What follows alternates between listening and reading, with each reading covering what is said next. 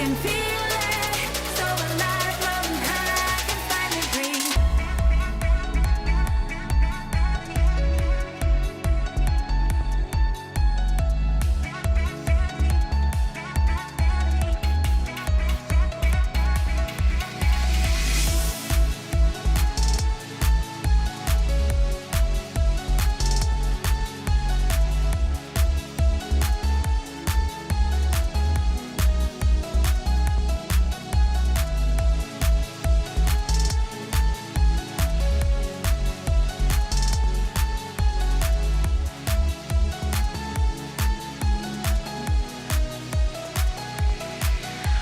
Lately, I've been feeling lonely. Want you to call me, promise me you'll always be there. I've been getting so high, I can feel it. I can feel the gravity pulling me away, pulling me away.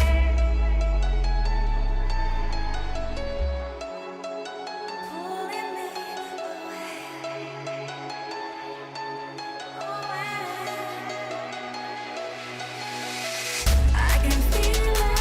I can feel it in my blood, through my veins like a melody.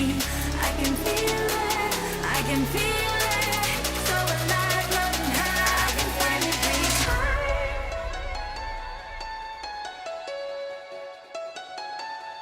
I can feel the gravity pulling me away, pulling me away.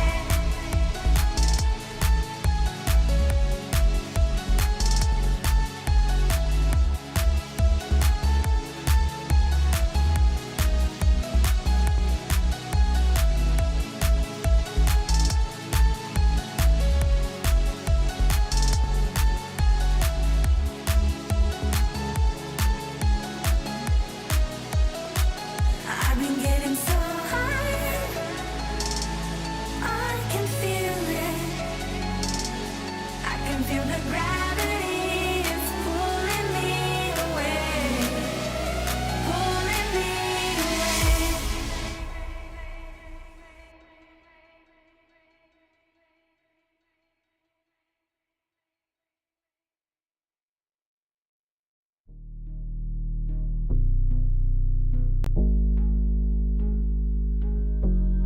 Never pressed, but I got the juice. Taking the lead, that's just what I do. I make mountains move with one hand tied, and still this world ain't satisfied. Everywhere I go, they stop and stare. I tell the truth, I take it there. Call me vicious, persistent, overzealous, that's fine. Main character energy, I stay taking what's mine. You need a foot on the gas, or put my name on the line. Main character energy, I'm just taking what's mine. And it's written in the stars, I'm a king like my sign, yeah. Reason the bar, the jaws drop like a surprise. Don't be mad about it. Don't be mad, don't be mad. Don't be mad about it. Don't be mad, don't be mad. I don't play the game, nah, I make the rules. Cards close to the chest, and I don't play no fool. Don't be mad about it. Look, yeah, my name stay in the mouth. Legs got broke, they said cast her. I'm the 911 response in a disaster. I don't ask, I just take. Treat the world like a man, I just blow him away. Yeah, I'm my #1 fan. Don't need a bark, I'm a bite. Switch me on, dark need light. Don't need pity, don't need spite. I just plop, plop, plop on sight. Could take your girl in 2 seconds. I just flash her a smile. I make petty look pretty. They run an inch, I run 3 miles. You need a foot on the gas, I'll put my name on the line. Main character energy, I'm just taking what's mine. And it's written in the stars, I'm a king like my sign, yeah. Raising the bar, the jaws drop like a surprise. Don't be mad about it. Don't be mad about it. Don't be mad about it. Don't be mad, don't be mad. Don't be mad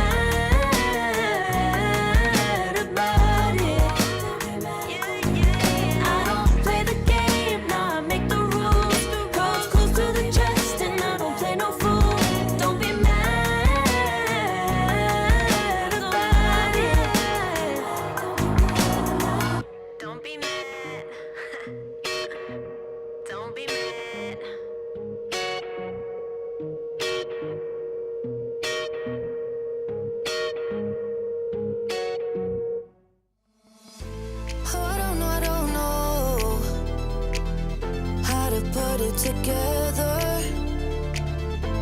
Ever since I found you, my life just got better. Better than this, better than that, better than anything I ever had. Better than this, better than that, better than anything I ever had.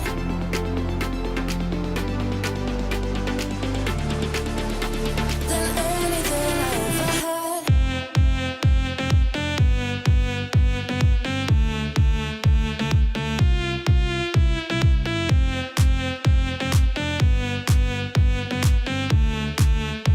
Than anything I ever had.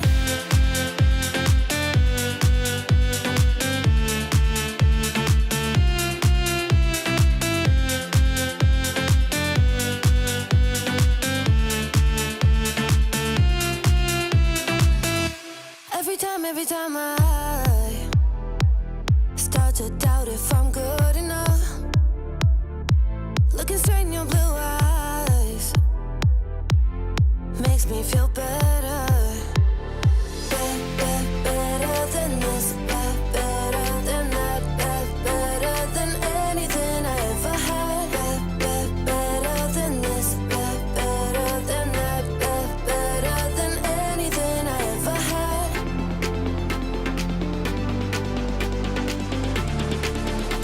Than anything I ever had. Than anything I ever had.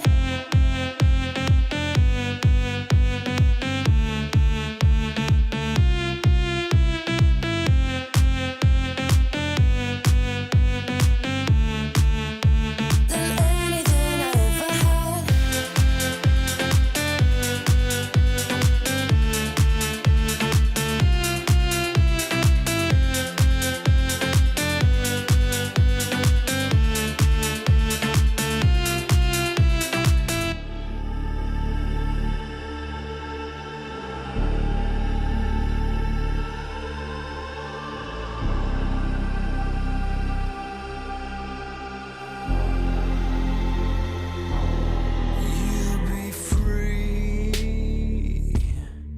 when I set you free.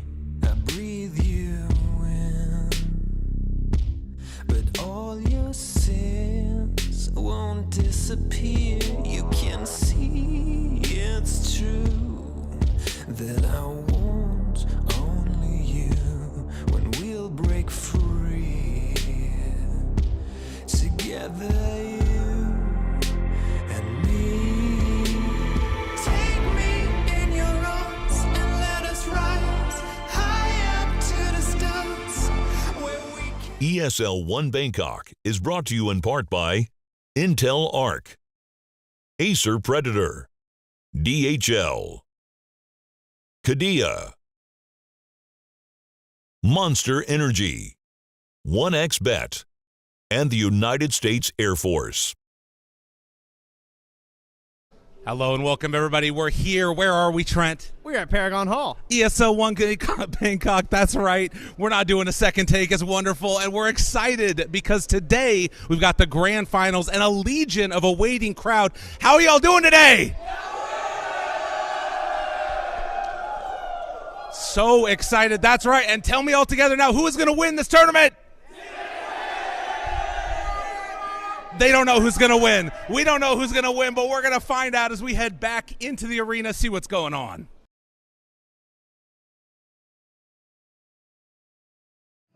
Hello. Big dogs on campus. Bet Boom team knocked down to the lower brackets by Paravision. Team Liquid, TI winners.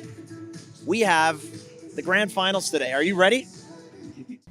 Quite a few teams have had an opportunity to walk down this red carpet. Hopes have been realized and dreams have been crushed, and now only 3 teams remain as we look towards our trophy and our stage. That's right, Tsunami. On this stage, the 2 greatest Dota player teams in the world will be competing in your grand finals for their honor, for your entertainment, but most importantly, to claim this trophy at ESL One Bangkok.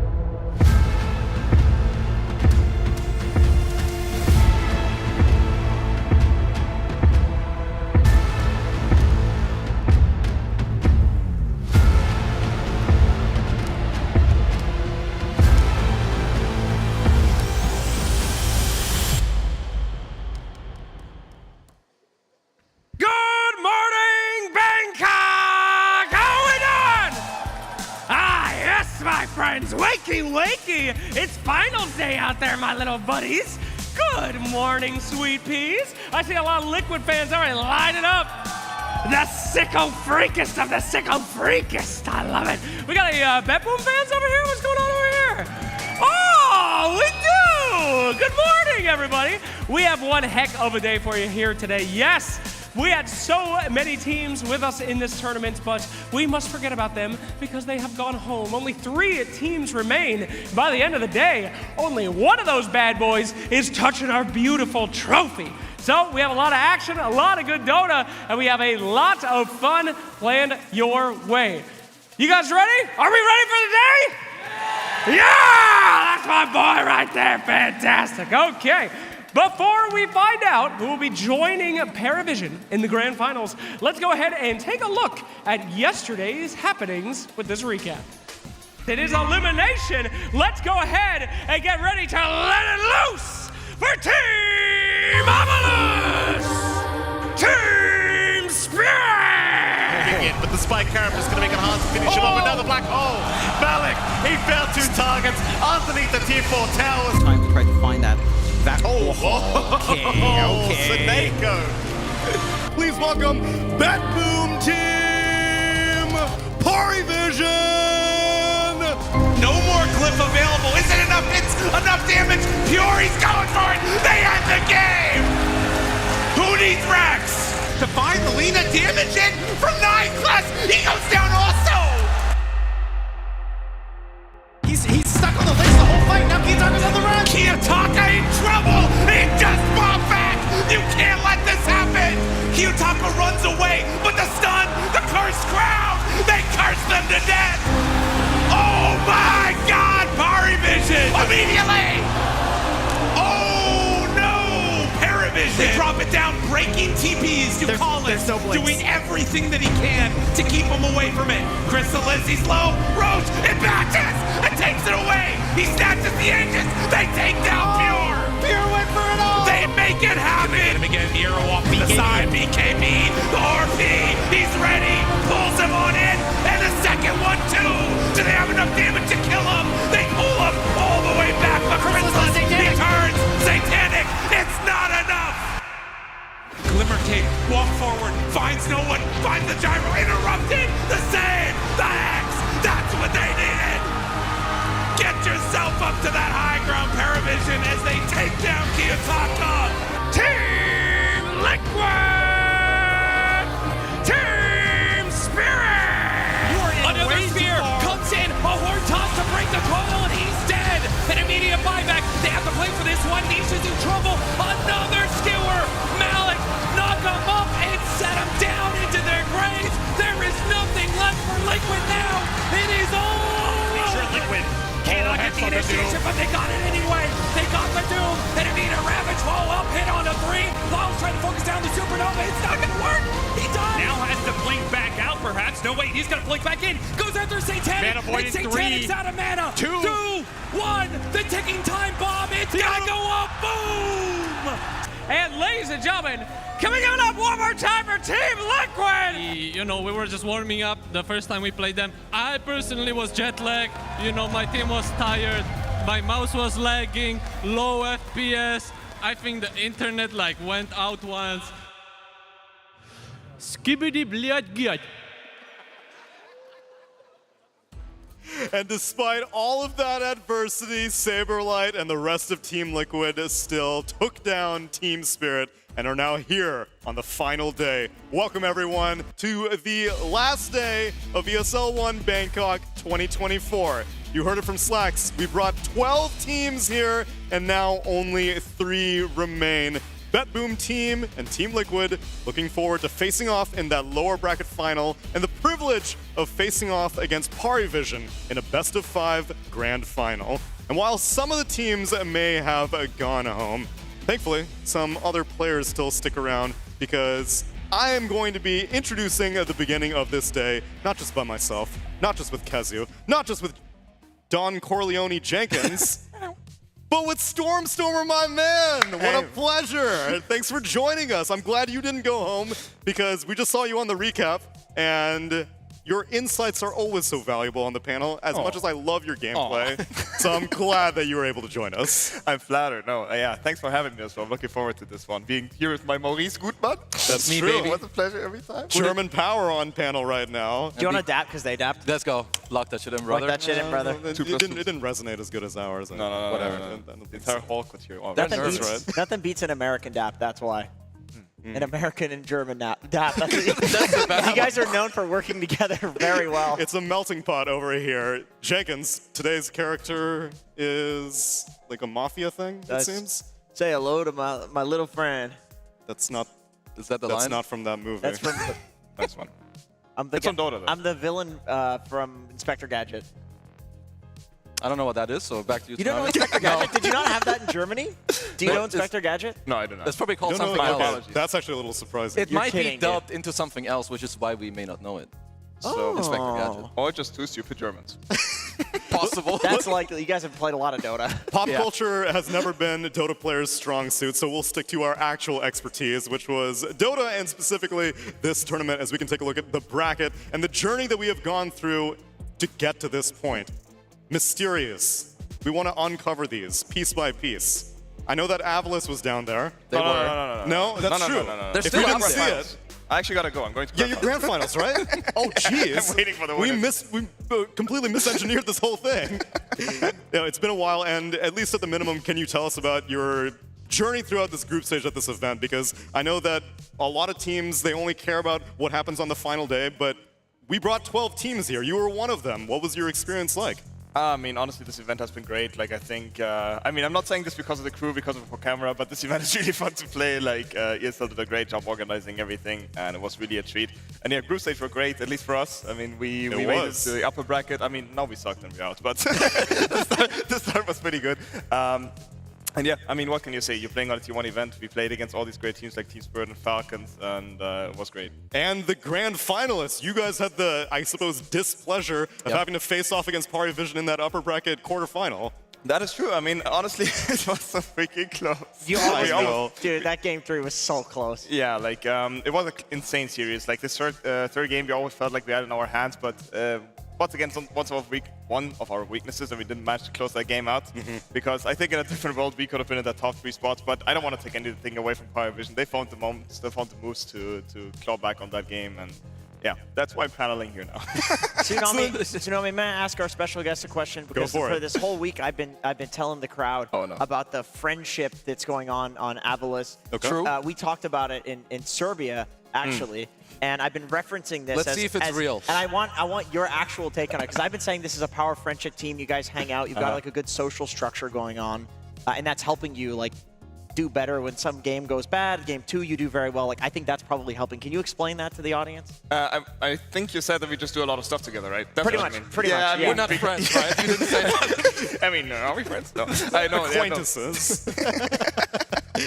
No, I mean, me at least personally, like, I always value highly the interpersonal bonding when you're in a team, like doing stuff outside of Dota as well, because like we're all 5 people already playing the video game every single day. It's nice to have connections outside as well. So yeah, we did stuff like going like outside, going for dinner, going to the sauna and all this stuff. Like, you know, 6 nice people in the sauna is always nice. Nice. This kind of stuff. But yeah, as you meant, like your question as of like if that helps when we're losing, I mean, of course, like when the interpersonal trust is building up and you can like back each other up when things are going hard, that helps massively. And I'm sure these 2 teams also have this kind of same bonding. Work hard and you play hard. And don't worry, Stormer, you didn't go home empty-handed, because you got a handful of EPT points as well as prize money, as we can take a look at the results from this event and how they lead up to the Esports World Cup. Beast Coast and Na'Vi were unfortunately eliminated very early on in the group stage, but still went home with 210 points. After that, it was Boom and Gaozu with 420 points. Shopify, Rebellion, and Enigma Galaxy made it to the stage and made it to top 8 with 780 points. Then a pretty big jump up, if you're asking me, Stormer, up to 1680 points for you guys on Avalis. And, I mean, you placed alongside Team Falcons. That's pretty good. You got to take some pride in that. Yeah, it's pretty good. I mean, it's still going to be, I think you have to be top 4 to get directly invited to all the tournaments. I'm going to be honest, I don't even take care of that. I didn't even know we were top 6. You were? Because, I mean, like, I don't play for points. I take 1 match at a time. But yeah, it is nice to see it on the picture that we're, like, equally placed like Falcons right now. And look at that, you're within spitting distance of being able to make it to that top 4 because the top 4 teams of the EPT leaderboard get invited to the next event, which means that so far it seems like things are looking good for Parivision, BetBoom Team, Falcons, and Spirit, and Liquid are eagerly hoping to take down Spirit and get a direct invite to ESL One Raleigh later on in 2025. But I suppose that I shouldn't doubt them. They've already been making their journey through this lower bracket, completely destroying Shopify Rebellion, Falcons, Spirit, and now BetBoom Team is the next team on their hit list. I mean, it would be pretty nice if Team Liquid win. I think both for, Storm's sake and my sake in the future, because they're so close to the top 4 spot. Another Western European team out of the quals. I'm, of course, unbiased. I don't care if they win. Yeah, of course not. No. Very professional. Very professional. I was wondering why you were smiling when we were looking at that. I thought it was because OG wasn't on there, but it's... I mean, that's also funny, I guess. Sure. It all makes sense. Don't worry, the points are going to start flowing in, but first we need to get to the conclusion of this event. So let's get prepared for our BetBoom Team versus Team Liquid showdown. For sure, we're improving this every single game. We're still trying to find some solutions to our problems. I don't think that we consider it to be the favorite team in this tournament by a lot of people. I mean, we got no pressure. It's always better to come into tournament as a dark horse, not as a favorite. So yeah, it's for sure harder, but yeah, we'll see. This has been a classic Team Liquid event where I feel like we came into the group stage, did not do hot at all. I think we were literally on the verge of elimination in the groups, and now we've turned it around.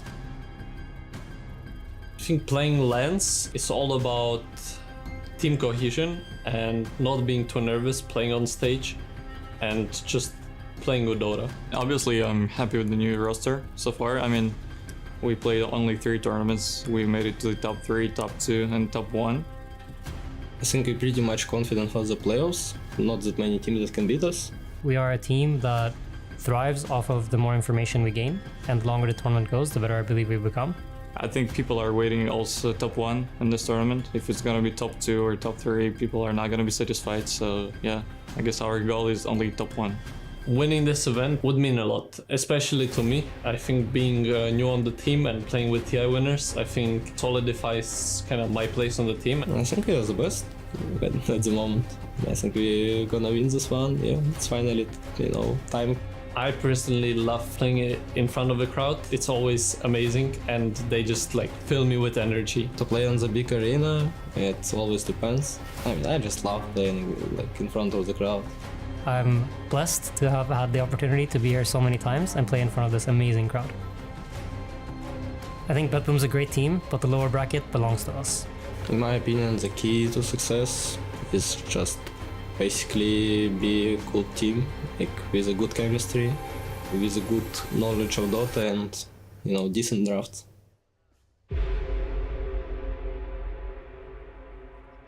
And so far, they have shown that they have a good chemistry and good Dota, but I need to know how good their recovery plan is. Because the BetBoom teams that I've seen for much of 2024 before our TI in Copenhagen was a team that would easily make it to top 3, top 4, and then they would get knocked down and then kind of spiral after that, Jenkins. And I'm worried that I may be seeing shades of the same thing after watching that Parivision BetBoom series. I was going to say, I want to say this is a different BetBoom team, and we all watched the ESL documentary. We did. It is definitely a different BetBoom team. It has to be, hopefully. I think that the toxicity, I really doubt that this is a team that is not capable of figuring things out after a tough match.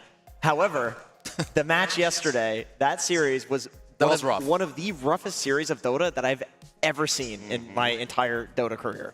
So if they can recover from that, it's extremely impressive, especially because on the flip side, Liquid is a team that functions off of momentum, and this is some of the most momentum that I've also ever seen in my Dota career for a team. They went from almost not getting through to the playoffs to looking like the strongest team here in the lower bracket. So it's like a team that's falling versus a team that's rising very quickly, and we're going to see the greatest clash in the next few years. Let's see that clash as it's happening right now backstage.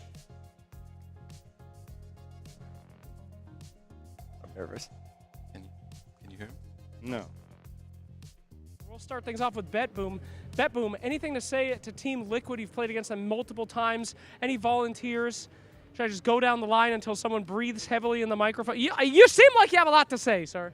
No, honestly, I don't really have much to say. Okay. Do you fear them? No. Do you like them? Yes. Do you enjoy their smells? Okay, well, we'll move on. Anything to say to Team Liquid? I can play this game all day. I literally will just do this the entire time. Go ahead. I mean, nothing really to say against Liquid.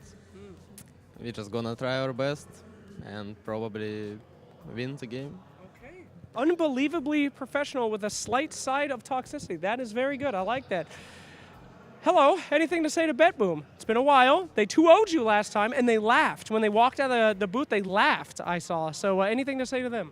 I just woke up. Leave me alone, Slacks. Okay, great. This is going super, super good. Mick, every time I make eye contact with you, you look away. Mickey, anything? No, good luck and have fun. Great. All right, cool. Okay, Boxy, save us from this cringe. I beg you. Just say anything, literally anything to BetBoom. Wish them a good game, anything. Yeah, I mean, we'll have a good game. It's like cringe to try and flame people for no reason. I'm not trying to make you flame people. I'm trying to have you gently interact, okay? Can we get... All right, I'm going to punish all of you. Every one of you handshake. This is a punishment. Yes, touch it. There. You too, goddammit. All right, fantastic. Gentlemen, everyone is so ready to go. They are hyped up, they are wide awake, and they are ready to bring you some Dota action. So let's get into the booth. Hey, you guys fucked me, man. You fucked me. You were still alive, man. I've not often seen Slacks go into dad mode ever since being a father, but that was a dad mode Slacks move right there. You're punished. I respect it. Show honestly. some sportsmanship. I'm pretty sure we're the greatest esport of all We time. are. I'm so certain after this event. He could have maybe something. Like if he still gave it to Saberlight, I feel like he was the only one that could have saved that segment. So I understand. Saberlight. Saberlight, yeah. Saberlight. But he didn't want Saberlight to carry once again, you know. So he tried all the other people, and they're like, oh god, get me out of here. Lesson learned. It's early in the morning. Are you a morning Dota person or are you a night degen Dota person? Definitely morning. Or more like afternoon. Ooh. I think, I mean, there's so many night people, I don't know how they manage to make it work. Like, I need sunlight to function. Really? Sure. Yeah. I feel like that's uncharacteristic for Dota players, though. You're a rare breed, honestly. Is it? I mean, Yeah. Positive morning person. Like, he is rare. I mean, okay, I'm not waking up at 7 a.m. or something, but like I would say afternoon, like 14, 15 or something, that's my prime. I would say. Okay. I mean, what kind of person are you, Keza? Not I a mean, morning person. I mean, the thing is now I kind of have to because, you know, all the Dota players need to like wake them up and like kick their ass and whatever. You got to be up first. Yeah, but before that, night person, baby, all the way.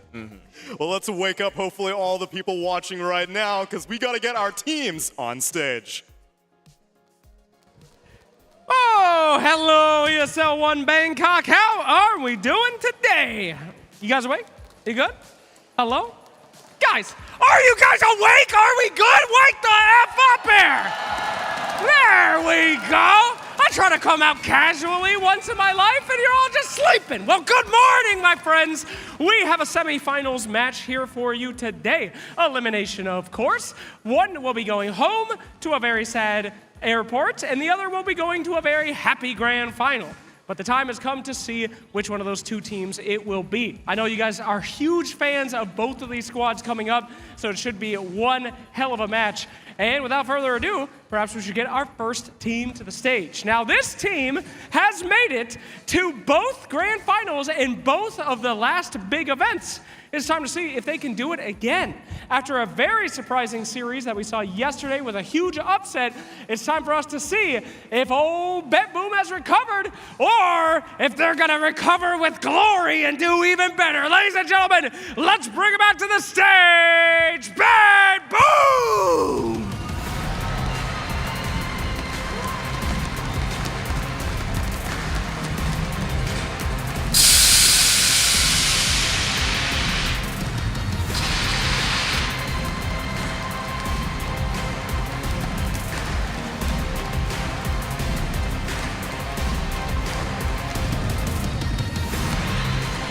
and their opponents losing to them 2-0 early in this tournament, but it's a whole different team. This team has continuously given us 60-minute plus games, continuously brought it to a game 3, and we will see if they will continue that trend today. Let's put our hands together for Team Liquid!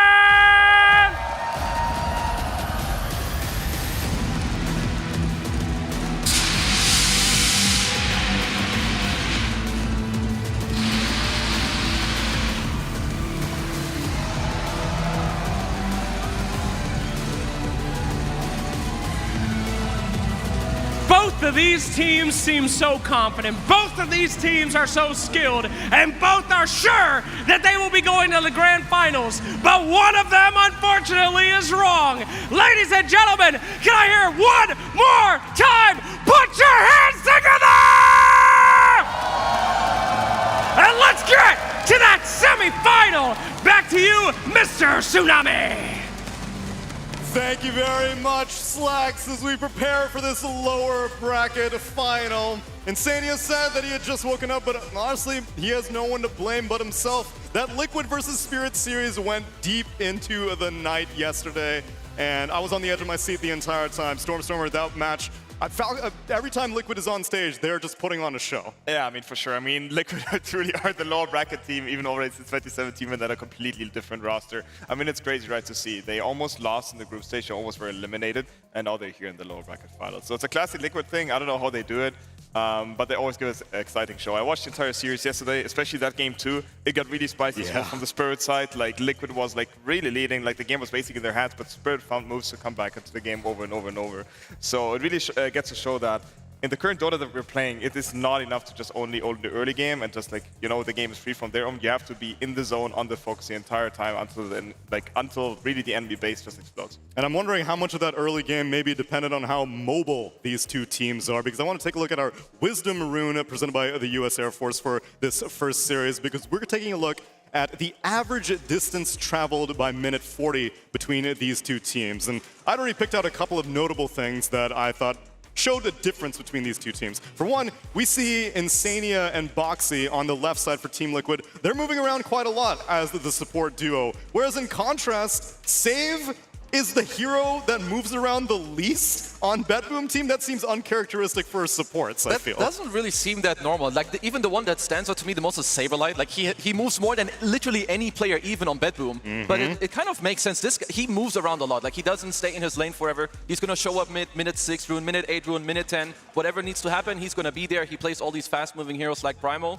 So yeah, you know, they've got the footwork, Tsunami. I think he's been needed to move around the map because, and this is amazing for Liquid fans out there, because I think Saberlight is the question mark. He's the new guy, right, on a TI winning roster.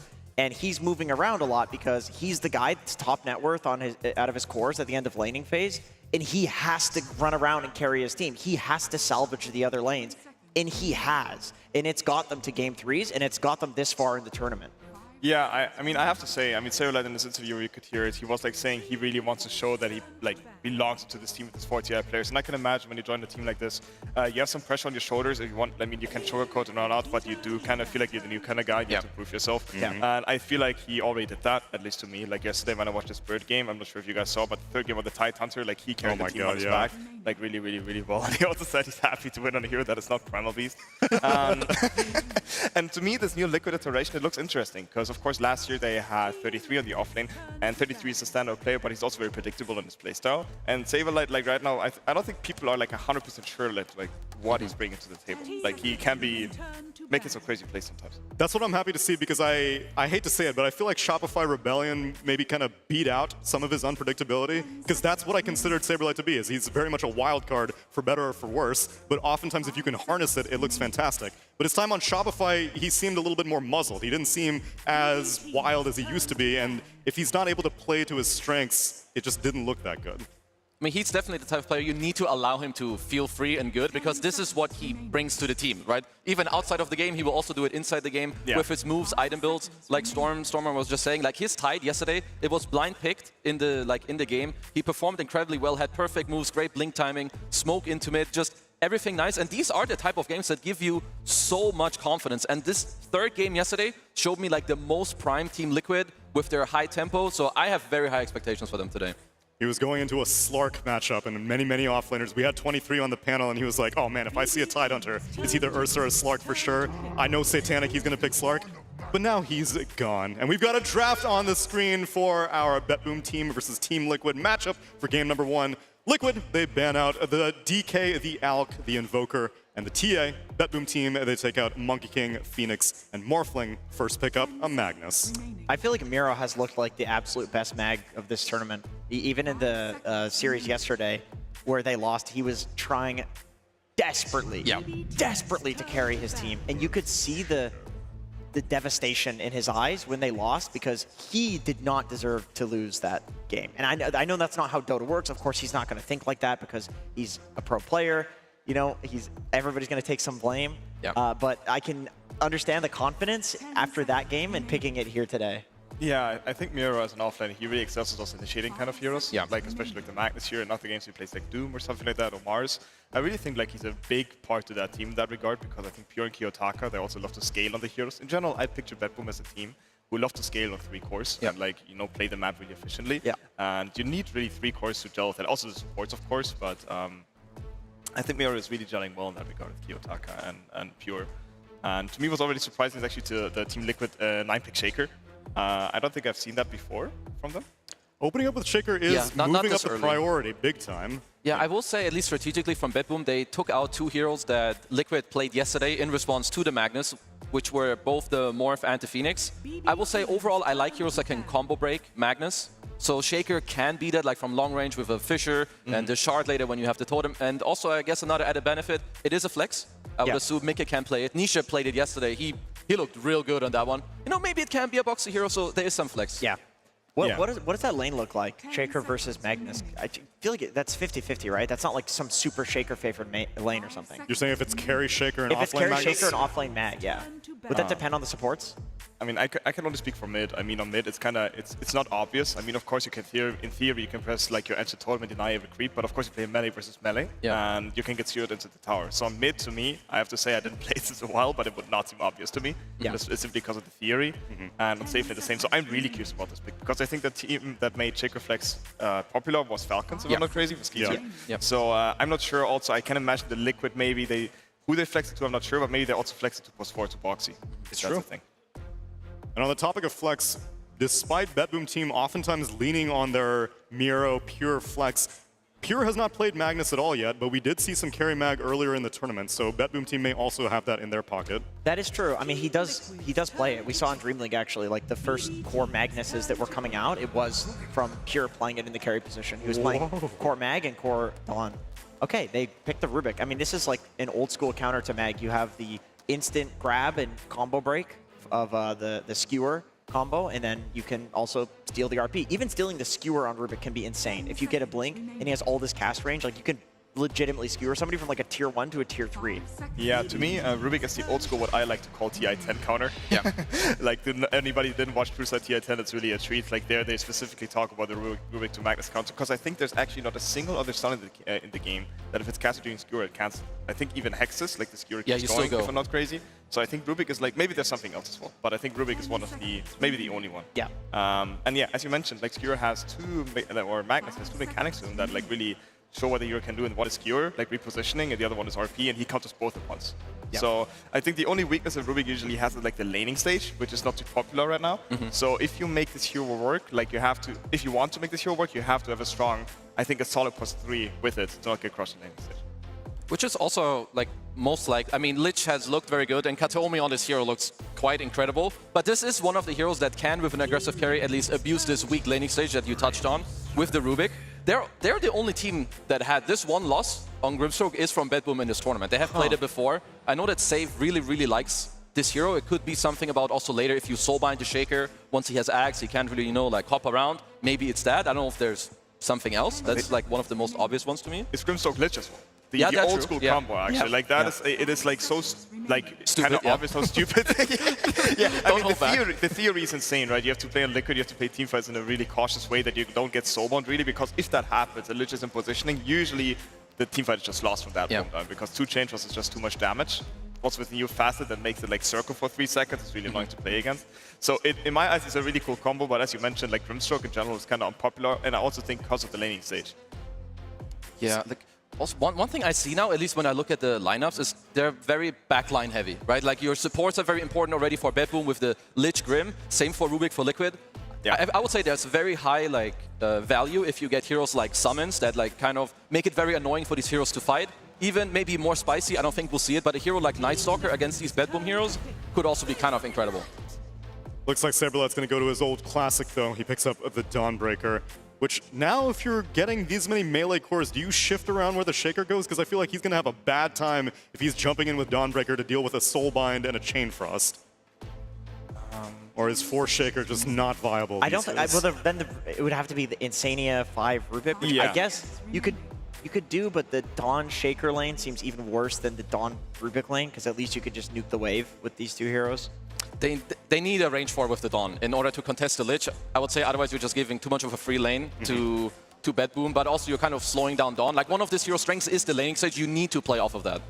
Yeah, I mean, so what is spicy right now is actually this next pick. Okay, I was about to say, man, the first 3 heroes showed it was actually not clear what position everybody was except the Dawnbreaker. Yep. But now everything is clear, right? So the Shaker is 100% the core, the Oracle is +5, Rubik +4, Dawnbreaker off lane. So they can pick carry or off lane, or carry or mid lane last, depending on what Bedboom pick in the next 2 picks.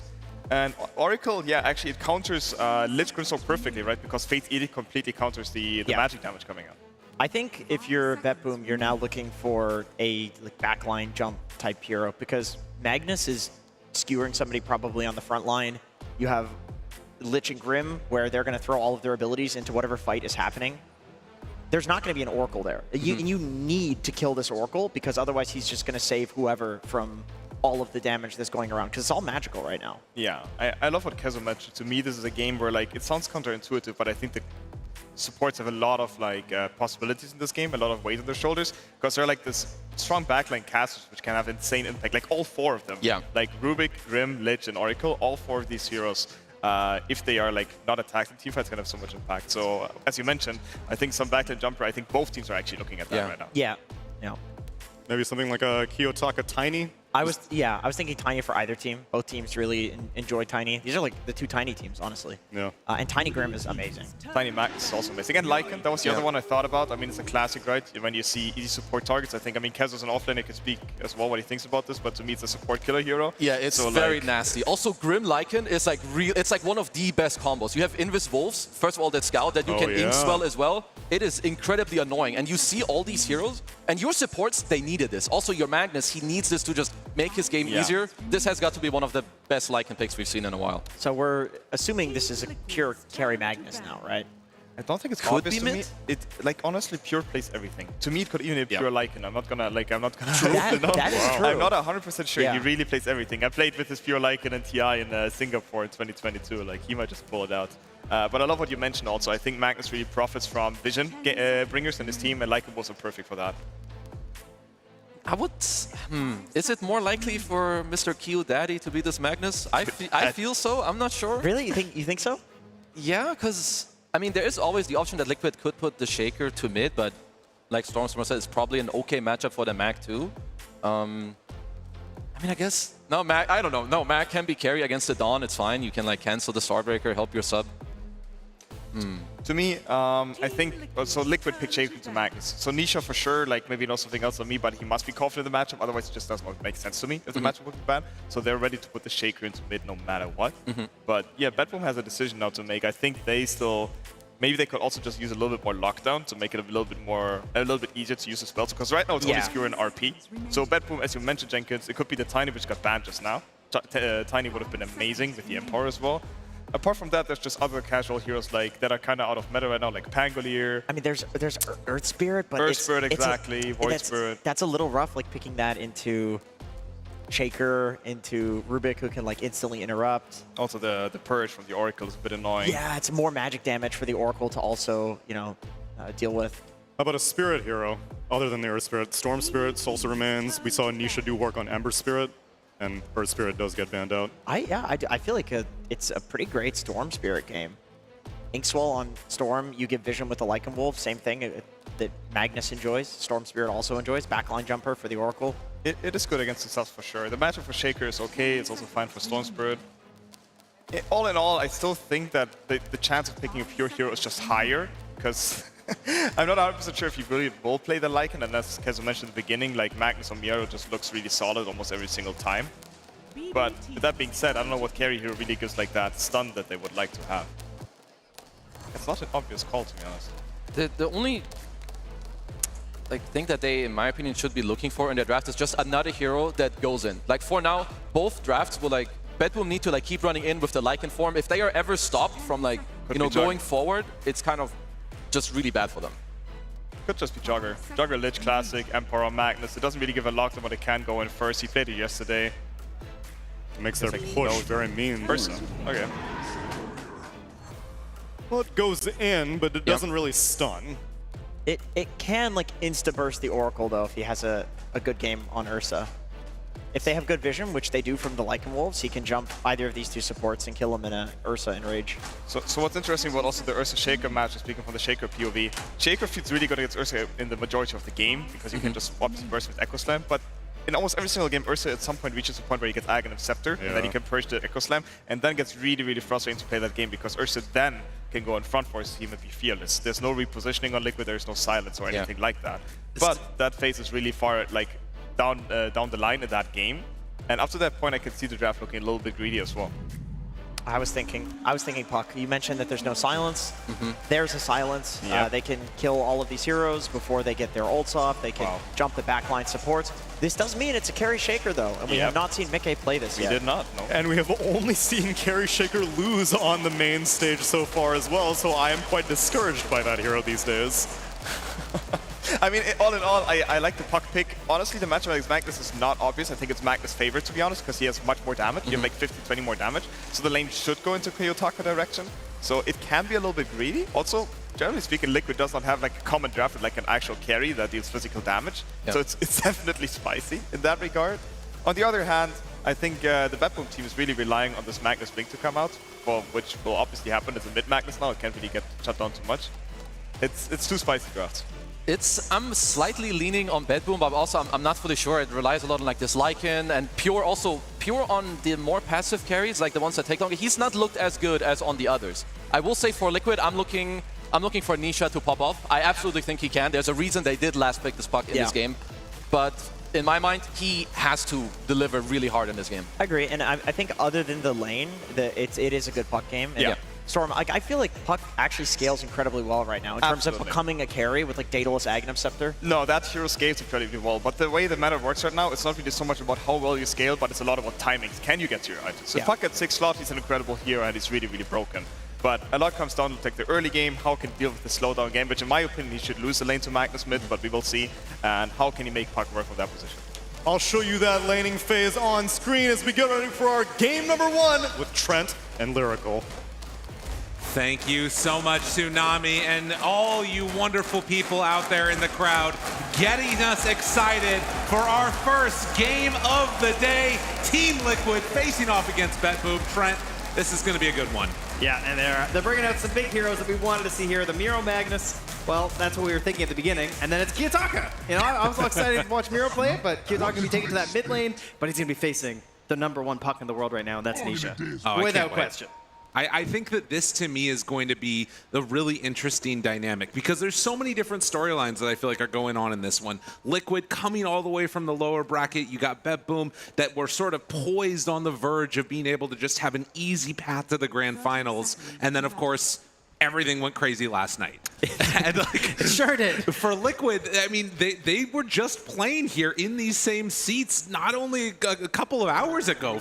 I feel like they almost had no time to reset. But likewise for Bedboom, they probably were hoping to be able to get a free berth all the way over into the grand finals. But considering the matchup that we've got right now, you heard the panel talk about it a lot. Do you kind of agree with their sentiments? Is there anything that you're looking for out of the early laning stage of this one? Yeah, I think the general, spiciness of Liquids is fair to assess, right? You know, we got ourselves the Carry Shaker, which was kind of this, rumored being. It was kind of like the Sasquatch at the start of this tournament. We were all talking about, will it happen? Is it actually real? Right. And then the Carry Shaker started to come out, and now it's become a bit of a fixture of this meta. But My main concern would probably be, for Betboom, starting a fight is kind of weird. That's right. Right? Oh, absolutely. Because like Mag doesn't want to go in first, so you have to commit with like an ult when you start a fight. Ursa maybe can sort of like try and bait things out, like be aggressive and play. That's what they're talking about with that last pick. They're looking towards like maybe a Juggernaut or something. Someone who just like goes in and tries to force Liquid to actually commit into these engagements. But Liquid are also incredibly mobile here too, so I think it's going to be difficult to try and figure out how do you commit for good fights as Betboom. Right. That would be my goals here. But you know, vision is a big part of that, and of course the Lycan Wolves are a huge reason why you can make that sort of strategy happen. Could be something to even see like the Inkswelled Wolves coming into play later on. That might be something to watch for. Yeah, that's By the way, crowd, I appreciate the clamping of the sticks together, but make sure you're saving your energy. We have potentially 8 games on the docket here today, and for all of these squads, going to need your energy throughout the entire length of this one. As Pure taking some hits in the early goings from Saberlight and Boxy up here in this top lane. And we'll see how this Dawnbreaker works out too. Yeah. I mean, with how much we've talked about vision being important in these games, that Break of Dawn, you know, natural ability that she has seems like it could be really helpful around the Roche battles. It can clutch out some moments for sure. It's also a hero that I was kind of expecting to see maybe from Betboom as well in this series. So the Mag and the Dawn both coming in here pretty early. As they're going to jump onto Kataomi. You got to get these kills. Starbreaker and the hammer. Nice. Saberlight, easy kill with the level 2. I mean, we saw this yesterday as well with the Lich, where, you know, you kind of consider him to be sort of a safe laner, but someone who can kind of guarantee that you're not going to have any sort of issues, but the earlier levels aren't the best, and then, of course, it almost feels like we're playing for late game Lich these days. Oh, this is interesting also because, oh my god, Pure? They pull in from Kataomi, still in some trouble, a few more hits, and Pure, the bear is going down. Bottom lane at the same time, Miro and Save also both getting low there, and Insania, you know, that level 3 on Oracle is when he gets really scary, when you get the second point, the Purifying Flame. So if you're low HP as Oracle hits 3, that's a very dangerous situation. In the mid, going as expected there by the panel, they have this Magnus who is winning on the last hits, just like Stormstormer said. Being a mid player, you know, he knows these things, but he will not get a rune as Nisha is going to bully him a little bit here with the help of his jaunt. Oh, he's even going to go to the other one? Yeah, they're going to get both of those, I think. He's just so rude. I mean, that is frustrating for sure. And I think that, you know, maybe even when they were anticipating, are we going to run this Shaker, you know, the Mag against the Shaker mid, the switch up of taking the puck at the very end of this one really, I feel like makes that a much more difficult matchup there. There is ways you can outplay against that melee hero with the skewer back and everything else, but Kiyotaka is just getting punished in this. Yeah, you'll definitely win the last hit war if you can keep the runes going and sustain and stuff, but Nisha stealing those away makes it a little bit tougher, and yeah, you're definitely not going to find one of those skewer plays. So we'll see how it goes, if maybe Nisha can go for some type of an all-in kill type of scenario as this game gets a little bit later on. But looking for those denies while Kiyotaka has to run off to get the rune. And at least at the early going, 2-0 start for Liquid across the lanes. The main one that seems like it's having a good time is going to be up top here.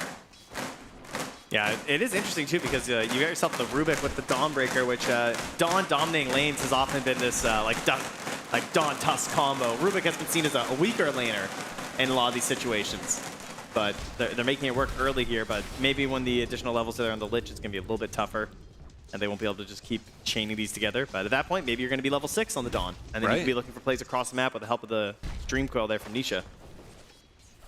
Will definitely be something to watch for now. As Save, pump faking those strokes of fate and just forcing back Insania and Mickey down bottom here, while Miro just kind of free farms. Wave is going to push in though.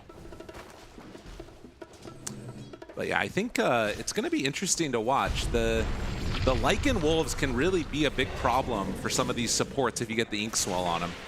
Yeah, it's a really cool combo that you can use. I mean, the whole game, Lycan is just hunting supports. It's kind of his role as a hero for the most part, just diving into the back line and being this unstoppable force. But if you don't even know the Wolves are coming, we've had some teams who are very vigilant about their sentries to ensure that they're keeping an eye on these Wolves throughout the game. And Oracle's hero can also really nuke them down pretty well. Saberlight takes out the Courier. The TP rotation in from Save, trying to find the kill, and with the Ink Swell, they should be able to run him down. They're trying to punish Miro at the same time, but they're it's just not going to get it. Yeah, it's not enough damage. Interesting. All right, firing back there. And good stuff for Piers. That'll get him up to level 4, but still missing his courier. So not able to really snowball this Ursa to getting his face boots delivered. Quick silence in the jaunt away, messing with Kiyotaka. 35-6 right now versus 31-3. And you can see that it's been going pretty well across the board in terms of the laning stage for Liquid. Yeah, they are ready for this here. I mean, there's a Dream Coil. He's so low on Kiyotaka, but Save is here trying to bail him out in case something happens. There it is. Immediately out. Boxy hoping to break it, hoping to get some damage out there. Will it be enough? Silence, follow-up punch, dead. They get the counter silence on Nisha, but he gets the jaunt away. Oh, nicely played out of the mid. They do take down Boxy on the Rubik. Ends up being a trade, but obviously you're going to take that. Miro is able to deny the rune. It's just a shield rune, so it wasn't going to send Nisha into any crazy plays, but nonetheless reducing some of his regen there with the help of the Wolves. Boxy. Gotta take a pause there. Obviously, only reason he died. Must need a bind or something. Yeah, key bind. Come on, help me out here. They're sorting out the issues in the crowd. Gonna give him a little bit of love as we get this pause sorted out. But as we approach the 7-minute mark, I want to see if there is any movement off to the side to take out some of those wisdom runes. I'm very impressed that you're all here. It was a late night. It was. We had our signing session earlier, and the most common refrain that we heard from people were, "Oh my God, I'm tired." Everybody's staying up late to watch Liquid and then get up early in the morning to keep supporting Amir. Bet boom. Yeah, thankfully, you know, a bunch of Dota degens, they don't need sleep. That's right? true. Dota can motivate you. They didn't even go to sleep. They just stayed up all night. Isn't that right? That's right. They okay, nobody said anything. That they're tired, Gabe, all right? Hold on. Well, it's going to be a Battle Fury Ursa is the queue up there as we should be ready to go. Mickey's ready, getting the hand warmers going, clapping it up. Back into the game, he says. I don't want to relax on Shaker. He wants to find some big plays, some dunks for the fans. Absolutely. And in fact, Arrow pops the Howl, a few more hits, trying to do what he can with the Summon Wolves. Can't get many body blocks in there, but they are going to actually rotate both heroes up. Save is going to see this, but I don't know if he can stop it on his own. I mean, they're going to have to bring numbers to stop this aggression from coming in this way. I don't know if they can get there fast enough anyway, though. Okay, they're not going for it. On the other side, instead, yeah, Kataomi tried to make something, but... Oh, no. The Lich in trouble. Going to go down. Saberlight finds that kill. Hit him with the You Shall Not Pass.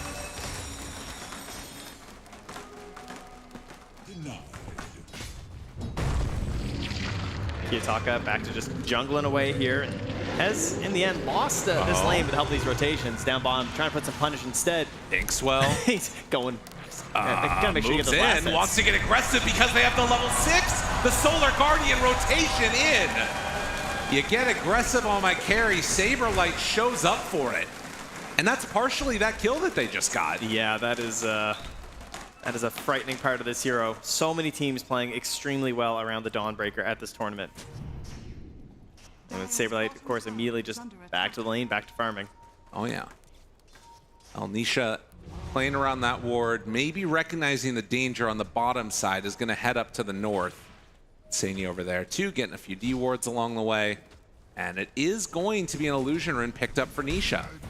D ward as well from Boxy as they move in, just keeping a lot of control over this mid lane. And you think about this late puck pick and how do you actually kill this hero? Right. Nisha has a lot of freedom. It's going to rely on an overextension pretty much, or the eventual Lich Blink Daggers we've been seeing, you know? A quick grab on the Sinister Gaze, perhaps. Okay. On to save. TP in from Nisha. They have the Inkswell, but going to drop the coil even. And the Echo Slam on to save. Save will die, but it costs them a lot. Can they get more? Nisha goes in. I mean, Nisha, there's a lot of ways to keep this guy alive, and they move in with Boxy now onto Pure. The root long duration, Mickey chasing down a bit further. That overpower got dispelled immediately. Yeah. Interesting.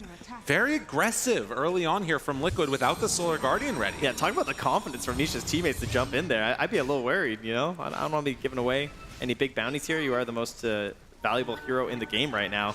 but using that Dream Coil means that they're not going to have it for a little bit short, but by the time it's back up, I mean, Solar Guardian's also coming online, so they can do a more concentrated effort together and go for one of these bigger kills. Perhaps try and slow down Pure into his Battle Fury. I'd also like to see just maybe a little bit of tower pressure on that top side of the map to really open up some space for Mickey to get into that Aghanims. Yeah, that would be nice. They need to get him towards that item. Because, I mean, even when you have it, there's still some amount of danger with, like, the Grimstroke Silence and maybe a Lich pull here and there, but you're also relatively tanky on Mickey. And they just go for it again. They got him. Miero in trouble, and with the Starbreaker finish.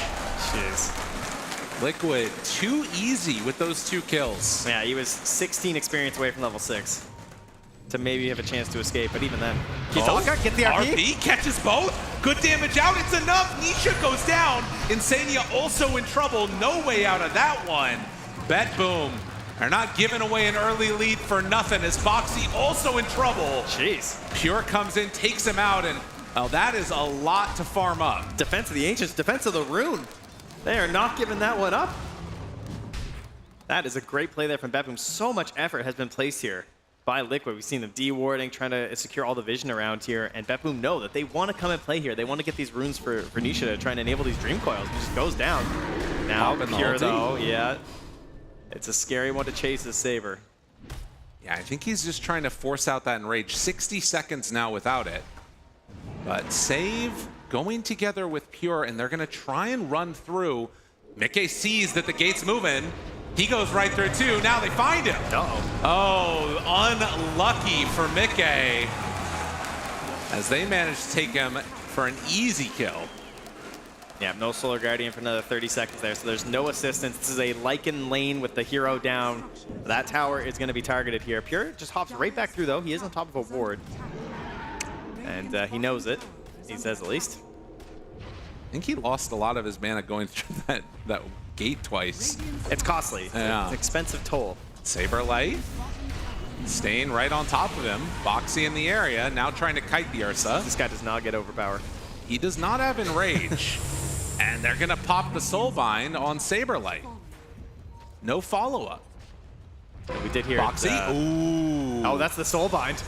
That is a nice one to get. Can they get anything done with it, though? The double Fable can be so much Chase. damage. Ooh, the chain thrust, though, Boxy! Oh, barely no. getting away, but it won't matter. They still have enough to get that kill. And that's a really important kill to get. Soulbind can make a lot of things happen. Yeah, with Rubik, it's really cool. It's kind of like Shadow Shaman, you know? You get the double big nuke bouncing everybody. Yeah.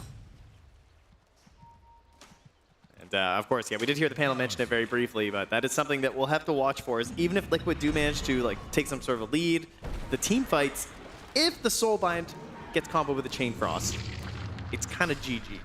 Yeah. It's really hard to fight into. Whatever 2 heroes end up getting caught by it are basically dead. And Saberlight, slowed down by the Shockwave, can't quite catch up, though, with the Wolves Inkswell. Oh, that's a stolen level 4 Shockwave, though. That feels so good. I mean, oh, yeah. The Rubik versus the Mag is just, there's so many layers to this counter pick. Like, getting Empower can feel great for your allies. Getting the Shockwave feels amazing, so it just lets you farm. Save. You are stunned. See you later. No way out of that one. So 9-7, the 13-minute mark. Dawnbreaker working towards, and I think finishing that Echo Saber now, queuing up the Aghanim Shard next. Miero has the helm done. Yeah, it's something we don't see too often lately with the Magnus, is that as the map has grown larger and larger, you don't actually get to empower your cores that much during farm time, you know? Right. It's not really something you can count on anymore, but they're playing so clumped right now that we've got Empower on the Lycan, Empower on the Ursa, and they're going to give that to Miero to get this this helm online, since he is the lowest of the cores. The two of them working together on a big Ancient stack there. And Pure actually leaves the big ones just for Miero. Okay.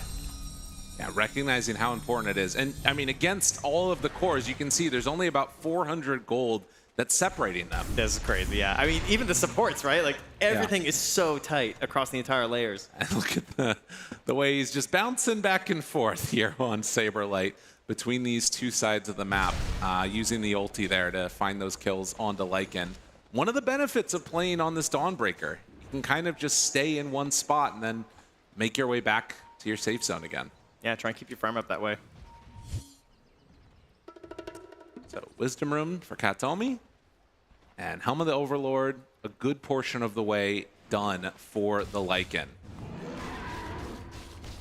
But yeah, it does feel like we're playing more for these mid-game fights. Yeah, everyone is just, I mean, Nisha is just farming a stack of Ancients right now. Right.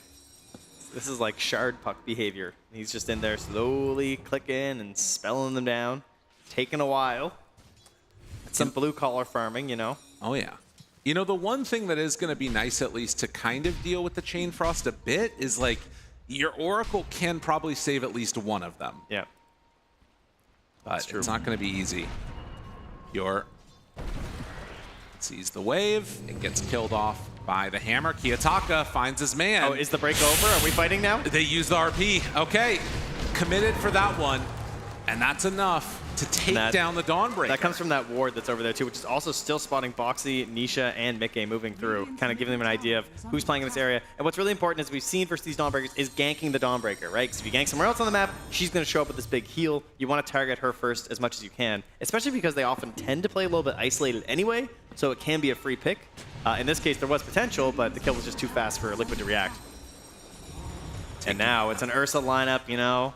It's nighttime. They want this Roche. I mean, this is so... Usually we see these types of movements at like 30, 35 minutes. It's 15. It's the bear. Exactly. And Saberlight, I mean, will kind of be that X factor, which is why they're running to kill him right away. Mickey. Gonna keep the farm going on that hard camp. But I think Saberlight, recognizing the danger, is backing into the jungle. We'll see if they can catch him or not. Doesn't look like it. Nisha breaks smoke, spots him there. Silence, has the haste, and just gonna jaunt away. I mean, they do still see him here. Oh, going in. Oh, Mickey finds him right away. Silence now down. Can they do anything else? Saberlight with a good stun. Miro in trouble, but the Chain Frost. Oh, that's dangerous. They're able to get away from one of them, though. That kind of salvages things. Able to keep a little bit of extra distance. Miro on the hunt for the rest of these supports as Saberlight takes down Katomi. He survives against the onslaught. Grimstroke in further trouble. Dude, that was everything. It really was. And then Sania lives too? They tried to go for a quick blink skewer play on the Mickey, but he just said no. He got the Echo Slam out way too fast. And then the fact that it's a Puck who's gotten this Soulbind play too, one of the few heroes that maybe has a chance at surviving. Man, Bet Boom, they really did throw it all out there. And now they're going to lose their mid-tier 1 tower for it. And of course, Mickey, having just finished that Aghanim Scepter, all of that gold is going to put him closer to that Blink Dagger.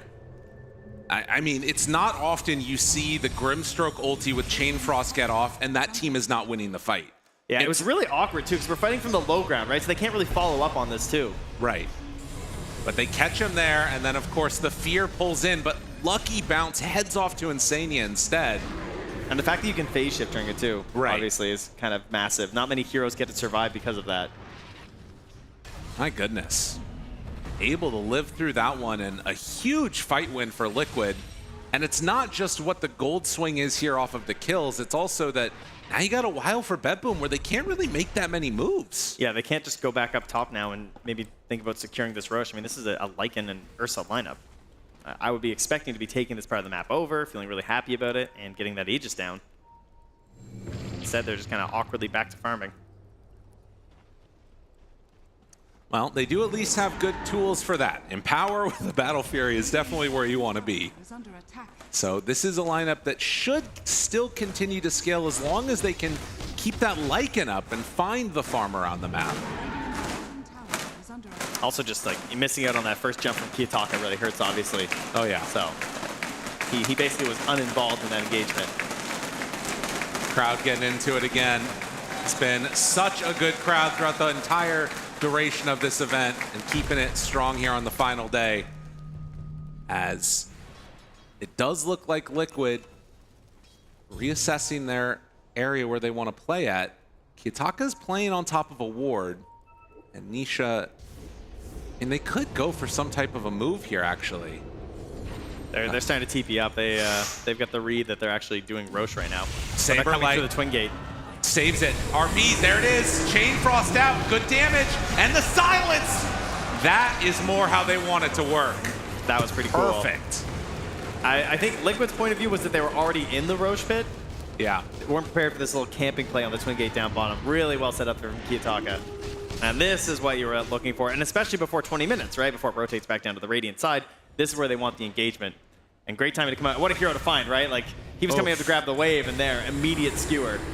Right, and then getting the silence off. Having the Lich there to ensure that the Phantom's Embrace comes in time. Also, how do you not RP there as Kiyotaka? I know, that's awesome. Like, I just see, like, two such prime heroes, Saberlight and Nisha there, and he's just like, I can save it. We'll get the kill. It'll be okay. Taking a risk there with such a slippery hero, but it pays off. Now they get to keep that as they move forward with the Aegis. And Pure, trying to figure out what he was going to do with this Mithril Hammer. Now that he has the Aegis, he doesn't have to commit for the BKB. He can go straight for the Basher. So one good hit, you think about Puck, you think about Earthshaker, even Rubik, right? That first bash can just ruin the way you want to play these heroes. It doesn't let you assess that risk. Well, the Wolves finding the Oracle, who just has to run away.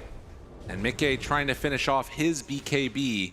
It will be one of the answers to all this massive amounts of magical damage, but the timing that's coming out right now from BetBoom is pretty scary. Yeah, they're hunting with the Wolves, trying to find something. Radiant Vision, they don't know where they are. There it is! RP immediately, but the Dream Coil, so no skewer. Counter RP played out immediately, and now the control finds Miero dead. Insania has also fallen, and Pure trying to get out. They bought back on Insania. He's in trouble. This is only going to be the Aegis, though, and all right, he jumps out low ground, but the Echo combination, good damage out, and the kill. Support's falling for BetBoom. They do turn it around with the Chain Frost here, but not enough damage. No, they got the mobility to spread it out. Wow. Liquid, another good fight for them here into the Aegis. Yeah, Vision helping out there, right? Getting a read on where they were moving there, understanding that they're trying to force something from Kiyotaka's Magnus right now to make good use of this Aegis, but just quick response. And showing the counterplay there that Boxy's got with his Rubik. And that means that he's going to have another RP in 70 seconds. That's pretty huge. Yeah, that's really nice for them if they can make use of that one. And Mickey really going to come online as well once he gets in that BKB, which he's much further on the way to at this point. They're going to take down that Tormentor without losing anyone, right, Saberlight? Yeah, not even close. That was scary. But doing it good. The Reign of Destiny. Except for Insania. Possibly one of the coolest named moves in the game, I would say. Yeah. I'll also say, like, it's a testament to how good both of these teams are that we've had all this, like, back and forth killing action. There's been a little bit of a difference in terms of who's been coming out ahead depending upon the matchup, but they're still both getting so much out of the map. It's less than 1,000 gold separating them. These are just two very, like, clutch teams when it comes to eking out whatever they can from the map. Well, right now they're hunting. The Wolf sees Nisha.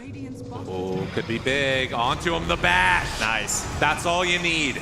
The power of the Instigate, right? Now that Pure has this blink, now he's the initiator. Like, this changes so much for Kiyotaka. Yes. This makes his life so much easier, too. Like, now that he's the blink, the Aegis, and the Basher, it's just, like, he's confident to go in. You don't necessarily have to throw in Kiyotaka every single time. That's how Magnus wants to play some Dota. These fights are starting to feel kind of difficult for Liquid. I mean, they do have save-oriented heroes, but the vision that you're getting from that Wolf, it really makes all the difference in the world for Miero. Yeah, as we've seen, though, it can be a bit of a double-edged sword. Like, when they see the Wolves coming, they kind of, you know, they've had sentries at times, they know what's happening, then they can respond. Yeah, gonna need to play around their vision for sure. They're dropping sentries all over the place in here. That's BKB #1 finished. Saberlight, Mickey very close to his as well. Just needs a little bit more time. But our BetBoom gonna give it to him. RP is about to expire from Boxy too. Use it one time for the fans. Come on. Just hit the creeps. Will not do it as that one expires. And forcing his way out of there. Oh no! Oh my goodness! That's the bash. That's all it takes. You jump in, you get like a first 2-hit bash. It's not luck but skill, you know? Easy. Yeah, the momentum is very much swinging into BetBoom's way, and a lot seeming to go their direction. They'll kill that plate mail, but a BKB done for Mickey doesn't stop the bash. No, sure doesn't. They're going to keep pressuring that tower. Aegis falling in 20 seconds here for Pure. They can just back their way out, make sure they secure the BKB first. There's definitely no reason to, like, you know, blink into the tier 4s or anything crazy. Right. That, you know, surely that wouldn't happen, though. Oh, no. No, Pure wouldn't do that. I mean, it's tough. Like, you really would love a Yules in this instance for the Ursa. They have one on the puck. If he can manage to catch that Ursa when he goes in. But he's got to be selfish, you know? Right. He's the puck. I know, that's the problem. I mean, it's kind of like Insania, I guess, that maybe can find it with the Dispel, but they will find one here. Katomi in trouble in the mid. No way out for the Lich. And he did not have that gem on him. No, he was just spending some gold before he died. I'll grab that for the team. Hunting for more. Nisha jumps up to the high ground. Miero. Fissure caught him. He's got the Orchid, but it's not enough. in trouble. And another kill for Liquid. Equalizing a little bit here. Showing that once that Aegis is gone, you start to spread out, try and utilize this ability to farm across the map. We are going to hunt you, right? And think about that. They're always threatening Solar Guardian, too, that whole time. So if you try and come in and save the Lycan, you come and try and save that Lich, you have to be prepared for numbers here from Liquid. Dire kind of hunting along that bottom side. I think they're trying to find Saberlight there, but will not be able to connect on to this Dawnbreaker, who next has a Blink Dagger queued up. Although, we have 4 9-second BKBs available in this game right now. A bunch of fresh ones, you know? They still got that little plastic film on them that you got to peel off that you don't notice for a couple of days, and you realize your TV you were watching it was plastic the whole time. This sounds very personal. Yeah. Parasma almost done for the puck. As in towards mid, they'll push this one out too. I think that the Ancient Thunderhide spotted the Liquid movement down, and that's why Ursa backed out of there. But you can see Saberlight basically just inhabiting this area. Oh, jumps in, finds him, the full combo. Wait, there's nothing. Inkswell is off to the side, the silence is out, and now he can turn for a few more hits. That's good enough. Mickey goes down, overestimating what he could do as Nisha looking for the finish. The Yule Scepter lift up, and then the back away. Enough damage for the kill. Kiyotaka, he comes in a bit late, but does he have enough damage? He needs help from Save. Not quite there. Save doing what he can. The stun. They take down 4 for 1. The illusion's still going to work. We'll manage to get the kill. Oh, Save goes down, but that was so good. Pure, he knew what was coming. He's trying to back away from that fight and get out of there. Nisha with the chase down, but punished hard here from BetBoom. Kiyotaka, Boxy trying to find something nearby, or perhaps just to survive. Man, what a huge moment right there. Looked like they could have taken down Pure, but just not enough chain stun. I don't know if supports didn't quite get there in time or what ended up happening, but there wasn't enough left in the tank. I know they had just gotten the blink from Insania. I'm not even sure if it got delivered yet on the Oracle, because that's something he's been struggling with a little bit too, right? Is trying to get in the position, because he's fighting versus this Lycan, the Wolves, the whole time. And so if he's ever spotted, it's going to be very difficult. Now he can lurk a little bit further away, but Blink's also not just a safe answer, really, versus the Lycan Wolves. You kind of need the smoke and the blink together, right? Ninja gear. That's what I'm hearing. He's praying for it, dude. That's best item Oracle. Pure saying, why are they going on me? What's going on? He's very happy to have Kiyotaka clean that one up. Oh, yeah. And the swing into the favor of BetBoom off of that fight. Now a 6,000 gold lead. Will it just fall back to neutral again, though? I mean, as it's felt in this game, right? Because honestly, Roche is coming up soon. We're going to be forcing a fight there. There's some really scary teamfight options here from BetBoom, especially if they can set up around the pit, get some decent vision, have the Wolves threatening. The smoke timing is going to be so crucial here from Liquid. The angle which they choose to attack.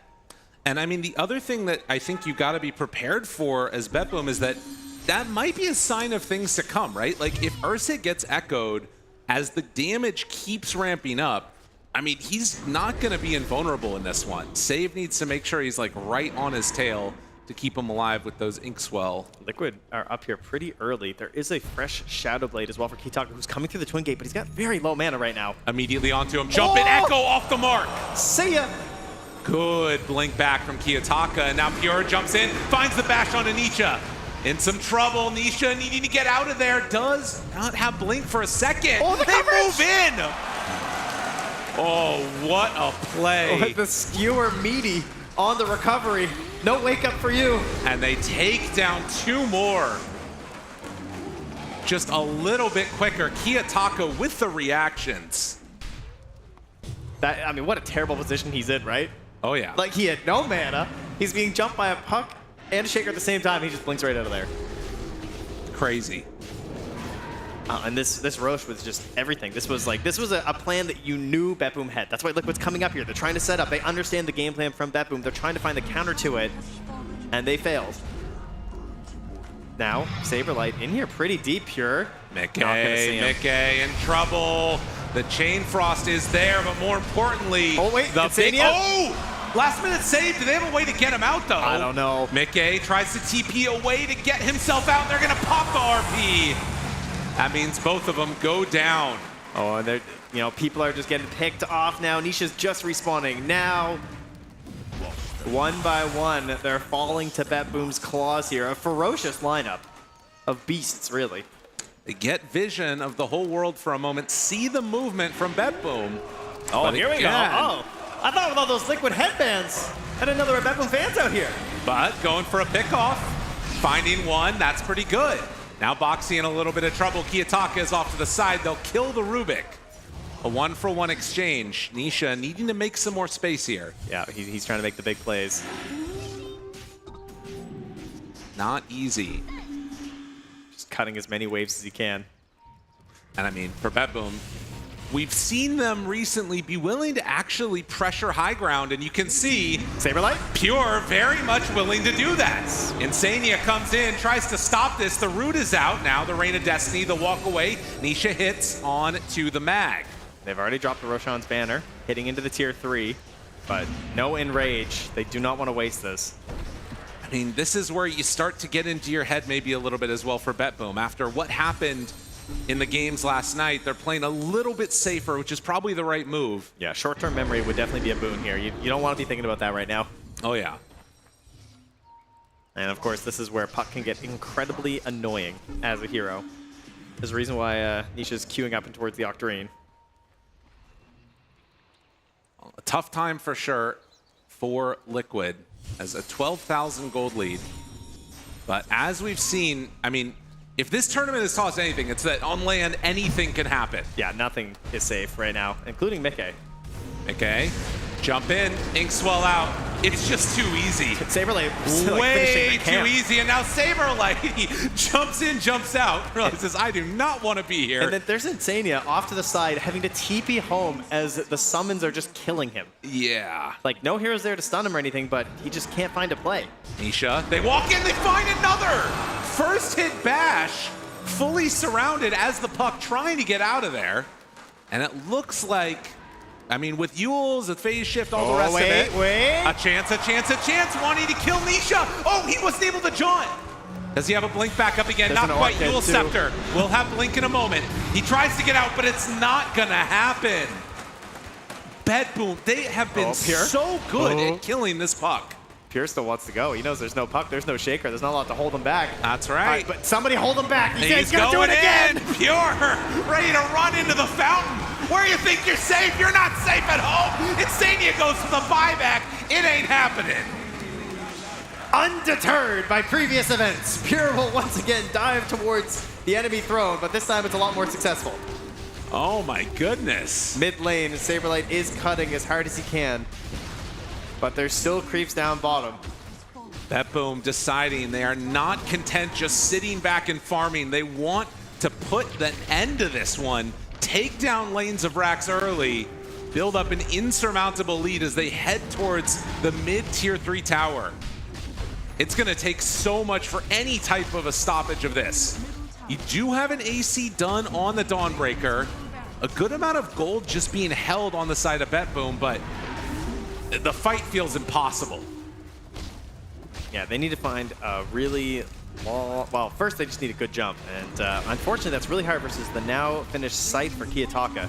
Jumps in, Nisha almost getting caught there by Kiyotaka. They're playing it safe here with the Aegis still. It's 40 seconds until it will expire. And so with 2 lanes down, BetBoom take commanding lead of this game. And Liquid just have not come up with an answer for this Ursa. They got one more smoke at least, so that Insania can maybe play another fight. Because if he's not smoked, he cannot game, and yep, he's going to send it out now. Yeah. This is the last gasp. The Wolves just eviscerating him over and over again. And there it is. Perhaps the last dance here for Liquid. Kiyotaka. That's Scythe, ready to go. If he finds anybody, he's willing to make a jump. Boxy going for the wraparound Saberlight. They see him. Jumps the high ground, finds Nisha. Will it be enough for the save? Yule Scepter lift up, and, well, Insania is dead. No buyback for him. Grimstroke found. Mickey onto him as Saberlight backs out also. There is not a whole lot of places left to go for this Dawnbreaker as completely controlled Nisha goes down. They buy back on Nisha. Mickey also dead. Bet Boom. They take down all of the cores.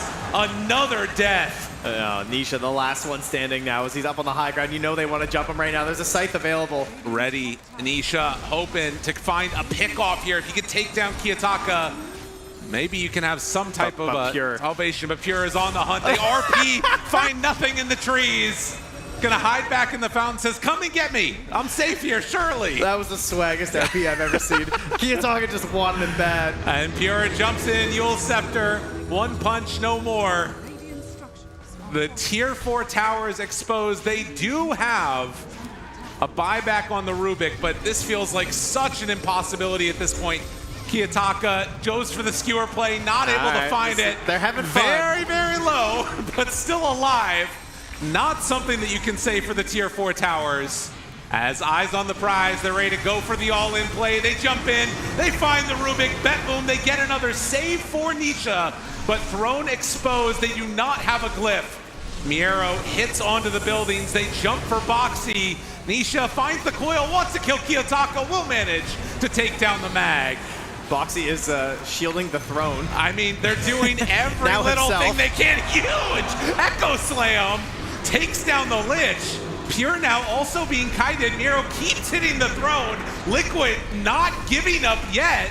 Still trying to stay in this one while Lycan punches and takes down their Ancient. The Frost Shield is helping. The Frost Shield is doing everything it can, but I don't know if it's going to be enough. GG is called as Bet Boom. They take game number 1.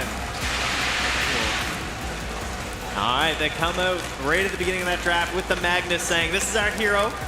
See what we're going to do with it. Hand it off to Kiyotaka in the end. And I got to say, I feel like he had a lot of, pretty big burden at the start of this game. The Magnus had to make a lot of these plays, had to create the space for the Lycan to get the big items, had to be empowering to ensure there was some farming there for the Ursa as well.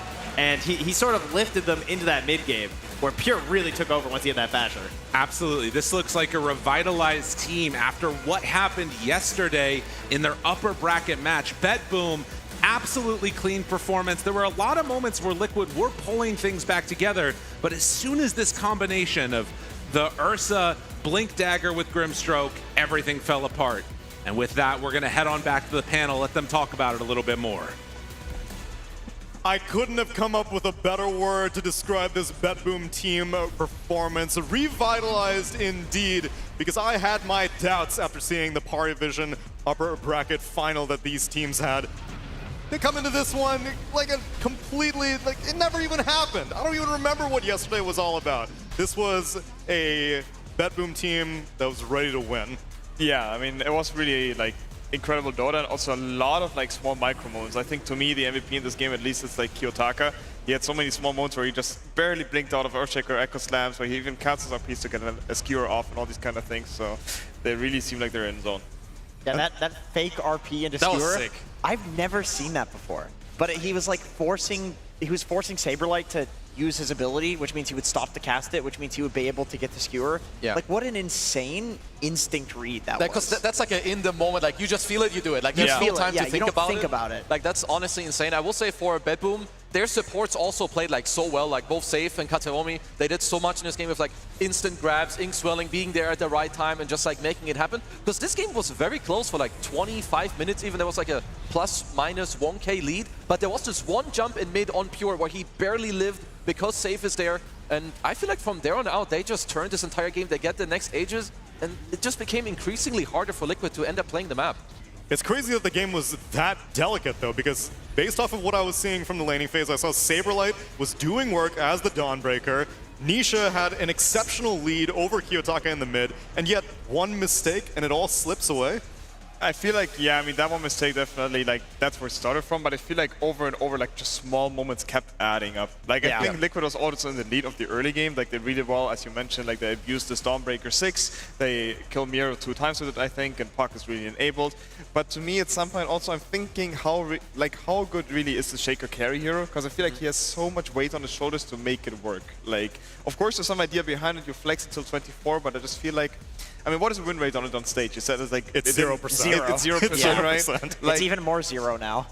At some point, I can just imagine you're playing Team Liquid and you see this Ursa scaling and this Magna scaling and this like Empire and all this kind of things, and you're kind of thinking, man, how do you deal with this Ursa? You know, we have a Shaker. How are we going to like kill this guy? Yeah, I think you called it out, Stormstormer, about the matchup, and as it goes later and later, it just doesn't feel good. And, because Ursa has all the status resistance, Shaker's all about stuns, but I also feel like one of Shaker's strengths as a carry is the fact that he's just giga tanky naturally. You get treads, the hero's like 3,000 HP. Ursa genuinely doesn't care how tanky a hero is. He will kill them in the same amount of time because the more HP you have, the more he stacks up on you, the more damage he's going to deal. So a big reason people are picking the Shaker is the tankiness, and it just doesn't matter versus the Ursa. So it's like a twofold counter in that way. I want to say, apart from draft, I think just Bedboom played the map exceptionally well. Like, just all these small moments adding up. Like, you could see the small odd number moments. There's even a moment when they're gate bottom and the surprise Saberlight and Nisha on that lane. Like, they were ahead on Liquid for a while. They had like a 3-kill lead or something, but the moves, what happened in the nighttime, and like, even the map was being played like at a big scale. I think Bedboom just outclassed them in that regard. So it's not only about draft, it's also just, I mean, really, Bedboom just showed up to this game. Which is the most encouraging thing I could imagine for people who wanted their performance to be continued after Blast Slam. These flash-in-a-pan teams that get one victory and then fall off the face of the earth are a little bit discouraging, but Bedboom team are showing the resilience which we were the most critical of from previous Bedboom teams. And as we look towards this Team Liquid, now they need to show their resilience, because while most of their series have gone to 3 games, the games that they lose are usually very, very competitive. This may be the most one-sided loss that they've had on stage, I think. I mean, there's definitely like things to take away, like Stormstorm said with the map play, that it's like you can talk a bit more about, okay, who is supposed to play with who. Maybe it's because, you know, Boxley's playing on a Rubik as opposed to maybe a more aggressive hero. No Bad Rider, no line. Maybe it was a bit more awkward for him to like find his +1 on the map to play with. And secondary, the way they dealt with Mag this time around with the Shaker response like we talked about, I'm not sure if they're going to give up Mag again, or at least if they do, they're going to have a different response to it, because it just felt increasingly more awkward the longer the game went on. Yeah, maybe not the Rubik as well. Like, I feel like Boxy has really carried Liquid in a lot of the clutch games that they've come back in. And on Rubik, it's just not really a patch for that. There's a reason the hero is not picked very much. I like that teams are willing to do this. They're willing to pick these, like, shot-in-the-dark heroes that aren't really picked. Like, we literally saw Bedboom do this last night with Juggernaut. And we talked about the Juggernaut option in this game, and they went with the Ursa. This is just a better hero in the patch. And so it's good that Liquid is doing that, but I think that would probably be an adjustment that they do in the draft next time. There's also, of course, a possibility that the drafting order just changes. That I'm not sure who chose first pick last time, but if Bedboom chose first pick, now Liquid has the option to do so. And then the entire draft changes, and they might first pick back or whatever. They play themselves, right? Yeah. And that's already a big difference. To me, like, yeah, the start of them, like, that they had was still incredible. Actually, now that I remember, there was also a big moment when they had the big lead in Mac and no blink, but they died 3 heroes of that top rune in minute 9, 10. And these small moments, they really add up, because all of a sudden you have an accelerated blink dagger on the Magnus, your tempo stalls on Liquid, and all these moments, like, really, yeah, they add up. So it's hard to say for me always like how a team really wants to adapt. If they feel like, hey, if we just play a little bit cleaner, we're going to win this game, let's draft the same, let's do small adjustments. As I know, Blitz and Liquid, they will do adjustment 100%. They never want to do the same draft twice in a row. And I think that's generally a good thing. But maybe they still feel confident in their idea, and they might just tweak like little things. No reason to throw it out. So far, the team has been finding a great deal of success on stage, but maybe not against a Lycan that the Bedboom team showed off. As we take a look at our Kadia ward of the game, this is actually the wolf of the game, Tsunami. Okay. Because Miro, the entire game, you know, we talked about MVPs, but with his wolves, like, this is one of the most annoying things that a good Lycan can do. This sets up for Pure to jump in on Nisha, who we talked about Nisha having kind of a free puck game, and I think it was, but because of Miro and his wolf scouting, they were able to counter him with the instant jumps. And yes, there was a luck in the bash there, but they also had the Grimstroke in the trees that they could have potentially caught him because they had vision of him, get the bug on him. So because of the scouting, it's set up for everything else for BetBoom. So maybe Miro's actually the MVP. I mean, honestly, yeah, now that I see it again, like, Miro did play exceptionally well on his wolves. Like, he did not really farm with them too much. I saw, like, 2 red dots on the map the entire time scouting things. So and if you annoying. think about it conceptually, it's really broken. You can block cams, it's an invis ward and everything. Like Kezo pointed out in the draft already, I think it's actually such a big hidden impact. It's been an impressive performance from them, and let's see if they can make it happen again in game number 2, or if Liquid are yet again going to push us to 3 games. We'll find out after this.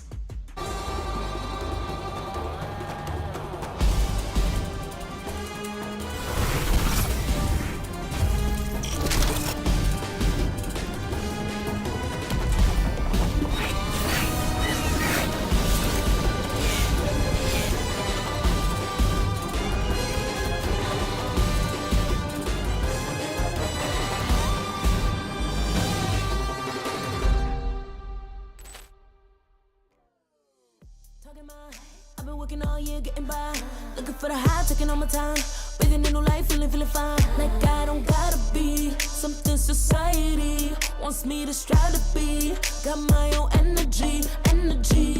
So magnetic in the spotlight, shaping my own world with my own mind. Don't talk about me unless you alright. You gon' see I'm feeling real free, protecting my energy. Gotta protect my mind. I'm breathing in new life. It's time that I realize what feels good ain't always right. Making changes, I got me a new strut. No more settling, I'm running out of good luck. Never chasing, I attract, I'm busy going up. If you see me, come correct and keep it on the book. Get it how I live it, that's the motto, how it goes. No more reaching in the distance, hit the lotto, I'm the one. Denying myself anymore, I'm done with it. Sky is the limit, I'm living like willow. Energy, energy, energy. Feeling free. Energy. Gotta protect my mind. I'm breathing in new life. It's time that I realize what feels good ain't always right. I'm feeling good, feeling free. Feeling good, feeling free. All I need is me and my new energy. Feeling good, feeling free. Feeling good, feeling free.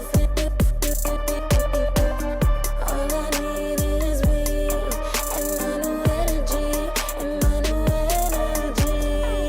Feeling good, feeling free. Feeling good, feeling free. All I need is me and my new energy. Hello everyone, we're still at ESL One Bangkok today, and this is the third and the final day, right?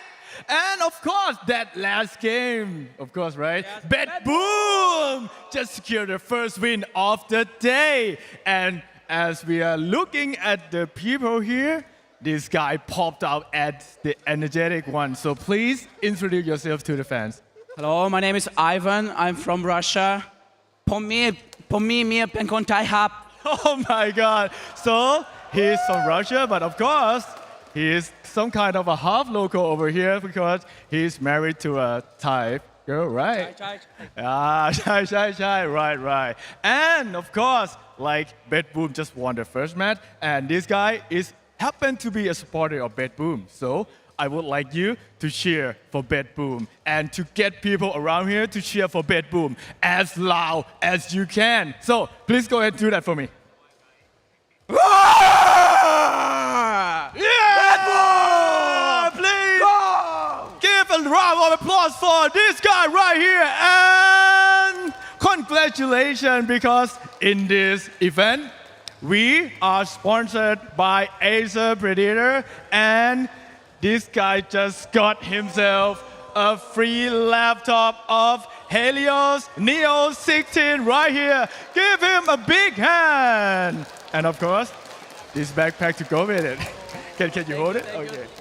Yeah. Do you want to tell something else to the people here? Very big thank you to everybody coming to this show. Also big thank you for sponsors. DHL, Intel, everybody. Big thank you. Kapun Ma Kap. Yeah, thank you, Kokun Markup, and we will see you after this. It's just a little bit. The next game between Team Liquid and Bad Boom will continue.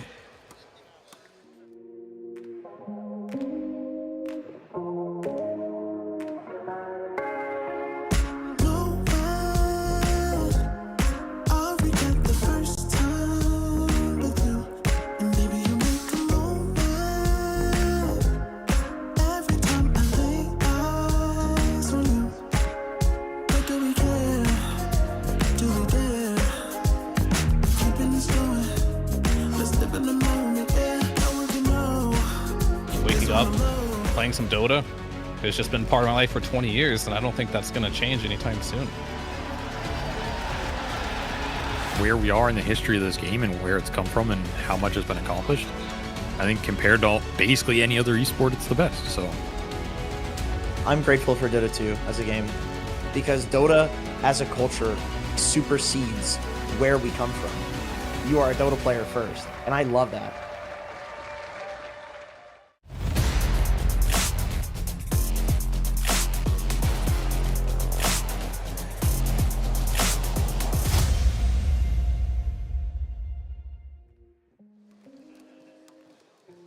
Game number 2 of Team Liquid versus BetBoom team is upon us. And it would be a real heartbreaker for Liquid to have slaughtered so many teams on their journey just for it to end here. Chanlit Ben Winter's here. Winter, where'd you come from?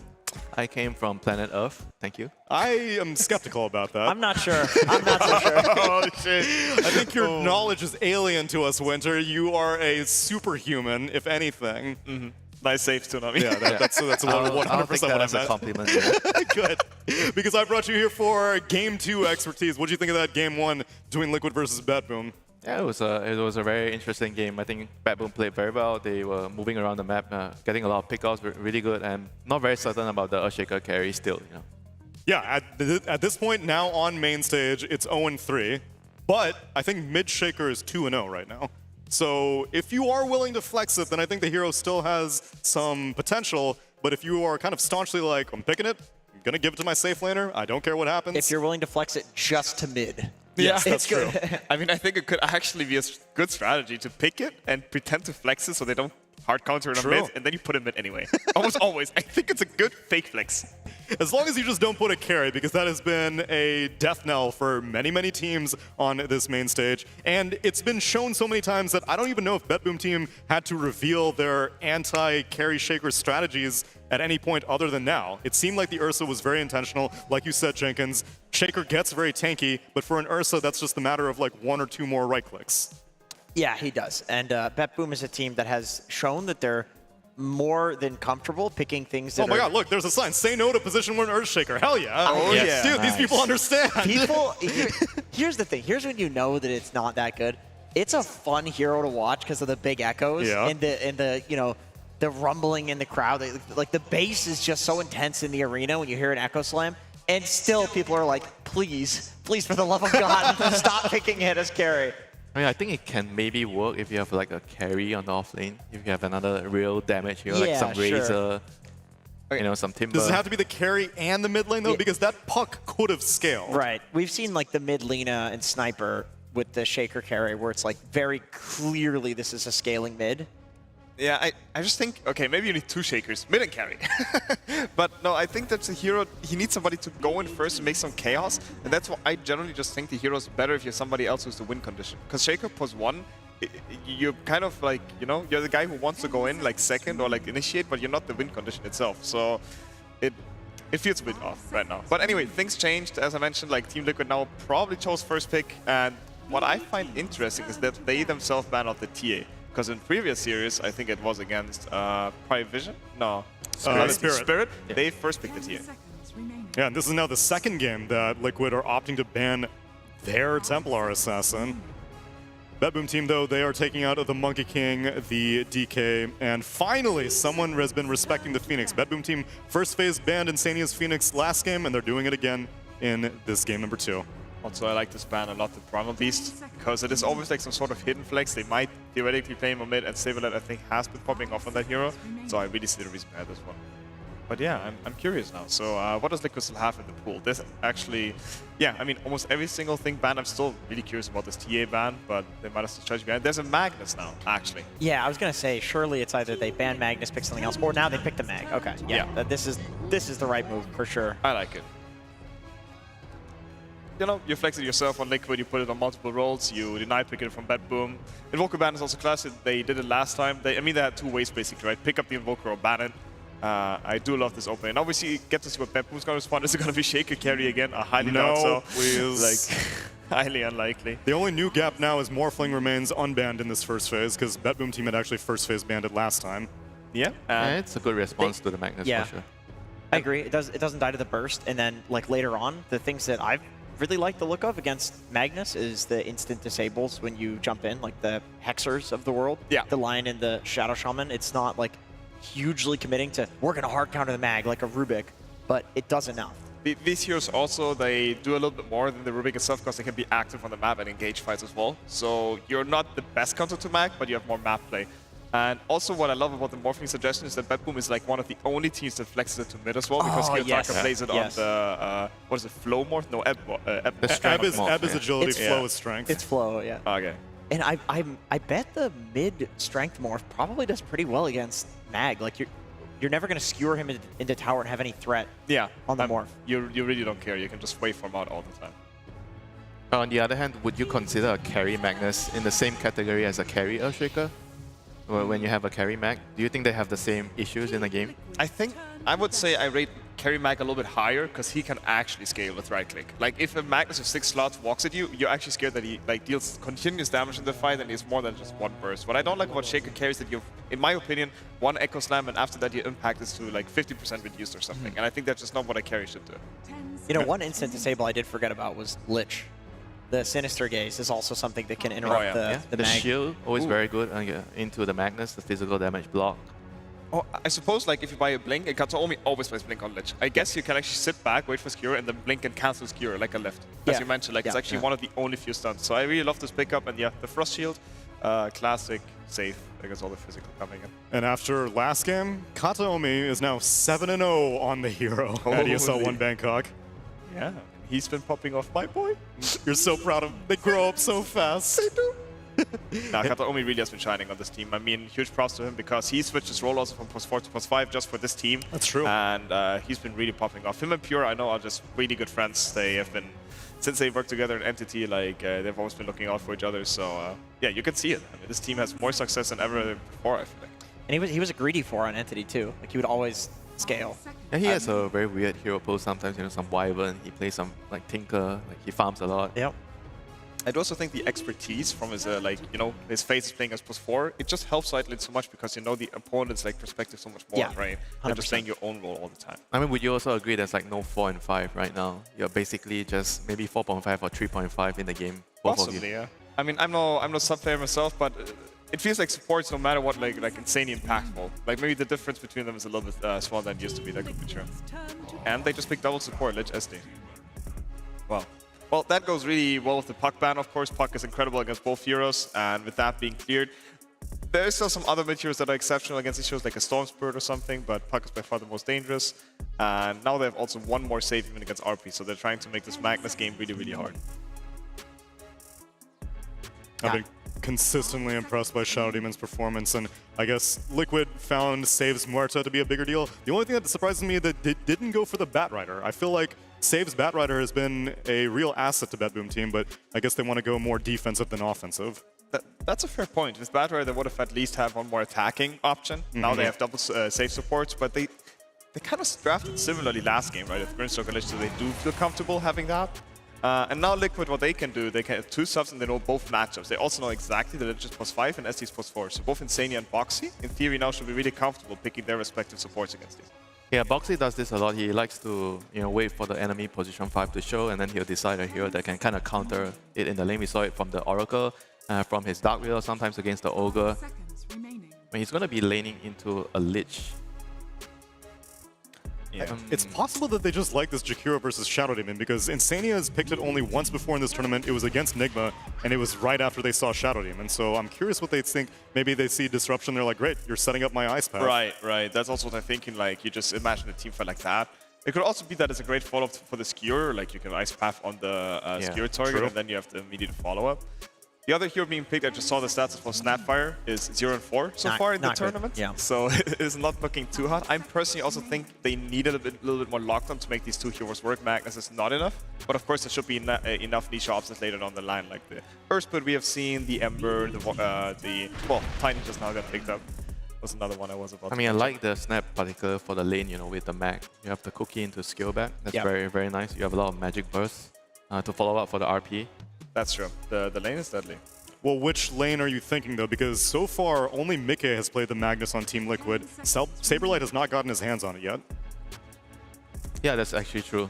It's more... I guess with Jakiro, the lane is also pretty good for the Magnus, if you have a safe lane mag. I guess either way, this is a really strong trio between these three heroes. Like, they can run around, and if it is a mid 3v3, which we've seen in a lot of the games.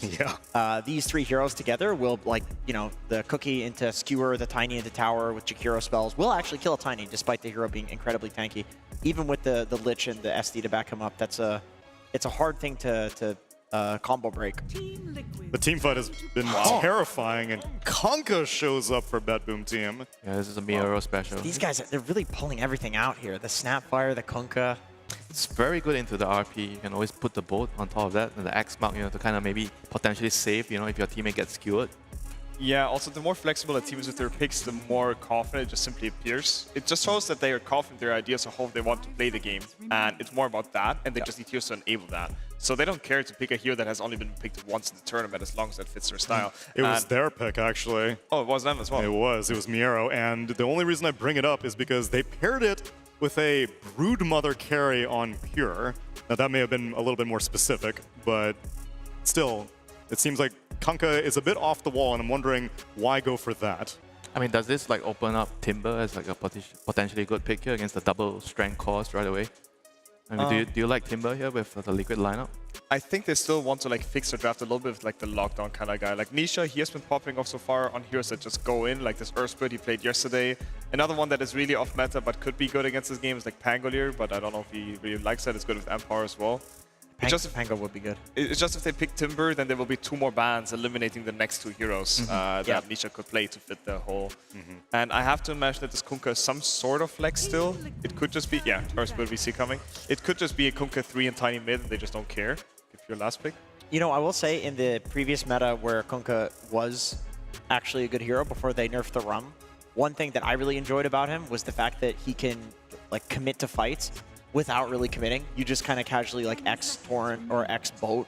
And this is really good against heroes like Magnus, Jakiro, Snapfire that all have this area control where they want to fight in a specific area. You don't want to run into them. So you can kind of poke with the Kunkka and then choose what fights you want to take, as opposed to some Blink Initiator hero where it's when you're in, you're in. And if you've just committed to all of these area control heroes, you're screwed, Kunkka's not like that, and that's really nice. Yeah, he basically has one commit that is the boats, right? But he can hold on to it. And generally speaking, I like Kunkka a lot more when there's no cancel to that combo. So you can just reliable if you want. You can always commit to the boat on one of the subs, and it just gives you a free initiation. Because the boat rum buff theoretically is still a really strong spell for teamfights. It makes him so much tankier. Is he still as strong of a team fighter as he was in the Torrent Storm era compared to now? I think not. Otherwise, we would see this hero much more often. Yeah. I would be surprised. The new Aghanim, I think, is really a good chunk of damage with the cannonballs, but there must be a reason why the hero is not being picked that much yet, but we might show it off. The one thing I know about Earthsplit that is a little bit annoying in this game is that SD as a support really counters you really hard as a hero. Because he can literally dispel the slow, the silence, and the ultimate when he gets a shard. That is true. That is true. So you have to find him first as the spirit in most cases. Ideally, yeah. Yep. I guess the counterplay to that is also Earth Spirit has a point and click silence, so you can go on somebody on the front line and insta-silence the SD. It's a small window and kick somebody away. Like, there are play options. It is a little bit two-sided. Also, if you magnetize multiple people, of course, SD can't dispel everybody, but single targeting is a little bit harder. And by the ban, I do love the Slark ban. The leash is really deadly against Magnus and Earthspirit, so that ban is really intuitive. And Pure played it yesterday, I believe. So that would have been a really strong 24 pick. And Bedboon also, in my opinion, is doing the correct bans. They're banning offlaners, because I do also think there's a tendency that Saberlight will play something else. There's still Dawnbreaker in the pool. So you don't think the Slark ban is necessarily saying, like, we kind of want to send this Magnus mid. Please don't abuse me with the Slark. You think it's still open? I just think, I mean, Slark ban just comes out to me because it just looks strong in the game no matter what you pick. It's just the leash against Earthspirit, you dispel all the Earthspirit spells again, you dispel also the Liquid Fire and all these kind of things. Just really solid. And yeah, we see the Ursa from game 1 being banned. To me, the obvious ban right now pick would just be Dawnbreaker, because he played last game, it's an S tier hero in the current meta and it's not being banned. What else is there? It could be a Mickey hero as well. Beastmaster? Beastmaster's still in the pool. That's still in the pool. Playing against double save though, you have the Disruption and the Frost Shield. Yeah, it's true, and the summons against the Frost Shield feel pretty bad. Although, wasn't Kezu saying the summons go through? Anyway. Oh, Mars. Okay, well, it's a Saber hero, so it is Mag +1. Nobody gets out of Arena. That's, for me, usually the indicator when it's a good Mars game. And of course, if Snapfire cooks into Kiro, very good supports. I can see the reason behind it. I actually don't mind It's also the counter to the SD. You can't save. Yeah. And you kind of can with the poison. Yeah, It's difficult. Or you have to place a ward in the middle of the arena. But unironically, I think Bedboon was one of the teams that abused that the most. I've seen a lot of teamfights in the past where Save has a ward for the teamfight, and he will put the ward in the arena to see his teammates. He actually does that. You might see this game. It's going to be a very, very clutch thing to do in the team fight if you can do it. Or maybe he wants to get out of the arena. He played Jug if you think someone just wants to spin and not deal with it altogether. Yeah, I'm looking at Juggernaut a little bit as well. You are playing against RP, which is a BKB piercing stun. But once again, like the spin now dispels at the end of it and you have 2 saves for it. So Jug I can see. I feel like he's traumatized by the Jug last night that I don't know if he's gonna ask for it. After Party Vision? Yeah. It's possible. Whoa! Kiyotaka, is that you? It is! Mid-Tinker in 2024. I never thought I'd see the day. Alright, this is a really, I mean, it's a really cool pick. It's really interesting to watch this, but I don't think it's a free Tinker game at all. I think it's actually not that easy to pull it off against Earthspin and all the repositioning tools they have, but Yeah, it's spicing things up. Magnus, Mars, those are heroes that are better at catching the Tinker, you know. So yeah, it's interesting to see. I will say I'm happy that they picked something that literally none of us saw coming. Yeah. But I mean, that's pretty cool. we weren't even talking about Kiyotaka's hero. But We were talking about why is Pure. it good here? Is it just the sustain or the team fight? Honestly, Tinker players, if I'm a Tinker player myself, if I see it's a free Tinker game, I just tell pick me Tinker. That's basically it. I see. But I did not expect also Pure playing the Tiny. I did not see carry Tiny since a long time. To me, it was like, for sure, this Tiny is going to go mid. He did do it once in this tournament, and they did not win with it. They did not win with it? No. Okay. They lost Enigma with Carry Tiny. But they didn't have Tinker. They did not have Tinker. Tinker changes the equation quite a bit.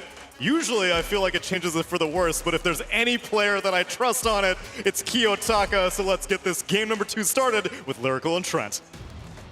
Thank you so much, Tsunami, and our wonderful crowd here at Bangkok. How y'all doing? You ready for game 2? That is right. It's all full. People have woken up, gotten things underway, and we are going to be blessed with a Tinker pick. You hate to see it in your pubs. You love to see it in the pro games. Cursed, perhaps? I'm not sure which one it's going to be here. It's it's a hero who has not been that popular. Unfortunately for Kiyotaka, really, ever since he's kind of come onto the pro scene, you know, this guy, he grinds Tinker, played a lot in his pubs, got like over 400 games in pubs on Tinker. Yikes. But very, very few overall competitively compared to like his other games. So the booster strikes again, Ganomi says. Oh no. Accusations are out against the Tinker pickers. Well, you know what? You love to see it, though, because this is a hero that we don't get that often. It's been changed a crazy amount over the years, and now it's a situation where this hero looks very different, but can still do some pretty cool things. I wonder if we're going to see the Shrink Ray. I don't know what the heck it's going to be. I've seen Shivas before. Like, you can be all over the place with this hero. One thing stays consistent. He's very annoying to play against. Yes. Well, we'll see if he indeed is able to get to that annoying stage. It does kind of like beg the question. I didn't feel like they had to do that. I kind of liked what BetBoom's draft was in the lead up to this, even before that pick. But maybe it's going to be the silver lining that they need. Big wraparound coming from Liquid here. And Sania is going to pass right by Save, who makes his way through. And they actually might get 3 bounty runes going the way of BetBoom. They're set up for it, and will they be able to find anybody? Miro steps on in. They find him for a moment. 3 bounty runes, and you would love to be able to get this kill, but they miss on the scatter blast. The dual breath out. Everybody surrounding poor old Kunkka and Miro. There's no creeps to deny yourself to. It's going to be first blood taken by Insania. It's harder not to steal it, obviously, with 2 right clicks. Oh, yeah. It's not his fault. You know, just part of being Jakiro these days. Well, at the very least, they grabbed that kill. But yeah, losing out on the positioning, the bounties, kind of a wash at that point, I suppose. But the fact that it goes to the Jakiro, maybe a net loss. Yeah, right. It's Liquid. Doesn't necessarily feel great. Save immediately banishing him out, and, well, the Jakiro illusions with those right clicks really doing nothing with each hit. They actually, I think, are getting fully blocked out. So yeah, the disruption does like no damage. Genius counter. My hero's so weak, your illusions are worthless. That's kind of interesting. I like that. I mean, in the past, we have seen Jakiro versus the Shadow Demon many moons ago when they were both a little bit more popular. It needs just to roll in for that last hit. Because if you try and go for these disruption saves, it's a really easy follow-up with the Ice Path. You're basically just setting it up for your opponents to have this easy follow-through play. And, well, one hero who has also stayed consistent between these 2 games, it's the Magnus! This time, it's going to be for Team Liquid, though. Absolutely. God, I'm just loving the crowd, getting into it, the energy. They are ready for a match here. And I think a whole lot of fans of both teams, but I think everybody can agree we are hoping we go to a game number 3 no matter what. That's right. Don't give up. That's correct. And Daubi. I hope I didn't say anything bad right there. It looks great. I'm sure it's fine. I was taking a chance. Ooh, a trophy. Do we get that? That's what we need. No. Players hopefully going for it a little bit later on. But 0-1, back into this game, and we'll have to watch and see how these lanes go out. Oh, El Saber Lighto taking more than a few hits, and he is gonna die. Boxy looking for a counter kill. Is it enough? Yes. Now, Boxy. He's so close to level 2 on Pure, but comes a little bit too late. Can't find a play. Could go for the kill maybe, not gonna skill up that toss.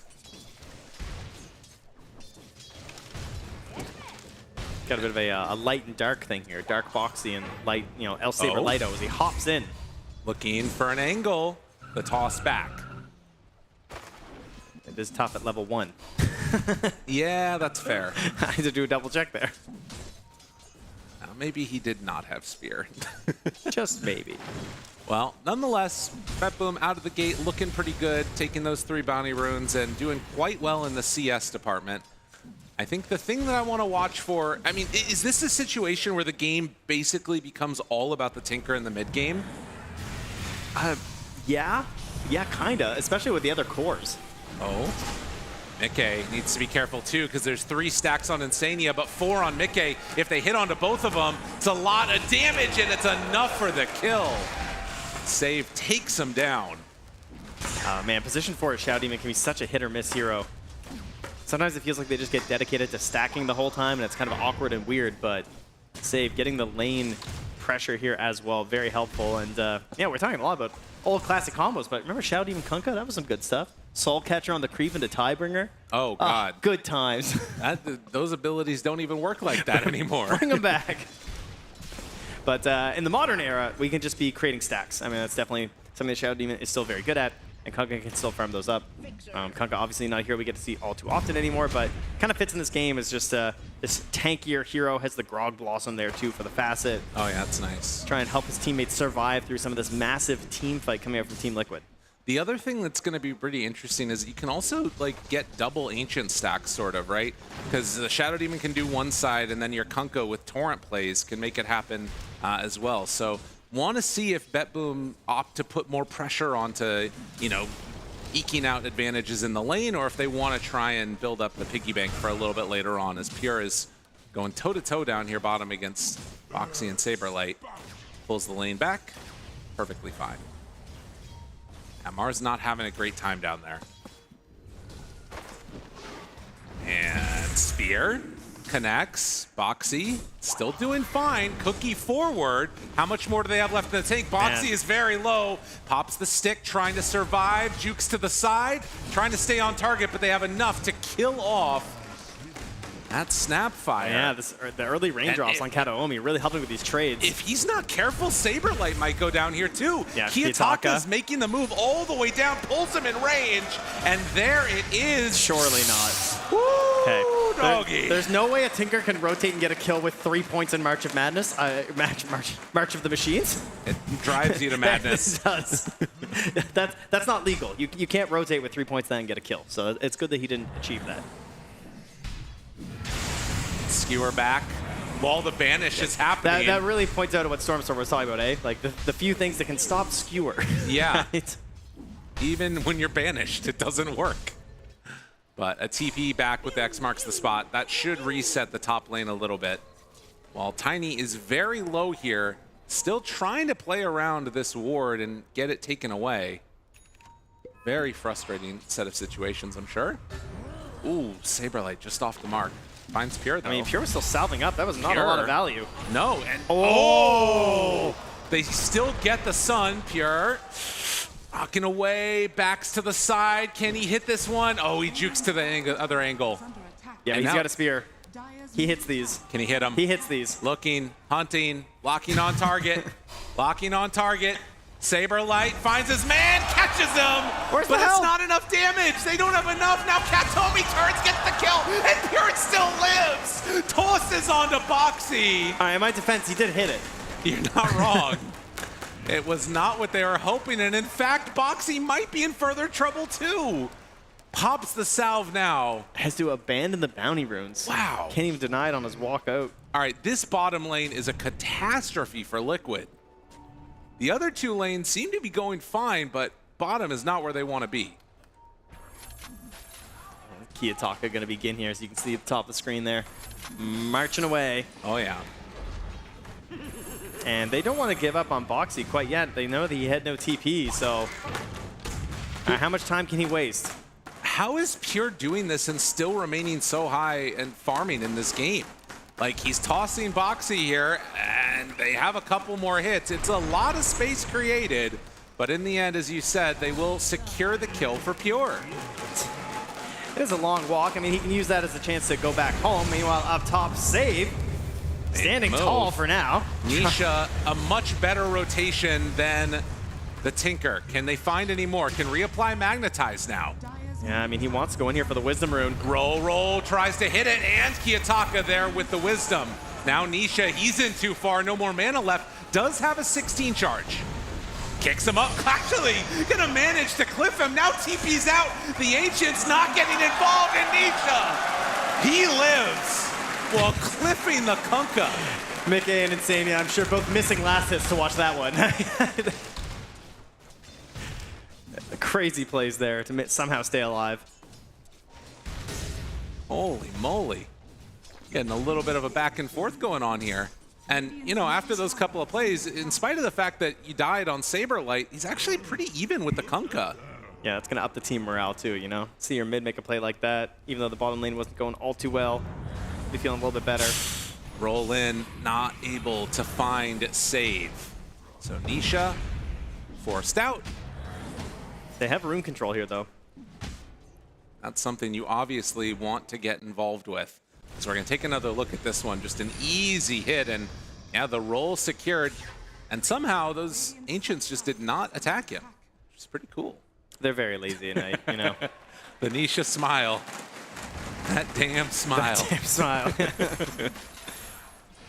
Oh, that damn Snapfire. Boxy coming in really deep. Plants a ward behind the tier 1 tower. We'll see if that comes into play later.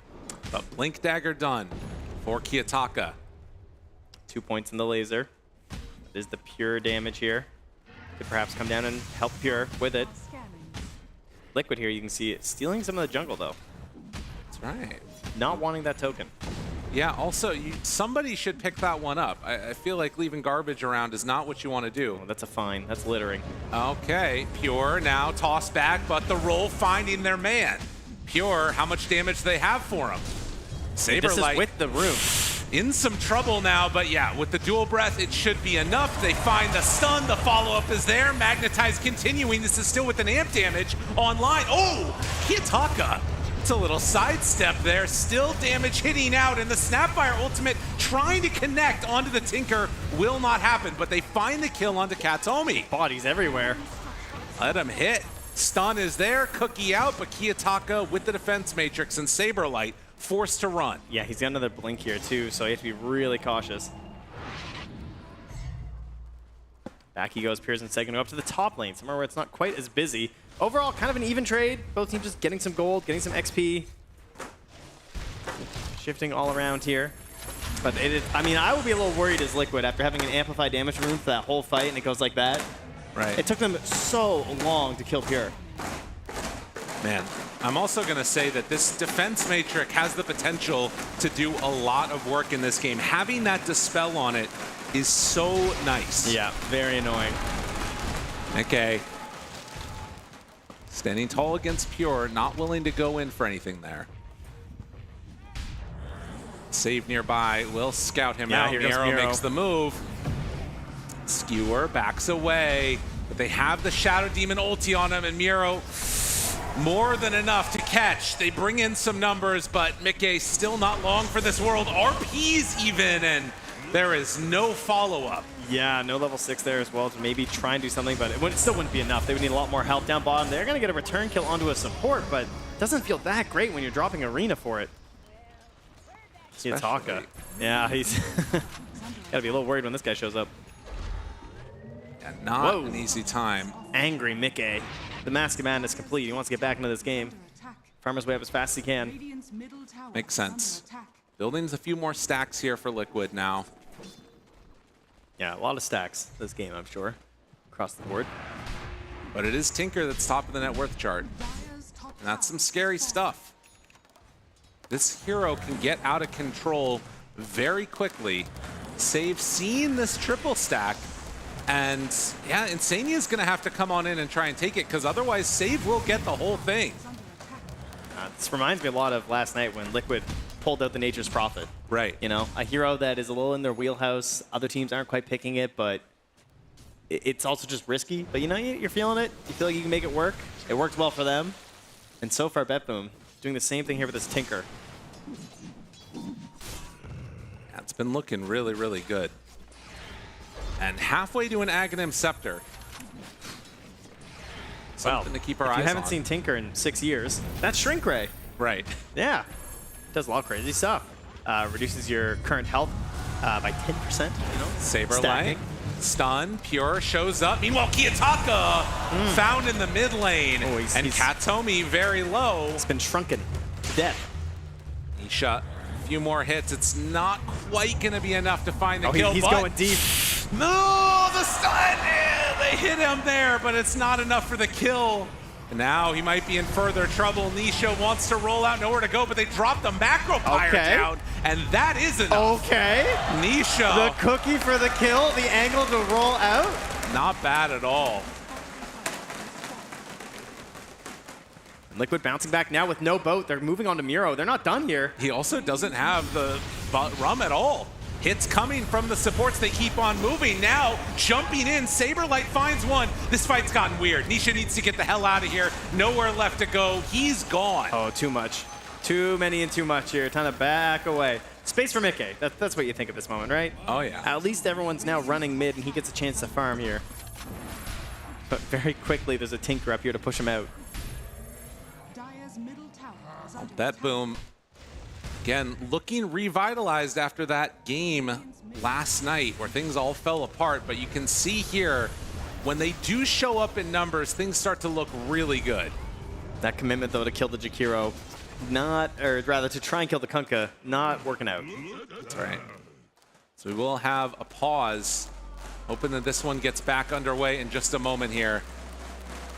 Again, Katomi, the player in that last fight, getting tipped by his team was able to break the Nisha roll, making sure he was not able to get brought down there, or rather get away.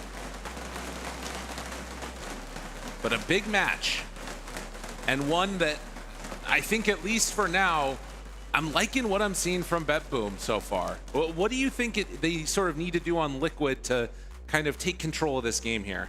The big thing is 100% going to be the Blink Dagger for Mr. El Saberlito, right? You know, Liquid fans, they're cheering for it right now. They want the Blink Dagger. He's got to make some plays. And then, of course, that counterplay that was brought up on the panel is what we'll be watching for, the Shadow Demon. Can they get the vision inside, throw the poison, throw a ward in there, try and stop these pickoffs from happening? It's also just the threat of, kind of similar to how they had the Dawnbreaker in the last game, this idea of if you go for these global plays here for Liquid, you're moving around the map, looking for the Blink, the Global Tinker rather will just kind of show up, right? Yeah. No, for sure. And that's, I guess that is one of the problems, right? Is that if you can play such a fast, you know, play style, and then you can have him join up whenever you need to, you're going to naturally out-farm around the rest of the map, most likely. But he's also almost level 12 on the Tinker, too. Right. Well, there is also going to be this little, you know, moment, I feel like, when you have a couple of different heroes that like to look for that reach and can maybe catch him unawares. Between the Mag, between the Earth Spirit, the Mars, like, a lot of these heroes do like to go in. There we go. We've got the crowd separated into two different sides here. Boom. They've been organized, apparently. That's right. Liking what they're seeing. And then the Liquid not to be deterred. Is it carry diff? That's the question here. That's right. Other teams were willing to say it. See if Liquid are too. Right now, their diff is not very much. It's about 400 gold. Also, one of the teams that I think is less likely to all chat them as they're, you know, knocking somebody out, but that's how it goes. I think I saw Nisha all chat for the first time in, like, forever. I know. It was question marks, but it was all chat nonetheless. It was defensive, though. It was defensive, yeah. Still waiting for these guys to get back in and underway. I'm feeling also as if at this point in time in the tournament, you know, you've built up so much momentum through this lower bracket run of Liquid, but they've also played a ton of games. I was looking at it. On the 13th, they did like first and last, then they had a day off, and then it was like, or not even a day off. They played at the end of the day, and now they're playing again 11 hours afterwards. Yeah. They're getting into it. I mean, you've heard some of the players talking about how much they appreciate the fans. Liquid especially, so this is good. Oh, apparently if Liquid lose, we will riot. Okay, that's good. I'll make sure to leave first. Satanic, best carry. I have bad news for you. Oh, no. Don't tell them. That's the sign from earlier on from yesterday. They just found it on the floor. They're just really excited to be here. I think that, you know, this has also been one of those tournaments where you have, you know, a couple of teams that start standing out. I think if you're Parivision right now, looking at these two teams playing against each other, like, please just take as long as possible. Wear these guys out. That way they can come into the ring ready for the big match. Yeah, they're getting a lot of knowledge here. You know, some friendly reminders thanks to this series. Now you want to watch out for the Tinker. Don't want to do that one. Well, and a friendly reminder to all of you wonderful folks out there watching at home, there is also a secondary stream for newcomers that you can check out as well, which is on the ESL Ember stream. I think we've got Gary B and Waga over there that are breaking down this very complicated game that we love to watch. My cousin has no GPU. Oh. I mean, that's a bold request to try. I mean, they've been throwing out some things here. It's not, you're not wrong. My cousin, you know, yeah, ogre. Yeah. So give me a new one so I can give them my old one, right? That's the play. All right, and with that, we are getting ready to pop back into this game. Make some noise, Bangkok, as we get ready to hop into this one. We're back in the squad. We have stolen that cousin's GPU and plugged it into the computer so we can keep playing. 14-minute mark. It can be easy to forget. You got to go get those wisdom runes. Oh, yeah. Pauses really are very distracting in Dota. Nothing more classic than the die immediately after pause. Oh, yeah. It's a bit of a go-to. But they will not forget to stack, that's for sure. That's right. Getting there online. And again, still less than 1,000 gold separating these two squads. As the Wisdom Runes do come out, we'll see where people decide to go. I need like a recap here. Last time on BetBoom versus Liquid, Saberlight was building a Blink Dagger. Will it help turn the game around for his team? Did he get it yet?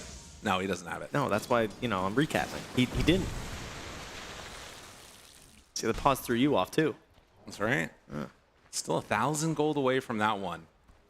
Needs a little bit of extra time here before they can get things underway. And for BetBoom... Oh, yeah, it's 100 gold away there, Lyrical. Oh, I was looking at the wrong one. That's good. The Tinker Eggs is what I was thinking. That's the scary one. Oh, jeez. Yeah. Ooh. The Shrink Ray. Zap, zap, zap, zap, zap, zap. I mean, this is one of those two that, like, when you've got these big tanky monsters that have been all over these games, having something that just lowers max HP is kind of crazy. Yeah, it is a very interesting one. We've heard the panel always bring up the Timber Saws, this idea versus like strength cores all the time. But Tinker is a very unusual one there. And that's going to be 5 minutes faster than this patch's average. Saberlight wraps around. Katomi sees him. Hello, how y'all doing? They roll in, wants to find somebody. Arena down, catches, but he translocates out of it. Oh, that's crazy. And now Pure throws Saberlight. Boxy, they're gonna die on Mickey. Boxy's about to die too. Unwinding here. Liquid not able to find a fight. Yeah, okay, that's an interesting counter. That's crazy. You just get hopped right on out of there. So again, for anybody that doesn't know, this is the facet that he has. Yes. When self-defense matrix goes down, he blinks forward in a random direction on Tinker, and that got him out of the arena.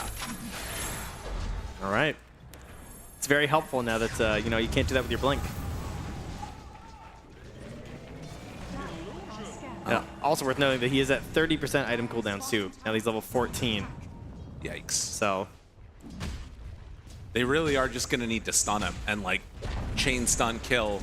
But that's not even going to be easy because like as long as he has that defense matrix on him, you sort of need to like anticipate the movement of where he's going to end up afterwards. How can we make refractions more annoying? Yeah. That's crazy. All right, well, if I'm ever behind in a game, Foxy, I'm not going to curse you yet. Hold on, just escape, then we'll talk about it. Okay, if I'm ever behind in a game, there's one support I do like to have, and that's Snapfire. Okay. Because she's a hero that you can make rotations, and if someone just has a stun, there's a good chance you can get a kill. Now, we're a little bit past that window because, you know, the kisses have been nerfed at level 1, but we're just at the end of it where he does have quite a bit of damage to help ensure that you can actually rotate and find a kill on someone, even if they are on the tankier side, so... Saberlight, yep. Blink Dagger on the Courier. He gets out of there again from the Macro Pyre. They will not catch the Mars. Insania tries to TP away, not going to happen. So they get one. They are just playing defensively on Liquid, trying to run away right now, dodging these fights. And BetBoom keeping this pressure on. Have been so effective at just playing both of those side lanes and setting up for kills with the Tinker.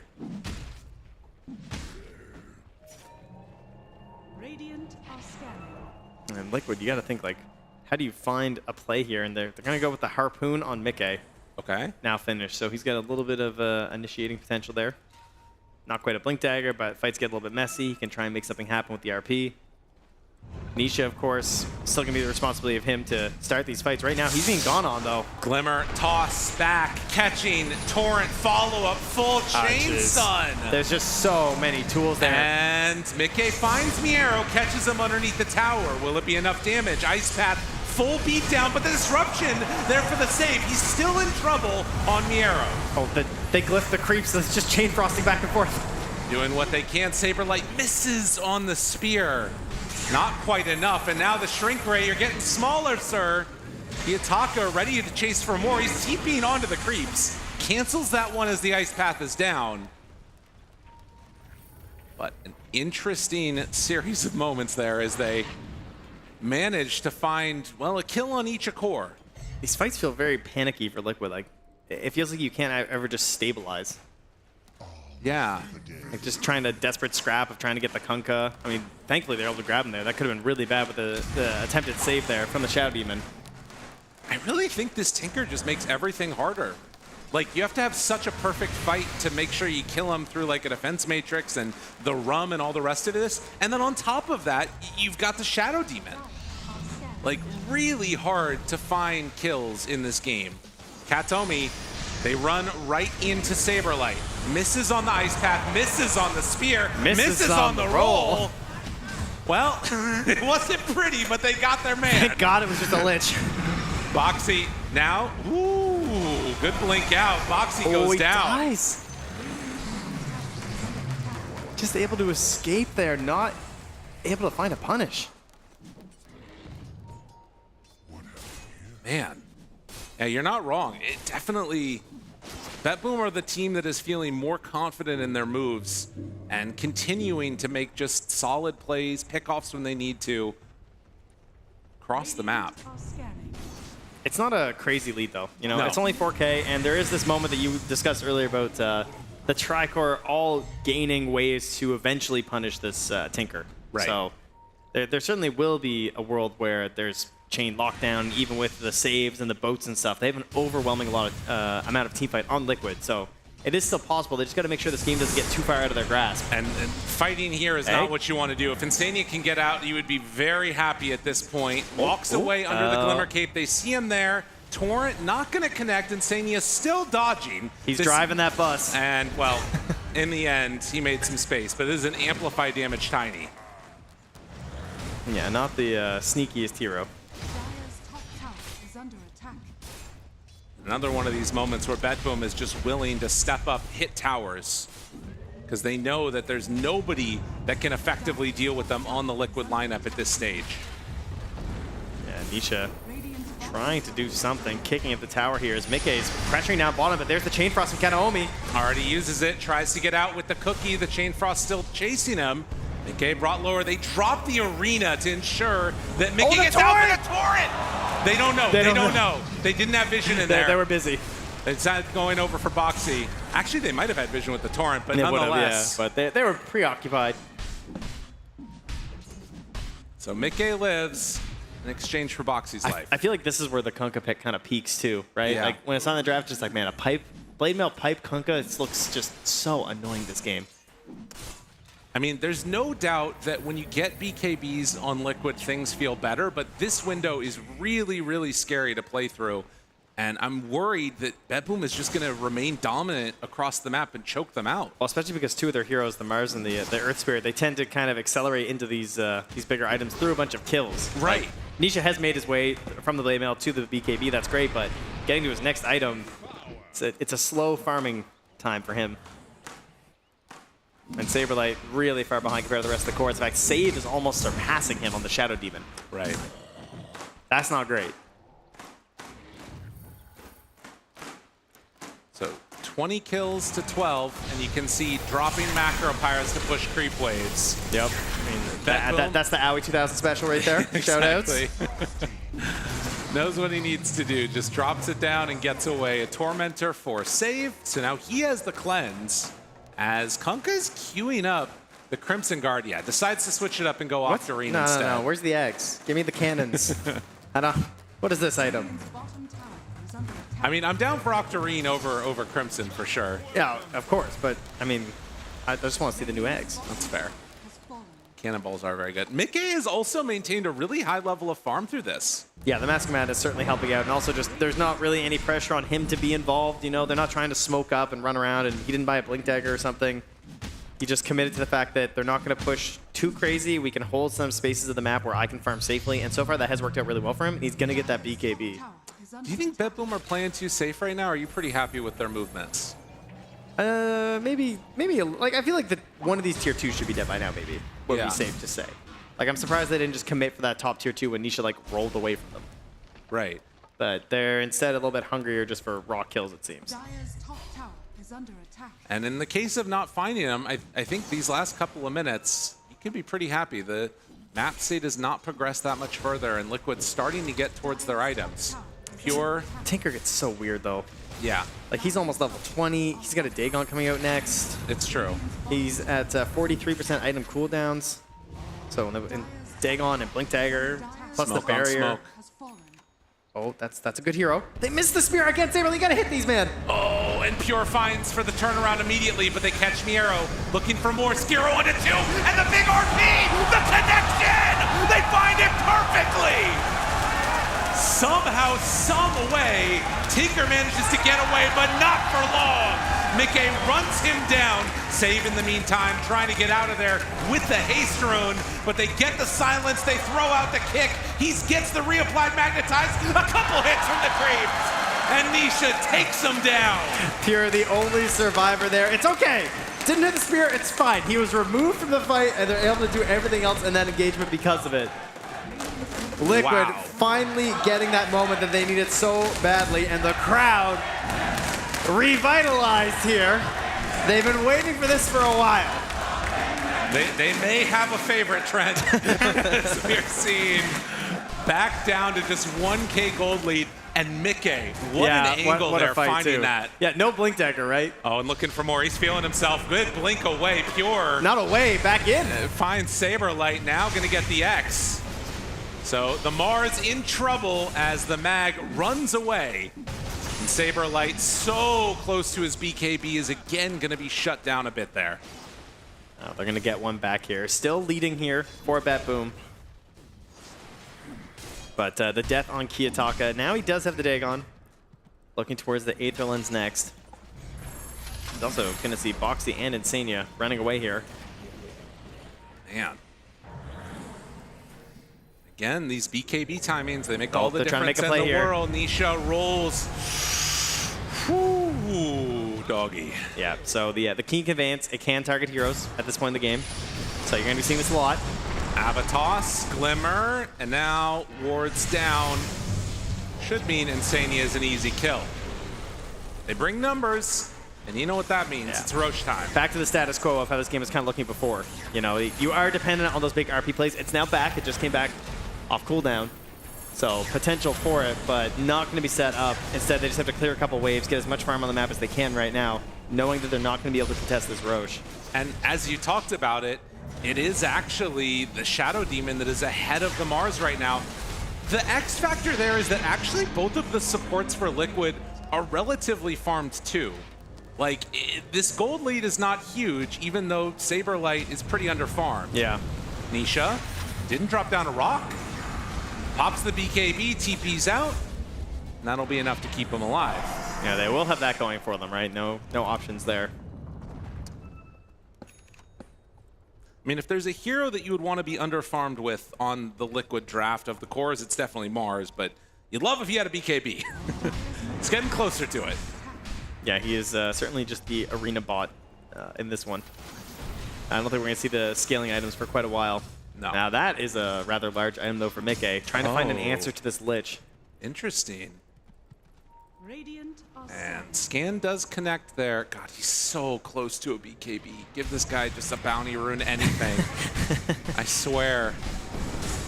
And he'll get it there. All right, Shard goes to Insania. So that's the max health as damage per second, always helpful, especially against someone like the Tiny and the Kunkka. Of course, Tinker obviously actually has more health than Kunkka on this one. That's so silly. Like, what is going on in Dota that Tinker has 2100 HP right now? I mean, I guess he's very farmed, so it kind of makes sense. But still, doesn't seem right. Smoke up here from Liquid. Waiting in the wings. See Kiyotaka, they see him. Can they set up for Mickey again? I mean, he has the Aegis. Oh, jeez. Oh, whoa, where are you going, sir? They pull him back in and bring him down once. Can they do it again? Saberlight keeping the rest of the team away from him. Pure jumps in to try and save Kiyotaka's life, but they have the RP connection if they want it. Onto the anchor. Well, disruption saved for now, but they pull him back in. RP connects onto Pure. Another one gone. The big fights are going Liquid's way. Can they get more chase down once again? A hunt for save, but he gets the blink out. Still, when these big fights are happening around an RP, they manage to connect. And Mickey getting a lot of gold in that one. He got the kill onto Pure, which means he can get a blink dagger. Now he can actually, like, they can't set up like that again on Bet Boom. They've kind of been abusing, I think, the way that the Mag doesn't have the blink dagger to sort of play a little bit more aggressive. But now that Mickey's got that, I don't think you can set up like this again. Well, also, he just walked up the high ground. Yeah. Like, not respecting the potential there, feeling invulnerable with the Aegis, and they disabused him of that very quickly. Yeah, and Saberlight had a rough start to this one. Wasn't connecting on a lot of the spears, but that one, clutch. Oh, yes. Clutch arena there, just to ensure that that fight was completely broken up. They had no good tools. And Pure just shaking his head a little bit there. Uh-oh. Yeah. I remember a certain game 2 trend. We'll see. No. We'll see how it was. They're not up that much. On a very Okay. farmed-in hero. All right, Not sure. You're reaching. We'll see how this one goes. Bet Boom, very even right now with Liquid. But momentum may be starting to swing a bit.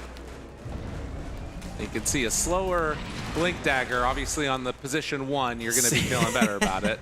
That looks so mean. Right. This patch average 13 minutes. Whoa, what happened to this guy? What happened, Nick?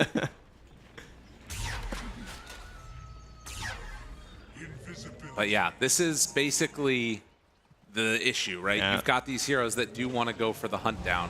Boxy passing around that smoke.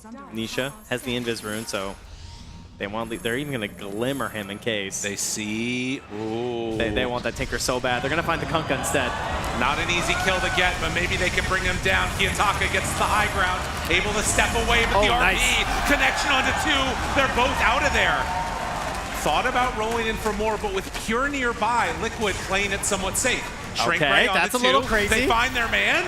Kiyotaka there, but now tosses him away, and now the Chain Frost. Oh, the damage from Mickey. It's so much. Takes down that Lich. Boxy TPing out. And then they roll away. That's a buyback from the Shadow Demon. Saberlight TP's out. Nice glimmer from Insania to save him. Oh, they are covering each other quite well. Insania does show for a moment, but he's TPing out. Just the all stats there from the RP, I think, right? Oh yeah, he hit huge. Some big hits. Oh, Kiyotaka? There's no BKB. This is a dangerous spot right now. God, Little Nisha. look how adorable he is. Little Nisha on the hunt. Little Nisha, are you going to be able to click on him? Get over here, Little Nisha. He's so mighty. Get over here, Kiyotaka. We're taking you down. Can they kill him? The Dagon, everything. Oh my God, they're little chibi heroes. The cutest little rolling boulder. It's the pebble from Everything Everywhere All at Once. That's Nisha right there.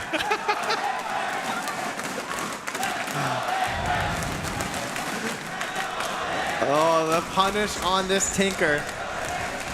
You know, all right, now Lyrical, without looking. Okay, close your eyes, look at our beautiful fans. Okay. What do you think Kiyotaka's kill score is? Do you know?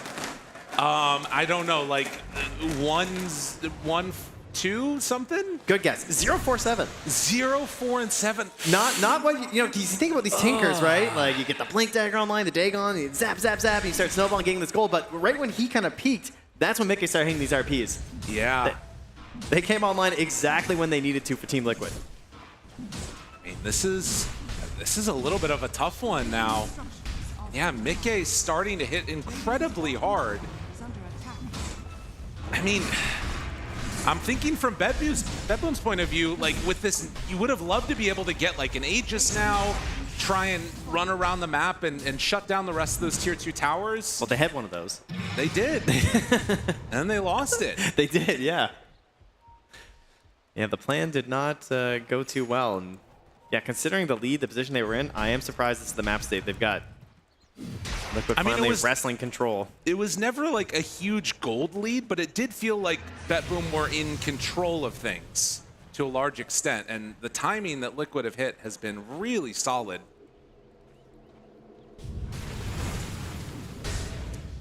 But 33 minutes in and looking towards a Hex next. Jeez, Mickey is humongous. Yeah. Satanic now done? That's a beefy Magnus.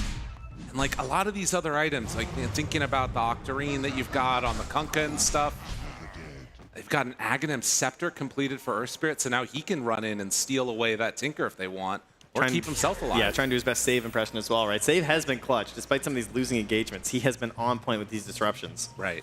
So a similar potential coming out here as well from Nisha now. Kiyotaka also trying to get in one of these bigger Tinker items of the Arcane Blink. Nisha catching, killing waves, and they try and set up now through the gate. Katomi is here. He's the only one really nearby.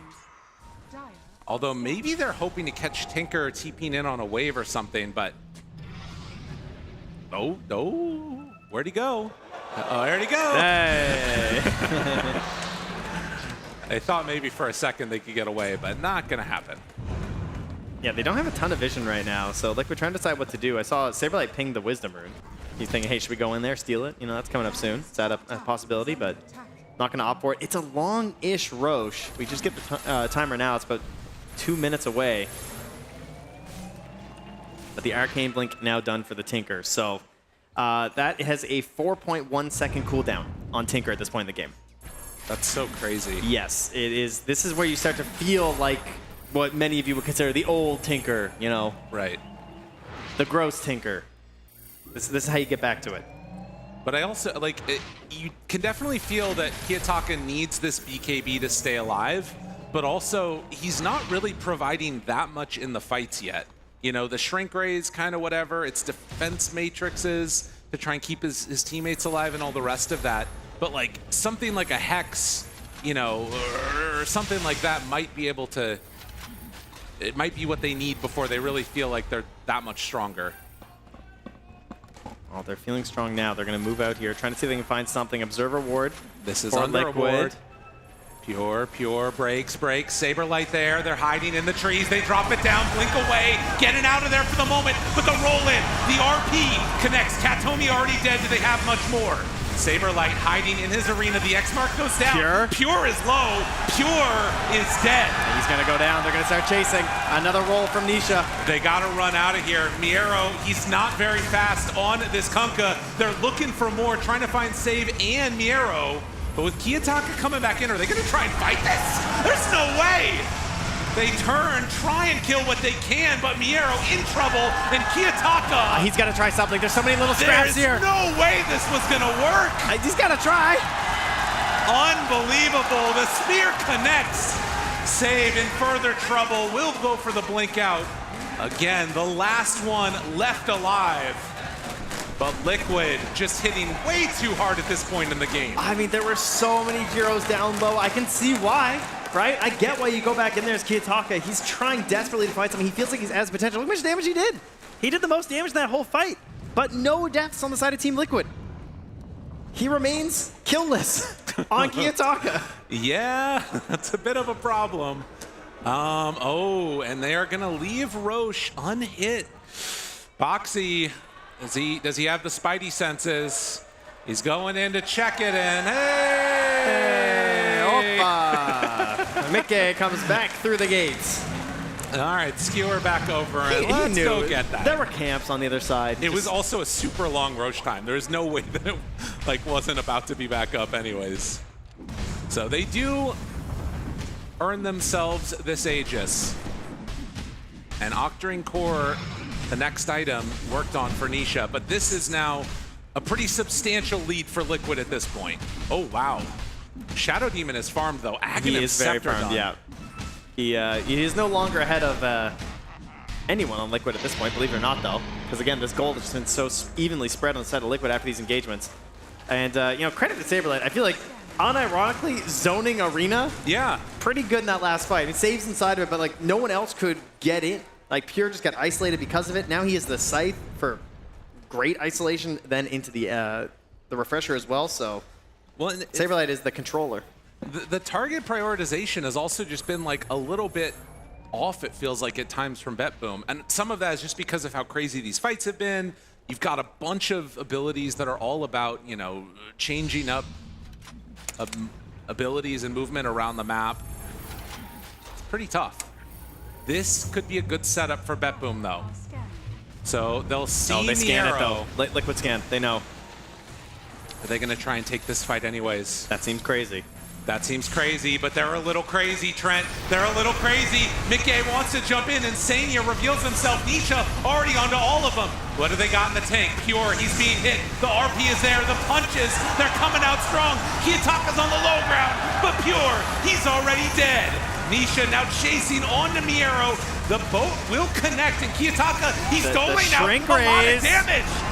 Oh, chasing for more, but the Hex, the reaction is there. Can they take down Kiyotaka? He tries to blink away. Mickey's right on top of him. Disruption is out. Kiyotaka's still staying alive. They skewer away, and both sides Now cutting Saberlight, their he's losses stuck in. for now is, he was the one left behind. Bet Boom. They make a big hold here. That's burning everything. It's the Aegis too. Yeah, they just try and walk it in there. And just not respecting how good this hero is going to be if you just fight in the middle of everything.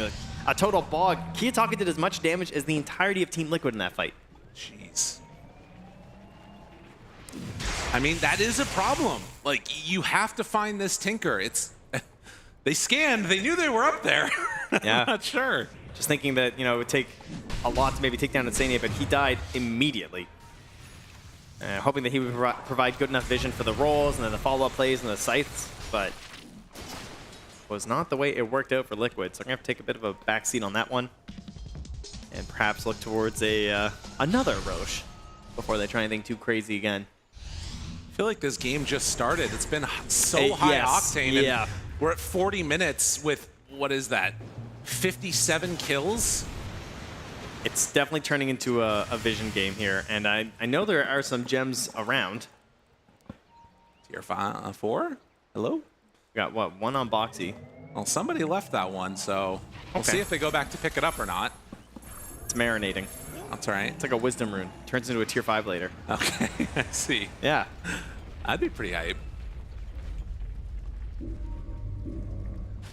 All right, we're prepping for the block of cheese. Good idea, Insania.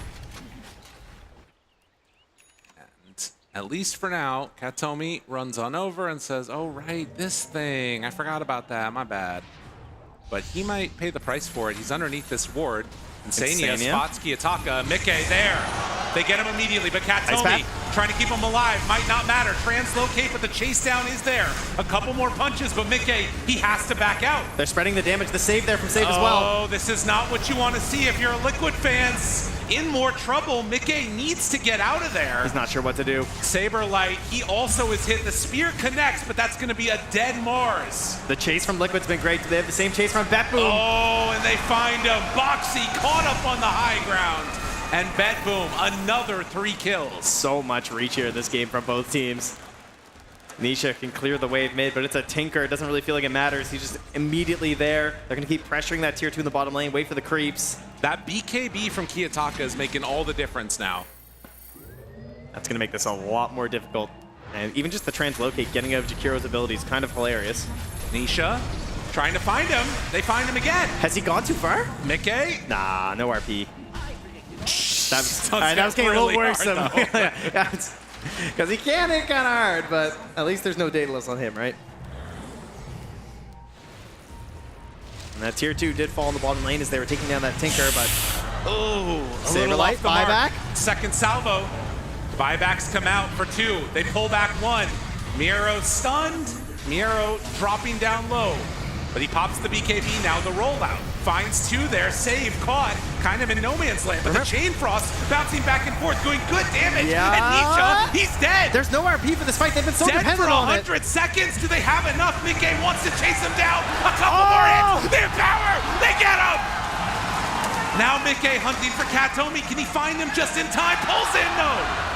They can't get that kill, but they needed something because those 2 cores do not have buyback. Man, Nisha went down, but he got the damage in there. Oh, yeah. He got a lot of it out before he perished, and that's what really helped save that fight for them. They managed to get the last kills just at the end there. Hex, Ice Path, everything on top of Kiyotaka, who did not have a chance to use that BKB. And there's still a gem also just sitting in the trees up there, but surely someone will notice that eventually. This is feeling like one of those crazy, chaotic games where we start getting later and later. And I mean, Mickey's almost level 30. Yeah, anything can happen. What is happening? Going to take this tier 3 tower here and work towards the refresher. He almost has enough for it. I don't know if my heart can take this, Trent. That jump's still sitting there. Yeah, everyone's forgotten about it. Oh, peer notice. There you go. Thankfully, someone's dead to take note of that for them here. That's right. He's like, guys, you got to get it. Now, Kiyotaka's like, hey, yeah, supports, you do have to get it. look at this. Insania farming up so Yeah. much, he's going to have Aghanims. I mean, did you see that last macro pyre? He's like, That's guys, right. I can hit it, okay? It'll be worth it. And if he translocates, you know, maybe he doesn't get far enough away because it's 500 width then. It's kind of Look at crazy. this courier. Yeah. Brave warrior. Noble donkey. They get him away. Doing his job. Well, a minute and a half until Roche is capable of respawning. Most likely going to be nighttime. Although there is the chance that it's going to be like right on the edge there, as do have another pause sorting out the issues. I have a feeling we're going in the distance in this one. I mean, it's true that... Have we not already? I know, right? But it feels like it's the type of game that could end in a moment, but it's kind of unlikely that it will. Both teams have this ability to make it so the fight feels over in about a second. Yeah. All right, one good RP, one good combo there from Pure. And we're right back into it now. The crowd willing the game to action. 5,000 gold lead for Liquid. As Kantomi gets some vision down. And his positioning, a couple of these Sinister Gazes have been so clutch just to interrupt the little jumps that have been coming from Liquid when they haven't wanted to pop BKB. Yeah, Blink Aether just so good for that too. And there is a smoke both sides now. Roche still potentially 45 seconds away. They're going through. So Liquid... It's a long maneuver. Oh, Kiyotaka! The scythe! That's not where you want to be, sir! It can happen so quickly. And Kiyotaka found on a wave. Yeah, very nice. The scythe plus that ward being there, so helpful for them right there. And that is no buyback here. Liquid, how much do they want to pressure? Their creeps are pretty far behind them. Chance for a cut, perhaps. Pure is going the opposite direction, though. If they get a good ward down here, they could find somebody. They scan and they see that Oh there's yeah, heroes up, Mickey's but going to go for a crazy skewer, huh? He's thinking about it. I mean, going into the high ground can be dangerous at times, but the crowd love it. The creeps are here. They're waiting. 2 catapults to start doing work. They step on up, have the frost shield, save is there. It's so scary without your Tinker, though. A banish to start. The torrent connects, and Mickey just going to skewer out. This does buy Pure. Well, they're actually sticking around, though. Mickey's still wanting to stand tall and punch this tower. Finds it, rolls in, a little awkward. They won't connect on anything, and that might be the end of the push here now. Yeah, 20 seconds left. They'll call it there. They're starting to think about that top lane here, because it is going to be a nighttime Roche. Both teams angling towards it. Pings from both sides moving up here as BetBoom Smoke. We know where the game is going to be decided, or at least the next 5 or 6 minutes of it. It'll be this fight up top. See who can claim it. What kind of pressure can you get on the bottom side of the map, though? That tower's already been weakened. Saberlight's still down there. He's heading towards the Twin Gate. He could be in a very precarious spot if he comes through here. Is he brave enough to do it? Oh, he's coming through. Oh, jeez. Oh, buddy. Yeah, Oh, buddy. yeah, He blinks yeah, over. Yep. The smoke pops on Pure. Not even close, not even close. Yeah, everything's totally fine. Okay, well, smoke wears out now, and unfortunately for BetBoom, it is a long Roche respawn. The plus side is that they can deal with their waves really effectively with this Tinker in hand. And of course, wanting to make sure you're playing at absolute, like, peak conditions at this point. This is the pivotal fight. I mean, considering where we're at, not just in this stage of the tournament, but with EPT points, like for Liquid, this game right here is the difference between a direct invite to the next event and not. I don't want to go through those qualifiers. Just a thought, you know? I'd like to just be invited if I was Liquid. We'll see if they can make it happen here. As you can see the smiles, they're getting ready for some craziness that might be unfolding in just a moment. And we are indeed ready to go. A big Roche fight coming up. How do Liquid want to take it? How are BetBoom going to defend it? Most important buybacks here, well, there's only 2. Mickey's Magnus and save Shadow Demon. No one else has buyback at this moment. That's crazy. Key things also to keep our eyes on. This was a refresher completed for the Earth Spirit. He bought out for that, and Magnus also has one. Double RP ready. If they get a good lead into this fight. Thinking about stepping in. Lotus Orb onto Nisha. Hero, that Torrent hits onto 2 smoked heroes. He did not know that. He did not know that. Nisha rolls in, finds Pure right to start. Saberlight misses the arena. What more can they get? The RP ready to throw onto Miro if they want it. Saberlight taking down Katomi. No Lich in this fight. Number 1. Pure dropping lower and lower. Where's Kiyotaki? He's in the middle of everybody. And they already have the Macro Pyre down. They're in trouble. Pure is dead. Save is gone. They're all out of here. The team fight of Team Liquid. Too much. They're jumping right to the back immediately from Saberlight. Just to remove this Lich from the engagement. There's not much deal with the shenanigans, the Splink, the Glimmer, the frustration of the Sinister Gaze. They recognize the defensive potential of Kataomi, and he's just jumped on straight away to the top of the screen there. And Pierre, rolled on by Nisha, doesn't BKB, feels kind of awkward, so he's slowly wheeling down. And Kiyotaka, yeah, he couldn't really get in. Once he does get in, he doesn't get back out. Yeah, he translocated into the Macro Pyre as soon as Nisha hit him. So that facet actually coming back to haunt him a little bit in that moment. Yeah, he liked that, yeah. Very happy with how that all went down. And now a Wisdom Rune taken by Insania while no one is looking so he can get 25. 50-minute mark coming up. No buybacks on several of these heroes. Liquid poised to take dominant control in this map. And for Bedboom, how much damage can they sustain before they end up losing their entire base?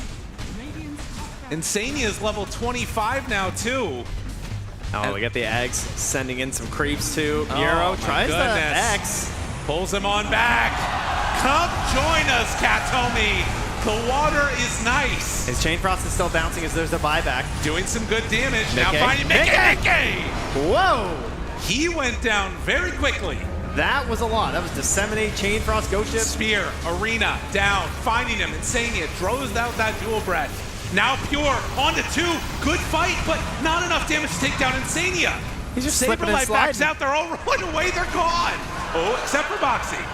Well, Boxy tries to get up to the high ground, but they will be able to chase down and kill that Snapfire. Yeah, he's not quite that sneaky.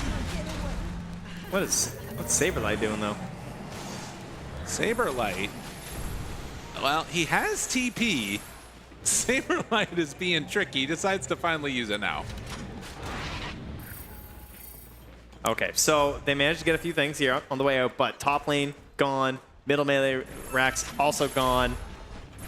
Bedboom, they understand that Liquid are at least a little bit destabilized right now with the death of Boxy, so they're going to try and move out and see if they can find something. That's a big Aegis power play. 6 buildings and 11k net worth. That's what you're trying to get when you win those fights. It did get shut down a little bit early, I'll say. That Mickey death was pretty quick once they eventually went in. And now, one thing to keep our eyes on. There is a Scythe on Kiyotaka. Okay. There is a Tiny in this game. Okay, yeah, you're down 26k. Just annihilate one hero. Honestly, I don't think it's outside of the realm of possibility. They have really difficult heroes to deal with if you're able to get on top of a target. That's why Liquid are playing so safe. Yeah. Respecting the potential. Level 30 Mickey. Empower and that RP stun duration. He hits so hard. He's just got like a rapier of damage. Like, what the hell? Yeah. Bedboom still hoping to find somebody out unawares on the map. And with the wave coming in, Bedboom, they can do some interesting things here. Finding him, Insania, the Hex is there, the Glimmer Cape, they're pulling him out further and further. Nisha rolling in, RP, Kex is on to 2, and there's the buyback. Do they have enough to kill them all off? Second round, Refresher was there, save, hoping to keep people alive, but Pure, he TP's out. Kiyotaki, does he have a way to escape? Yes, he does. Everyone's just TPing. That's the play. Gem on the deck once more. BKB's burned. Back to your base. So buybacks used, on Insania, on Boxy, and also one on the Lich. Another gem on the ground here. I mean, as Liquid, I don't know if you feel confident running out across the map too. Like, if you get caught, this is a buyback on Kunkka. There is a chance you could go down and then you don't have your supports. They are pretty important to these team fights. Yeah, they've been doing a lot. They're calling for it though.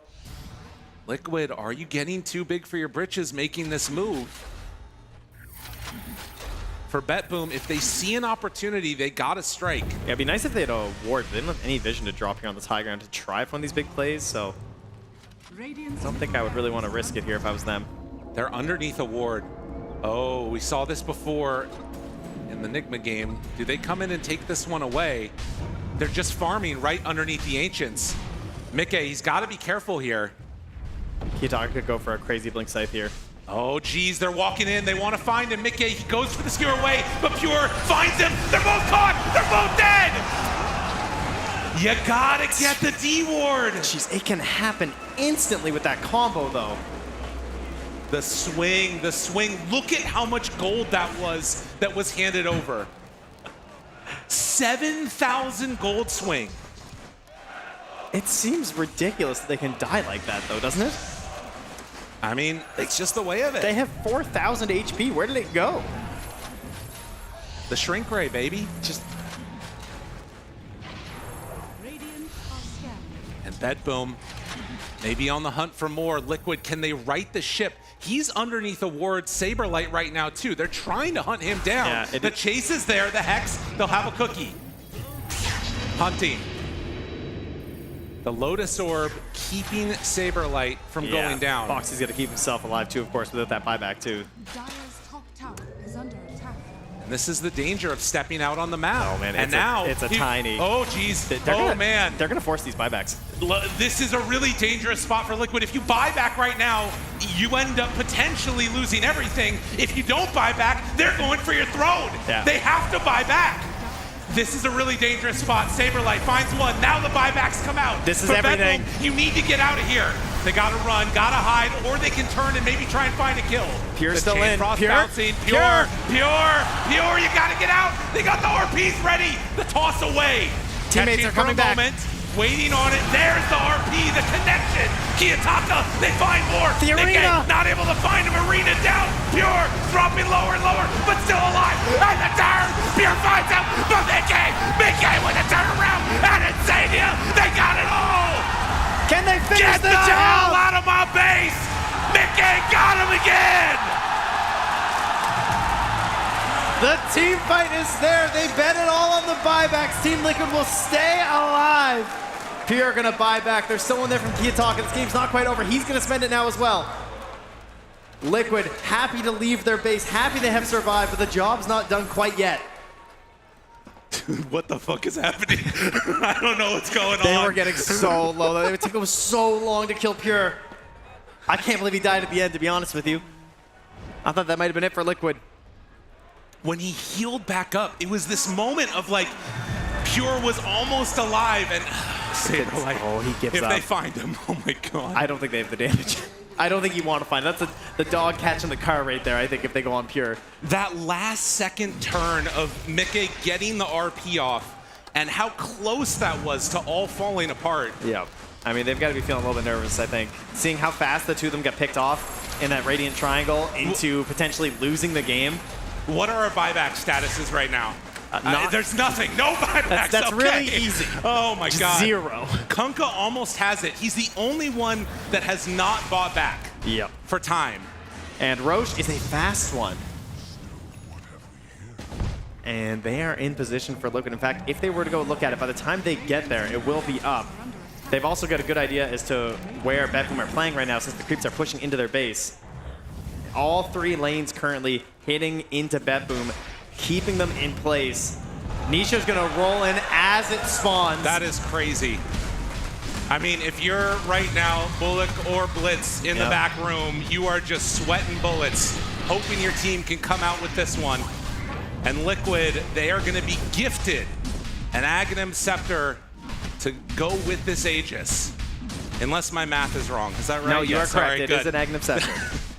Now, who to, though? I mean, Mickey's been pretty sweat. Oh, yeah, Mickey wants it. He says, I've been good. I'm going to be even better now. Put it on my shoulders, team. Cracks the fingers there. He's getting ready. I'm not going to lie. That is a lot of buttons to press for Magnus. It's just one more. It's okay. That is a lot of buttons. You just roll your face over the keyboard at this point. It should work out fine. There's a reason he's first pick material. We're also getting now up to the 60-minute mark, tier 5 neutral items. How many times have we seen teams this tournament just Why get is it to always the stage? liquid? That's what I guess it's liquid bet boom. We should have known. You know what? You're absolutely Yeah. right. These two squads, it just ends up with some magic at the end. Save, aging by the second here. God, more saves again. How many times do I have to do it? And this is also the moment when, like, you kind of want to wait a little bit for buybacks, I feel like. I mean, one or two mistakes and you're out of it. Yeah, for Bet Boom, the play is to stay near your Ancients and just camp them under the ward, right? That's what the mistake was from Liquid last time. You just stay here and play. Then when 60 minutes happens, you have some Ancients to get. But as Liquid, it's very beneficial if you can secure them into the base at that timing, right? That would be the dream. Yes. Foxy's making a call like, let's go all the way around, go to the Wisdom Rune area, and play from there. It's a bold call. Insania says the same thing. He says, hey, they're all here. Yeah. The other option, of course, is pressuring. Like, if you've pushed in the bottom lane, someone has to respond. This is the other window where I wouldn't mind seeing some Ancients get stacked in a second so you can get those 60-minute items right away. We're at Midas territory, honestly. Yeah. Like, that could be a viable choice here for save. He's instead thinking about a refresher, but I think if he went Midas, I wouldn't even hate that. They're not going to have a long time to get these neutrals. And I'm sure everybody's aware, but it gives you instant neutrals, Yeah, which is why we're saying that. Miro shown. He pulled that creep. The base drops whenever these blink-ins happen, and it's a moment when everything just gets a little scary. 20 seconds to go here. Oh, jeez. Here, pause. Has to warm his hands up. Terrifying, this game. Like, I'm just watching it from the outside in. These players, I don't know how they're keeping their minds straight. So much riding on just a few keystrokes. Yeah, to be clear, 31K gold lead means absolutely nothing. It's good. They have an advantage, but it is so much of this is just how the fights start, you know? Don't think it's over just because of this lead. Right, and the buyback status is the most important thing, and nobody on Liquid still has it. They're about to have it back up, but won't have it for gold on the two supports. So realistically, if you wipe here on Liquid, the game is over.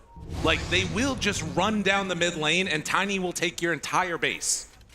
He most certainly will. He's very good at that, turns out. Oh, Liquid. Roshan's banner planted. They know they're here. Kiyotaka's in a dangerous Kiyotaka, spot. Mickey. He's crazy for that.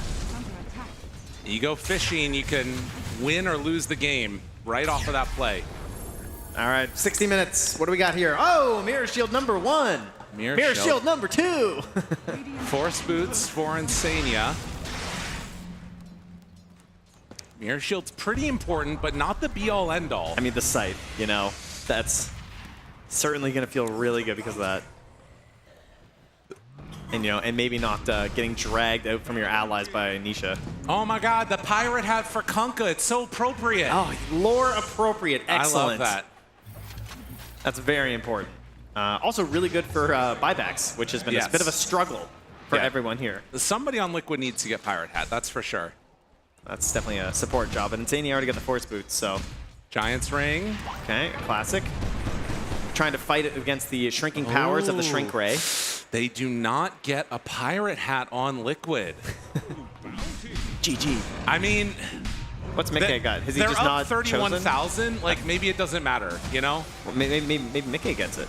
Oh, that's true. Think about that Magnus. RP, stats into pirate hat. Force boots. Wow, how dare he pick such a good item instead. I mean, that's such a good item right now. Yep. That's everything that you want. So, 32,000 gold lead. I mean, eventually, if you pirate hat enough, Yep. You'll You'll start catch cutting up to into that. this. Yeah, that's right. But it's gonna take a while. The good news for Liquid is that their buybacks do come up first. So there is a theoretical window here in 40 seconds where, you know, they have buybacks, their opponents don't. Right. But at that point, the Aegis is also gone. So that's partially why there hasn't been a huge rush here. Mickey is still, am I reading that correct? 2,250 gold away from buyback despite having 3,000 gold. Okay, now he's only 2,000 gold away from buyback. That's kind of crazy. Yeah, he'll get there. It's gonna take him a little bit of time. You know what would help him? What's that? A pirate hat. That's true. When you're right, Trent. No doubt about it. All right. We also have the magic lamp. Not something we get to see all too often, on Kiyotaka, which is kind of cool. So perhaps that will be the big save. The hard dispel and 1,200 heal. I find it hard to believe that he had a spell prism and didn't choose it. I feel like magic lamp is like, I mean, it is really, really good. I guess it's one of those, you know, you keep yourself alive via having this item. But still, that extra cast range would be super valuable. A Book of Shadows for the Lich, so more save for this guy. And night vision. That's right. Can't forget that. So 63 minutes in, and again, only 1 Rax remaining for BetBoom. The other problem that this team probably has on Liquid is that even once you get mega creeps, I don't think it secures you the game still. You never go high ground here. I mean, you can go high ground, I guess, eventually with another Aegis or something, but I would want so much before I'm going high ground as Liquid. They have such an advantage when you're out on the map like this. If they can just move as a unit, place down wards, have this threat of just being rolled on, speared, scythed. You wouldn't even know it, though, with the tension in the air here. Am I right? That's right. It's one of those things that, like, at least for me, both teams are probably going to dodge as much as possible, but there is always that chance, particularly with, like, Kiyotaka, I feel like. Considering where he's been at and how he has to push out these lanes, it can get scary. I'm just impressed that they had Side Shop guy. Yeah. That's his job now. He's moved into just being graphical asset for when there's no kills. Hey, playing around a big rune. They jump in, they toss back. Nisha, BKB, turn, punch. What do they got in the tank? Mickey trying to find somebody here. He gets got. Off to the side, and there it is. Saberlight, second arena. Mickey? The kisses from on high, open for him. They find Kiyotaka off to the side. The Giant Ring, Nisha, still taking toe-to-toe against Kiyotaka. Nisha bailing back out. Pure is bought back. Only 1 death so far. They find Nero with a second round roll. Disruption coming from Save, keeping him alive. Roll in, double kill. Kiyotaka, what's he want to do? Back up? 2 more buybacks. Are they going to try and chase this on BetBoom? I mean, Pure bought back. He wants to see if he can find something, but there's no scraps to be had. Nisha, he's thinking about going back in. He's threatening with a roll here. This would be everything. If they could find Pure. He's got 13 stones, but he's not going to use one. Just letting him know that he could if he wanted to. Well, now, as Liquid, there is a win condition. You kill Pure 1 more time in the next 7 minutes. They can end the game. Every fight, my heart is stopping watching Mickey. Feels like he gets like stuck on the side there, kind of locked down by the Kunkka a little bit. The Chain Frost is coming out, but then he just flips on that Satanic and everything's okay. I also love that he's keeping the ninja gear too, right? Oh yeah. For these moves around the map. Try and keep them guessing. It was nerfed, so you can't swap it while you're smoked. Good choice, by the way. But still has the threat here. So many different buttons to push. This bottom lane is pushed out pretty far right now. Dire scanning, seeing if anyone's sitting on this high ground. Pure, remember, that's the win condition. Looks for one, finds him. Kiyotaka already caught. Nisha's on Pure. With the ice pad down, there's no way he gets out of this one. And now, hunting, Nisha tries to survive, rolls out, but Pure blocking his way. But now Pure, he's in trouble. He's alive! The Chain Frost doing a lot of damage. Liquid, they retreat. Oh my god, Nisha, Liquid's monster manages to escape. I cannot believe that he got out of that one. All right, another buyback, another win condition here. Can they do it? Liquid are just picking them one at a time. This is exactly how you want to win a game like this. You don't want to just like run in as 5 and try and do the whole fight at once. You want little scraps, little pieces. Pure, and Pure, now Pure, the ward, Pure, the ice path, Insania, he finds his man! Is this enough? Pulls him back in, the RP, he gets the BKB off. There's Book of Shadows. Still trying to save him, the Book of Shadows is pretty good, but he gets hit by a second ice path. Now Magnetize going out and the Mortimer's Kisses. The supports comboing together to start to take him down. Pure in trouble. Pure, he's gone. Liquid, they find their man. They just throw spells at him. A couple more toss. And a huge victory for Liquid. And BetBoom, they have to do it without the Tiny now. Everyone is still alive here for Liquid as they come to the high ground. Insania leads the charge. Kiyotaka throws out a Hex, backs away. Saberlight, BKB, catch onto Miero. Disruption, save, turn, Ice Path, Macropire down. BetBoom, you're in trouble. Nisha finds the kill onto Miero and now going forward for more. 2 arenas, but only 2 heroes left on the side of BetBoom, desperately trying to save their base right now. Kiyotaka, he's got to do it all here. Katomi throws out a few more stuns, but the spear, it connects. That's the connection for the kill. Kiyotaka's in. He's going Kiyotaka's down. in trouble. Kiyotaka, he's dead. And with that, Liquid send us to a game 3. The last minute belongs to Boxy. That ward in the mid lane, spotting Pure's move, the Ice Path to start from Team Liquid. Insania and Boxy, the 2 supports, doing so much work to just end Pure's game there. He's trying to run away, but there's just kisses flying through. They just slowly chip through that big old boulder and take away any chance for BetBoom to claw back. What a nice, patient way to finish this game from Liquid with the lead they had. You think always that it's going to come down to the cores getting big combinations, but it's Insania with just like a random Ice Path manages to connect onto him, and then the follow-up from Boxy, who has played so well throughout this tournament. Too easy for Boxy. That sign says it all right there. They know. The fans are here. They're witnessing it. And I'd say it was all that cheering that probably brought them back. Wouldn't you? Absolutely. The cheers from the crowd push them towards victory as we go to a game number 3. We wouldn't have it any other way. No, I wouldn't. And no matter what you think about Liquid, you cannot deny the fact that game for game throughout this entire lower bracket run, they are showmen and entertainers, because I am on the edge of my seat every single time that these guys are playing. And this game was no exception, Stormstormer. Yet again, Liquid clutch out a win. Yeah, for sure. I mean, they bring up a good show. I mean, William himself, like, he even says his team is just entertaining the entire crowd, you know? Like, he's taking a second job, I think, not just coach as entertainer as well. But yeah, insanely crazy game. I think, once again, like, BetBoom brought such a sick show, and they owned the early game, like, for honestly a big part of the game. But Liquid clutch out the game in, like, a really good comeback fashion. Yeah, this is another one of those Dota games where you could rewatch the replay over and over and just get so much out of it, because every fight was so intricate from both sides. At any point, either team could have won the game. I feel like anytime you go to these like 60+ minute mark games, neither team really thinks that their strategy worked. Like, there's no way Liquid is playing to try to make games go like this, but I'm sure they're glad that they've done it, because this is exactly what has gotten them to the point that they're at right now, is this tenacity. Yeah, I mean, the opening is just like the early game, the mid game. Like, both teams have their own strategies. They kind of like did what they are supposed to do, and when it comes down to late game, it's just about who gets the start of the fight better, who clicks buttons better, like who gets on the, like, especially for Liquid, they're trying to get on the Tinker as much as possible with the Earth Spirit, and those are the things that are going to change the way the game's going to go.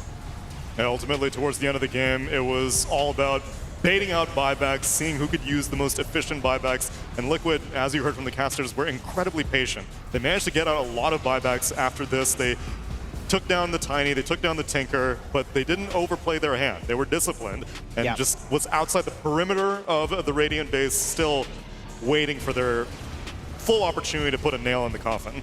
Yeah, for sure. And I think this is like the big thing you have to watch out for this team, because once again, what I said at the beginning of this panel, like, when you're leading for the majority of the game, it is not enough. You have to be strong the entire time. We could see in one moment, even like BetBoom was in a really, really strong leading fashion, and they got impatient in multiple moments. There's one moment where Kiyotaka has the Aegis, but mans him a little bit too much, goes on the right edge of the map, dies first. And these moments, Liquid just capitalizes on. They're not scared to look for moments to come back. And this is why they are a tier 1 team, and that for a super long time. So, yeah, I would say, I mean, it was an incredible game, and BetBoom, like, I think they have to get a little bit more patient. Yeah, I think, like you said, this is what makes Liquid a tier 1 team. Every single player on their team, at some point in this game, had some sort of clutch. I mean, Mostly, it was the Mickey show. I feel like we're not going to be seeing Magnus again in this series. Yeah. I don't think that hero is going to be allowed through for whichever team, but he had some really big RPs. We had Insania forcing in and ice pathing to start fights at like 70 minutes into the game. Nisha surviving at 10% HP in plenty of fights. Boxy, he pretty much solo killed Pure with his ult in the very last fight of the game where he didn't have buyback. And then Saberlight, in almost every fight, he was the one that was actually going in first and setting up for Mickey to hit the big RPs. So every single player on the team had a spectacular performance. Yeah, like Jakiro and Snapfire late game, they were just like the long-range artilleries. They're just throwing spells. I think they kind of felt like they had more scaling when I compare that to the Lich and Shadow Demon, which it was kind of a lot harder for the Lich and SD to do their job in the late game when everything is so chaotic. Overall, I'm yet again seeing Boxy whip out these supports that most other teams have fallen out of love with. We saw him playing the Hoodwink earlier in this tournament. Now we're seeing this Snapfire that no one's really going for, and I'm wondering, does Boxy just make it look that good, or are these heroes a little bit more viable than I'm giving them credit for? Which, also on the topic of heroes that are infrequently seen, now that you've seen the entire game, Stormstormer, what do you think Kiyotaka's plan was with this final pick Tinker? I mean, I think the plan worked out really well in the early game. They were leading once again for majority of the game, and honestly, Liquid in their own minds, they also got very impatient in the early game, I felt. Like, they overdove a little bit. Saberla had a rough start. I mean, we have to think back a lot, right? This was 60 minutes, 70-minute game. But like in the beginning of the game, like Bedboom was leading and Liquid was overdiving between the mid-tier 1, they were diving at the bottom gate, and every move went well for Bedboom. And I think that mainly comes from the Tinker aspect actually. Liquid was stressing a little bit, oh guys, Tinker is farming, we have to do something. It can be a hidden impact. But yeah, it is a little bit of a special pick because once again you pick something very out of the book. They could have just picked the casual pure 24 hero that carries the game, but they decided not to do so. And I think now that game 3 comes, will come around the corner, I think they will go back to their more common strategies. I hope so, because it has brought them a great deal of success. No need to go off the beaten path, but maybe it was we have a one-game advantage. Let's put on a show for the people in the audience. Let's take out the Kiyotaka Tinker. But the show was returned, especially in the form of the offlaners, as we take a look at our Acer Predator head-to-head for this game number 2. Yeah, going back to what Daniel mentioned about like Bedboom being like the team that had the lead in the majority part of the early game, I think it also came down to Miro with his item build. He had an early pipe compared to what Saberlight was going for. He went Dagger BKB, so they kind of used the pipe really well in the early game to kind of mitigate a lot of the damage coming out from Earth Spirit. And towards the late game, I think both players showcased a lot of insane team fights. I think Saberlight has been the one that jumped and initiated a lot more fights, whereas the Conqueror, he's more like waiting for the fights to happen and trying to counter-initiate for his team, you know. A lot of crazy fights in there because of the two offlaners from Bedboom and Liquid. And this was a question that I asked you in the draft, Stormstormer, about what you think Kunkka's place is now that Torrent Storm is gone. Is he as much of a formidable team fighter? And I think, as you suspected, it's not really the case anymore. I mean, he worked for the entire early and mid game, I think. But I do agree with Winter. I think the hero at some point just falls off because Kako spells always have been like more of an issue once enemies get more items, when you have BKB, all this kind of stuff. I think for the timing that they got, it worked out beautifully, and I think it actually, like, the draft itself looked good. I just generally think that Bedboom, in the moments when they had the game, they gave too many openings for Liquid to come back. And hopefully they can maintain resilience because it is elimination on the line for both of these teams. So let's close out the series in style as we get ready for game number 3.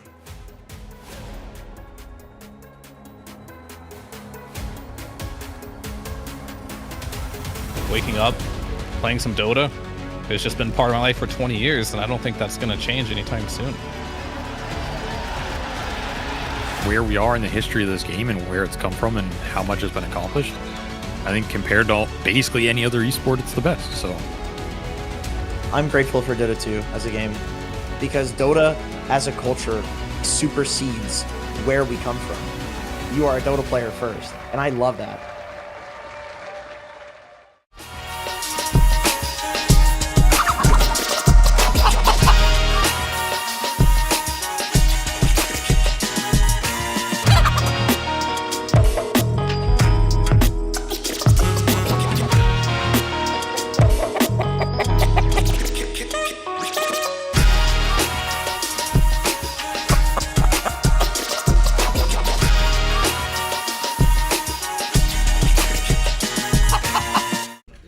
Falcons get another 2-0, and Amar gets one more word of all chat in at the end of the game.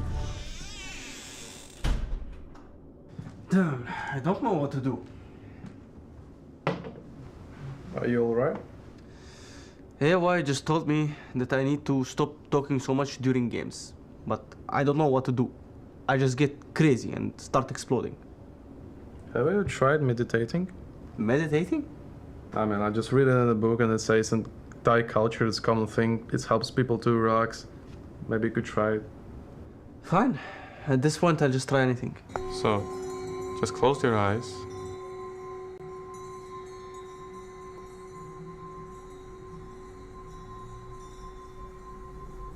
Take a deep breath in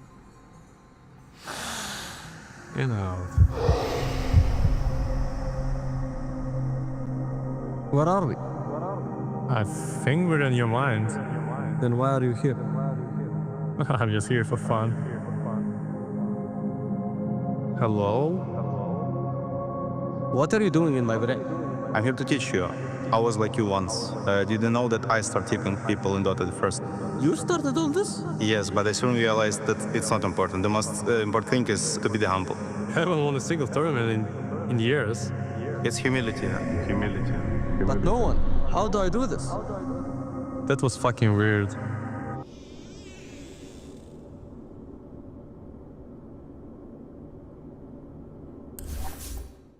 Well, I learned nothing from that. I love tipping. I will not stop. Paparazzi? What are you here coming to teach me now? Am I gonna just keep getting players over and over again teaching me stuff? What? 好好学着点。 But you know they're speaking now. 我从来不在比赛中说话，不和对手多话，连队友都不交流。AME 上次抢了我的服，我一句话都没说。Wow, and you play like this all the time? 没错，你只要你别说话，别说话。 Wow, these visuals are quite realistic. I really feel like I'm starting to learn something. Is that Curtis? I think so. What is he saying? Don't be misguided. Don't take their advice. I shouldn't stop trash talking? Follow your instincts. Do what you feel is right. Stop listening to his calls, guys. These guys are fucking idiots. Listen to me. Path to success will soon be revealed to you.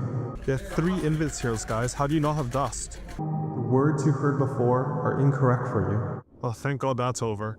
Everyone report Teal for communication abuse. Now I can finally relax. Wow.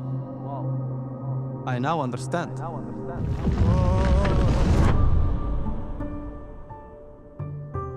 Thank you so much, AY. I really appreciate your support. What are you talking about? I will never stop tipping, all chatting, and trash talking, and even on Twitter for the rest of my fucking life. Ugh.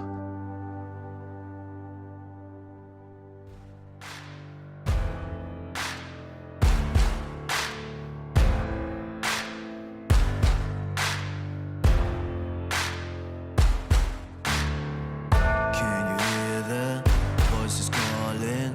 Longing for your dirty souls, the wolves are hauling. Can you hear the voices calling? Do you feel how they are dragging? Waiting for a second to push you to your limits, going strong and feeling better. But do you feel them? Can you hear them say?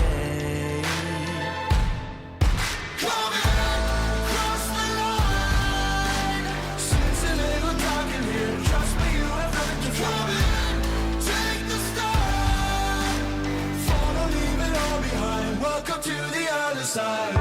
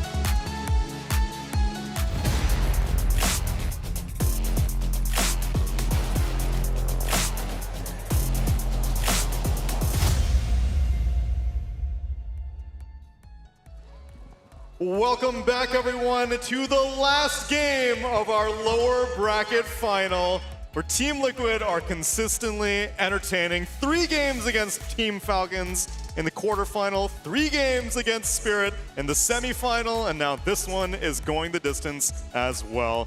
A good way to commemorate basically the second to last series of LAN Dota in 2024. It's been a hell of a year. It has been, yeah. And this is going to be the concluding match of the lower bracket final. So, and then there's one more to go. So it already feels like a grand final in some way. It's the last best of 3 of 2024. I mean, Team Liquid, I have to say, the way that Mickey played in this game on this Magnus was insane.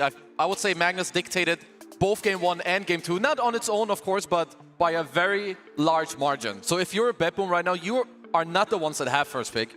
Do they want to show us a different opening to it? Because I would also say, why couldn't you pick Morphling in the last game to like close out the phase? Because they're going to ban it anyway, so if you run it back, I'm at least hoping for a stronger approach against the Magnus.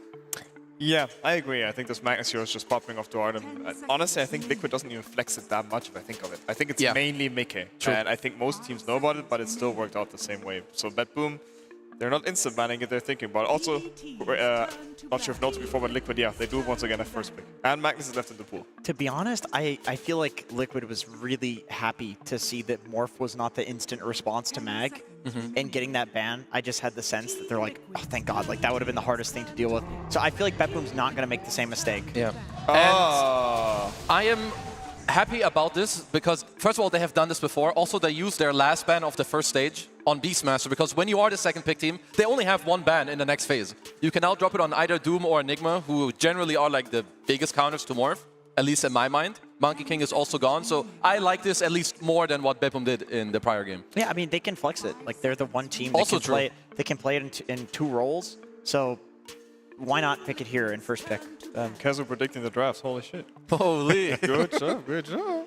Yeah, I mean, actually, Morphling stats are not that good, 6 to 10, but I think, yeah, for BetBoom, it's a bit of an exception. It is a flex, as Jenkins mentioned.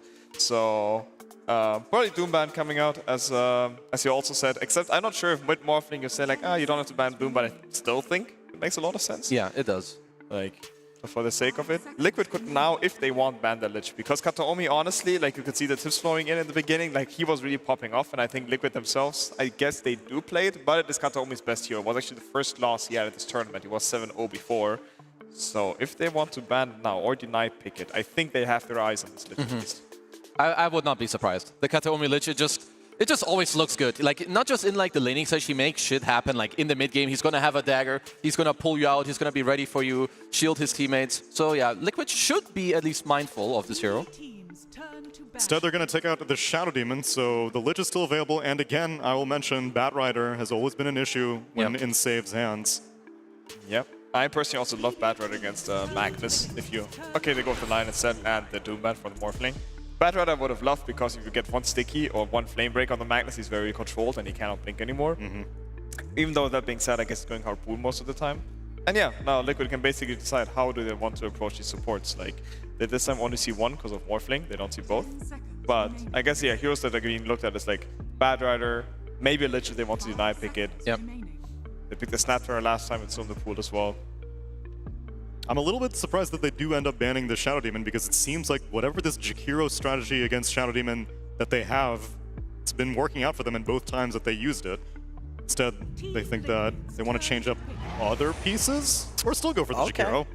Maybe they just think that it's really good with Magnus. Yeah, especially as a carry, because this is the lane that they ran last game. Yeah. They changed it up a little bit as well. They go for the Hoodwink this time instead of Snapfire. So, slight adjustment. I think they still were worried about the laning stage, because Saberlight's lane actually looked really bad at the beginning on the Max Snap lane. So maybe this Hoodwink they want to go a little bit safer around. I mean, it's just very good follow-up supports. Magnus and any type of initiative will love to play with these heroes. I don't want to overemphasize on specific heroes, but Liquid Enigma is one of the last heroes, or one of the more heroes left that would be very good against Morph. So I could see BetBoom like try to keep it maybe a bit more open. You could be looking at a Dawnbreaker here, because your draft would be fairly flexible. You know that you can play your Dawn on 1 and 3. You know you can play your Morph on 1 and 2. Or if they don't want to do that, someone has to man up and you go for a different core. Okay, they go for the Timbers. So this Timber is also a flex, I guess, between Miero and Kiyotaka if needed. And they have the ultimate last pick, so they can meet, well, they can put it wherever they want, whatever they prefer. And yeah, basically now it comes up if they want to pick the Enigma you've spoken of on Liquid. Yeah, unless, do you feel like, is there a pick that you can go here where neither Morph nor Timber want to go mid? Like as a mid pick? Well, maybe it's not reliable anyway, because it could be Morphling +1, they can still pick a mid. Yeah, so it's not that easy to even like commit to that idea. They could just head with the Earth Spirit again, because once again they want one more melee with Jakir and Hoodwink. Yeah. They obviously prioritize it on Liquid. They played it a lot now on Nisha the last couple of days. And if they don't pick it now, it will get banned. So in my mind, Liquid is thinking now, do we pick Earth Spirit or can we delay it by one pick and pick Saberlight's hero first? Yeah. I also see a Mars again, just because the supports on Bedboom are like really vulnerable to the Mars arena. Even though the lane I'm not so sure about. Okay, they go Tide. Yeah. Okay. Yeah, this answers the problem that you said, which is the laning phase. This does very well against potential Morphling carry. But like you guys were also saying, there can be a Morphling mid and then a Timber off lane. And then, you know, Tide is playing into a Timber at some point, and it still feels really good. It is such a nasty draft for Bedboom, really. Like, I love it, honestly, when I look at it. I thought, like, yeah, they need some more lockdown, but honestly, it's crazy that they can still pick all 3 core roles on Bedboom. Yeah. So if they want to, they probably can still pick a comes to Tidehunter. And yeah, Liquid is thinking like that as well, and they ban out the Ursa now. Maybe they follow up with a potential, like... Okay, yesterday they won against, actually, Slark. Yeah. They won against it, so they might not ban it this time. Yeah, I think Tide plus ranged for like Hoodwink is just so strong with the Gush plus right clicks and a Blightstone. But yesterday the lane that Spirit also played was Slug plus Ogre though, and the line just kept hitting and hitting and hitting. This time it's a Lich. Yeah, so that looks much more offensive, so maybe Slug is still a pick, but probably Liquid as a radar. Even then also, pure Slark impresses me a lot more than Satanic Slark. Other Slarks, yeah. Like Satanic is more the, I mean also your Morph, Medusa, I wouldn't say Slark is like, you know, his S-tier hero. And Slark Lich is also just an incredibly strong duo. Like, run somebody down with Slark hitting them with the Frost Shield and the Lich slow as well. You can often get like 2 of those off in a chase down. So here I would be very surprised if the Earth Spirit just does not get banned. I'm not sure about the Morphling against Earth Spirit match on mid if it's that good for him, but I think Earth Spirit is completely fine. And I think Nisha just literally popped off in all these games. Yeah. On it. Like, to me, this is an obvious ban. Yeah, because it is also nice, because you already mentioned they kind of want, like, I think having a strength melee guy just makes a lot of sense, not just for your supports, but also versus their supports. Like, they have instant lockdown and some damage, but if you're some tiny Earth Spirit, it's not that easy for, like, these Lions and Liches to end up killing you. Yeah.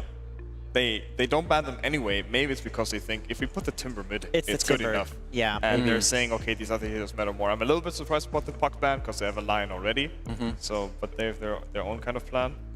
So yeah, Earth Spirit is still in the pool. I just feel like that's like the obvious one. Yeah, maybe these bans are just more because, like you were saying, to keep it open, that your like Timber could potentially go mid, you know, and like then you can still like pick an offlaner, or that you can put the Morphling into mid to still put the Timber in the offlane and pick a new carry.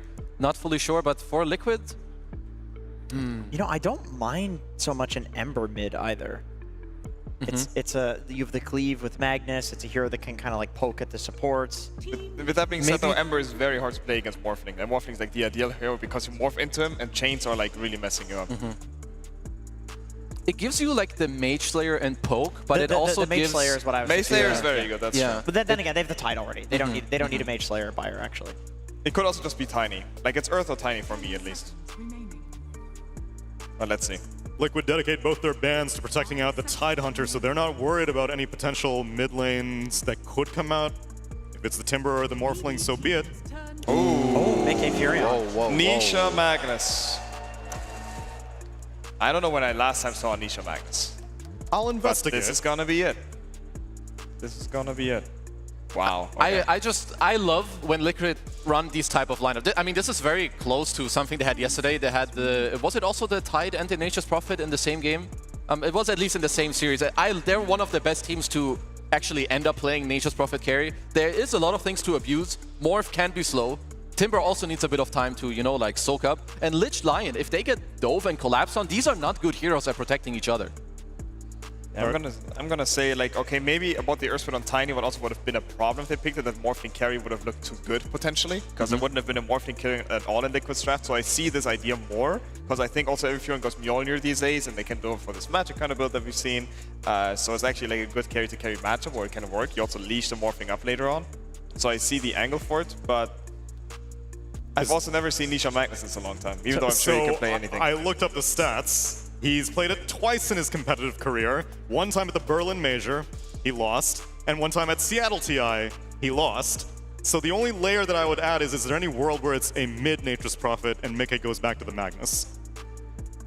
I would say there's possibility. There's a possibility, Yeah, that's why true. not? I mean, why actually not? Look at how many Furion games he has.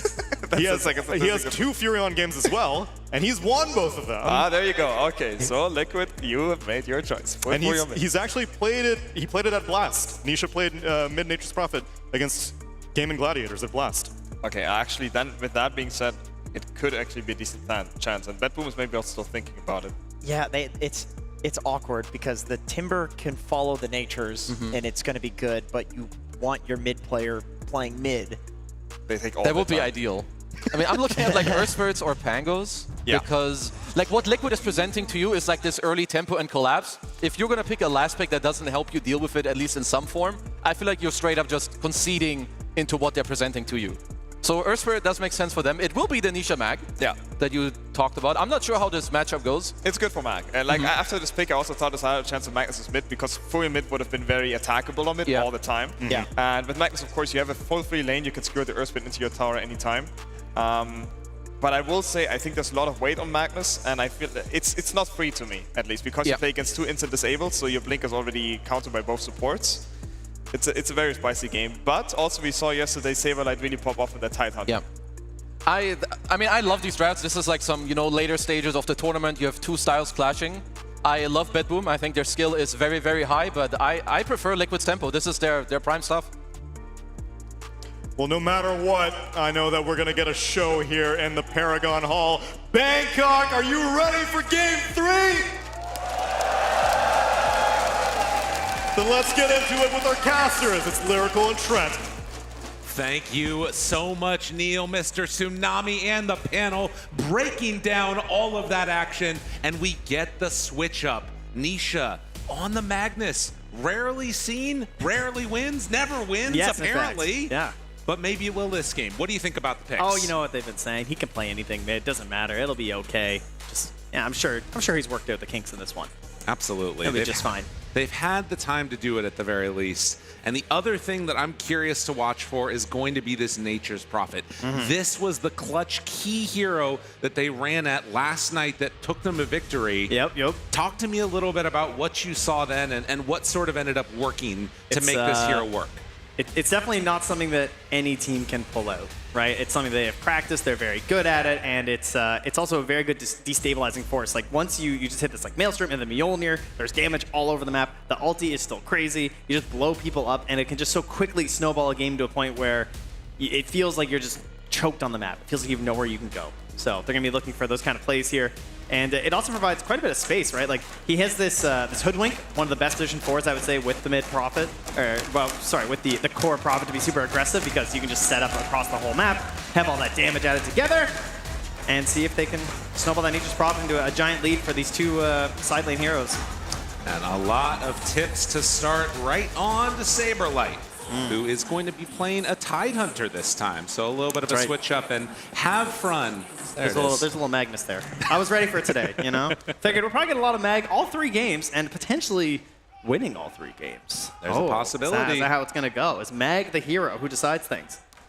I mean, it definitely has felt like when you get a hold of this hero, it just provides you so many different ways to enter into a fight, to follow up, to be the first point of contact. It's all good.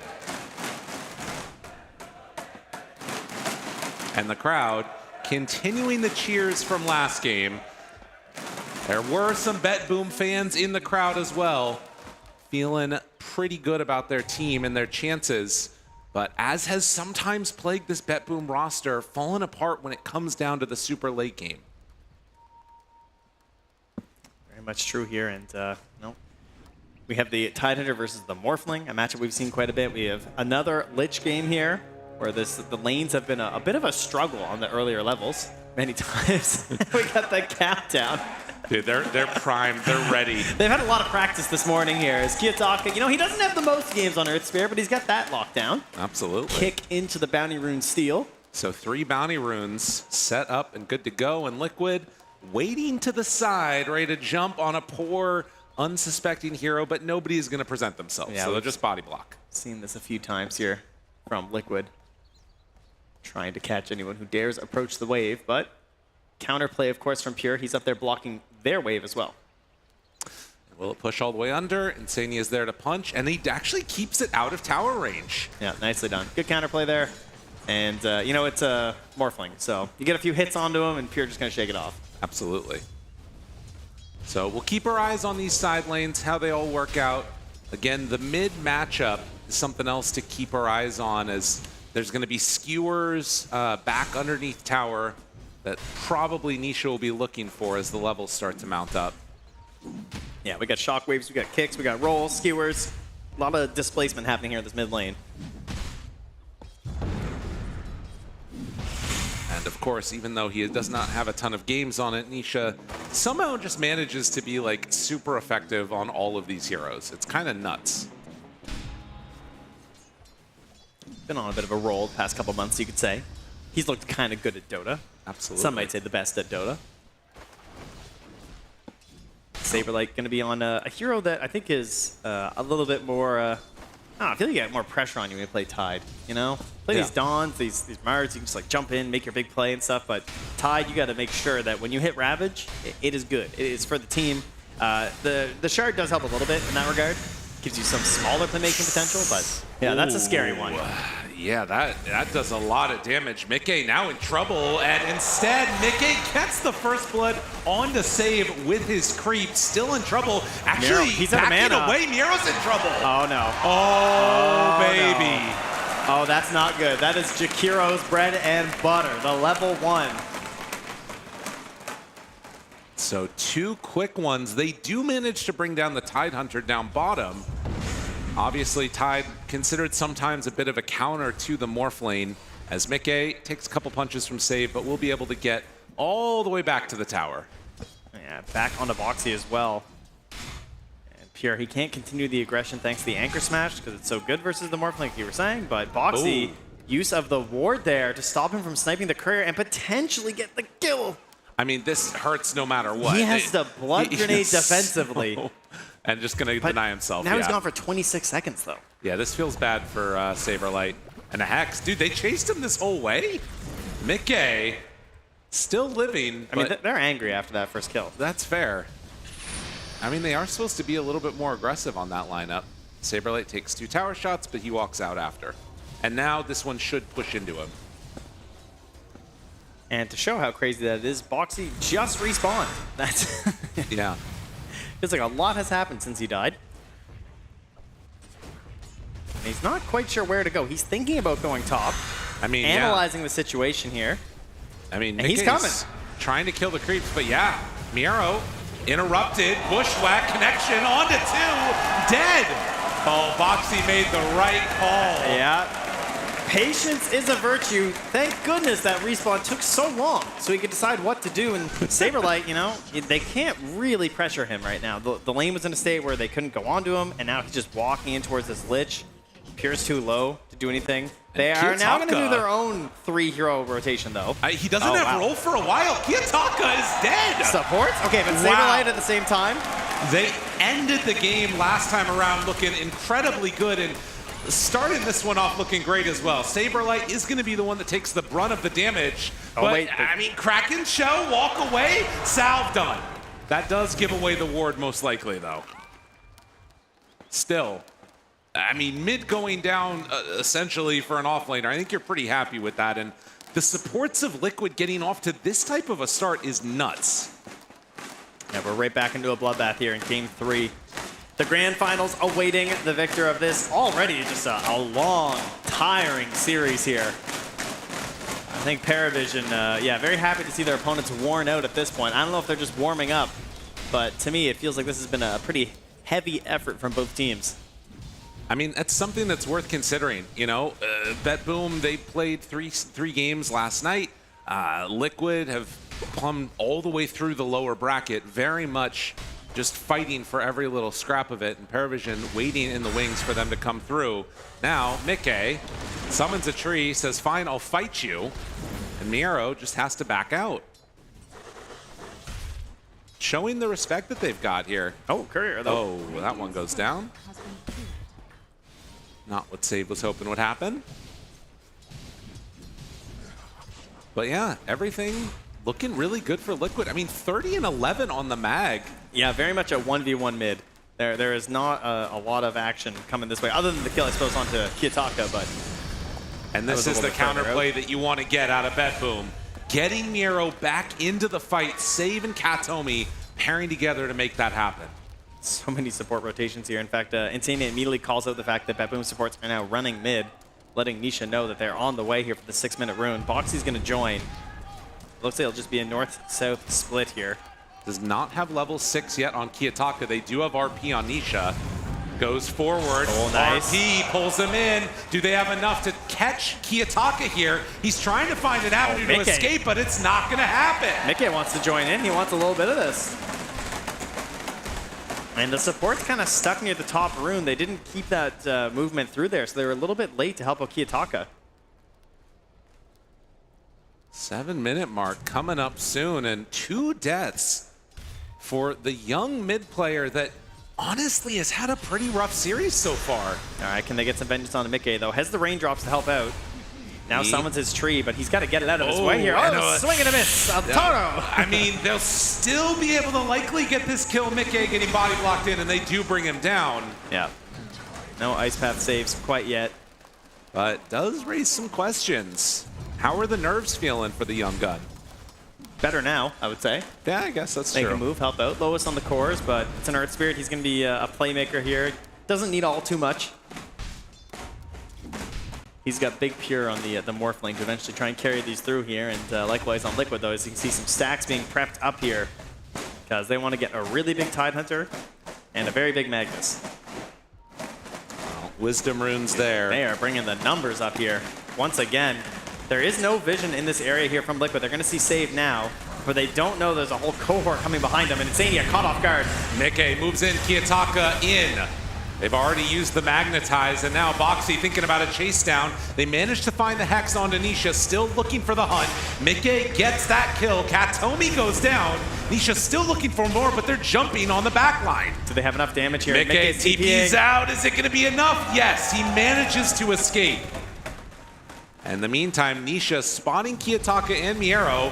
They're going to go for the bigger kill, but they end up breaking that one down, actually. Can't quite link it together there. Nisha, all right. Kiyotaka, Insania, trying to get aggressive, has the Invis rune to interrupt. And that will be a bottle refill, at least, for the Earth Spirit. Swarming behavior from both teams. And some stacks being found by the Jakiro. Yeah, they're going to move in for these. I mean, Boxy kind of brings over Nisha, but now Radiant Heroes joining a smoke up here, looking for the roll. Insania's going to pop it with his Invis rune. Now starts with the dual breath. What a start. Save found. The instant disable, but the RP onto 2, onto an Ice Path. They take down Save. Boxy still in trouble. But look at Chucky is stuck up there. How'd you get there, sir? Yeah, I think he knows. Okay. Insania finds him, and he's just forced to roll away. Mickey's TPing in. And thinking about taking this fight, Kiyotaka now in trouble. He throws out a stone, but every move so far has not really worked out perfectly how they want, and Liquid, 2,000 gold lead. Yeah, just at the 9-minute mark here. 10-5 as they lead in the kills. Boxy gonna get these tranquils done so we can just stay on the map and stay aggressive. And we have not looked bottom in a very long time, but Pure is still doing his job. Farming away on the Morphling. Saberlight, same thing on this Tidehunter. He's not been required for any of these moves. He's still just 0-2-0 and hitting creeps as now Ice Path opens up on Miro while he's trying to get Boxy.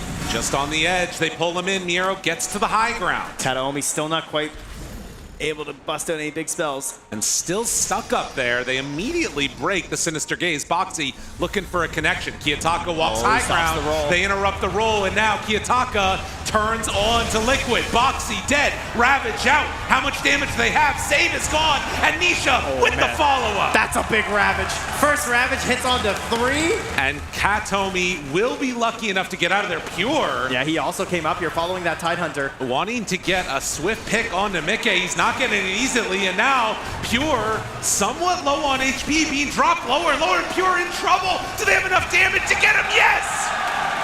Liquid will not be deterred. Apparently Saberlight won't either here. As he continues to chase. The ulti finally coming through. The Wrath of Nature takes down Katomi. They're just coming on too quickly. This is just what they do with this hero. Their Nature's Prophet, it's chaos. It is total panic that sets in when you play versus this. And they love these aggressive heroes. I mean, Boxy is just always hunting. He's in this tree line all the time. Misses the bushwhack onto Kiyotaka, and they can't quite stop the roll. Shades of MVP Phoenix back in the day. An 11-minute mark now with a 4,000 gold lead. Liquid just playing some caveman Dota. They sure are. And Nisha wants to keep that going with the early Blink Dagger, which I like to see much earlier than Mickey's. He wants to be the aggressive Magnus here as he finished up a stack. That'll give him the gold for the Blink. They can immediately smoke up after that. Still just level 5.5 on Boxy. He's trying to leech a lot of this XP so he can get the Sharpshooter, but if you think, Blink on the Magnus, Sharpshooter, Wrath of Nature, people are just dead. There's no surviving that. No, nothing would really keep you alive. And BetBoom, I mean, they need to find some way kind of back into this, it feels like. Marrow is barely finishing up these Ancients. Imagine a Ward and a Wrath of Nature just coming in at the end there. But he knows his limits. And how to BetBoom try and play around this now? It feels like it has to be the Earth Spirit, right? Yeah, he is your initiator here. That guy. Speaking of which, he's initiated. He definitely is in. He's in there. I just saw Darth Insania has also joined the squad, putting that hood up. Sees the power-up potential here. Ready to move. Oh, the crowd. You just get that feeling, Trent. Yeah. And Boxy, he wants to keep it rolling. And they find him. Save, nowhere left to go. The Hex, but the dual supports and the Nature's Prophet, they're all there. He's hasted, he wants more. Oh my more. God, he wanted it all. And now decides, fine, you know what, I'll just go for you here. Second time's just as good. Insania with the chase will be able to find him. The Hoodwink is there too. Oh, there's something depressing about being the hard carry in these games too. Like you're sitting in this bottom lane, you're hearing the crowd cheering, you're seeing these gray portraits at the top of your team, you're just thinking, eventually, I'll be big enough, I can do something. But he is so far behind this Nature's Prophet at this point. It's really crazy. And the Tidehunter now even. And you just can't feel that safe either on Pure because you know if you're ever caught unawares and like a Hoodwink catches you out, there's so much burst damage on this lineup. Liquid, this is the best start to the game so far that they've had in this series. And BetBoom struggling to get anything going at this point. Yeah, Kiyotaka's trying to figure out what the choices are here. He's thinking about building a Spirit Vessel, but I don't even think that solves many of your problems this game. It's not really a incredible Spirit Vessel game or something. Well, and more important, oh God, Pure. Waveform, trying to get away. Nisha's right on him. They were so ready for that one. Right, Chain Frost. The Bushwhack, Chain Frost, creating some separation, but the Ice Path, everywhere Pure goes, he's getting surrounded. They don't have enough damage to kill Pure, but now the Ravage, that should be enough to take down these supports. Okay, they've spent so much. This is your fight, BetBoom. Although, maybe a chance, an opportunity. Nisha trying to back away. Save gets turned on, and Nisha goes down. But they also kill Miero. And now Saberlight, he takes out a double. Kiyotaka's doing a lot. They need everything here and a bit more, but it's just not enough. The prioritization is too good from Liquid. Mickey gets in there and he immediately starts burning down this Timbersaw as fast as he can, right? Because he has so much damage right now. And they used a lot of spells and they hadn't quite cleaned anybody up on BetBoom. You can actually see a moment where they can maybe turn this fight around. If Miro gets the spells, but look at him. He's just dying to Mickey. Oh. He is almost full mana. He's trying to get in here, trying to spam all these max level spells, but he's got nothing in the tank. He just goes down and then that's the end of the hopes. And this is really the fight that you needed to go well for Kiyotaka to get into this game, try to accelerate his farm, buy that space for Pure, and it's just not happening. he falls further and further behind. Yep. And like now he's got Spirit Vessel's almost done, but that's an item that doesn't do too well when you're this far behind. Save. That says a lot right here. That Saberlight can stand here and stack this camp, and he does not plan on leaving. I would consider that a bad sign for your game. That boom. So many struggles, and Liquid coming up with all the right answers. Dude, his shard is done? There's a shard for this Tide? Oh my god. I thought he was nearly finished it. It's already on the way. So yeah, now Kiyotaka has even more problems that he has to contend with. Being able to find that immediate anchor, it's just really going to cause issues in this game for him. Oh, Boxy, smoke pops, Saberlight looking. Save. Creating some space for his team, but they don't quite get him there. Save on the run. Is he going to escape? I don't think so. Miero, now he jumps in. They got to be careful. They get him with the anchor, and now Kiyotaka, he wanted to salvage this, but leashed up, turned upon, right-clicked, dead. Buyback from the Lion. Save trying to come in here. Can Pure clean up this fight? Oh, He's you got to get something. But Nisha waiting, jumps in! RP! Are you kidding me? Nisha, he found the perfect angle. Can we get another anchor? He almost salvaged it, but the anchor is there. Pure was so close to breaking the blink, and Nisha got there quicker. Down to the depths with the Tide Hunter here. They make you think that you have a chance in these fights. You know, they extend a little bit far, and you think, okay, this is it. We bring them in. They're so close to our towers. We have these buybacks. We can fight them. But they've always just got like one more spell that they're going to hit on you. And Nisha, rather, the full stamp to finish this fight. Watch that hit. It was so close on Pure to breaking it, and maybe that fight goes okay, but no luck. He's like, I like this hero. I could play some more Magnus, I think, you know? Dota's best when you're having fun playing it. And they are certainly having fun right now on Liquid in this game 3. And for BetBoom, not having fun. No, this is a tough one. This is where you really got to dig deep.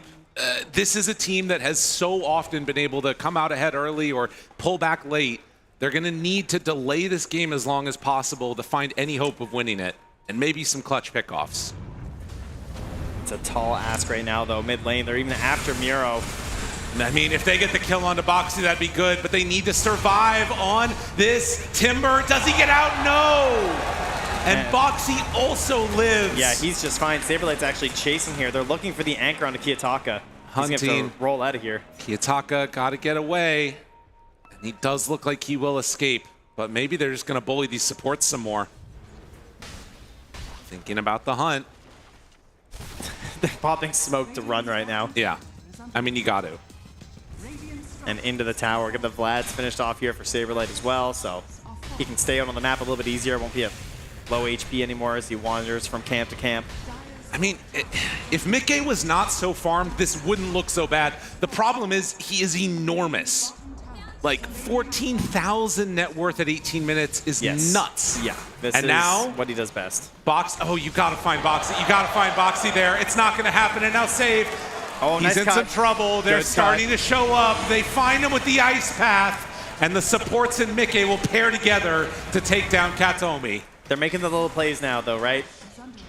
Save, he had the quelling my blade. God. Okay, all right. They got him again. Kiyotaka, they pull him in, and Boxy is there.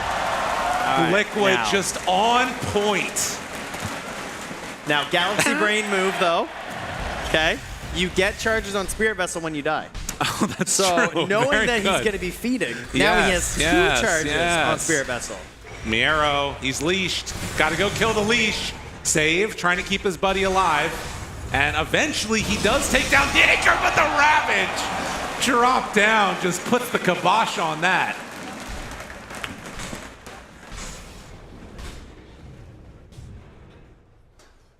Man, it's been a while since they've been picking up any valuable kills, huh? Whew. Since anything has happened, really.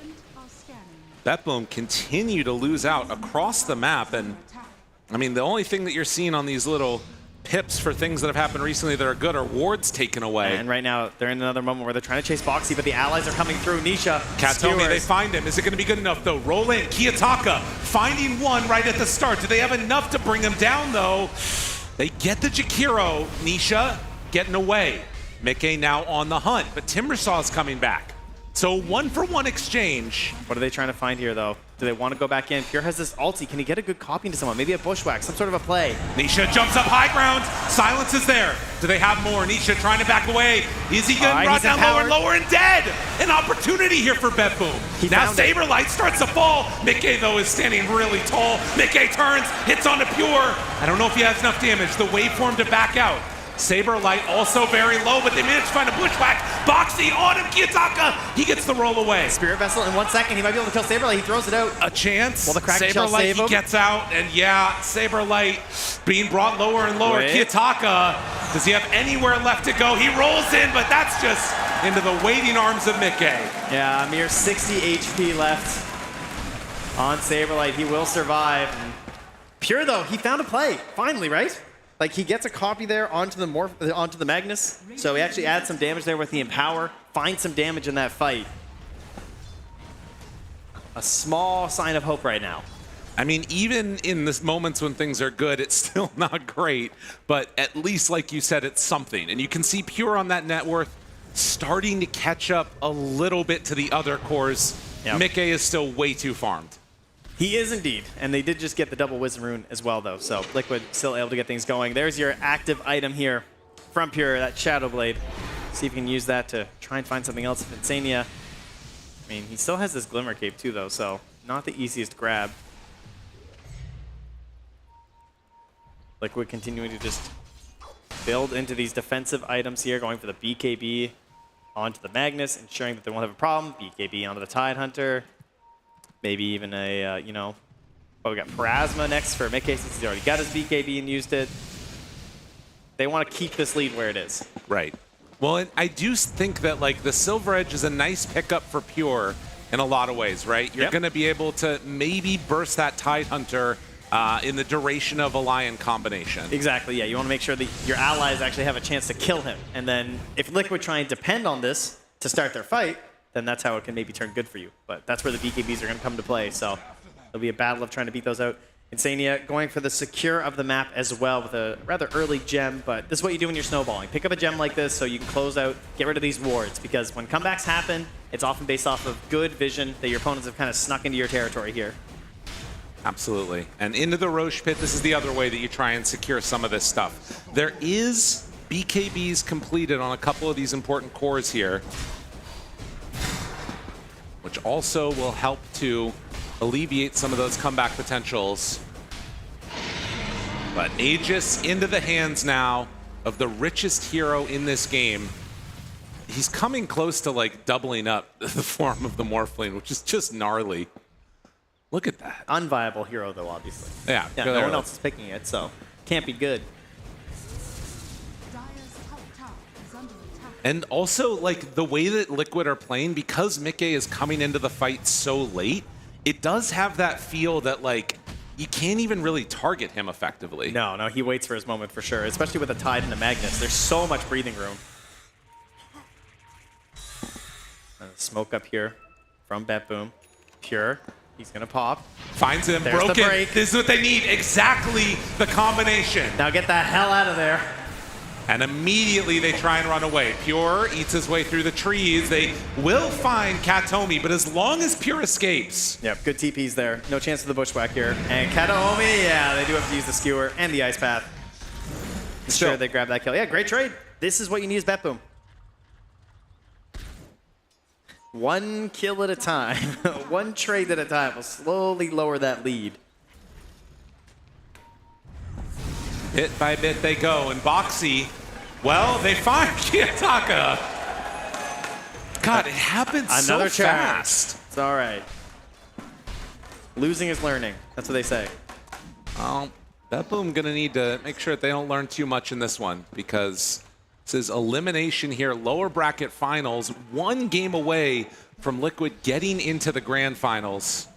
Make all the difference in the world. Pure's hunting again here. Insania gonna lose this Glimmer Cape. Save. They find him with the ice path, and Nisha is there. And another pick. Pure gonna be very happy that that Skank text on this line, and they took that as the kill. Right. He was kind of in a dangerous spot here. Now just lurking here, waiting for a spot to farm. He is going way to the backside. Yeah, this is what you have to do. I mean, you're just buying time to maybe find a couple pickoffs with the Lion onto the Tidehunter. But with the Aegis in hand, it's really hard to make anything work. He's even going to get the Mantis, though, to cut the wave, too. Maximum farm. That's going to let them know where he's playing.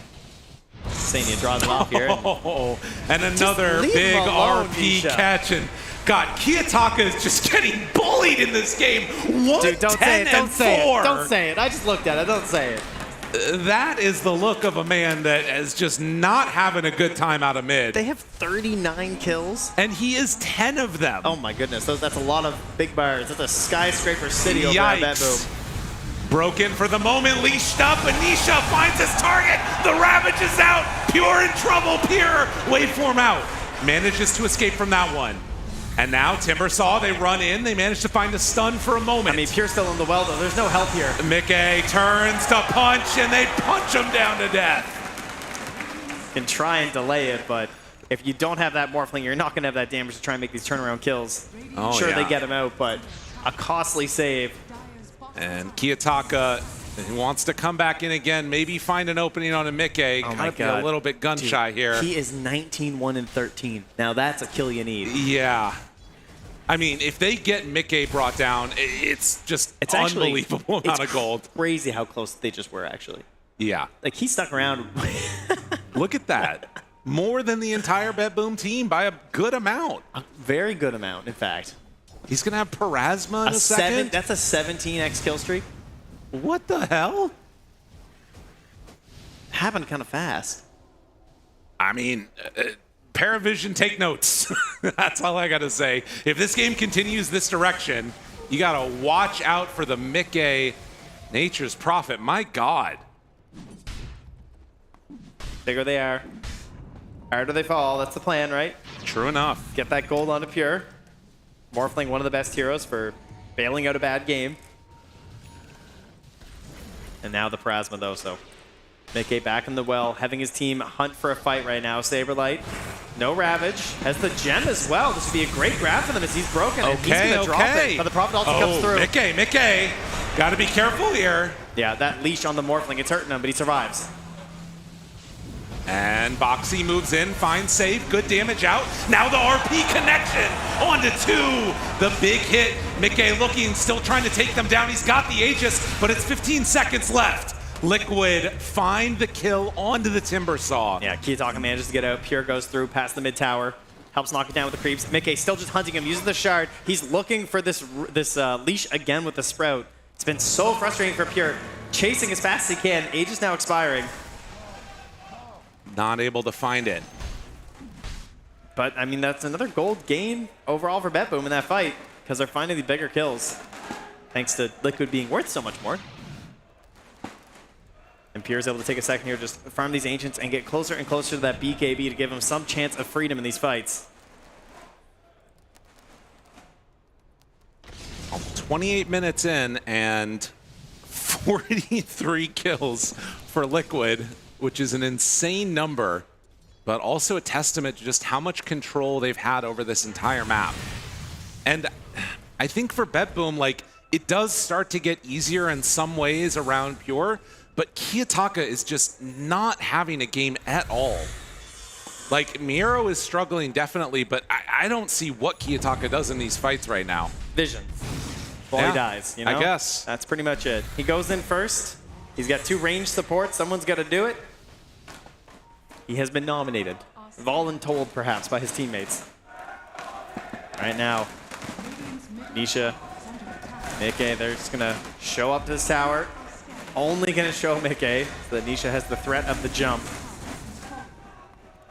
And Nisha, you know, he's getting a little bored. He wants to go for something here. There's creeps up front. They see things.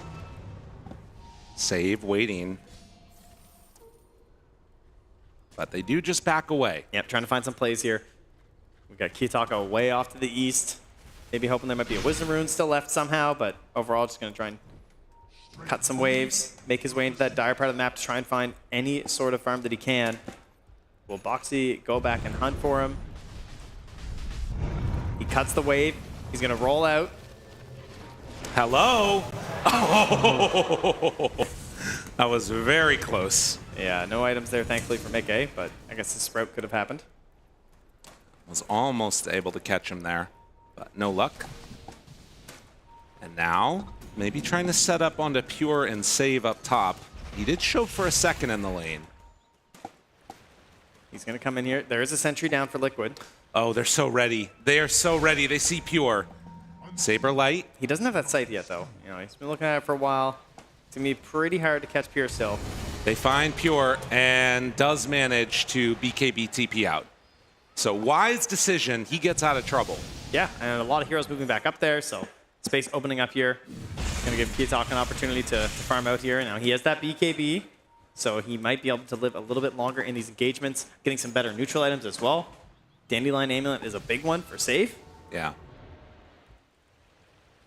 Could give him an opportunity for a blink that you might not have expected.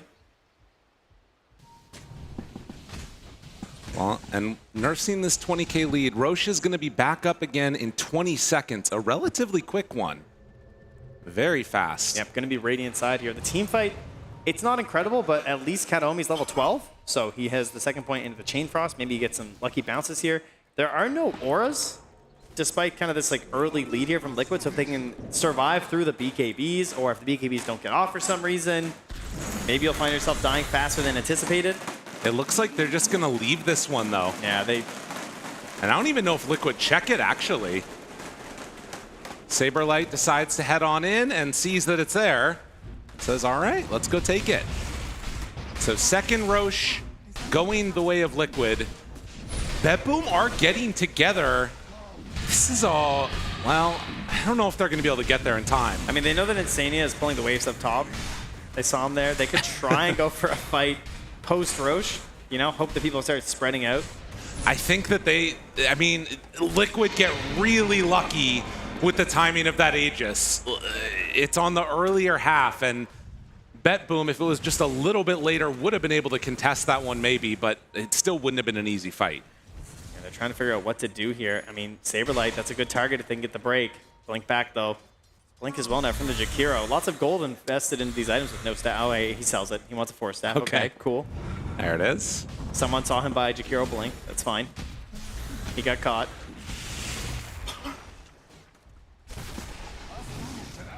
So man, they do put the Aegis on Mickey, of course, with his gargantuan kill streak. Right. And he can be a little bit more aggressive now. He doesn't have to wait until the fight is fully developed at this point with the RPs and the Ravages. Now he can sort of feed a little bit as a bait. Ooh. Haste for Pure. They do start to set up here. All right, Nisha. Maybe an opportunity to catch out the mag. Jump forward, Hex, Finger of Death. Damage out and gone. That's Morphling. There now it is, though, Mickey the shows up. Oh! 3 shots him, and Pure able to get away. BetBoom making something out of nothing. They are finding these trades. This is what you have to do. Well, BetBoom, you know, they have been in a game before where a team with a 20k gold lead has lost at 30 minutes. Now, I won't say who it was with the lead that lost, but they were in that game. We're definitely so in that game. So they know it's possible. That's right. But Liquid, are they going to give him that opportunity? I mean, this is also a team that at times has struggled to close out games. Oh, Kiyotaka gets the roll away. Safety first here from Liquid. Back to go. But that's time off of this Aegis, where you feel like you're in full control here. And of course, the hunting Morphling. Pure, you know, doing his best Slark impression here. That was one of the heroes that was banned out as a potential good choice for them this game. Hopping onto the Morphling. He's trying to do the same thing. Senior retreats back.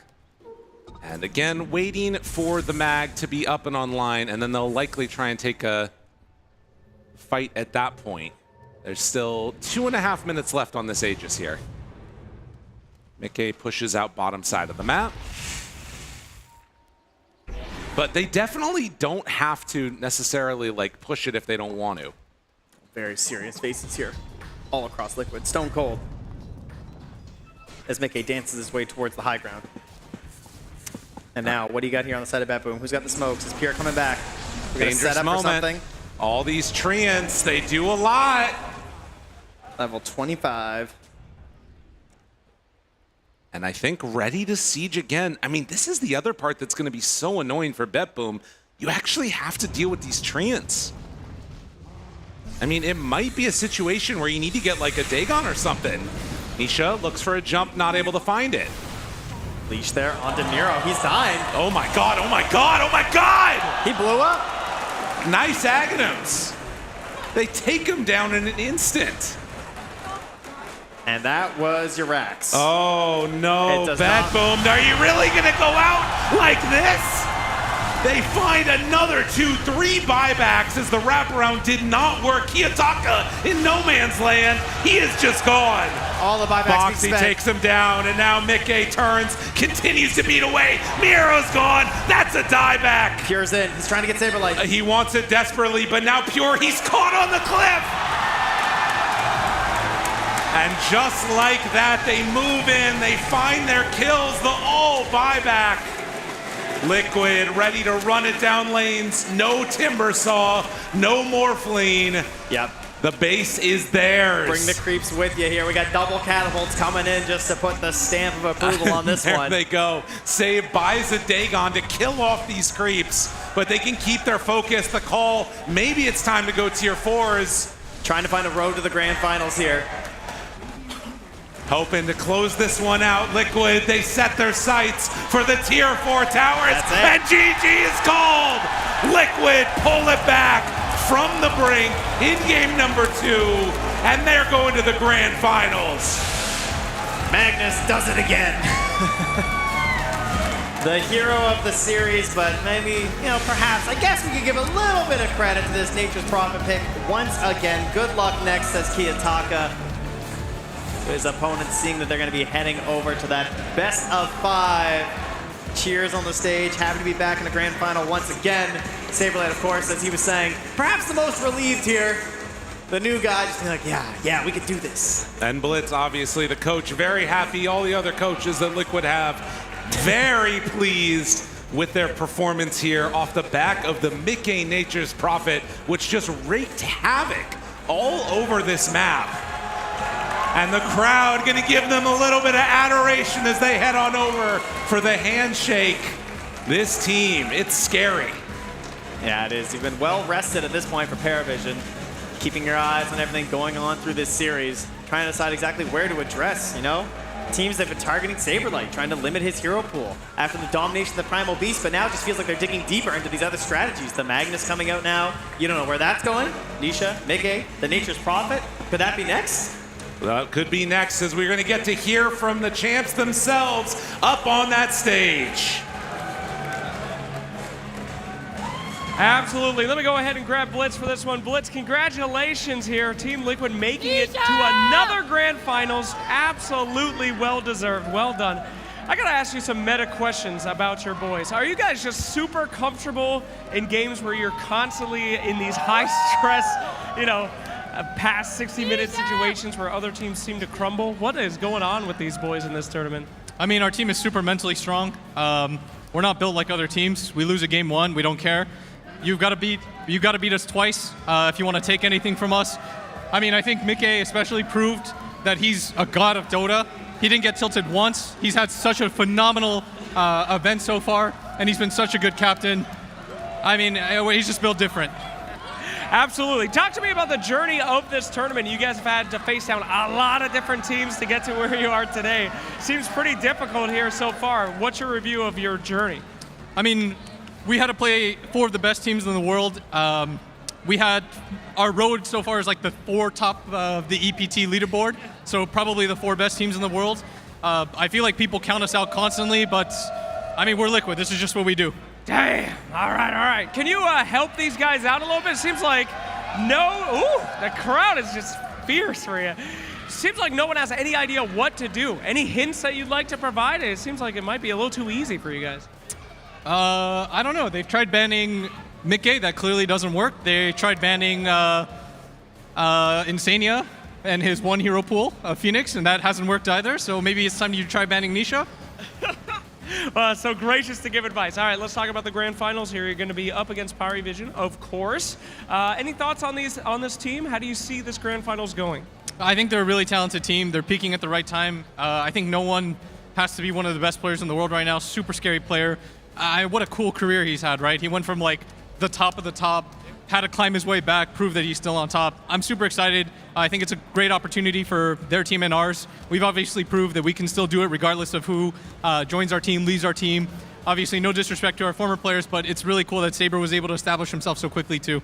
Absolutely, and my last one, anything to say to this crowd who has been absolutely screaming your name as we head into the grand finals?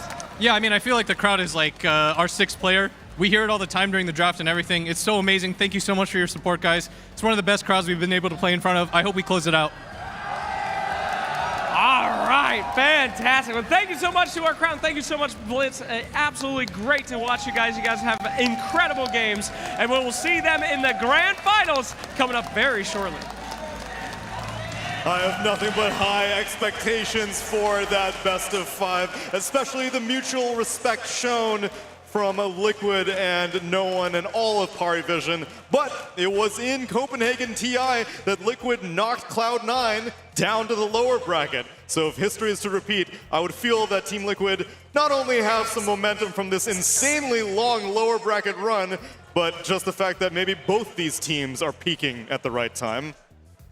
It's just honestly like what they've shown in this series, and even all the other series like yesterday and the day before and then the day before that, they're like back in terms of how fast they're playing, what they're doing. Like Boxy goes around, he's back to like his most free motion that I've ever seen. He's gonna be here, he's gonna be there. If you're not ready for their heroes, if you're not ready for their style, they're just gonna straight up destroy you in the game, Mr. Jenkins. And I feel like their style is very heavily influenced by Saberlight, which I really like, because this is exactly what they did with 33. It took them a few tournaments. It took them like half a season to really get used to playing with this guy and, you know, turn into this like mechanics / strategy based team, which now Tundra is. Like Liquid is the best team. Liquid is the best team at integrating a new player into the team and playing around their style. Saberlight is extremely chaotic. You have no idea what this guy is thinking or what he's going to do, and that's exactly how all these Liquid games have played out. They're the craziest games that I've ever seen, and it's no surprise that Saberlight is one of the craziest players that we've ever had in Dota. The guy's just insane. I love what you just saw. While you said that, he fist bumped himself on camera. Boxy let him down. Getting denied by Boxy. Like, they just enable this guy. They do this with anybody they get on the team. They truly do. Yeah, I mean, it's really nice to see this iteration of Liquid. Like, for some reason, the identity of this team still stands. They're doing this entire lower bracket run, and they just claw their way back. Like, they show this resilience. I have to say, the early game, like many times, like it looks like holy shit, they have to claw their way back. But the thing is, like Taylor actually managed to do it. So that's why they're so scary. So Parivision watching all of this, they're already getting ready. Of course, they are fresh and well, they don't have like a 3-game series behind them, but for sure they're going to be a little bit scared, I think. How much stock do you put into Blitz's claim that, well, they tried banning out Mickey, doesn't work, he's a god of Dota, tried banning out Insania's one hero pool of Phoenix. Do you think you start trying to ban out Nisha? I mean, it's hard because we did the analysis before, right? He played Magnus's game and he had 2 competitive Magnus games before. So would you ban Magnus's game because he can play Magnus? Okay, sure. Like, good luck, buddy. That's such a bait. It's a rough one. It's a rough one. I mean, it's one approach, right? But I'm sure they're doing the prep on Parivision, but just a treat to watch. Honestly, what else can I say? And I love that also Blitz in this interview is so humble about it and openly saying that he respects the opponent's mid laner. I think not many interviewees like this would, well, just be that open about it. I think when Nisha is playing like this, banning him out, trying to ban him out would be a complete mistake. This is that genetic freak behavior that I referenced Quinn a few days ago. He said Nisha can play a hero he's never played before and play it to like 99.99%. Which is incredible. Percentile good, which is insane. Nobody really knows how he does it. I don't think it's worth banning him out. I will say though, Mickey, when he gets last pick Furion, it can look like a really hard Furion game, and it's something about the tempo and like the way that Liquid understands playing around this hero. It turns a series from a competitive series to just a complete stomp. Yeah. It's like, it seems like they're a completely different team when they can get this hero in a good scenario. And that's why I love the way they draft. It's not like, oh, I have last pick, I can go Morphling and then 1v5 the game. They build off of each other. Like what their heroes can do, they can now play even faster with the Tenacious Prophet. And like you're saying, he will go 20-1, 10-1, like whatever. But they play off of each other and their tempo so well that, yeah, you know, Mickey has so many haters. I don't see how or why. He can carry on Anti-Mage, he can carry on Nature's Prophet. He makes it work. So honestly, the haters, you guys got to take some L's. And the whole time he's captaining and drafting all of it as well. Yeah, I'm just shocked that they kept so much of this in their pocket because their group stage was troubling to say the least. And now they're flexing Magnus, picking out this Nature's Prophet that no one's doing, the Hoodwink that Boxy's been whipping out. Where was all of this like 4 or 5 days ago? Well, Blitz keeps mentioning how his team, he thinks they just overperform when there's a lot of stakes on the line. And he always feels like his team is just straight up a different team when they play the group stage or something. Just chilling. It must be true, right? Because like every single lower bracket, they're just like sweeping through it and people are overplaying. Like all of their teammates, overplaying in a positive way. I mean, they all are doing more than they even have to. Like even in this last game, you could see the support rotations in the early game. They completely carried the game on their backs. Like Boxy especially, like with his TP's rotations, he killed like 3 or 4 heroes in one rotation with 1 TP. So everybody in this team is just really shining right now. They're elevating right now, and as a result, not only do they get the privilege of making it to the best of 5 grand finals at this event, but they're going to be making it to our next 2 EPT events at Dream League Season 25 and ESL One Raleigh, because they have now dethroned Team Spirit as the top 4 teams. Top 4 teams on this leaderboard get a direct invite to the next 2 ESL events, and so far, I think that Liquid and all of Western Europe are immensely relieved, right? Storm. I'd like to congratulate both of you. OG and Avalanche will have a lot easier of a qualifier, not having to play against the TI winners. Good Thank job, God. Liquid. Let's go, Liquid. Out here. Handshakes all around. Keep it up, well Jenkins. done, boys. Well done. Easy EO quals now. It opens up a lot of space. Eastern Europe is going to have a lot more struggles, though, because now they have to deal with Team Spirit, who is going to have to qualify their way to Raleigh and Dream League. And Meswa is still sitting comfy with Falcons taking up that slot. And if you're a fan of any one of those 4 teams, then I highly recommend that you start looking into getting tickets to ESL One Raleigh. It's a couple of months away, sure, but these are the teams that you will be seeing there for sure. Dota's back in the USA, and if you want to have a similar experience to what everyone here in Thailand has been seeing, have you been seeing the games on display here? Surely you want to be a part of that in the future, so we'll be looking forward to your attendance if you want to see any of those 4 teams or any of the other 8 teams they'll be qualifying, such as Avalis and OG, right? Of course. Hopefully, yeah. I will be there, guys. He's going to be there. Big promises. And a 3rd team, the North American team, of course. Yeah, is gonna Fart Studios, Fart yeah. Studios will qualify. Oh, yeah. Lock that shit in. Looking forward to playing against you, Jenkins. I'm sure you are. You should be. Another one of those teams that is guaranteed to be making it there will be BetBoom Team, but unfortunately their journey ends here, and we have Slack standing by for an exit interview. Thank you so much. I am here with Pure. Pure, quite a run that you guys had at this event. Not the first team to be knocked out by Liquid. There's a lot of them here today, but how would you rate your guys' run so far? I know it's probably a downer to go out right before the grand finals, but it's been a heck of a run, wouldn't you say? I mean, I wouldn't say so. We only won Falcons in the upper bracket, so that's it. I mean, yesterday we weren't supposed to lose those games against Pari. I think against second game was ours already, then we threw it. And it was fair enough that we lost the series in the end, but today I got the feeling like that I cannot really lose any game in Dota.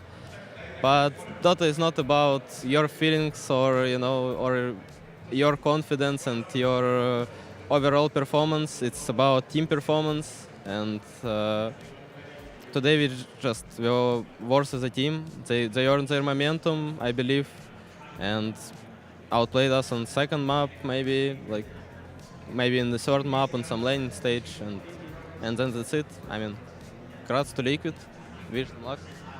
Absolutely. Well, any lessons to be learned, do you think, from that series and your guys' time here? What do you think the team could improve upon to do better next time? I don't know, but just more stable place. Just do not fight in some random places, do not force some random shit, and basically you're gonna win. But some people always want to, to do something. Some people always want to save your bro, if someone's dying, you gotta try to save him, and it's not really working, and you always gotta play with a cool head. Yesterday, maybe we lost our control of the game because we were playing, like crazy, and that's what you get in the end, I guess.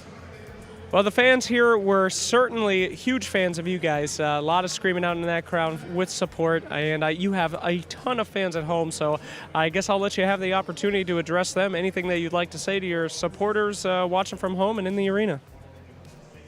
I mean, thank you guys for rooting for me, as I always said. It really keeps me, keeps me high, keeps me going, and sorry for losing today, guys. I'm gonna try to play even better and try to win the next tournament in the next year.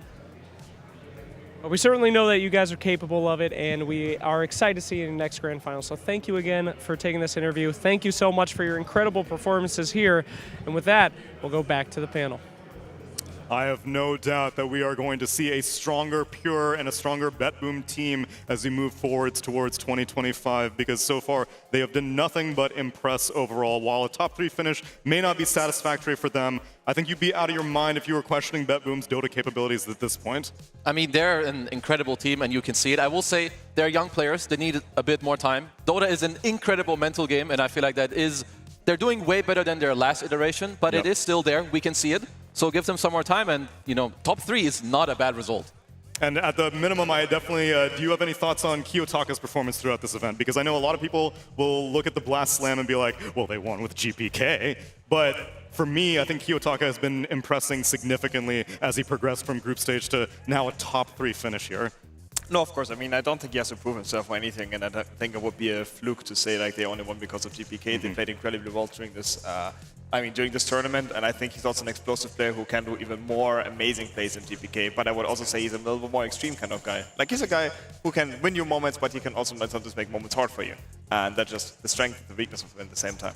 At the minimum, it was at least very, very fun seeing him unleash his Tinker. Maybe a few balance patches, and that hero will be lighting up the stage. And we will be taking our leave from the stage, so I want to get some closing words from each of you as we pass it on to the grand final panel. Kezu, in a best-case scenario, is this one of the last times that we'll see you on panel? Most likely, at least for a bit. Hopefully I'll make it to tournaments with OG, but in terms of being a talent, it should be one of my last ones, at least for the foreseeable future. Okay. So, there's that, but it's a bittersweet ending. Love all of you guys, but we'll have to see what the future holds. But for the grand finals, I'm honestly, in terms of Team Liquid, they are looking so good. I feel like if Pari aren't taking great notes of what just happened, they could be in for a rough time. Jenkins, any closing thoughts on your ESL One Bangkok experience? You said you're coaching OG? Yeah. I'm going to miss you, buddy. Love you. I'm going to really miss you, man. I think I'm on the grand finals, actually. So. He doesn't need any thoughts. Yeah. Save your thoughts. Save them for the next one. And Stormstormer, it's been a pleasure having you guest. How's your experience both as a player and as a panel stand-in been? I mean, first of all, thanks for having me, of course. And as I said in the beginning when I joined this panel, really, this event has been a true treat, and ESL has treated us players really greatly. So thanks to ESL as well for this great event. And yeah, it was a pleasure to panel here. I hope the grand finals are going to be as exciting as well. Actually, I have no doubt. And of course, I wish Kezu his best in his career, even though I hope you're going to suck against us. That was my line. I was waiting to say that. There's 2 slots, guys. Don't worry. You can both have your cake and eat it too. All right, true. Okay, I will Truce. 1 and 2. Let's go. Okay. You own Tundra, I own Gaiman. Easy. Okay. And what if you both don't qualify? Well, then we Suck both. it. Then we both. Then I think I won't qualify. Okay, good luck for Studios. Save those outcomes for 2025 because we still need to wrap up the final best of 5 of 2024. Shiver will be walking you through the grand finals of Pari Vision versus Team Liquid.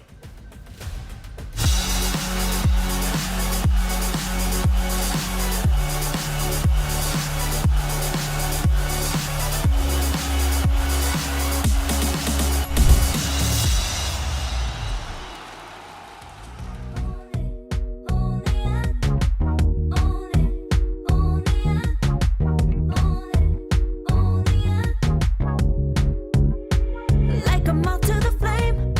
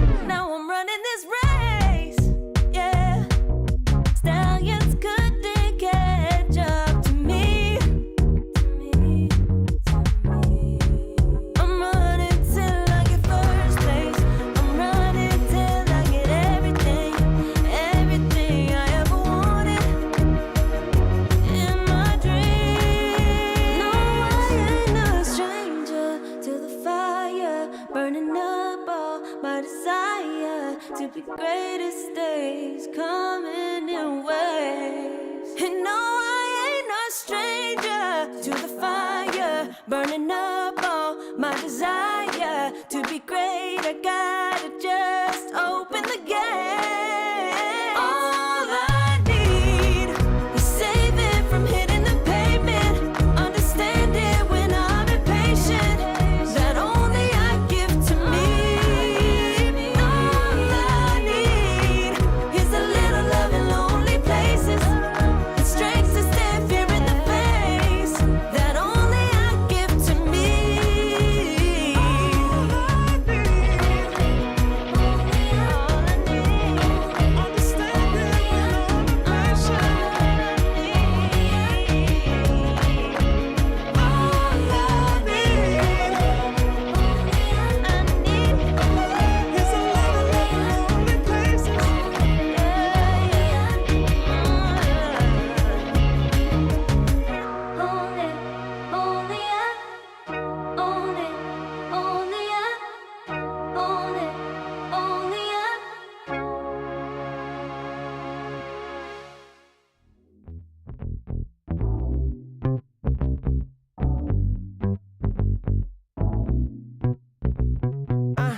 Gotta let it go sometimes.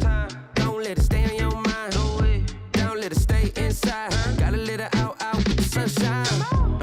Maybe walk it out. Sometimes gotta scream and shout.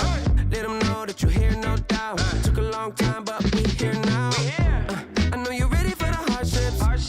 Know you're ready for the progress. I know you living your truth, but don't forget to always stay honest.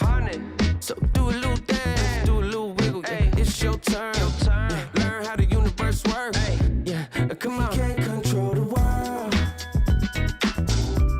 but I'm trying to control myself. Yeah, I'm trying to control myself. Yeah, we can't control the world. Yeah. But baby, I just can't hold it. I'm just trying to control it, control it. Yeah.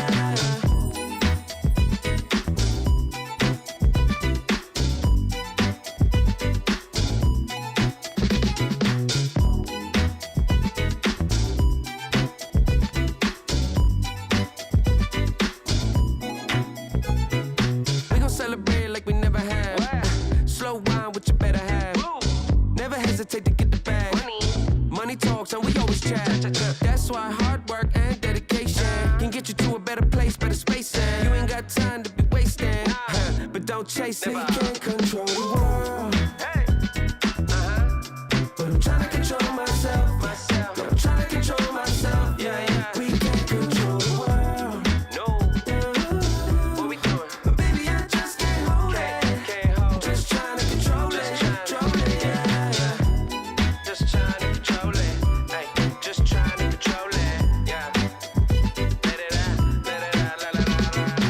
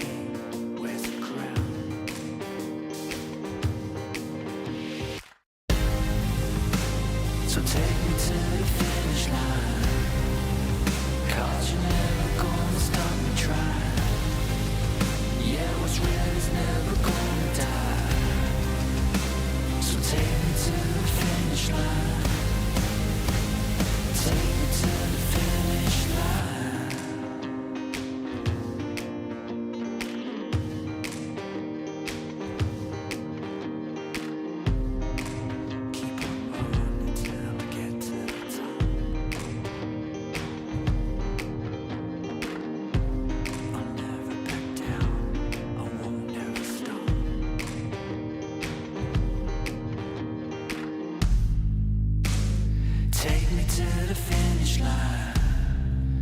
Cause you're never gonna stop me trying. What's real is never gonna die. So take me to the finish line. Take me to the finish line.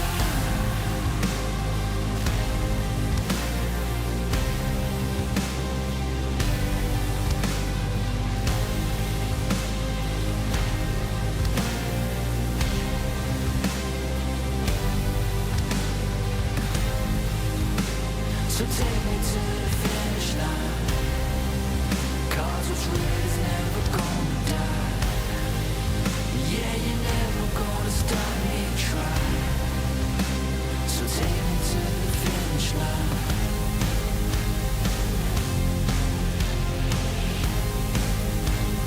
Take me to the finish line. Take me home.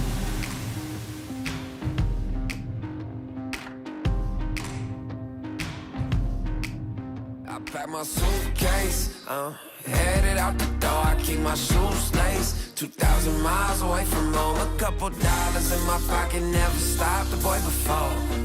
I load my bags and hit the road. Miles past, turning back, found my track, face the fact she a core one. Never gonna settle for none. Stay up every night till I won. Don't want a slow rise now. I'm confident opulence isn't a long ride out. When I look back now, I'm astounded. A quiet boy from old age, but always felt the world was a stage, yeah. I celebrate one last late night. My old life, they stay. I pack my suitcase, headed out the door. I keep my shoes laced. 2,000 miles away from home. A couple dollars in my pocket, never stopped the boy before. I load my bags and hit the road. I'm headed to LA.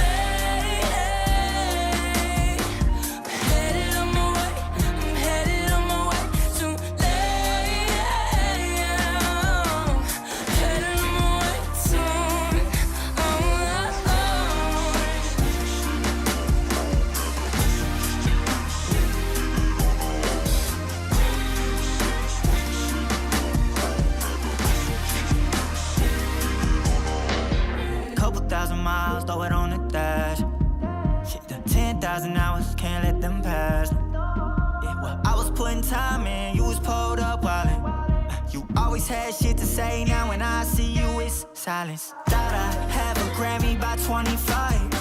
Commas after commas next to dollar sign, yeah. Had to remind myself why I'm living this life. Look at all the late nights, it'll all come in due time, yeah. Made for the fight, for the pain and the climb. Tied to the life I chose. Stay through the night, another day, not a dime. Race against time. I couldn't just lay by and wonder what I could have made mine. I'm closing on the moment, no one's gonna hold me down. I pack my suitcase, headed out the door. I keep my shoes laced. 2,000 miles away from home. Get ready for the DHL Super Drop. Stick around to find out who's taking home the coveted first prize. If you're watching from home, type !DHL Drop in the chat now for a chance to win the same fantastic prizes. Visit the link on screen for more information. Thank you so much to everybody. Yes, we are back once again. We need one more person to find before our super drop. I have had the opportunity to talk to a lot of people while we were waiting. We have some fun stories here for you. A lot of great art, a lot of great memes. Where's the guy who needed to repair his relationship with his friend? Oh no, I lost him. There was a man who said that he needed to apologize to his friend for his toxicity, but it appears that he left. Oh no. Well, there goes that. Sorry, friendship. What the hell is going on over here, guys? We have some kind of DHL tower here. Can anyone explain what this is? Immortal, help me. This is just literal insanity going from top to bottom. Gentlemen, thank you. It's so nice that you people with such insane... That's your Steam profile. Don't show that. You're going to get hacked. Oh, I'm so happy that you very unhinged people found each other. Thank you so much. Good to see you. We've got some other This is Thailand. That's true. Man just kept saying, this is Thailand. We have Shadow Shaman over here. Shadow Shaman looking absolutely fly. Well done. Thank you for that. Wonderful. Thank you. A lot of great signs. However, there is one sign that I did want to see over here, my friends. Hello. Now, this man has been one of the first guys in, last guys out every day. He's been screaming. You might have seen him on our drops every day. We have passed over him. Today he writes, Dota nerfed my depression, Dota buffed my happiness. Dota is my life. Is this true? How long have you been playing? Well, a lot of people, when they look at me, they won't guess what is my age. I'm actually already 37. I've been playing since Dota 1, 2007.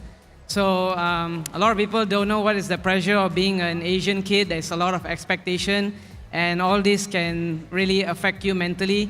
And I found a lot of comfort in Dota.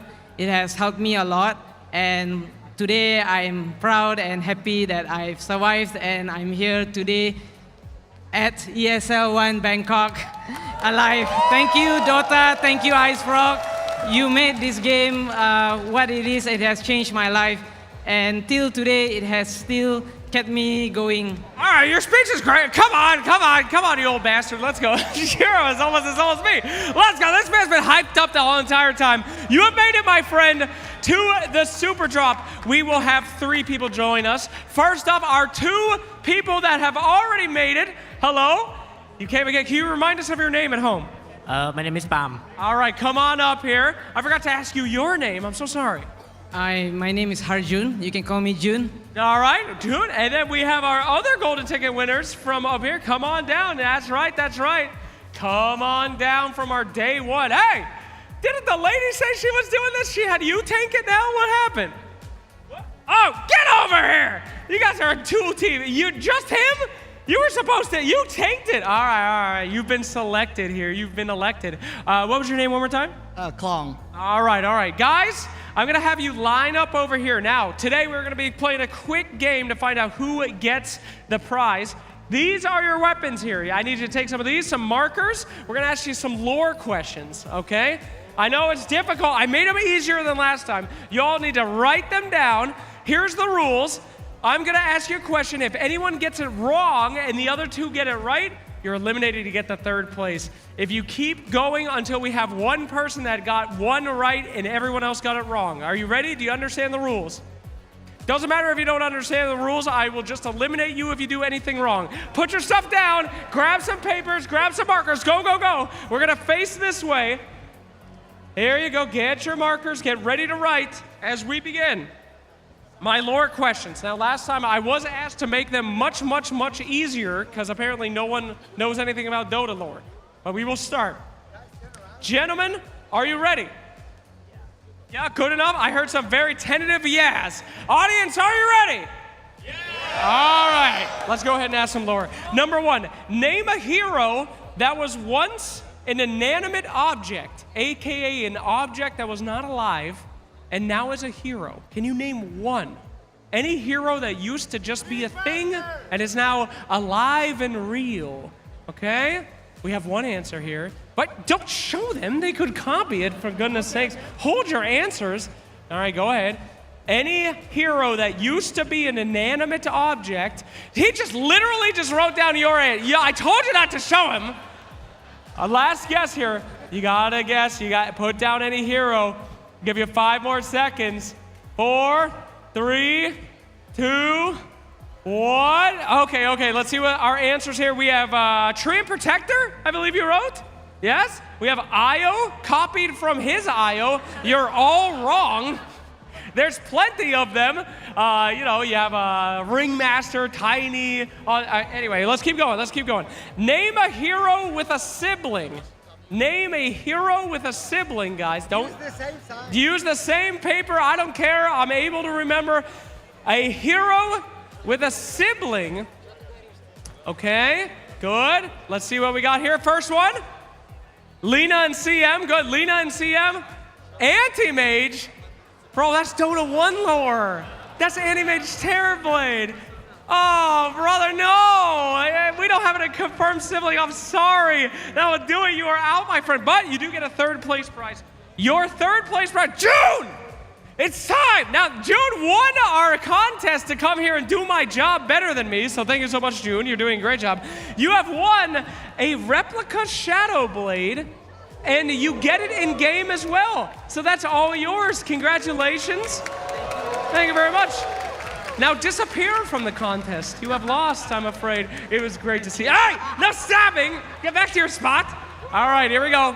The 1v1, first person to get something wrong loses. Next up, what is the name of Omni Knight's god? Omni Knight's god, guys. This is a very easy one for me. Don't look at each other, no cheating. Omni Knight's god. Axe is not correct. Don't listen to that guy in the crowd. All right, guys, I'm gonna need an answer in about 10 seconds. 7, 6, Omni Knight's god. 5, 4, 3, write anything. 2, 1, what did I write? That guy just wrote Kale. Oh, and Zeus. Oh, Lord, this is gonna be a long one. No, gentlemen, that is the Omniscience. But good try. We're gonna go ahead and skip to the easy questions here. Let's go ahead and speed this up. What is the name of Dark Willow's little friend? Dark Willow's little friend. Oh, she knows! I told you should have let her do it! I told you! Dark Willow's little friend here. No peeking. No peeking. Oh, no, that's okay. Well, we'll see. Let's go ahead and put it up here. We have bugs. Well, now, how do you say this? How do you pronounce this? I don't know. I always remember the sound when she said jinx, something like that. Can you do it in Dark Willow's accent, and I will let you win on this, all right? You have to say just like she does it, because it is a weird-ass name, but if you can make it kind of sound like it, I'll take it.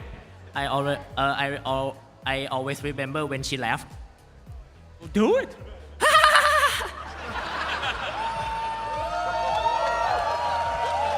No, that's not correct. It's Jax. It's not Jinx. That's League of Legends. It's Jax. What do you mean you know? I asked you and then it starts with J. Okay, starts with J. Good job. All right, guys, we're going to skip ahead to the very easy questions. Last question, I do hope. All right? Who is Rubik's dad? Who is Rubik's dad? The crowd erupts and they all know. Rubik's dad. If you get this one wrong, we're gonna go to the breaker here. You've got this. The answer is not bugs, by the way. Good luck. All right, here we go. Oh, god damn it. They both got it right. It is Agnum. All right. We're going to our tiebreaker. We've done this long enough. Gentlemen, it is time for you to make a guess here. I have a number that is impossible to guess. The closest one wins. How many items are in Dota, including neutral items? How many items are in Dota, including neutral items, not including Roshan's cheese, the banner, or the Aegis? Take a guess. Whoever is closest wins. I will allow Price is Right rules, because this question is ridiculous.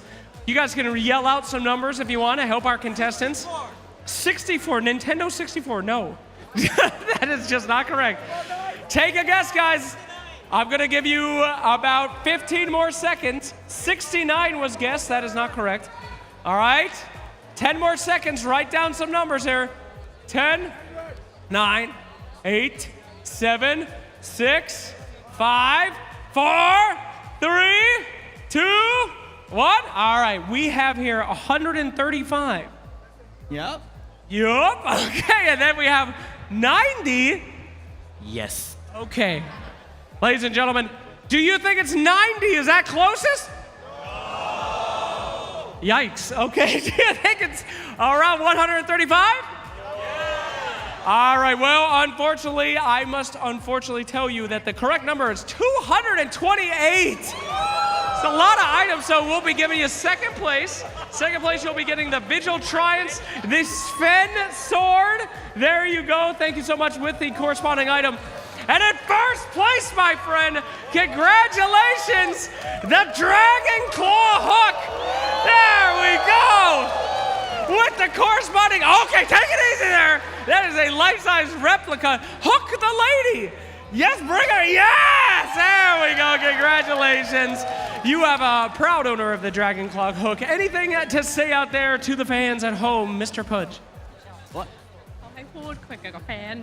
Yeah. She is the best.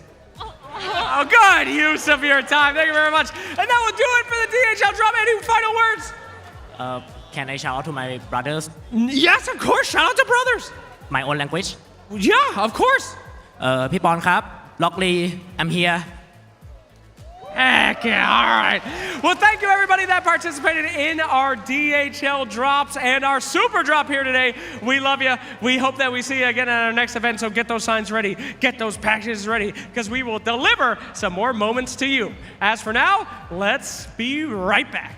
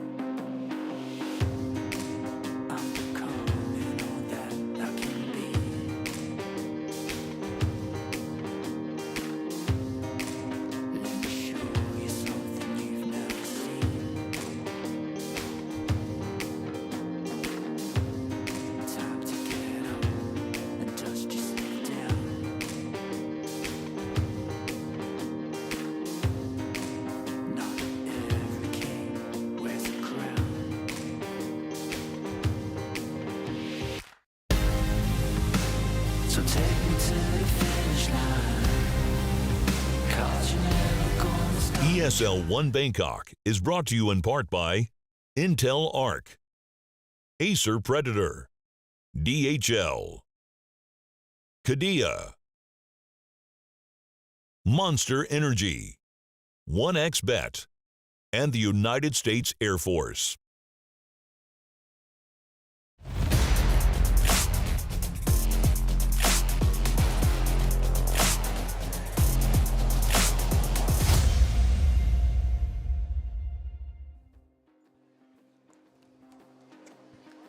ESL One Bangkok, it is grand finals time. We have Paravision versus Team Liquid. One best of 5 here in Paragon Hall.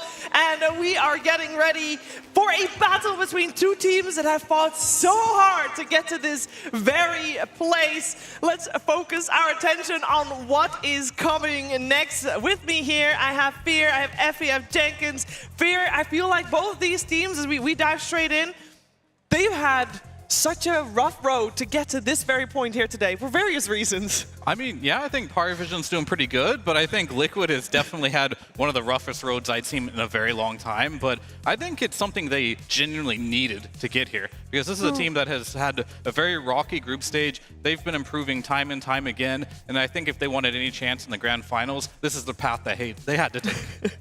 Honestly, I would agree with that, because they look like a different beast now through the lower bracket. It seems like they've leveled up, they've become super dominant, they've reached TI form, and they didn't look like that during group stage teams. And just like Fear said, without this, maybe without this path, they wouldn't have been able to just do and reach the conclusions that they reached today, like with Mickey's Nature's Prophet, for example.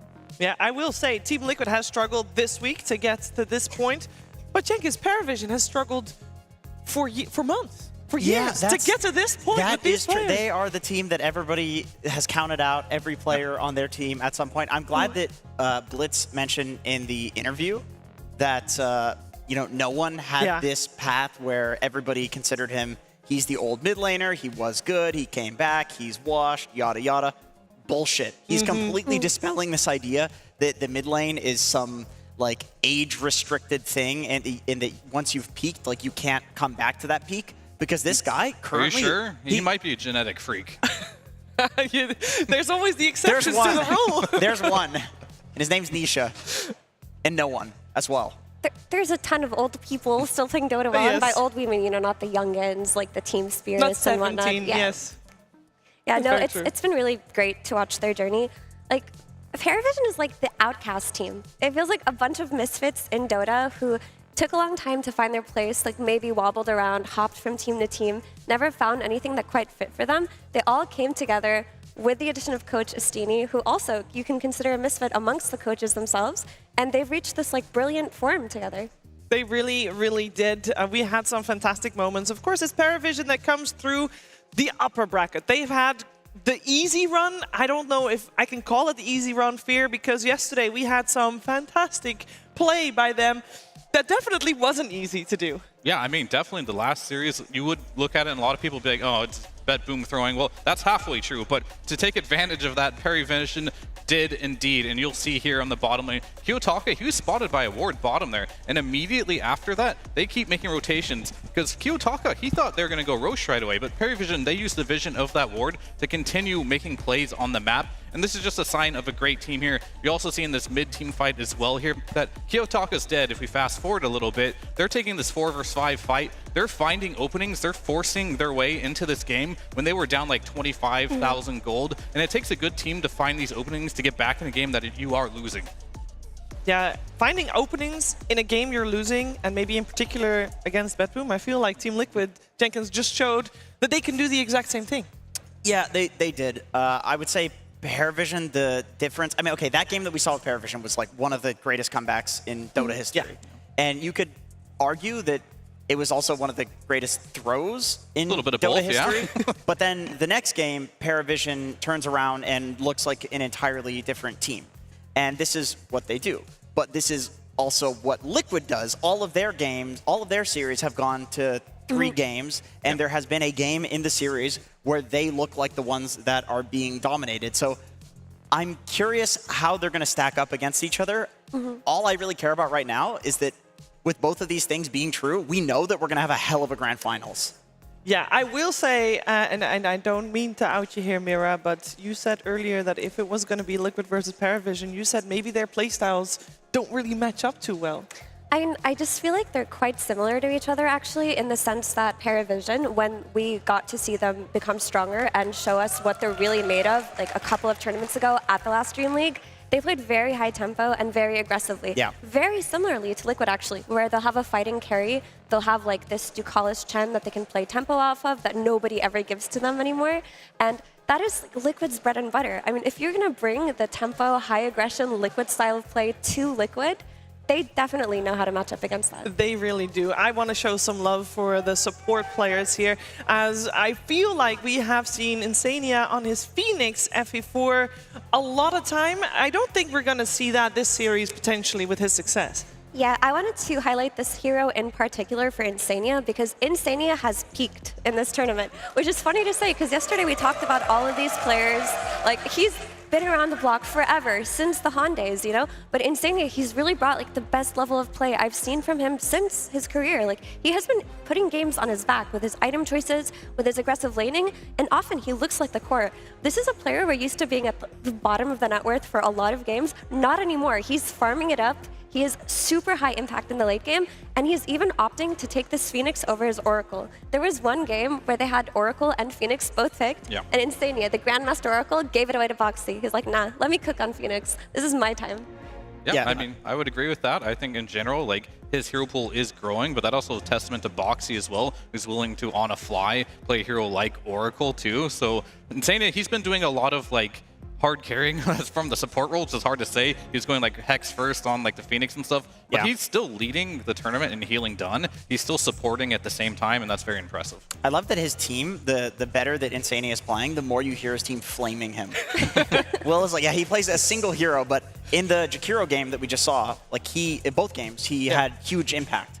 And it's not position 5 level impact. Like, I know people are talking about position 5s now are like 4.5s and they have more impact. But Insania is on some other level. I completely agree. This guy won TI this year, and he's peaking right now, skill-wise. Yeah, I will say, if we look at the other side, we got Ducalis, and I remember a similar discussion about Ducalis earlier this week, earlier this week, that he is one of the few position 5s that plays the true position 5. No 4.5, 5.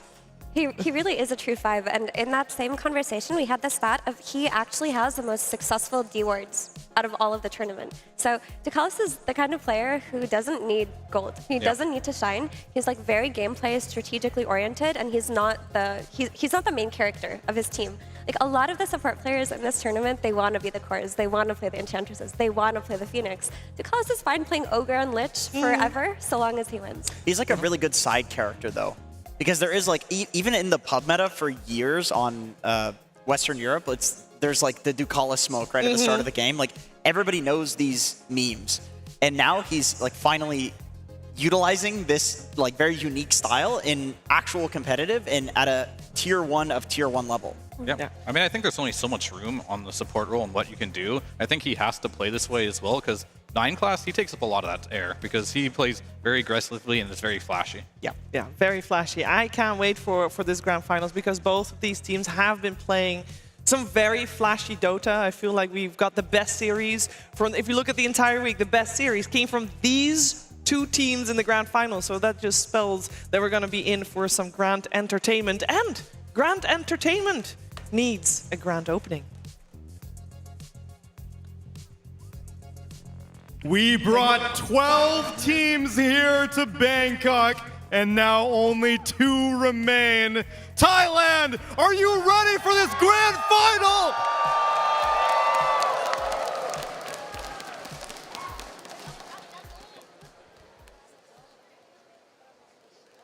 Winning this tournament would be incredible for me because it would be the first actual tournament win in my whole career. Obviously, me and my team have worked really hard to get here. We've been playing tournaments non-stop ever since we got together, and I feel like it's really paying off right now. Winning this event would be very magical because it would be the first time we win with Saberlight on our team, so doing it for him would mean a lot. When we won, we could go up in front of the stage and like people start handing you their phones and you can start like taking pictures and selfies of them and everyone starts cheering. It's a really cool experience. Playing in front of the crowd here in Bangkok is absolutely amazing, and I'm very blessed to have done it. I think they are one of the strongest early game teams, and it'll be the hardest challenge to overcome that part of the game. We came here to this tournament to win, and that's what we're going to do. Finds no one, finds the gyro, interrupted, the save, the X, that's what they needed. I think Team Liquid is a very strong team. I've always, in some sense, even looked up to them. We are a team that thrives off of the more information we gain. And the longer the tournament goes, the better I believe we become. So I think that's been the main reason for our improvement. Supernova, he's committed to the end, got hit by a stun, they'll stole this route, but it doesn't matter, they killed the end. I think what makes us strong is that we just have certain heroes that we're extremely good on, that no matter what you pick or what you do, you can't really deal with. You know, I wish them the best luck of the series, but sadly enough, I think we're winning this one.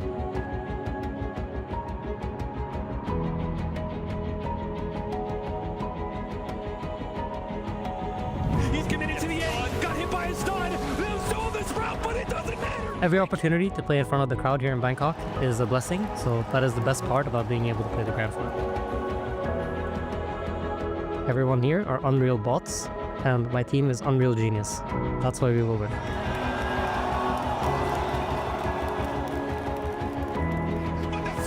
The cursed crowd, they cursed them to death. Oh my God, Power Vision, can they do this? This game is going to be so free. Getting to the Grand Finals is an opportunity to set history right. I'm always ready.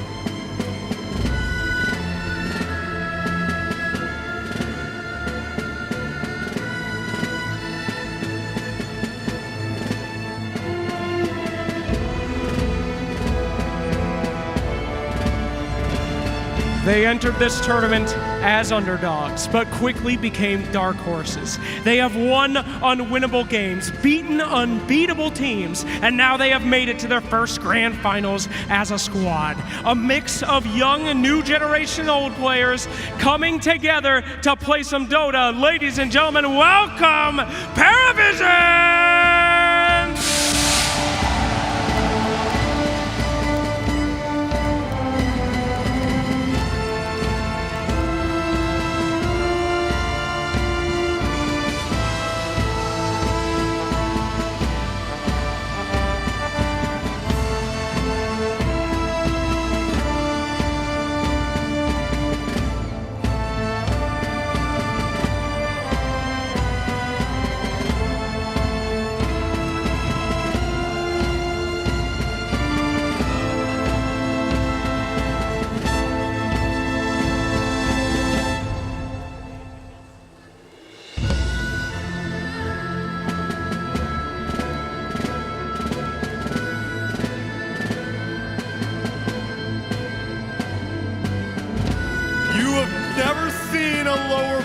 run this brutal, but this team has clawed their way through all of the best teams in the world to make it to this best of 5. So Bangkok, I need you to make some noise for the lower bracket Reapers and your reigning TI champions, Team Liquid!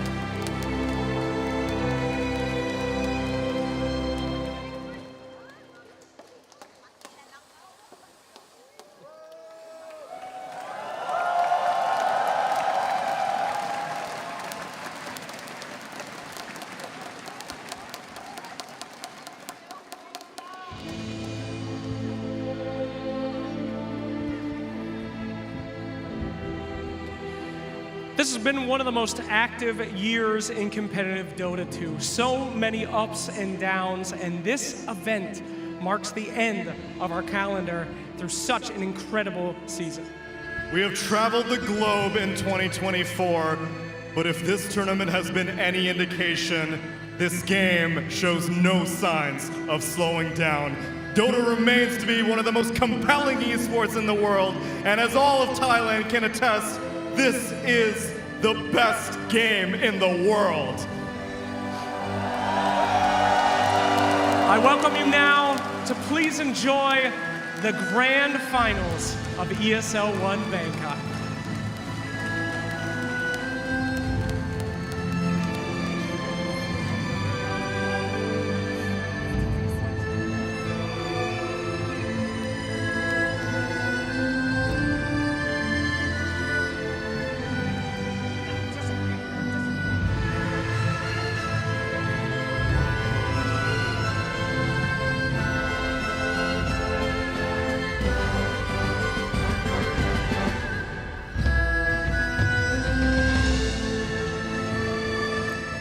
On one side, the career underdogs. On the other side, the tournament underdogs, even though it is crazy to call the reigning TI champs the underdogs. It is what it is, and it definitely showed in the group stages that Team Liquid did have some things to figure out, but both of these teams have figured out a whole lot over this last week.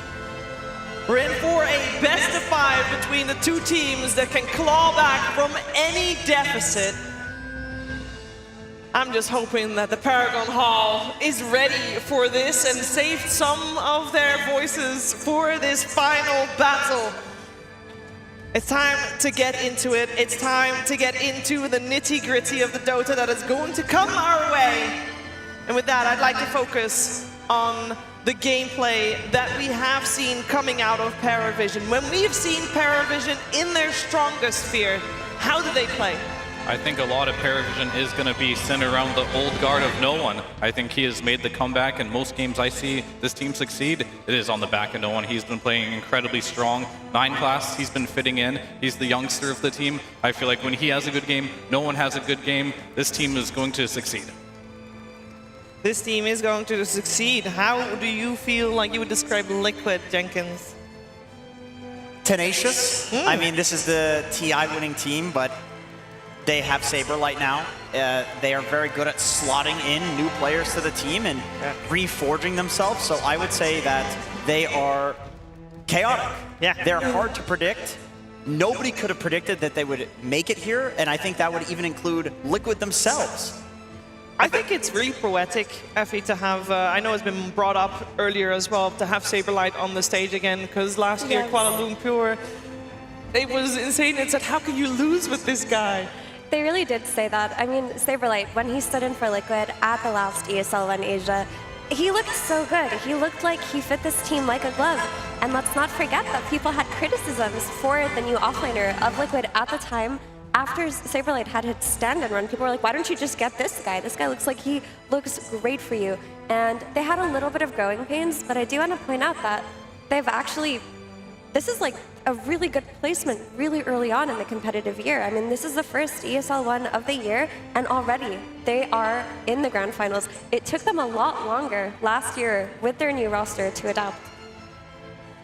It really did. I want to talk about that mid lane you started talking about already, Fear. You say no one on one side, it's all about him. And that also means that Nisha has a bit of focus on him for this upcoming series, wouldn't you say? Yeah, and I think one of the chinks in Liquid's armor has been potentially Nisha not having good laning stage. And no one has proven that undoubtedly is the best last pick player in the game right now. He can play just about anything at a very high level, but that doesn't mean he can't play an early pick sniper and still destroy you in the laning stage. So you're going to have to find a way to make sure no one does not go out of control this game. We're going to have a cool mid lane this game. That's what we're going to have. There's going to be a lot of focus on the supports going mid as well, because these are the two highest skilled mid laners in the tournament. Sometimes you have it where you have a very high skilled mid laner, maybe the best mid laner or second best, and they get eliminated early because the supporting cast is not good enough. We actually have a grand finals with the two best mid laners in the world right now playing against each other. I will say, compared to what we saw from Paravision yesterday, I'm surprised to see them here with first pick and Dire side, considering yesterday for the entire series, they preferred being second pick Radiant. So they have definitely opened up already, being a little bit different and a little bit more unpredictable than what they've shown before. As we are in the draft, we do have Paravision, their Dire first pick, and that makes Liquid Radiant second pick. They have banned out some of the usual suspects in the Chen, the DK, and the Alchemist. And yeah, as predicted, that Phoenix is not going to see the light of day on the side of Team Liquid because Paravision removes that one together with the Dawnbreaker. Effie, is there anything in particular you would like to see in the opening picks for these two teams? I mean, both of these teams are so flexible in their opener. I mean, Magnus hasn't gone banned, so I would be very surprised if Magnus doesn't get snatched up here. Another excellent hero that really plays well for both teams is the Batrider. This Batrider and this Shadow Demon, of course, cannot be forgotten in this first phase, but I do want to say that Paravision definitely took home a lot of lessons with them after their last series versus Bad Boom, because those first couple of drafts did not work for them. And I think Astini, from that, definitely knows how he wants to approach this. I don't think we'll be an early pick Willow thrown in unless it's very synergetic with Paravision's draft. Well, what do you think, Effie? You always say that Paravision will always get Razor at least once per series. Do you think it'll be game number 1 here? No, not now. Not now. It's too early. It's kind of like people forget about Crystallis's Razor as an option, and then when it does show up, they're like, oh, huh. But the interesting thing about this Liquid versus Paravision dynamic is they both have very good Razor players in their carry, and we could actually see it become a lot more contested than the rest of the tournament. I don't think first phase, I feel like if you're letting Magnus through, okay, they think the Earthshaker is the counter. I mean, it's the combo break, right? It stops the blink in, the initiation, the skewer back with a fissure from long range. Or you can blink in instant echo. We saw it earlier, they did not win with it. Yeah, can we address the Earthshaker to carry flex? Because it has not worked on this main stage. Every single time we've seen carry Shaker, it has failed. So hopefully when we do see this Shaker, it's just a Nisha hero. Yeah, it's just a little weird because like if you see the opportunity, you will put a carry, but I agree with you 100% that as a carry, this hero is very underwhelming. It gets outscaled by just about everything. We did see the game where they just played against Bedboom. Some simple Ursa, right, was all they needed to outcarry this one. So if you are going to be playing this in the carry position, you have to have something entirely catered to this hero not being the carry, and then your mid laner being the carry, and maybe your off laner, but teams have had a hard time finding that hero to make this one work, so I definitely agree with you, but it does seem like if you put this hero as your mid laner and it's like kind of like locked in as first pick, that is also a weakness. I love the Jakiro respect we see coming out from Paravision. That first series of the day left a mark. I mean, that's two insane new heroes banned out in the first phase that aren't the usual suspects, that aren't the most contested supports of the patch.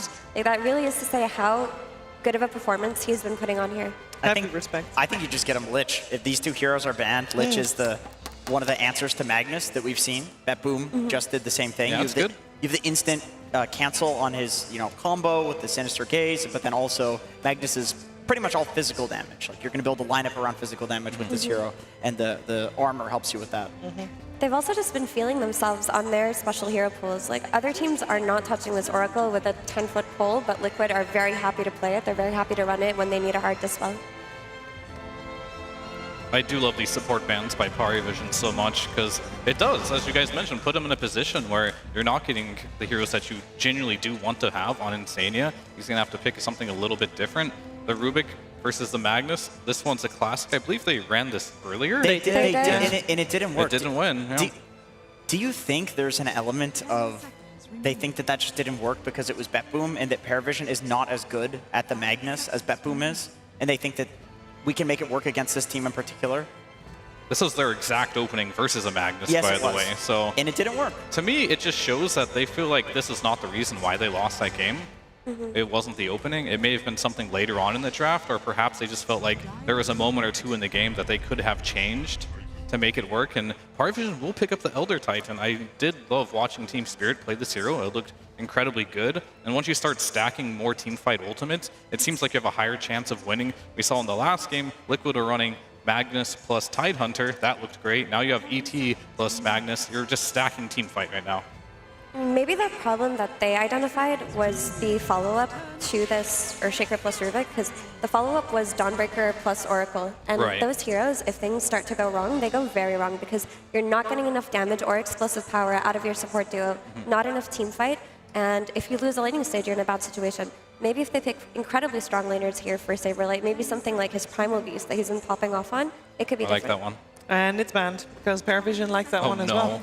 Yep. So he'll play something different. We saw him yesterday on the Tidehunter, of course, potentially. It's an option. I know that you don't like to see the Willow on the side of Parivision, Mira. I don't mind seeing the Willow now, actually. The issue with the Willow, the last series that they played versus Vacuum, was it came out very early without any real stun coming from anything else, and Parivision found themselves in a situation with no disable outside of their Willow. But because you have this Magnus, because you have this very hard lockdown into a potential very strong lane with the skewer back into the Bramble Maze, it works here. Okay, they're going to go for the Beast. Plays well with the Rubik. I mean, this lane is very strong, and I also feel like it's a semi-carry, like it's a scaling hero that you pick with Earthshaker, and it sets up for picking something mid, like Sniper, Lina, who really like playing with the Beast. I mean, I can't unseen this from like the clip we had earlier where Cap was doing with them, where they had to make their own profiles. Insania just said, you're going to play Beastmaster for the rest of the year type of thing. But it does make a lot of sense. And they're actually taking, the crowd is loving this one. Yeah. The Techie's coming out. Do we love this one? Because we just saw his record 0-2. It's not a great, great success record there. To be fair, I think the two losses are Parivision. Our 9 class, yeah. So Parivision has lost every game with the Techies in it. Okay, what makes this a good Techies game? It does damage. It's a lot of damage. There's really good stun setup for the Techies to get all of his mines off. Remember, the mines amplify magic damage and it stacks. So there's a lot of magic damage from the Beast and the Earthshaker that are going to be stacking. Also, the way that people play Techies now is they go for the level 10 talent to lower the cooldown on the ult. And you place mines like old Techies, so you're controlling areas of the map. It's quite hard, actually, to play Magnus into this, looking for the blink skewers. You never know where the hell those mines are. So yeah, for sure, those are all really great points, but I think the big reason for this Techies pick is because they want to lane it versus Elder Titan. Techies actually hard counters ET on lane, because with your Taser, you just dispel his Astral Spirit buff. And if you take away his Astral Spirit buff on lane, then this hero is just a range creep, basically. He doesn't do that much. And I think it was actually Liquid at TI that ran Techies as a counter to Elder Titan on lane, and it worked. So they're just taking a page out of their very old playbook. But this tells me they're just doubling down on strong lanes. The 5 Rubik, though, I mean, because you're definitely throwing this Techies versus ET. Yeah. That is true. Yeah. I mean, Insania loves this hero. You can't keep that. Can't forget that, right? Maybe he is. No, he is. He's master tier on this hero. No, I mean, he loves it. Maybe this is the adjustment that they decided that they needed to make. because they picked this exact opening earlier, but it was not an Insania Rubik. It was a Boxy Rubik. Maybe they feel like Boxy needs to be on a more impactful hero and then just let Insania be the Magnus counter. You know, this indicates that this is a carry shaker because the only way that you can run a weak support like Rubik on the safe lane is you have a very strong hero like Shaker with very high stats and a lot of disable that doesn't need that much babysitting. Yeah. So it's just looking like a carry shaker run back, and I do have to reiterate, carry shaker has not won a single game on the main stage yeah, here. I agree. I hope they don't, though. I hope that they just play it mid versus the Earth Spirit, and we go back for like the Mickey Nature's Prophet or something, who can also get the Rubik through the laning stage. That's something else that maybe they could do. And I just want to avoid the carry shaker at all costs, I think. Because I agree with you. I don't think it's going to win you games. And the heroes that you might want to pick mid, like the Lina and the Sniper, potentially to enable this carry shaker, I don't really like that versus Mag and Earth Spirit, who can just like gap close really early. Yeah. So I hope they don't fall into the trap, or they have something cooked up that makes this carry shaker work, but right now, I'm currently not a believer. But am I crazy? Is Invoker still in the pool? Yes, it is. Well, I think that would be a good pick for Team Liquid. It's a scaling mid that doesn't lose to Earth Spirit or Magnus. Like, it's not the same thing as the Lina and the Sniper. You don't care as much if you get skewered in. You have play options. Depends, of course, what Parasite Vision does not want to play into, what no one doesn't want to play into, as still need a Crystallis hero, though, right? Yeah, that too. Morphling and Medusa are also still in the pool, and there is an ET. Is the ET enough to dissuade from Morphling? Because 23 Savage on panel yesterday said that you still pick Morphling anyway if you're a Morphling player. That's the downfall of the carry ego. Yeah, that's... doesn't surprise me 23 said that. But there is actually a lack of strong, like, instant disable on Paravision. Like, yes, they do have the Brambles, they do have the Terrorize, they do have the RP, but those are things that really squishy and slippery heroes like Storm Spirit and Pug can take advantage of. Yeah. That's a good last phase ban. Could be good. After watching that last game in the last series, letting the last pick Nature's Prophet through, that should never happen again against Team Liquid.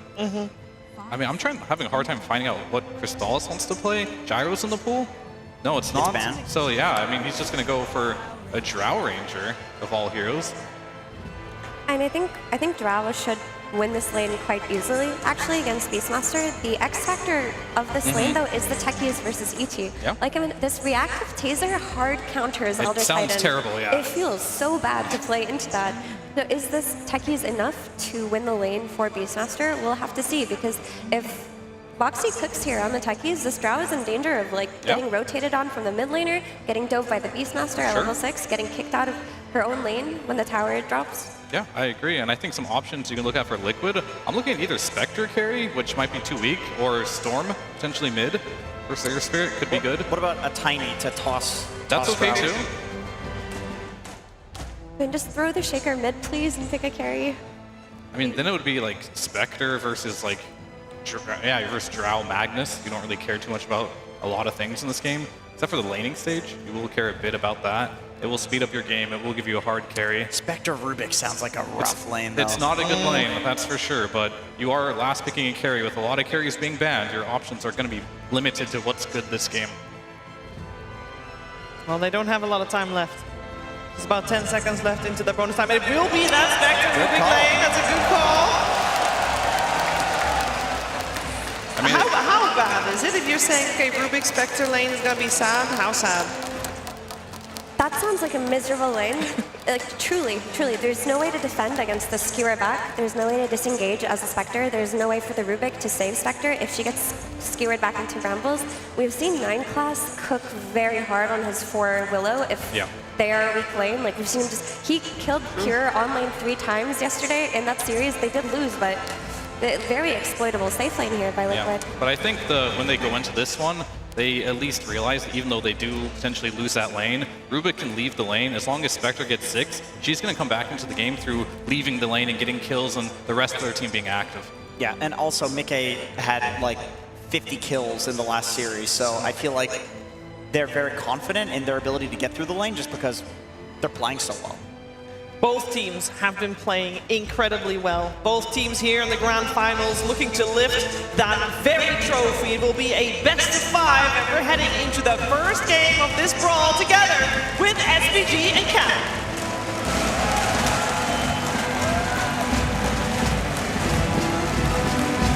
journey to get here. On one side, you have Liquid, who barely scraped by in the groups, going on to face the best 4 teams in the world in elimination. Falcons, Spirit, BetBoom, going the distance every time. But the last one, standing in their way, a new challenger has arisen. One that dominated the group Liquid was in, one that showed tenacity and strength in the upper bracket, one that is an amalgamation of new faces and very old. The final boss of the bracket, PariVision. This series represents a lot of Dota history in the making. It represents a lot of legacy on the line, chances for redemption, chances to forge your own destiny and prove that you are the best in the world. You can spend a lifetime to have this moment in front of you, and it can disappear in an instant. To say this crowd is excited, I think, is an understatement. When these grand finals go the distance in Southeast Asia, it is its own special treat. That's right, we love coming to Southeast Asia for Dota events. You guys are the best fans in the world, and you guys are gonna prove it here in this grand finals. Game 1 is underway between Liquid and PariVision. Avery, this should be quite the treat. I honestly did not expect that this would be our finals matchup on either side. I think there's gonna be a lot of surprises in this series. And Insania's going to experience an early surprise, and that is a smoke gank into first blood, and that goes to no one. PariVision already settling their mid in a good spot. Wasting no time to build the advantage here. Before we kick off this series, Austin, you know I am a sucker for Dota history. Of course. You know I love the storylines these players go through. A lot of people have talked about this matchup, and the panel highlighted as well. The mid lane matchup here between arguably 2 of the best mids, if not the 2 best mids in the world, Nisha and No One. I want to take you back 6 years ago. The last Tier 1 LAN that No One won on that old Virtus Pro squad was the Kuala Lumpur Major. That grand finals went the distance 3-2, and it was against an up-and-coming carry player known as Nisha on Team Secret. So 6 years later, No One will face one of his old demons again in a chance to maybe add to his legacy, to continue it on here. He is no stranger to this matchup, and this game has been a long time in the making. It really is poetic that No One comes back into play as Nisha, the most dominant mid in the world. No one has a chance to challenge him as he did those 6 years ago against Nisha, against Team Secret. 7 years ago when he was matched up against Sumail all the time. A lot of history going into this matchup. We see for the safe lane of PariVision, Chrysalis, we already heard him talking about how, you know, he wants to right a wrong of the past and be able to win a grand finals where he failed to do so with Team Secret at TI. PariVision trying to make this work. It is a Drow Ranger Elder Titan lane. Now this one is going to be dangerous for the lane perhaps, but the overall boxing getting a little bit low. Takalish beating him down. A second kill for PariVision. Gotta remember, this is in theory Liquid's answer to the ET on the lane. The and techies. Almost a third. Mickey will slip away, dodging out of sight. No, he got him anyway. 9 class. Nails the Shadow Realm right as he was fading away. Gets the hit for a 3rd kill. This is not a lineup you want to fall behind on if you are Liquid right now. You picked a lot of early game, a lot of early skirmishing, magic damage, just raw fighting power, low cooldowns. You fall behind in this laning stage, you might never get a chance to use that. There's a reason this Techies has not won a game at this event. This is a hero that's very susceptible to how that early game goes for you and how much you can snowball. Gonna put some more pressure on Nisha. I love that. Bail out this game if the side lanes are not going well. Oh yeah, that is already a potential problem that Nisha's gonna have to solve. I love that PariVision are the ones striking first, because normally you think about it, we get to these grand finals, it's the lower bracket team who comes through, they already played a game today, they're warmed up, they're ready to rock, they already have a bunch of momentum behind them.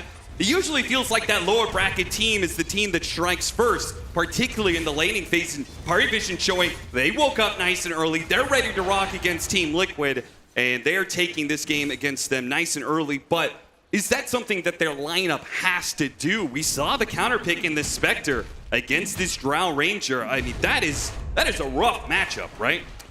absolutely one that's difficult to deal with, but you do have a lot of team fight to back up the Drow in this game, a lot of AoE control. It's tough to dive into this Paravision lineup. That's kind of what they're banking on. When you go in deep, you're going to get stuck in the brambles. You're going to get stuck in RP, magnetized, ET stomp. And the second you overextend, you're going to get massively punished with the AoE control. So Liquid need to pick their positioning well. They need to pick their targets well and make sure those jumps count. Do not want to end up overextending in this kind of game. And I agree, starting out strong and confident here in this game one, it's a good sign if you're a Paravision fan because you do not want to give Liquid momentum. Low. Boxy trying to finish him off with the help of the board. They've got him. And Saberlight, he's going to kite out to Collins. He still has Magic Wand charges. It's a double for Liquid. The Techies pick proving its worth here early as Liquid strike back, swing this lane right back into their favor, get the punish they were looking for. It's going to be a big setback for Crystallis in this early game on a hero that, yeah, you can jungle a little bit, but ideally you want to get the XP off the lane before you go there. Otherwise, it's a slow trajectory in that jungle for the Drow Ranger. And Mickey, if he has not been the most active carry of this game, he is probably the most active carry in the world right now, and he's just going straight Earn on this Spectre. He's going to be involved in the early kills. Looks like just Earn into Blade Mail build-up. This is not a carry hero that's going to AFK and give you the time to just farm Ancients to your heart's delight. Yeah. And that is somebody that we're probably going to be talking about a lot when it comes to discussing Liquid and their chance to be able to win. A come through the gate for Insania, trying to rout Crystallis, but he's going to be met by a rotation from no one. Saberlight's aggression will not work. He's attempted a TP away, and it works! They all get out on the side of Liquid, forced a rotation out of the enemy mid laner, and still manages to get away. Boxy, dive out, he's out. Everybody gets away. Big committal from Paravision, sending this Earth Spirit top before the level 6 is available for no one. He's unable to catch anything, and Liquid just bail. That was turning, again, into being an overextension into this lineup that can take advantage of it. Didn't have that Spectre to help you on the deep dive. Dangerous move for Liquid, but very quick decision-making bails him out of that situation. And they get some space for the Shaker. Space the for the punishment is going to be there. Bramble on one, skewer into another one. Mickey taking a lot of damage. Damage is all it will be. But that's good enough for Paravision. Anything to keep Mickey down. As long as they can put Crystallis in the driver's seat, get him a net worth advantage over Spectre, maybe this matchup can be forgiven. I really like how they're playing this offlane on Paravision. With the Dark Willow Mag, they're exerting a lot of pressure, just continually chipping away at the Spectre's HP. This is going to force reaction and a committal of resources from Liquid to stay near Mickey or keep Insania on that lane. And every time you can deny that Spectre solo XP, you feel great about it. Rune Battle goes to 9 class bottom, but no one. He's the one receiving some pain right now. Boxy thought about going for the blast off, but nah. That was a level 6 advantage for Nisha. Did extract that ultimate first, especially with that Earth Spirit rotation top. He got there well ahead of his counterpart, but unable to find the big kill in the river. Now no one. He will get his Magnetizer online. No teleport available for the Earth Spirit. This is still a big spell you want to use in the early game as much as possible, and you got to look towards no one in this game to be the big playmaker for Paravision, particularly in the first 20 or 30 minutes here. In that decision-making process, no one looking at these side lanes, which one would you prefer him to rotate to? Do you want to shut down the Spectre, or do you want to build up your Drow Ranger? It's a tough decision. I think normally you'd want to go to the Beastmaster lane. Anytime you can go into the push hero's lane, shut him down, send him back to base, delay that Helm of the Dominator, you feel really good about it, right? Because that tempo just goes out the window. Yep. The downside is if you make those moves later on when the Spectre has the global ability, you might be going to that with a numbers disadvantage, so you're going to have to bring a lot of resources to that fight. But I think the Beastmaster is the juiciest kill on the map right now if you can convert. You will take the Spectre every time, though, if you feel like that move is available. And Mickey only just now getting to level 5, so that global capability is not online for a bit. Again, you just want as much experience going into the Spectre and the Beast right now as you can without leaving them too susceptible. Boxy making a move on to Really Ducalis. nice, his TP. The Courier's coming out with it, but the Stomp goes out. Meanwhile, in the top lane, Ducalis in trouble. Boxy, nice little body blocking there. Hoping to get a neutral creep. Deny will not happen. So they've taken decent advantage of this Techies Elder Titan matchup. Started okay for Ducalis, but he's feeling the pain right now. You just can't ever man up into that taser with the disarm, the dispel, and the stacks continue to grow in this Liquid triangle. Boxy's been very efficient up here. 8-minute power rune. No one unlucky challenges Nisha for the bottom rune. Doesn't get there. 9 class finally gets off the cliff and goes to try and stop the regen rune from being picked up. He's going to have to deny it if he wants to stop Nisha from picking it up. It's going to be Boxy who grabs it now. Nisha in some trouble. Magnetize goes out. Insane is trying to help him. Echo Sam goes out, but it's not quite enough damage. He needs one more Enchant Totem or roll over into the Beastmaster to Magnetize and finish him off. No one keeping his distance away from some of these heroes, stacking up the Magnetize over and over. He finally dies, but what a damage trade. No one got a kill and 3 heroes low with that ult. Power of the Magnetize and all the AoE behind him. It's tough to go through these brambles in the early game before you have some of the maneuverability or BKB. Saberlight gets the turnaround kill. Instant skewer back. Mickey, he has to jump out of this one. No, he jumps back in. Still trying to go for it here. Mickey chasing after Dakalis now, trying to get a support kill out of all this one. Chrysis, meanwhile, matched the rotation, tried to do what he could. He does manage to save his other core in DM, but it's still a kill for Liquid. These are just not fights DM's equipped to deal with right now. He doesn't have the blink on the mag. You're not contributing a lot in terms of the spell power because you have 3 points in the Empower. Nails Saberlight, and Saberlight does not have a roar. Nice Gust timing. The blast off denied. It's a big pickup. Paravision were losing a little bit in these river trades, but they will absolutely take that Beastmaster kill. It's going to have to be a walk back out to... Well, I guess his teleport is up now. He lingered so long in mid, it's back off cooldown. At least Saberlight can go back to that. Helmet Dominator is up for this beast, so some of the push moves are available for Liquid if you can get those smokes going, backstab a tier 1, shadow step into that. You're pretty happy, right? Right. That's the kind of move you're looking for. You did get earn charges off of that kill for Mickey as well, which is really what he was looking for there. Just get this earn going, buff up your next kill attempt, stay out on the map. And he will instantly step top onto the Drow. Going after Chrysalis. Doesn't have too much help. Boxy's coming in from the side. Needs a slow here. Oh, he lands the bomb. Chrysalis, there's no way out of this one. It seems like there's just no TPs. Oh, No wait. He juked left. They lost track of him, and he's away. What a massive TP. He was absolutely screwed there. 4 heroes from Liquid converging top. Spectre ultimate committed. You get nothing for it. Yeah, they had the stun available from Boxy in that blast off. They just needed to see where he went. Upside is you're still converting this move into a tower for the Beastmaster. You commit this many heroes into Saberlight's lane, you want to get an objective out of this. And is this a push Paravision want to respond to? Looks difficult without the blink on the Magnus. Or do they just try and shut down Liquid, who's being greedy right now? They're playing for the other lanes while pushing this at the same time. Mickey. Just nothing to go on up here. You're only seeing the summons. The Skelly boys are going to do the heavy lifting here. Easy tower for Saberlight. And it's going to open up that mid rotation, the backstab into that tier 1 mid. That's a classic Beastmaster move. You have to be thinking about it in this game. If you're Paravision, you ideally don't want to be the ones getting jumped. You want all the fights to start with your Earth Spirit selecting the targets going in. That Blade Mail is close for no one, but he's not there yet. He needs a couple more 100 gold. Nice ward from Dakalis. They know exactly what Saberlight wants to be up to in this situation. He's taking the tower. He's going to be hanging out in this jungle area, whether it's threatening the tier 2 or rotating into mid. They're protecting this area a lot with their supports, just backing up the Earth Spirit, trying to get him to this big Blade Mail fighting item. Zane will kick him back. Yeah, that'll be nice for clearing out waves. Fate Bolt and a kick. One shot any wave. You're going to have to make a call, though. Like, do you try and smoke into this Beastmaster, kick him out of your jungle, or do you just accept trading on the map and playing defensively for that backstab mid? Because you're giving a lot of space to Saberlight right now. And the options are open for him. 12-minute power rune. No one. He tries to go top, instantly made by Nisha. Oh, the Terrorize might be able to bail him out here, but no. Gets kicked on by Insania. That stolen kick helps him get a kill, and they're going to catch 9 class as well. Saberlight coming in from behind the Earth Splitter. It goes out, but doesn't find much purchase, and Chrysalis is slowed down. In the river, goes too far out there, and Liquid. A massive punishment for them, a 1-for-3 trade. It's a beautiful fight from Liquid. Just baits Paravision in a little bit, and then that Beastmaster, he's right behind you with all the summons, all the bonus damage.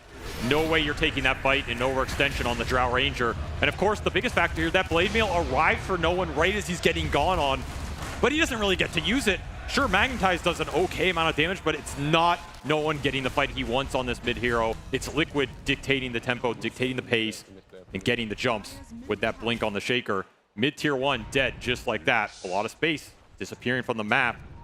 You run these Magnus Elder Titan lineups, you need these camps available. I will say, just like matchup-wise, I feel like it's a very bold move to go for the Drow Ranger on the side of Parivision, considering Liquid's playstyle this lower bracket run of theirs, right? It's you know they're going to scary. get super aggressive. The Drow Ranger is a very fragile hero. Especially in the early game. And if you fall behind, that road of recovery can be long and arduous. Especially compared to the rest of his hero pool, right? Things like the Razor, the Gyro, that Crystallis has really prioritized and made his signatures that I'm sure we will see at some point in this series. Oh, yeah. Those heroes are way more robust in that early game. Even if they get ganked a couple times, they farm the Ancients a bit faster. They can join the fights and contribute more on the spell power. This Drought is really susceptible. Liquid continue to keep the pace up, take away the space. He's going to be in trouble. Especially if you lose some Roshans early on. Yeah, that one's going to be rough. Saberlight with drums and a Helma Dom is going to take the early Roche here. Just such an efficient move. Not in a position to defend it. They'll get power runes out of it. That'll be no one bottling up a shield rune. But will not be happy about the extra life. They're going to start making their way down here. They're smoking this Magnus Blink reveal. They'll actually just hit the neutral, so giving up on the play. There was an Invis Shaker in between anyway. Man, they're baiting out mid right now. It's like you want to use this Blink Dagger reveal, like catch Nisha, and instead, they're just going to be too late here. Maybe at best, Parivision might be able to get here and still catch some Liquid heroes. As, after all, it's not all of the heroes. That's maybe your best play. Force Liquid into you and then use all your counter initiation to win a team fight. Well, I lied. It is now all 5 from Liquid. One through the gate, another one TPing in. And they're going to smoke back Liquid, knowing some heroes are here. They spotted 9 Class. They're going to go for him first. He's dead. Parivision on the retreat now. Yeah, you just have to get out. That is not a play you want to force. You go in with that RP, it might just be a death sentence. As Parivision continue just not finding what they want on the map right now. Liquid controlling the pace here. Ramping up their advantage. They're going to invade enemy Ancients right now. Oh, a miss! A rare miss from Nisha. Saw the Drow Ranger for a moment, didn't blink far enough. Instead, they're going to be able to find purchase onto no one. Instead, a shield rune. That'll protect him a little bit. Does manage to get out the magnetize for DM to fall through. 2 supports dead, and now maybe a core on the table as Saberlight's going to be terrorized back into the rest of Parivision. 3 for the one, this time to Parivision. 9 Class in the right place at the right time. Gets them that big Beastmaster kill. Take the push hero off the map and protect your Ancient area. It all starts with that missed Echo Slam. Wish you could take that one back and have it for the fight. Nisha now he finds his mark, but he doesn't have the Echo Slam. That's why he needs Mickey. Mickey will provide the extra bit of oomph needed. So they kind of get what they came for in the end anyway. Gave up more than they wanted, but you still have that Aegis intact on the Shaker. You can still look for these easy small plays. Find anybody on the map, send that Spectre in on top of it. It's probably a kill right now. Not enough defensive capability for Parivision. Need to stall this game out. We did see the power of their counter initiation in their team fight though, right? If you overextend into their side of the map, you give the vision for the big counter initiators to throw down the AoE control. That's where that team fight can get a little spooky for Liquid. Still, more urn charges going into Mickey's pocket, and he's going a little old school too, going back for the Radiance here. Very classic Spectre build-up.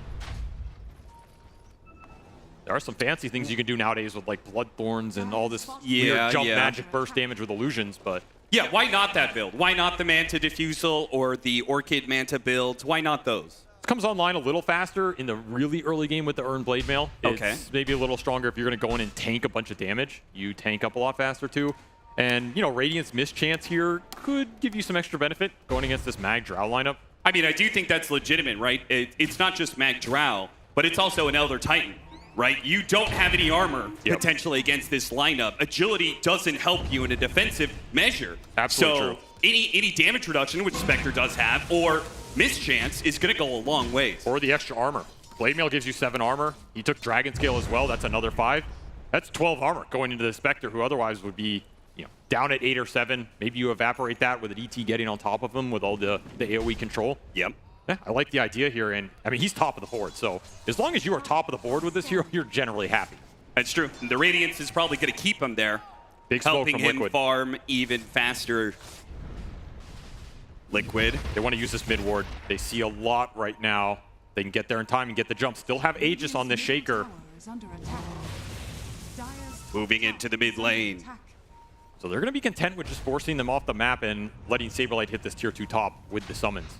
Yeah, they just continue to have such a massive tower advantage. They haven't lost a single tower. The lead is stabilized, though. That's true. Paravision are not losing too much on the map. They're continuing to trade out camps. They are also continuing to get this mid wave in, which is the most important thing for them on the map, because it's continuously chipping this mid tier 1, which is just going to go down here to no one with the last hit. So honestly, I don't know if they've minded the last few minutes here. Game has really stabilized for them. They recovered a lot of the Drow Ranger farm. They haven't given up too many pickoffs to the Spectre ultimate, and they have some decent vision to play around. If you look at these Dire wards, still is Dire ward on the Radiant side of the map near that mid lane. And there is something to be said about the limited Liquid gold advantage. A lot of it is from taking those towers. So Exactly. if Vision can take that tower advantage back into their favor, they took the mid tower, now they're going to take bottom. It's going to be a lot of gold flowing back in for them. They lose their tier 2 with top, so it is still a lead for Liquid in that regard. Two tier 1s for that tier 2, though. When you have this big AoE scaling teamfight lineup with a Drow. And you're matched up against the Aegis. This was 5 minutes at the Aegis where Liquid lost on the gold. Yeah, Paravision are very happy with the last few minutes here. They can get to some big defensive items in this game. Their teamfight's going to come alive. And it's going to be harder for Mickey to get in there and just burst a hero down. We already saw the Hurricane Pike completed for the Drow. BKB on the Magnus would be another huge one they can eventually get to it. And BKB for the Earth Spirit, no one's closing in on it here. He is not that far off. Give him a 1. In fact, he just had it on the courier. So that is done. That's a huge item for them right now. And they're grouping up mid. Gonna smoke. Off to Collis, looking for the team fight. Send that Earth Spirit in first. Let him create the chaos and the havoc. And that will set up the AoE control from the RP and the Echo Stomp coming through afterwards. Do not want to clump in this game if you are Liquid. The second you clump versus lineup, you are absolutely doomed. And you got to keep in mind, you don't have the BKBs yet to commit into that AoE, right? It's a different story if you have BKBs across the board. Nice snipe there. Got the courier. That was Mickey's Radiance. That's delayed a full 3 minutes. That is a brutal loss. Farming rate for the Spectre, your team fight out the window.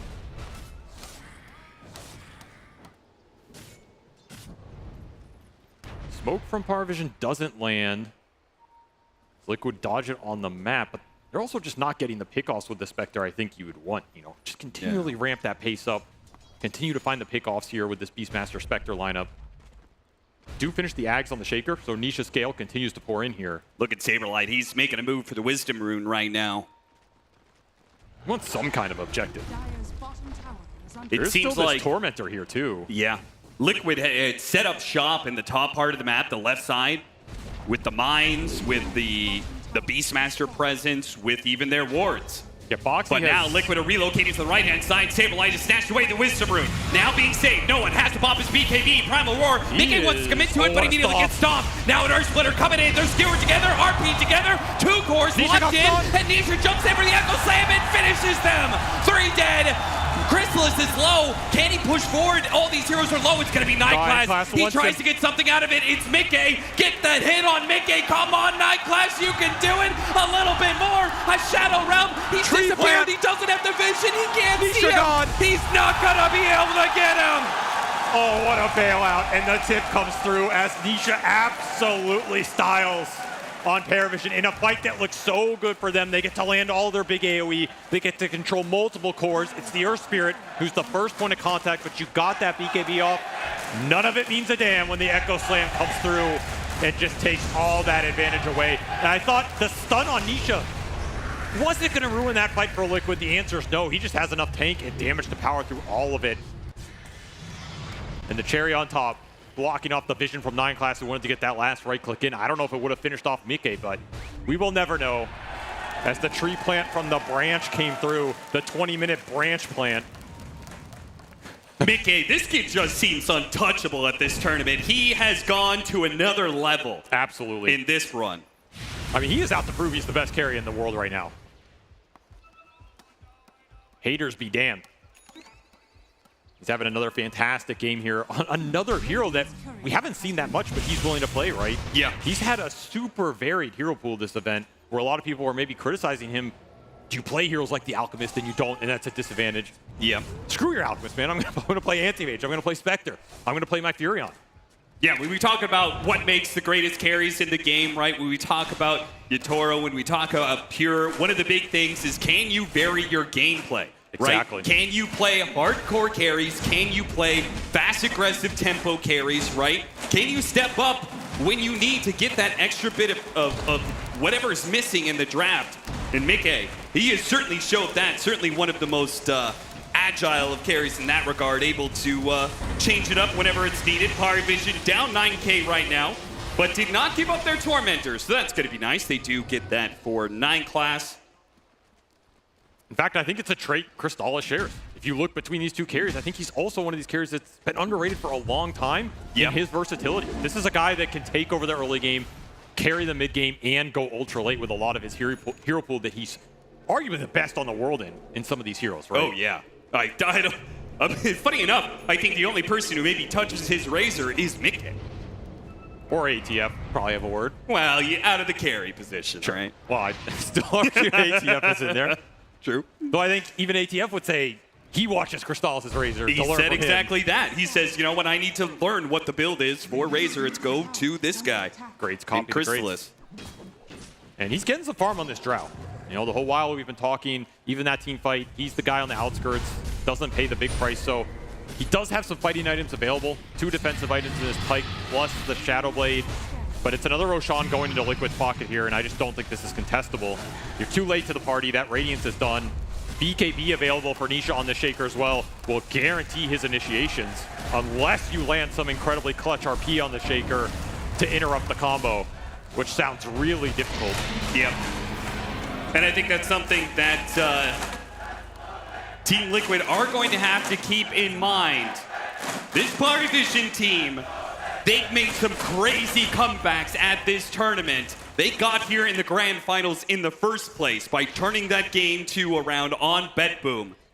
And they have some very good scale and some very good high ground defense. It's a Drow Ranger mag lineup. Going up and hitting those buildings is not going to be easy. I mean, it's Drow Ranger mag. It's also Elder Titan, Earth Spirit, Dark Will. I would argue all 5 of these heroes are really obnoxious to go high ground against.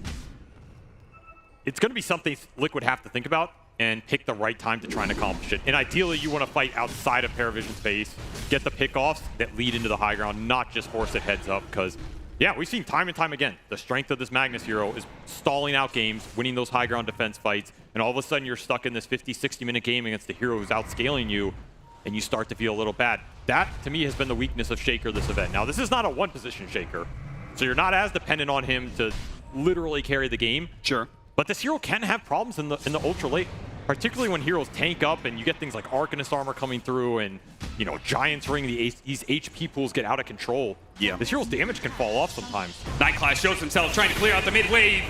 Liquid, we're very ready for that one. Paravision continuing to dodge right now.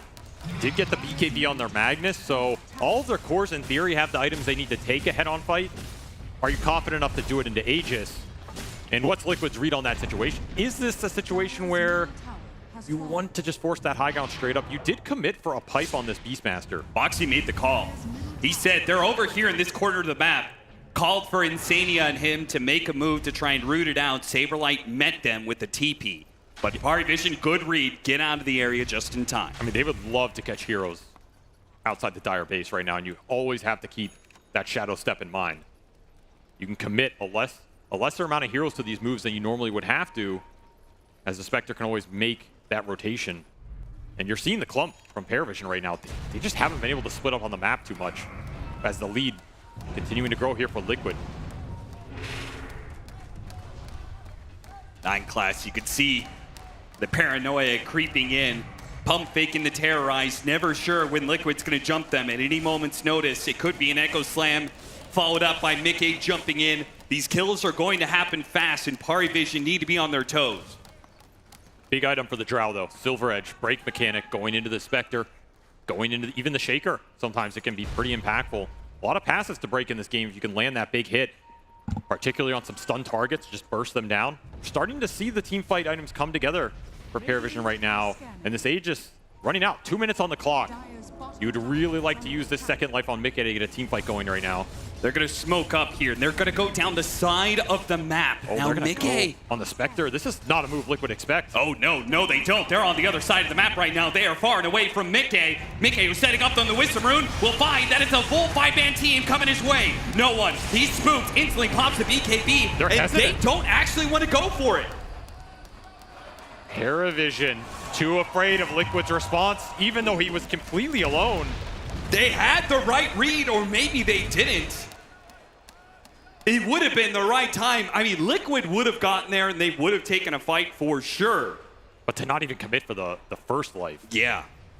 That just feels a little too scared to me. Granted, you did not know where this Shaker was, right? That's what they're afraid of. Yeah. You commit in, you're clumping to take this Aegis down, you're giving Nisha a lot of potential openings there. They felt like that was not worth killing this Aegis that's going to expire in the next 2 minutes anyway. Conservative play, but not necessarily the incorrect one right now, as they will purchase up a gem from Ducalis and look to regain some map control when this Aegis expires. But man, you look at the map right now, 5 heroes in dire base. No vision to play around. Yeah, they 5-man escort Crystallis to some creep camps. They farm 2 camps. Then they scurry back into their base. It feels like nerves are heavily hitting Paravision on the grand final stage. You could concede some ground, but you cannot concede this much. You have to find ways to stay out on the map, get some lanes in, get some information. Yeah, you are playing against the Spectre, and that makes the pickoff game incredibly terrifying. You don't want to give up those big pickoffs. So again, it's a bend, don't break situation. Yeah, you can give up some net worth lead here, wear this Aegis out, and still win the team fight. But you're going to have to pick your point very wisely. They do finish up the Shivas on no one. That's another big team fight item coming through. And they will smoke up. 5-man smoke. Issue with these smokes is you're smoking 5-man out of your base with no vision and no lanes. These are very easy moves to read and counterplay your Liquid. I say that as Nisha. Oh, Nisha would have been a great pickup, but he's already blinked back. Doesn't have haste vision. room. Smoke breaks on 9 class. He blinks forward. He's looking for something. They know the heroes. They're out there somewhere, but they cannot reach them. And Mickey, he's going to turn around. He jumps in. RP on an illusion. Mickey, he jumps back into play to finish him off. What a dodge. DM, he gets the skewer back in. Will be able to finish off Saberlight. He gets that much more. Meanwhile, Crystallis, they didn't have the vision for him.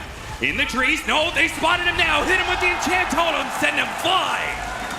Stolen gem. Mickey picks it up as Ducalis' gem works against them and helps him get the vision for the drow. And the second that jump goes bad, the second you run into a couple mines there, that teamfight's just way too easy for Liquid.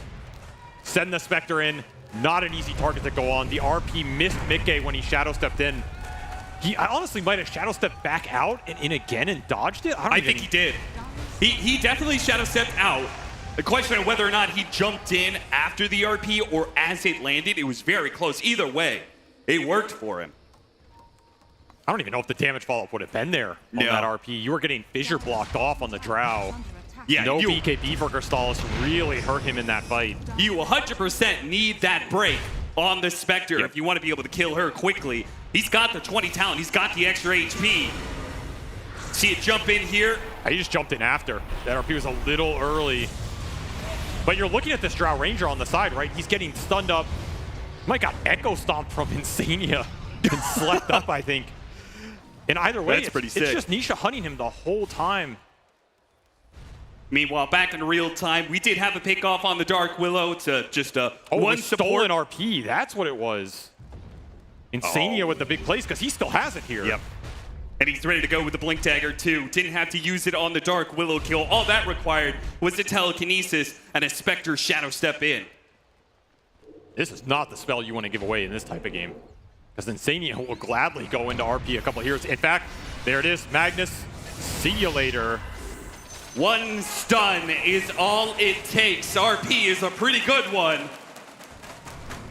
And this is the type of game where Spectre feels like the most broken hero in Dota, because when a single Rubik can set up a core kill like that, the rest of the team's just farming, getting the lanes in. How do you play the map? It becomes near impossible. You have to just clump, you have to group, and every time you do that, you lose out in the economy battle. 16K gold lead here for Liquid.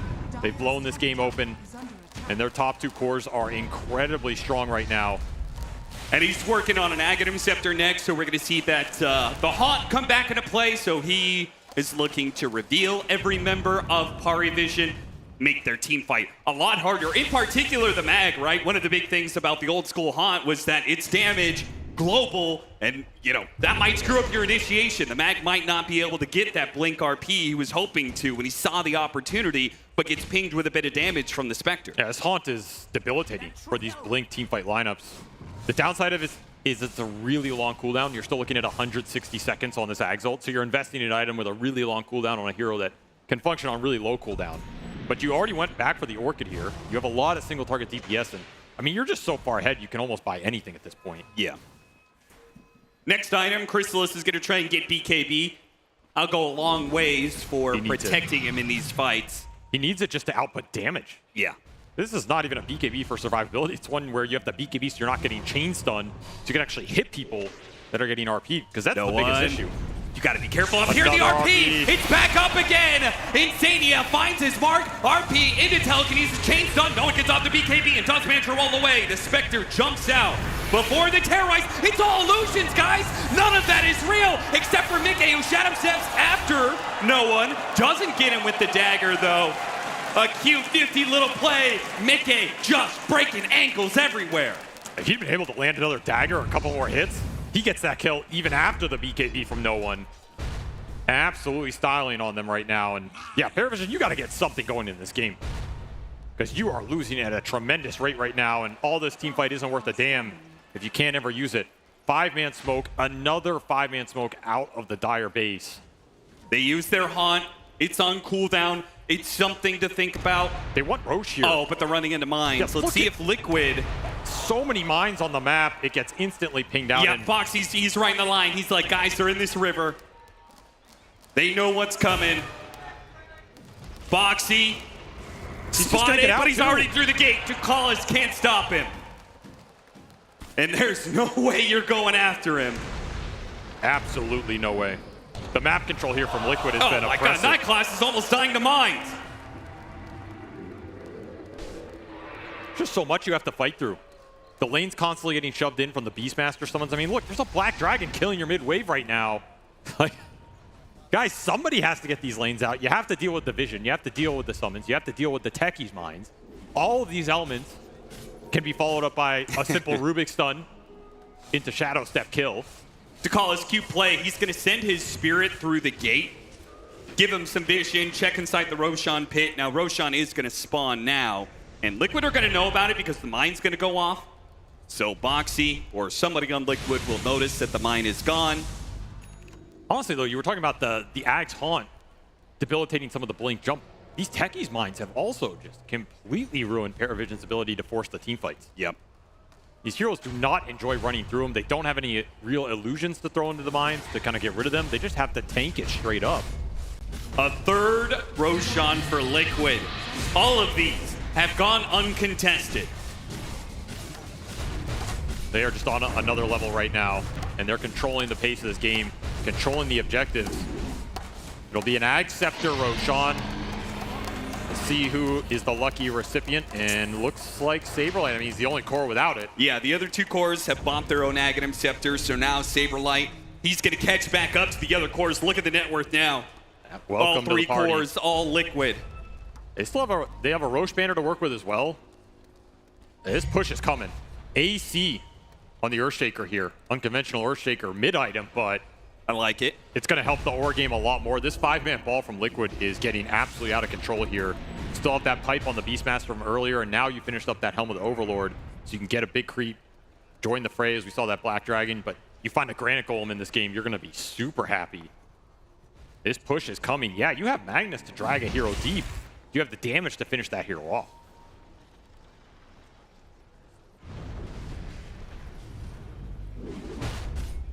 They deal with the dragon. It's so annoying. Saberlight just he found another one. The lanes are always pushed in, whether through mines or the Fate Bolt spam or the dragon push that's happening. Liquid, they're not having to show any heroes, and it's giving Paravision very little to work with as a result. So the only thing that is really left, if these 5-man smokes do not connect, is wait for Liquid to go high ground. And Liquid are refusing to oblige. I mean, 99% of the time, waiting for the enemy team to go high ground is just not a winning game plan. You have to make a move at some point. They do get the BKB on the Drow. They're scraping together a couple more core items here. And every time they do that, something bigger comes out on that Liquid side. And both Bloodthorn done for the Spectre. This is when this hero just becomes absolutely terrifying. You Shadow Step in Bloodthorn, somebody drop the Mantas, you can instantly jump back out, and that hero is still dead. If they don't have a Dispel, a Disjoint, whatever it is, you're just stuck there fighting illusions. Yeah, literally, Ducalis could die at any time. Mickey, he opts to go for DM. Nisha jumps in front of the skewer, hits him with the Echo Slam, follow up and Chain Totem. Chain's done, he's already dead, and now chasing for more. Chrysalis and the rest of Pari Vision have backed up to the high ground here. They will limit their losses to 1, but Liquid, they can keep expanding that kind of play every 2 minutes. It looks like they want to go for high ground, though. After all, the Magnus was their most fearsome foe when it comes to going for that high ground push in the first place. They did not want to get relocated deeper into the base. And there's no buyback available for DM, so this high ground is completely open to Liquid right now. That is the best hero they could have found the pickoff on. He's all their BKB control too. Poke away at Mickey here. See if they can break in, take away that Aegis. They need a little bit more, but Saberlight jumps onto the Drow Ranger, and the follow-up is there from Liquid. Diving in deep to the base to get the kill on the carry. They back away as the Magnetize mounting up. No one. Whoa, he got Bloodthorn now. Mickey has jumped back in after him with the Shadow Step. Now he's going to be telekinesis tossed back into Mickey, and he's dead. 1 core turns to 2, 2 turns to 3, and Liquid will have their first lane of barracks and pushing for more. Stolen Cursed Crown from Insania, turning the Dark Willow spells against Paravision as they wait for their Magnus to respawn. There's just nowhere to run, nowhere to hide right now, as every jump stun is a guaranteed kill, and all you got for it was that Aegis. No one down for 50 seconds does have buyback available. You do not have buyback on this Drow, however. Again, Paravision, they just have to invest in every item they can. We saw the damage. It looked a little nice there. Chrysalis broke the Spectre. Oh, there's the attempted skewer back. Ole! Nisha dodges that one with the BKB, and now a second lane of barracks is on the table while they still are waiting for the Drow Ranger, their only hope to stop Mickey's Spectre. Have to find another skewer here. You cannot let Liquid leave with another everything. attempt. This one works. The skewer back in, but it just sets him up to demolish 9 class, and he'll take DM as well. Runs it down underneath tier 4. Snowing. He goes to the back line, managed to hit a nice Magnetize, but at the same time, the Drow Ranger still needs to finish off and does manage to get him. Spectre's dead. Now looking at Nisha. A second kill on the table. Pari Vision will get him. He's tanky, but not tanky enough, and they're gonna get the All 3 cores on Liquid will die. Pari Vision had to expend heavy buybacks, but they will hold. Even in the face of defeat, Liquid will rescue that gem off of Nisha's courier, so the mission does not go Paravision's way, but this is about the best you can hope for here. You get the Drow respawn, you take the fight with the skewer back, you don't land that Earth Splitter, you're missing a little bit of damage, but Crystallis is able to contribute enough to get the 3 cores in this fight overall, and you should be happy with that. You need to get this game turned around somewhere, and it's going to start on the back of this Drow Ranger. Those are the types of fights Paravision can win. You know, buybacks in their base, force Liquid overextension. The first time Spectre goes in, you're not killing him, but maybe the second or the third, yeah, you can bring those big cores down. I mean, one of the big things was Chrysalis was kind of untouched in that fight. The last time they tried to go for the Spectre, Saberlight instantly responded, right? He blinked, roared up Chrysalis. There's nothing he can do about that. Yeah, the BKB doesn't protect you. It's a really big difference here. The issue is, I mean, what can you really do to protect that kind of play if you're Paravision, other than starting on Liquid first, which has just not been an option? There's no real hard save mechanics here. And a big issue for them has been the BKB committals from Liquid. When Nisha goes in, when the Spectre goes in, this Earthshaker's BKB, you can't stop the chain stun combination while the Spectre is just dealing the DPS. It's only the RP that can bail you out of that situation. And a lot of these fights, they've been starting on DM. It's another reason it's so valuable. If you're killing the Magnus, this Shaker has a completely free BKB duration. No control going into Nisha, and you are in trouble. It feels like DM has to do too much, because now it's a BKB on the Spectre as well, right? Just landing the RP has been hard for him because of the Haunt, the pinging away your Blink Dagger, because of the dodging on the Shadow Stepping that Mickey is doing, trying to get enough of these heroes when Liquid is staying very split up all the time. And now add on top of that, he has to protect against the BKB Spectre. How are you going to do all of that? There's also just too much HP to get through. Haunt goes out. Mickey just trying to keep Pari Vision honest and inside their base. Saberlight eventually found what I think he was looking for this game, which is that big golem. Ancient, Granite Golem, Aura online. These heroes' HP pools are getting absolutely out of control. I think Nisha's was up to 5,500 when he's in the radius of that. Jeez. And you got to remember, that's an Earthshaker with an Assault Cuirass plus a Defiant Shell.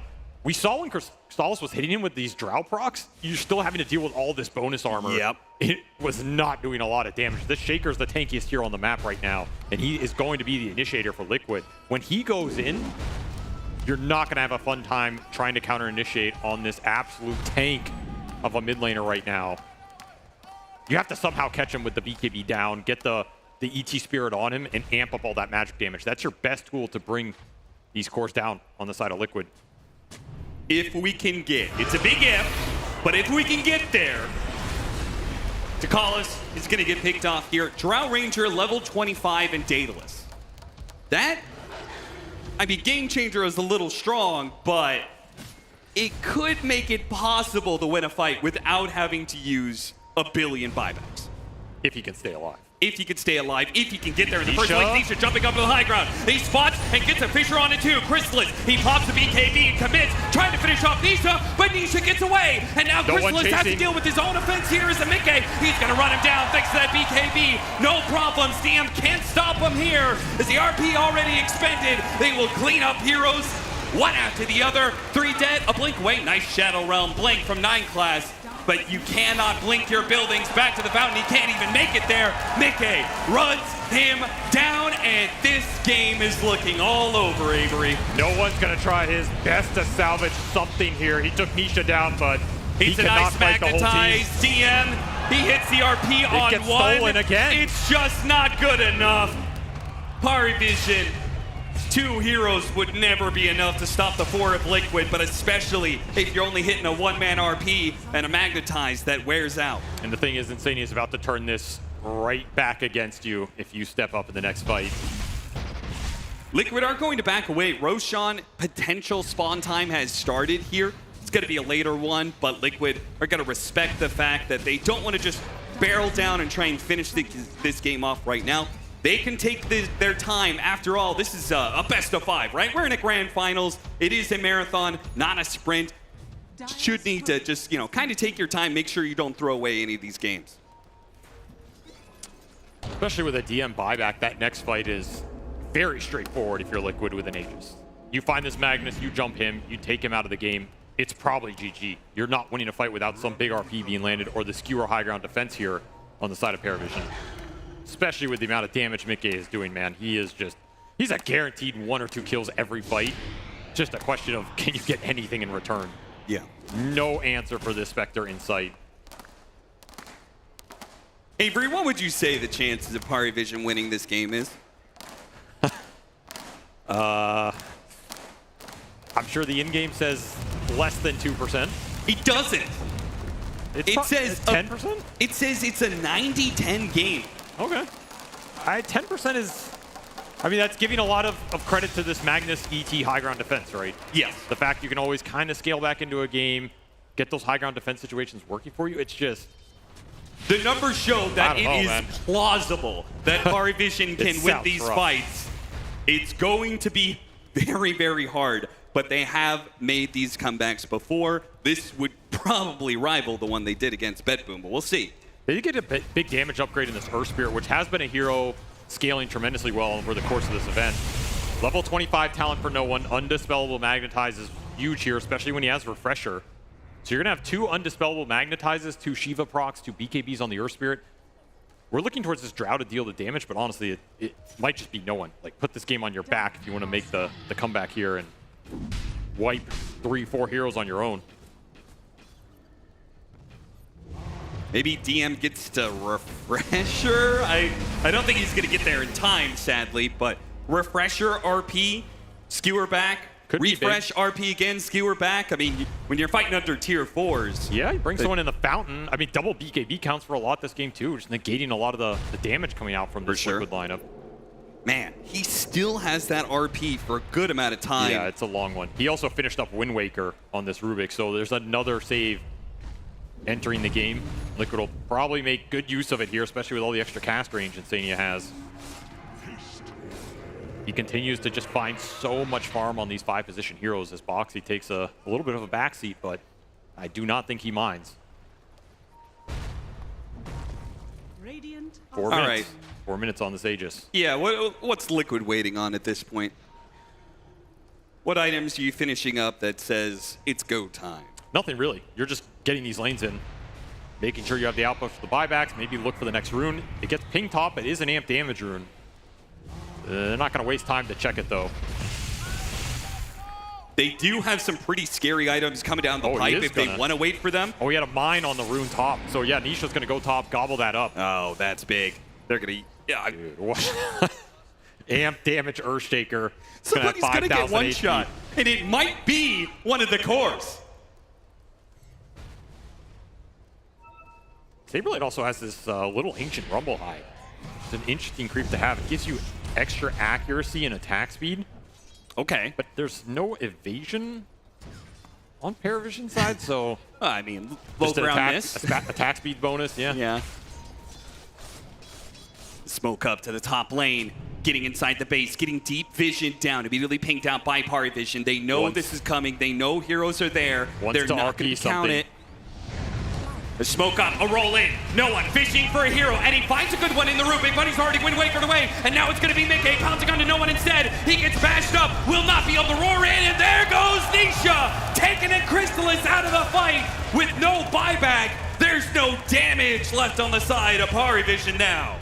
This Drow just can't stand anywhere near the engagement. The second you get stunned, Liquid are instantly on top of you. No BKB hot for this Drow. No hope.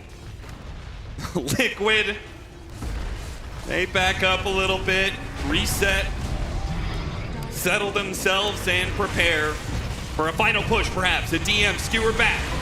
But again, where is your damage? No one. He goes to the back line. He's hitting Nisha. He doesn't do anything. Mickey does take a healthy amount of damage, but he's got the Aegis after all. It's going to be an axe used for no one trying to spare his life, but he will not be able to get out of the sticky situation he rolled into.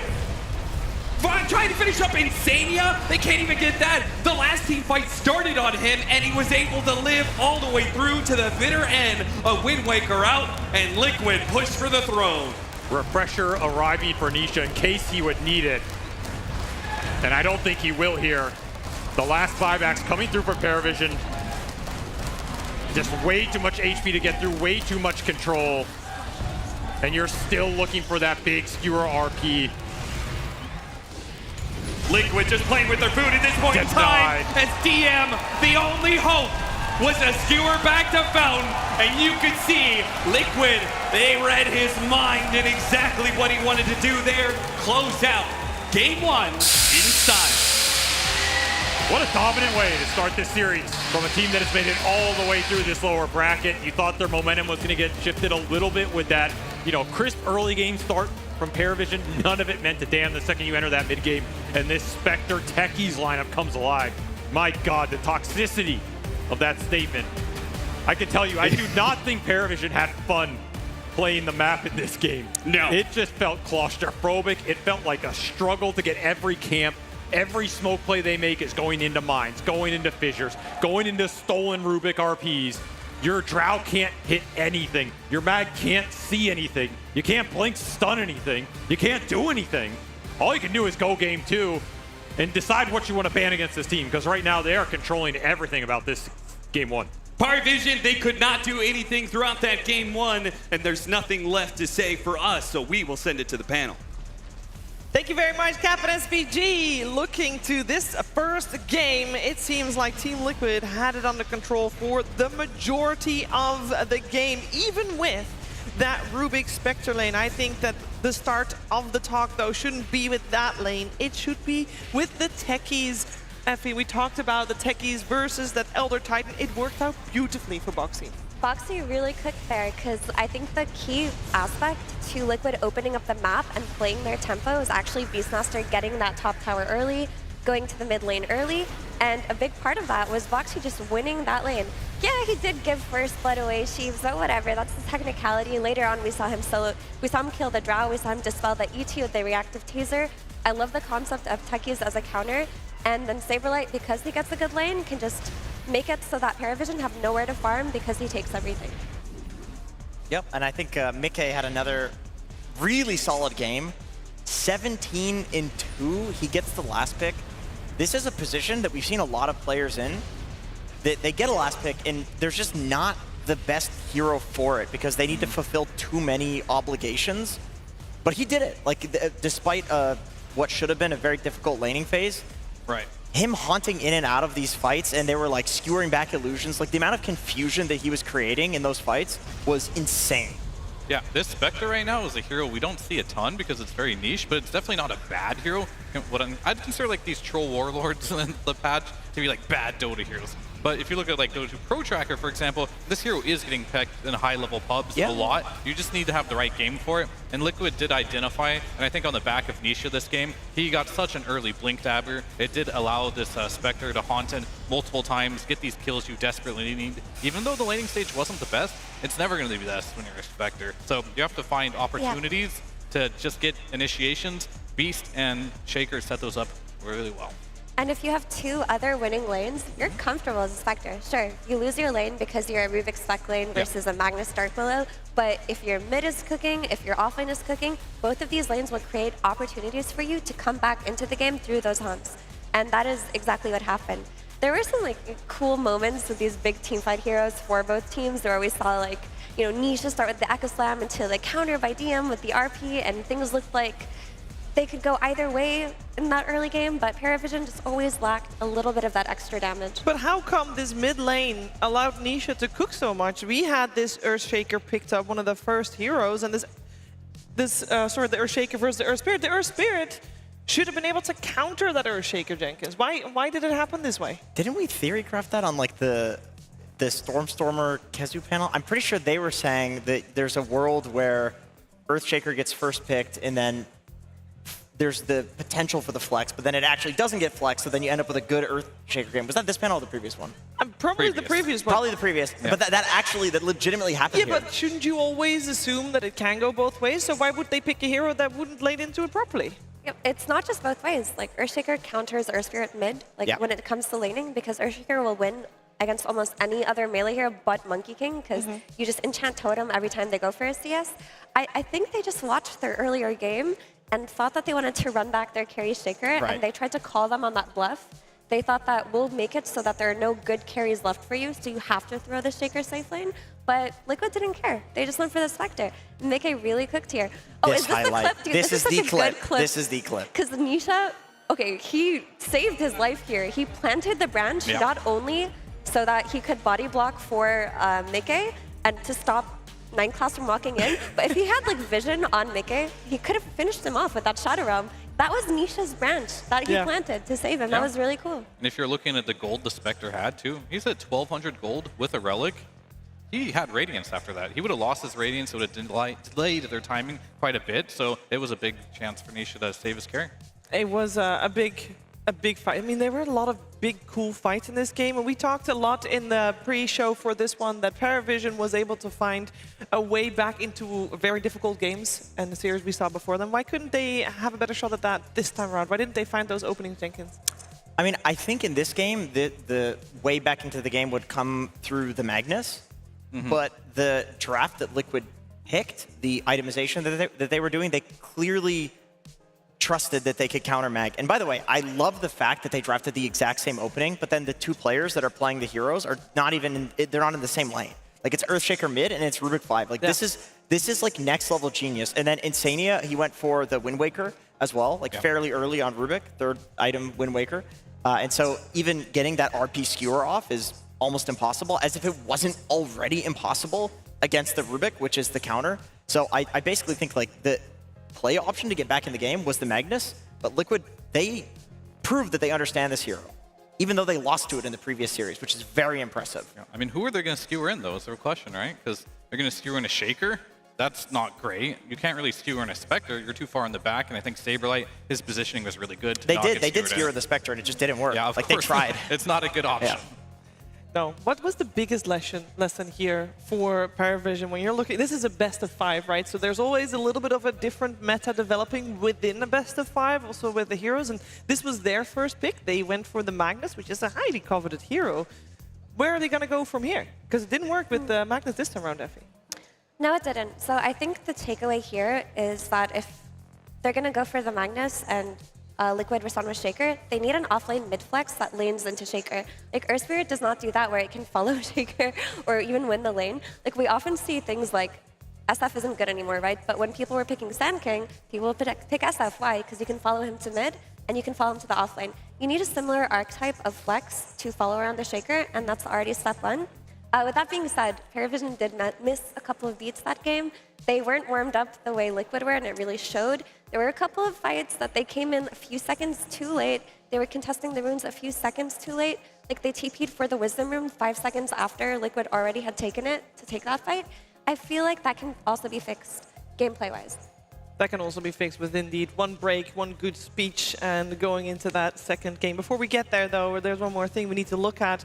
Fear, I believe you have for us the Kitty Award of the game, which kept changing this game. Yeah, I mean, this one, they just used Rubik. Like, he is smoked into their base. He has the Yules as well, or the Wind Waker, sorry. He just breaks immediately, gives vision for his team, pops the Wind Waker. Yoink, he's out of there. That gives Vision Spectre to go in there right away. Shaker follows up. Now Saberlight's in. And that's all you needed for these late game team fights. You just need a little bit of vision to allow your initiators to get in there. And Insania, he took the job upon himself and just ran in there. Poor Crystallis. I feel so bad in that fight. He gets melted in one shot by Nisha. I legitimately, I had to look at Nisha's items to be like, does he have a Revenant's Brooch? Like, how is he one-shotting the Drow like that? He legitimately was just that far ahead on Earthshaker. I mean, at that point also, there was a 44k difference. And I'm sure that Paravision is going to have something in store for us that is not going to have them at that big of a deficit in the next game.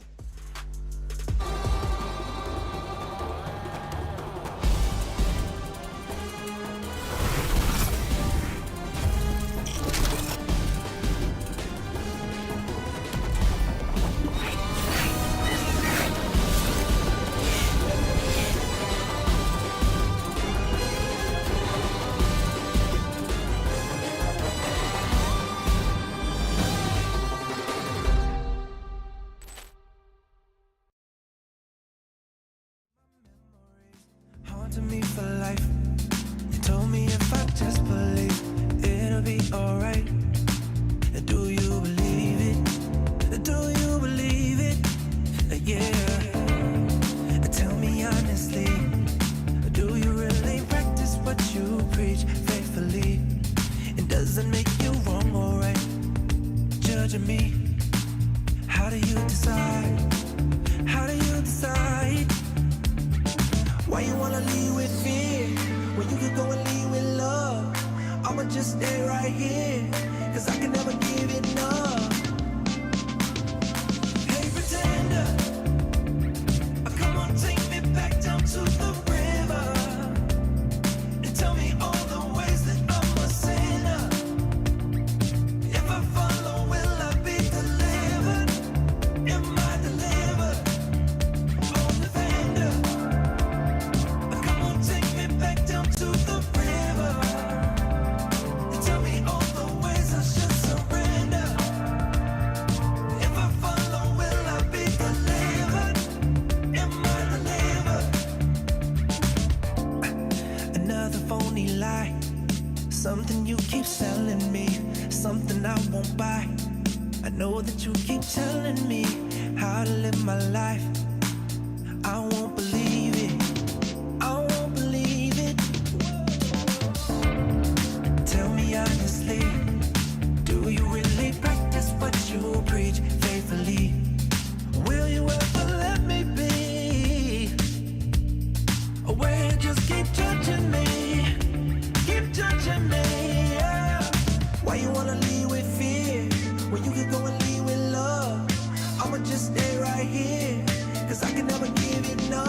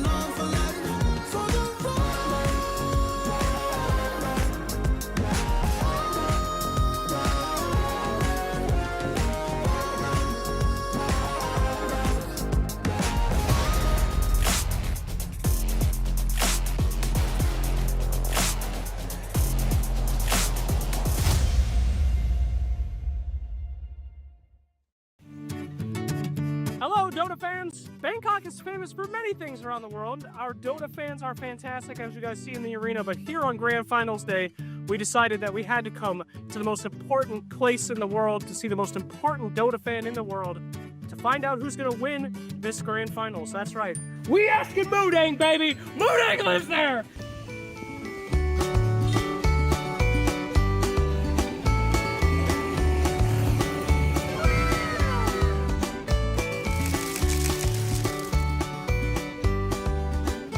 Moodang!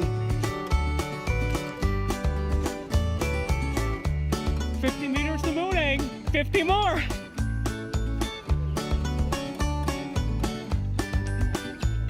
Moodang! Huh?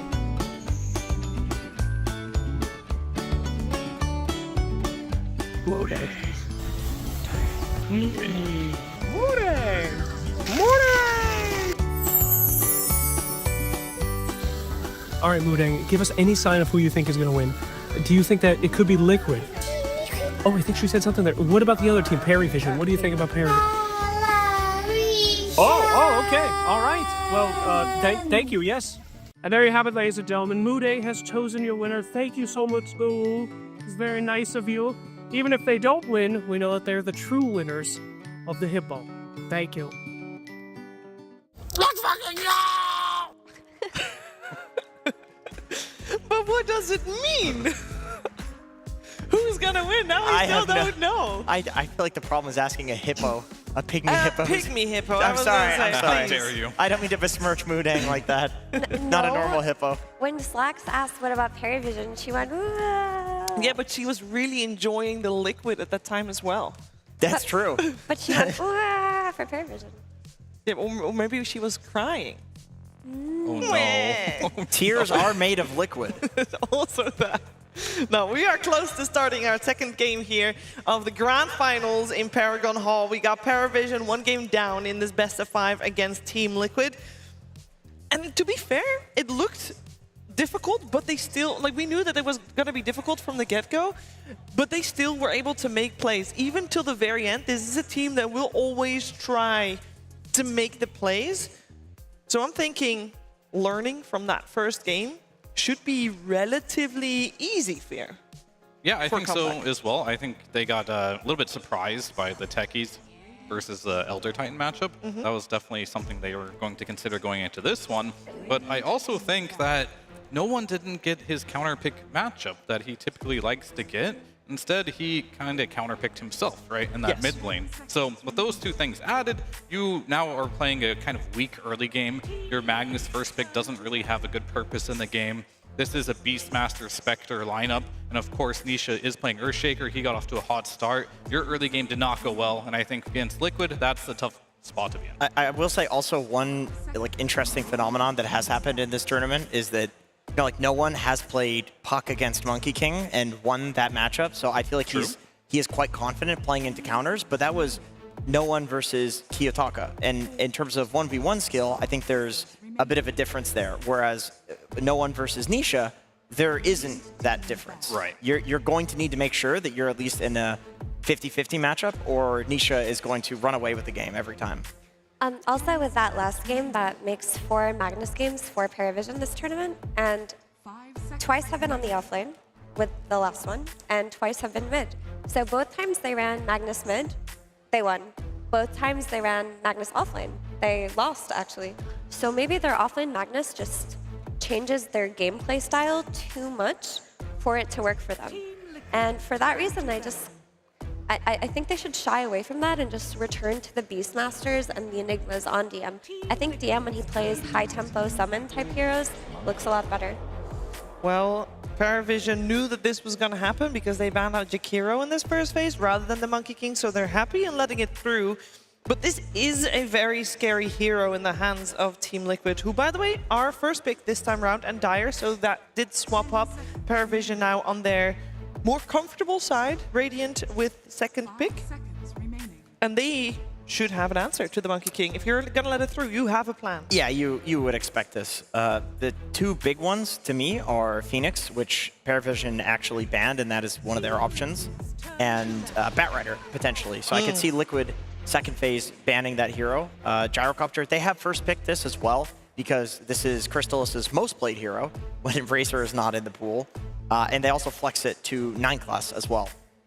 Yeah, and they're just comfortable in this core-to-core matchup. Like, Gyro as a hero does a lot of cool things, like go through the gate early on. If it's an enemy safe lane Monkey King, which it's Liquid, it's going to be Mickey. They haven't played it mid on Nisha yet, but it goes through early with the Rocket Barrage, provides a lot of damage to take down the Monkey King, and when he gets that Satanic and that Side Gunner later on, he can fight toe-to-toe with the Monkey King. Fear, what do you think Nisha's YPM is? Is what? His yawns per minute. Because I feel like this guy yawns all the time, and when he's yawning the most is when he's playing the best.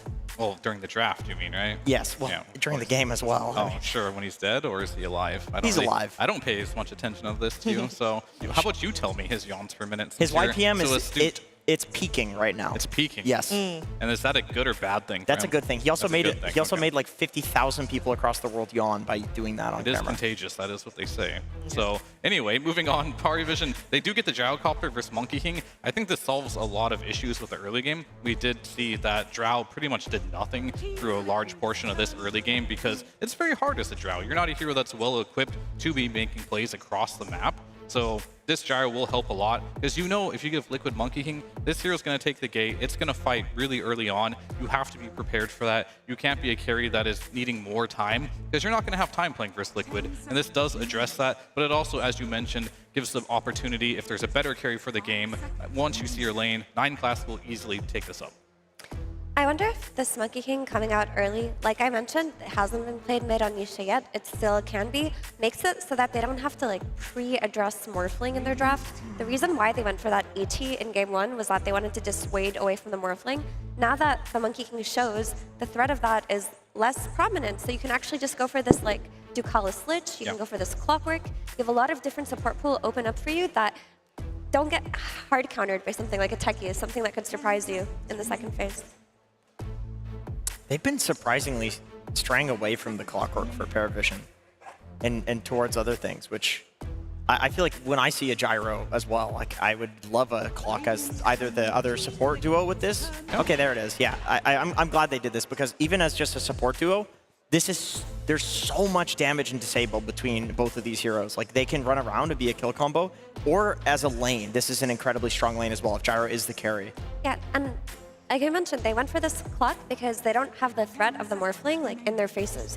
There's like a lot of mind games in drafting a Dota when you let Morphling through because you're like trying to pre-build a draft that can like address him, and Liquid not flexing this Monkey King kind of reveals their cards here a bit early. Ooh, shoes on the other foot this time around with a Dark Willow staying on Dire's side, and this time in the hands of Team Liquid. This just feels like Boxy's like, I'm going to play your best Heroes 9 class, but I'm actually going to win with them. Because I feel like 9 class is not won with techies. He's not winning with Dark Willow, and Liquid's just picking the heroes that he isn't having success on and trying to find ways to make it work. The synergy isn't necessarily there because, all right, Oracle comes out, but like this Dark Willow Monkey King, the Terrorize obviously has anti-synergy with the Wukong's command. They don't really have a hard lockdown right now, which they can't run out of, either like a Puck Coil or a Mars Arena. Not entirely sure what the benefit of Dark Willow is outside the laning stage for Liquid right now, but they do rely a lot on that. So Dark Willow is actually very cool versus Paravision's safe lane in Gyro and Clock, because Dark Willow is a hero that isn't threatened by Clock because of Shadow Realm. Sure. Very few supports can say that. Also, if she gets hookshotted on later on, she just kills him with Bedlam and the Throwing Shade facet. Okay. But also, versus Gyro, she can control him from a distance without getting close enough for his Rocket Barrage range or his ulti. So the hero is actually quite cool versus Paravision. Invoker comes out, all right. What's the only pool that deals with Invoker? Because they already took out the Puck. I know Sniper sometimes gets picked up. We saw Bat Rider is really good versus him. We did. However, like, still laning stage, I mean, it's banned. Also but banned, yeah. I think in general, like, Invoker is just always going to be solid mid lane. I haven't seen it really get crushed in any mid matchups, and that's probably why they're picking it so early. However, they're still not using no one in a way where he's getting later pick, which could be problematic, but we'll see. I'm not entirely sure like what's just going to shut down Invoker. I think repositioning is something he does not like outside of that. Yeah. Yeah, I think Sniper probably is the best answer versus Invoker on lane. Sure. I think repositioning is a cool idea. Like, Nisha has played a lot of Tiny, and I think Tiny is actually one of the better mid matchups versus Invoker, because you can just clear the wave really quickly and not have to lane in the first place. Yeah, Tiny was exactly what I was thinking. It lanes fine. I think also you don't care that much about Clockwork. You can just toss him out of the cogs and deal with him that way. Tiny's very hard to burst with the 2 burst heroes that they have. But Lycan, this is something that's like, I like that Paravision drafted this because Liquid needs to now find something that's answering the Invoker on lane and the Invoker's like kill threat around the map, but then also there's this Summons hero now to deal with. So this pick is not as easy as if Paravision were to pick like some generic support in this slot.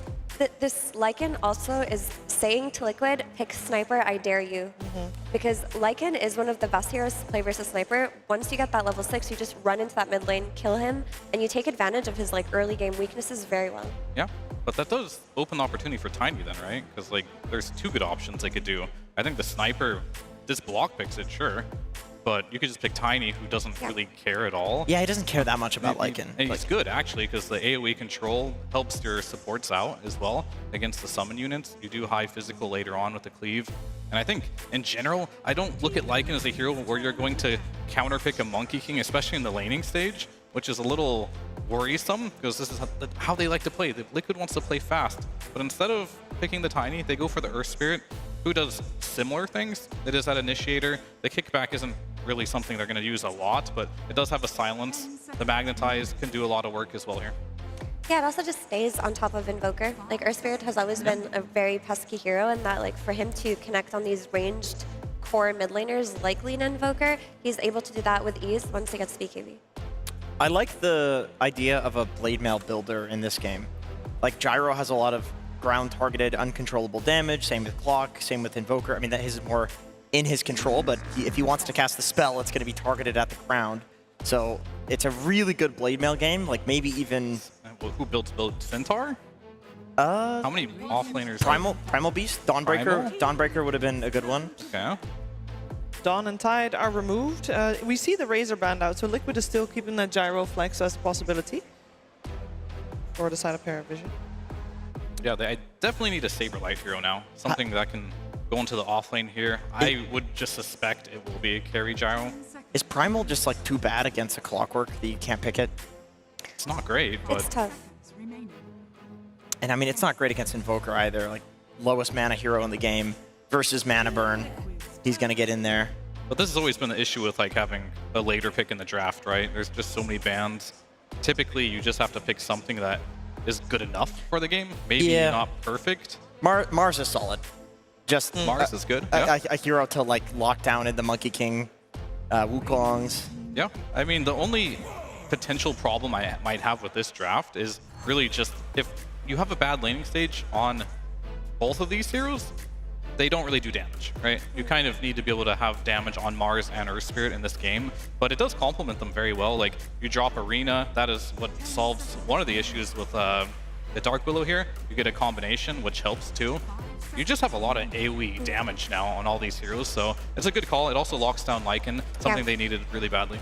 I think that's the biggest one, just having the arena to solve for Lycan, but it does have a lot of nice synergies within its own draft. Like, you have the Terrorize into Arena combo, you've got the Terrorize into Wukong combo. It's always going to make it so that if Team Liquid start the fight, they're going to overwhelm Paravision with their own team fight. But if they're not the ones starting the fight, if they're not the ones taking initiative, it is hard to connect these spells together because they always get cast at separate points of the fight. Yeah, I kind of feel like Mars's job in this game is to just throw the ult on Lycan, so that way Insania on Oracle can survive and save his team. This is also another really hard last pick here, because you probably want to flex this Gyro just to get a perfect last pick to get a counter, here. to the Mars. There isn't anything that's going to stand out that is really good, I think. Because you're playing versus Monkey King, you're playing versus Mars. Yeah. It's really difficult, and they're just going to go for a support last pick. Okay. Yeah, I was going to say, like, 9 classes Nyx, you can't forget about it. It does exist.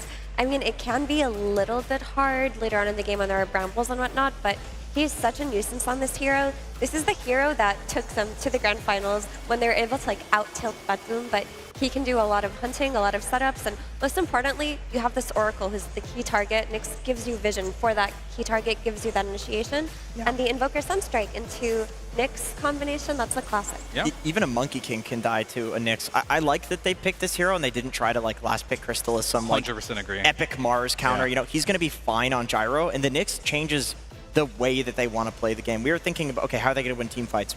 Just don't. Yep. Just don't win team fights. Go for pickoffs. Go for skirmishes. Yeah, they need a high impact hero on their last pick there. Typically it comes from a core, but in this game, I think this Nyx will have more impact than any Crystal's last pick hero could have possibly had.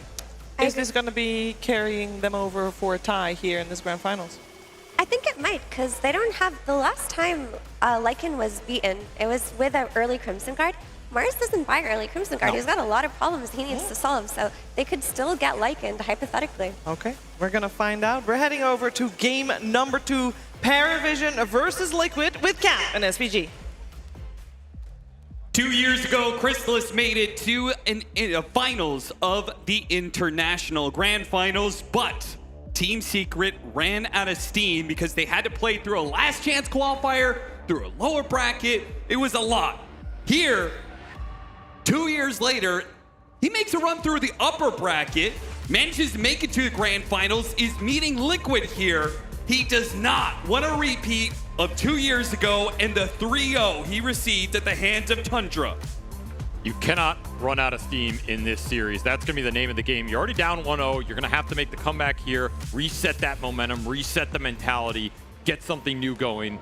And they've opted to go back to their comfort heroes, right? Yep. The Gyro for Crystallis, the Nyx Assassin for 9 class. Get those picks to give you some confidence, some comfortability. This is Push a them into lineup Liquid. that looks way more robust, right? I just feel like game 1, to be honest, just felt like a bit of a draft problem. Drow Ranger against Spectre, Sableye gonna be caught inside the cogs. Oh, what a boundless strike in from Mickey. Nails 3 of them. They still get the first blood, but Paravision, they're going to be dropping a bit low. Mickey is going to be the second death of this one on the side of Liquid. Chrysalis does die in return, though. Boxy picking up a triple. All right. Well, Boxy is already owning this game, I'll tell you that much. He's almost level 2. Got all 3 kills out of that. He is having the game of his life right now. Overall, that exchange is mostly even. Paravision got a decent amount of gold onto the Lycan and the Gyro. Pretty hard to skirmish into this Gyro level 1, honestly. And I mean, Liquid took it straight to him and got a decent exchange. Yeah, they may have given up first blood, but they take 3 kills and 3 bounties. Yeah, that is always the part you have to consider. Who gets the runes after the fight, often more important. So Liquid, they will be the victors of this early exchange, both in the XP, gold, and just extra net worth across the board. All 3 lanes are going to benefit from the extra runes here. Solid position to start this game in. Boxy's going to complete a Magic Wand and Bracer before the lane even starts. Yeah, he's massive. Like, there's so many stats on this Dark Willow right now. It is out of control. So if Liquid can translate that into a fast early game, they're going to be super happy. Because, again, you went for some comfort picks on the side of Paravision. But the downside of some of these, like the Nyx Assassins, that can be really slow. The mid game's a lot stronger. You can play the map more. You can do some of the pick-off game that Liquid did to you in that game 1. I kind of like that aspect. Change it up. Go for something different. You just have to be able to get there. And already, a little minor step back for them. They'll have to overcome in this laning phase. As 9 class pulling the waves straight into it here. Yeah, classic Nyx Assassin. And don't think that Oracle is the best hero to be able to stop it. He will get some punishment. The Fortune's End being a longer duration disable. I do like that Insania just went for the boots, though. Kind of understands what this lane's going to be. You know, double melee hero. He's not going to receive any harass. The boots will help him chase the pulls or be able to get the pulls off. Nice little itemization here. No one. He's going to be playing the Invoker against Nisha's Earth Spirit. How does this matchup go? So far, no one. Nisha's doing quite fine. I think Nisha's Earth Spirit has been the most impressive to me of the whole event. Okay. We saw no one's last game. It's very solid, right? But something about Nisha's Earth Spirit in the mid-late game just overperforms. It's really hard to beat Liquid in that situation. Managed to dodge the roll in, still in a bit of trouble, but will not die. No one. A nice little sidestep does cost a bit of HP on the side of Nisha. That said, Invoker for no one is also one of his signatures. He's Grandmaster tier on this hero. He's played it absolutely forever. He's very comfortable on what this hero can do, particularly in those late game situations. If you're trying to go toe-to-toe with that Earth Spirit scale, you can match him in that regard. Crystallis manning up here in the cogs. Saberlight. Trying to get away. The Brambles do manage to let him disengage from Ducalis. Crystallis will also have to back away, being fed some tangos from his support. Just not a fair fight on this lane. You're going into such early stat items coming out from Boxy and Saberlight. It's been tough down here for the Gyro. He is really suffering in that CS department. Hello, my old friend. We meet again. Oh, got the courier. See, Boots paying off here. They are. Doesn't need the extra region on this lane. Boots, win lanes. Max movement speed. Callis. They just want the Lotus here. Yeah. They need it really bad on this Gyro. Crystallis needs the extra regen, but may not be able to get it. Let's see if he can outclick Boxy. Boxy does manage to get it first. Another big Started win. the channel just barely in time. I mean, you're looking at this CS chart right now. This Gyro has nothing. Oh, wow. 6-0? He's being outdone by Boxy's Dark Willow. He was being outdone at the start of the game, and he's still being outdone. Mickey gonna look for the chase down top, and this is the downside of pulling waves against the Monkey King. Yeah, you can only do this for so long against a monkey. The first 1 or 2 levels, fine, but the Monkey King's mobility, it's a problem. Early boots for Mickey and Orb Corrosion guarantees that chase down potential. Didn't even need the tree dance to get that anti-creep cutting kill. Oh yeah, so it's gonna be even worse now that he's level 4 and does have that option. So he's gotta come up with a new trick. I mean, what do you even do in this lane actually? That I'm looking at it. I don't think Pari Vision can really enter this top lane anymore. Well, they tried to wolf pulling, meanwhile bottom lane still fighting it out. A spear into the cogs, Ducalis commits. Battery assault trying to blink away at Saberlight, hoping that the return kill is there from Crystallis. It is not. Dude, Austin, this game it's spiraling right now. Yeah. We talk about stabilizing series, stabilizing games, making the comeback. A strong laning phase can give you the momentum to do that, but right now it is just crumbling for Pari Vision across the board. They are not winning any of these lanes. And it does not look like it's getting much easier here in the next few minutes. I mean, I'm looking at DM top. He's just sitting here. Well, finally, the monkey leaves the lane. Okay, I can get some CS. Yeah, they are so set on not letting DM be able to do this wolf pulling shenanigans that Mickey leaves the lane entirely to be able to stop it. Now he goes quickly back to lane and punishes DM for being up in the first place, gets him down to about half HP, while Insania blocking 9 class from doing the pulling again.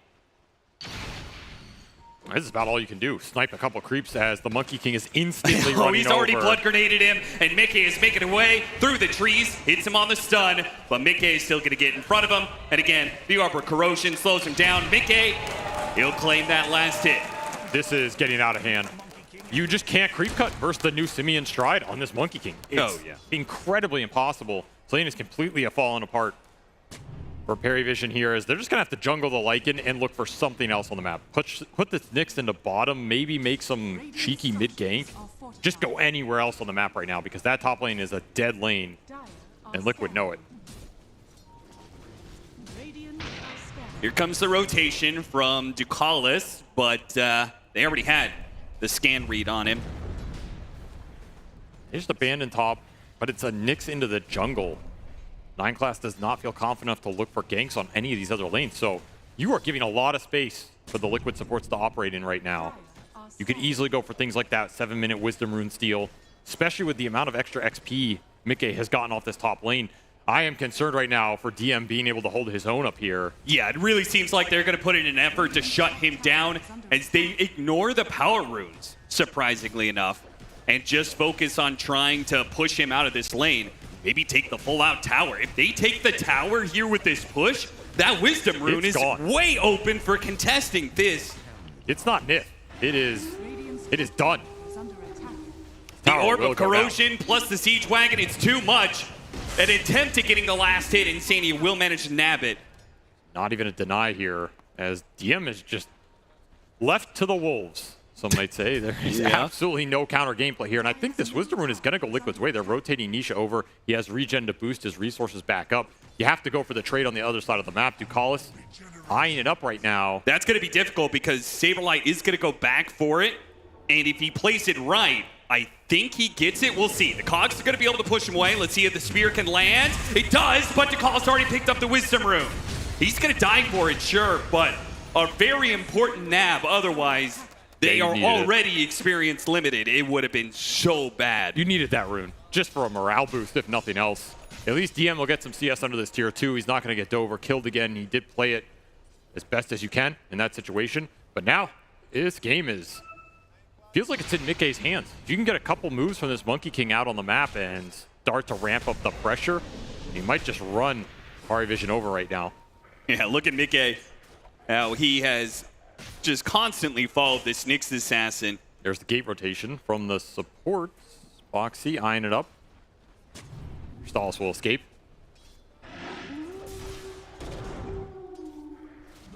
Gotta get this Invoker involved, I think. That's the one hero on mine right now for Vision to kind of restabilize this early game. It's not the best hero, though, to be active at just this moment, right? Like, you need some help. You can't solo kill heroes a lot of the time. No. And ideally, you kind of want to go to the Invoker's lane and fight around him. Around the power runes, skirmish into the enemy supports. All the action's been away from the Invoker, which does not help your situation, as Ducalis will... The Cogs, they can only stop the supports and keep them at bay. It does nothing to stop Nisha as he rolls right on through to claim a kill. And guess what? He had another power rune. This time it's a haste. So he's just going to run straight bottom. He still had this ward down here, eyeing up Crystallis, who is trying to escape through the gate and will make it. Yeah, he sees this coming. He will go through. He should follow him here. Yeah, what is he going to do with this positioning? Yeah, that's the problem. I mean, what are you doing up here as Gyro other than kicking your Lycan out of the lane? Yeah, DM's like, please, God, no. I just want a little bit more experience. You need this Nyx level 6. Vendetta is a comeback mechanism in this game. Get a couple of quick core pickoffs with it. Something the Invoker can connect to on the map, or you can throw Lycan Wolves on top of it. Yeah.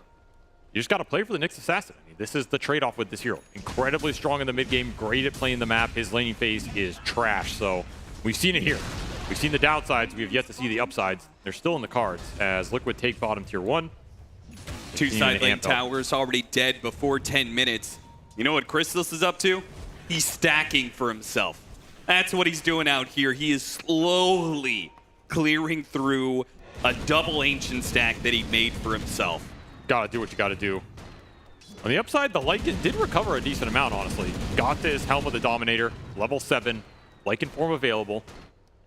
You can find some sort of fight with it. I don't think you're too weak right now, and there's a move coming bottom with the Invoker. They want to get no one involved. They have a dust for him. Got him inside the arena, and a pin that lands on the Clockwork. Meanwhile, the Terrorize hits the two of them, bounce him against the walls a little bit. Saberlight's still going to be getting low, but thanks to the Bedlam, no one has to retreat, but gets nailed as a roll in from Nisha catches him out.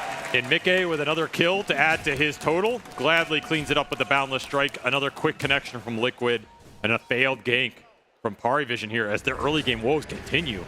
Just cannot find the connections on the map. You just still don't have this hook shot. Your clock's level 4. You're talking about the lack of damage to combine with this Invoker. We just saw it.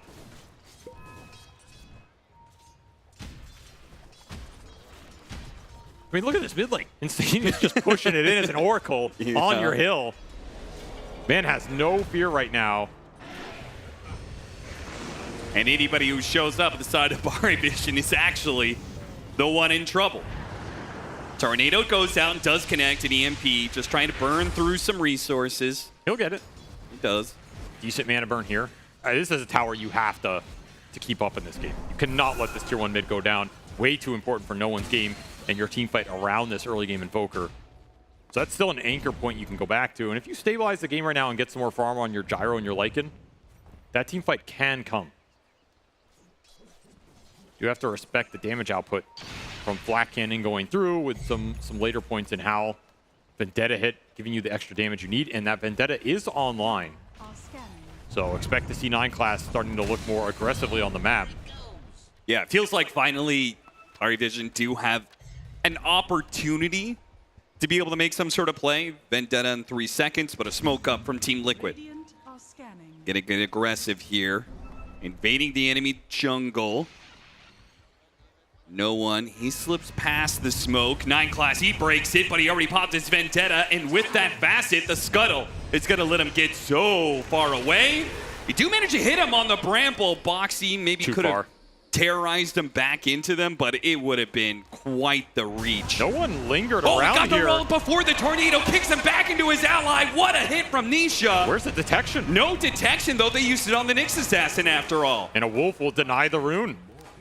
Vision making some moves here, wasting a lot of time out of this trio. Yeah, they are. And just the lack of dust hurts them twice. Need the detection in this game. And Saberlight will oblige, and he's got a Blink Dagger coming in as well. You have to defend this tier 1 mid, though, and Saberlight, he makes the first rotation. Yeah, he just instantly throws down the arena. They know that Vision can't really fight back right now, so just use the arena off cooldown. Well, maybe they are going to try and fight for it. Leading the out. damage. Going to be saved, though. Saberlight does have an Oracle behind him, after all, so the Fate's Edict, it prevents a lot of damage, not even needing the False Promise. This is so sad for no one. Just watching this tower go down without a fight. Worst case scenario for the Invoker right now. So the map pressure continues to heat up. You got to find a way to use this Lycan too. This ult has been off cooldown for some time. It's a powerful spell in this game if you can get the chase down on some of these supports. Oh, 9 class trying to set up on Mickey right now. If he could catch him while Mickey's farming up this hard camp, perhaps the Lycan can commit his ultimate, but he got the scan. Mickey's out of here. There's a sentry. Oh, he's going to play around his sentry. He's going to bait out 9 class. Missed the boundless strike, though. Meanwhile, they caught Insania inside of the cogs. This is pretty nice. A spear on 9 class. He pushed into the Wukong's command, so he will die for that one. A 1-for-1 trade-off so far. And Mickey being hounded by the Wolves. DM he goes after him, commits for the kill. Mickey not dead just yet. He actually is going to trickery himself out of here while DM has to retreat, but he gets pinned. And now the shapeshift, it's running out of time. He doesn't have anything left. Liquid will run in down. Boxy is traded out for it, but it's Liquid are the winners of this fight so far. Ducalis, he catches Saberlight inside the cogs though. So maybe Vision can actually get the extra kill out of this. Very nice. Yeah, not too bad when all things are said and done. The fact that 9 class got everything off there in a double core impale just did so much damage that Mickey has to retreat. Yeah, he lives, but Liquid end up losing that fight, and all the cores from Vision get involved. Crystallis lending the missile from the high ground at the end. If only they could have killed Mickey as well, it would have been so sweet. Harassing bottom. Yeah, didn't get the Vendetta hit. But that's the kind of fight you need in this game. Get the Lycan involved, use that form. Saw the power of the summons. If you can't clear them out with your spells, then they do a decent amount of damage there. It was very clutch Terrorize from Boxy, which bailed out Mickey in the end. Yeah, it's going to be Terrorize and Arena. The 2 spells that they have to protect against this Lycan. Nyx is doing some work here. Rough early game, but starting to pick up. And you can find yourself in a position where maybe Liquid are the ones afraid to push these lanes super deep or split up on the map, similar to last game. That's what this draft is designed to do. Yep. And the gyro will just clean up jungle. So but also, I think there was a lack of information a lot of times for Vision in that last game. The lanes were always pushed in, and there was a lot of Liquid members off map all the time. It was a huge problem. The lane shove was a massive problem in that game. Lycan will help you this time around. The gyro, in theory, can help you. Invokers and the Nyx can play off the map and kind of present that threat. Yeah. I think that's why this draft just looked a lot more stable this time around. A lot easier for them to play that mid game if it comes to it. And this game will absolutely come to it here, as pretty much going to go even across the board at the 60-minute mark. Looking a little rough there, but Vision will bring it back, and now they have some aggressive opportunities of their own. Looking on the power rune. Instant Dispel gets Nisha out of there, and that's another strong rune for the Earth Spirit here. Amp damage. That can pack a serious punch. Yep, and that is the advantage of having an Oracle. They know where it is every single time, so they can just fully commit multiple heroes to one side of the river, knowing it's going to be there. Nisha can also plant himself nice and early. And the reward, an advantage for the next fight. Big smoke committal from Liquid. 4 heroes. They're going to TP top on top of that. Blink on Saberlight trying to lead the charge, find a big core target, but if they don't catch anybody from this, it's a pretty big win for Vision. Yeah, everybody's out. A TP play, a retreat, and going through the gate. Vision get away in 3 different ways on 3 different heroes. It's the way to use your vision. You have Lycan Wolves to scout, you have Nyx to scout. When you don't see anything on the map like that, move becomes easier to read. And this time it's Liquid struggling to find connections here. They are still going to try and use the back end of the smoke to go through mid, and they will find Ducalis. Or Spear. will they It find doesn't land. Ducalis? Ducalis gets the cog. Trick away. Whew. A little whiff there. Some breathing room. Oh, they're going to go after Mickey. They saw all those heroes in mid after all. They don't know where he is. They know he's here? They do not. They do. Oh, they do!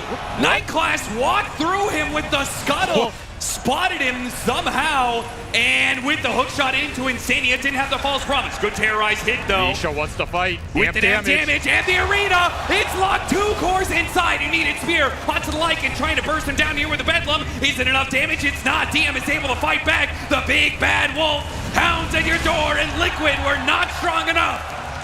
Sick deafening blast from no one to reset that fight. And he's tanky enough to just sit there and eat the amp damage rolls as Nisha, he makes a play call, says we can go in with the big ults, we can control them, but it's not enough to cut through the HP pools here. Parivision with a huge team fight win.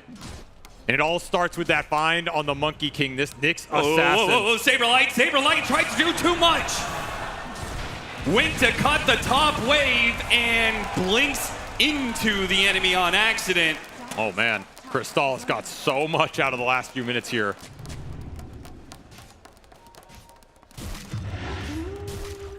Liquid stumbling as they enter this mid game at the hands of some strong vision mechanisms coming out from Parivision. We've seen this Nyx be a problem for a lot of teams. You know he's around here to be a nuisance. He just walked through a ward sentry, but the problem is this scuttle. It makes it so hard to know where the Nyx assassin is going to be exactly when he just is able to walk through trees and cliffs. And the strength is if you're not dying on this hero, you're wasting enemies' time. This is Liquid sitting on this ward sentry thinking, maybe he runs through here again. Maybe we can set up something. He's just all the way on the other side of the map already. He's going to run into another sentry op, so he gets scouted again. Spotted him for a second. Boxy. They didn't have the detection. Saberlight does. Hit the pin. They'll punish 9 class. We're moving through their side of the map. It's a small pickup for Liquid. Parivision still holding the lead. Need these sentry traps to do work versus hero. It does pay off for Liquid there. Need as many of them on the map as you can get. Protect your backline. So this Nyx passive, it reveals Monkey as well in the trees. Because it just says detect heroes within 350 units. So if he walks through a tree that the Monkey is on, that means it sees him? I don't know. I've never thought about it. It's usually an interaction that works versus invis heroes. That's how we saw him earlier, right? Like he Vendetta hit him while he was on the tree. That's pretty crazy. That is a very unique interaction. I do not think one Mickey expected. No. Gonna take a Tormentor here, Parivision. I almost wonder if it would be he got the worth. shard too on the Nyx. Nice. That is, well, it's a break mechanic, but it's a very good one in this game when you're against things like the Mars, right? Yep. Remove a lot of that frontline potential from Saberlight. Now it just makes him a way easier target to go on. You can also break Jingo Mastery, so the Monkey King isn't as much of a threat when you try and kill him. Yeah, we'll see this one again. They definitely do not see him here, and then he just gets revealed. He's got the Howl on him as well, the debuff, so it made it even easier to recognize, hey, this tree has a debuff on it. I mean, 9 class has absolutely turned this game around. Yeah, you suffered a lot in that laning phase, but that's what the Nyx does, right? He puts you on the back foot, but he can always make the comeback. He can get the jungle farm, and now he's the richest support in this game by a mile. Honestly, Paravision, they were in a tough spot, but this off lane that started out so bad has done so much work in this game, including DM, who, by the way, is 3-1-7 on this lane. Smoke's coming in. They're going to break on Boxy. Immediately trying to blow him up with a Meteor Dagon, and that is enough. On the left side, Saberlight, they get the arena surrounding out Chrysalis right now. Ducalis is going to take out from the Earth Spirit. Nisha with his BKB will be able to make himself away. Saberlight with the pin on the Lycan will also be able to get out. The 2 supports die in the side of Liquid. The cores will manage to retreat. 9 class, he wants more. Gonna Vendetta in mid. There's a sentry here, though. So your setup capability is pretty limited, and I don't think anybody can join you anyway. Nisha, what's he? Oh, nice spike carapace and an instant seal on the regen rune. 9 class and his Nyx assassin continues to terrorize and annoy Liquid. Mental damage right there. Make the game as frustrating to play as possible and just wear out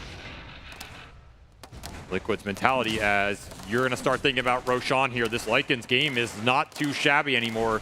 BKB, Helm of the Overlord, go into that pit, put an Aegis on this gyro, and suddenly this Perivision lineup is going to come alive because you're going to have a gyrocopter with potentially 2 lives who's going to be flacking down everybody in the fight. They're going to be getting how their armor is going to be getting reduced, and you could throw an Alacrity on top of all of that to let this ranged cleave just go to work. It's going to be an overwhelming amount of damage. You even have this Ancient Thunderhide to give an extra frenzy buff if you really want to just go completely overboard on this gyro. These are the kind of lineups where this hero really shines. He just becomes an absolute beast in the team fight. Mickey is going to have his work cut out for him this game. I mean, he has performed extremely well so far this tournament. He is on one of his signature heroes in this Monkey King. But I am starting to question if he can go toe-to-toe with this gyro as this game continues to progress. Yeah. Just so many buffs. It's really the only remaining threat for Parivision, because with the BKBs, the arena is not nearly that big of a deal. No, they do not care about Saberlight right now. So it's just the Wukong's command that can really stop this Lycan or this gyrocopter from, just running them over. And I think Insania's game has been really difficult here versus just all the backline jump. You have 2 supports who can get on top of you and help burst you down. You have wolves and summons that can be chomping on you the whole fight. An invisible invoker who's scouting you. Mickey, he gets found by the Nyx mid. Insania is behind him. Parivision know not to overcommit on this. They just have a bit of a poke at Mickey. Now the jump in from Dakalis, trying to catch the Oracle as well. Doesn't get him inside the cogs. The false promise is going to have to be used here. Mickey's going to turn on his BKB. Turn it around with the Wukong's command. Parivision walking away. Nisha, meanwhile, hit from behind. Goes for no one. They're chasing after this Invoker and will manage to kill him. But what about this Monkey King? Has to get away from Chrysalis. Got him inside the arena. Saberlight misses the spear. But DM, it's not just the gyrocopter. It's the Lycan that's a big threat as well. Munching on Mickey. Trying to run him down underneath the tier 2. They say, okay, he life-stealed enough. That's good enough. We're going to back away. Call it a team fight win as long as we get out with our heroes. But Nisha's back into play. A Cogs that is pushing out Chrysalis. He has to run down the river. Liquid ought not to chase him. Neither team wants to commit on the tail end of that fight. Nisha really low on resources. Mickey able to survive through all of it, even though that Wukong got kited. And that arena did a lot of work, kiting out the gyrocopter. You did manage to land a lot of the buffs on Crystallis there. You got an Alacrity gyrocopter on the front line. But that backline jump from Liquid was beautiful there. You took no one out of the fight completely with that BKB duration on 2 cores. Just no counterplay for him. Doesn't have the defensive capability yet. You have Manta for a single Dispel, but no BKB or Hurricane Pike on that Invoker. He could not reset his position. But as you mentioned, man, the Wolf. This Lycan has really caused Liquid some problems in the fight. And he's Parivision's most farmed core after that early game, after that laning phase. Trying to go to Nisha, see if they can blow him up with the Vendetta hit and the Sunstrike terrorize. Wait a minute, Nisha, he is able to get away all because the supports behind him put in the work. That is very close to being a 100-0 kill, though, without any nearby cores. And that's a scary thought. Night Class trying to walk around inside the enemy jungle without the Vendetta. Can't do that, my friend. Saberlight, woo! That physical damage is intimidating, man. He almost got Sunstruck in the fountain, too. No one was right on top of him. Stall is pushing up as... Oh, can't hit that. Foxy will get out of there. Again, the resource is low on Nisha. Liquid, it's their turn to be dodging the Aegis. With a minute and a half, Parivision is still going to try and put in some work, though. They've got a mid-tier 2 that's going to die soon.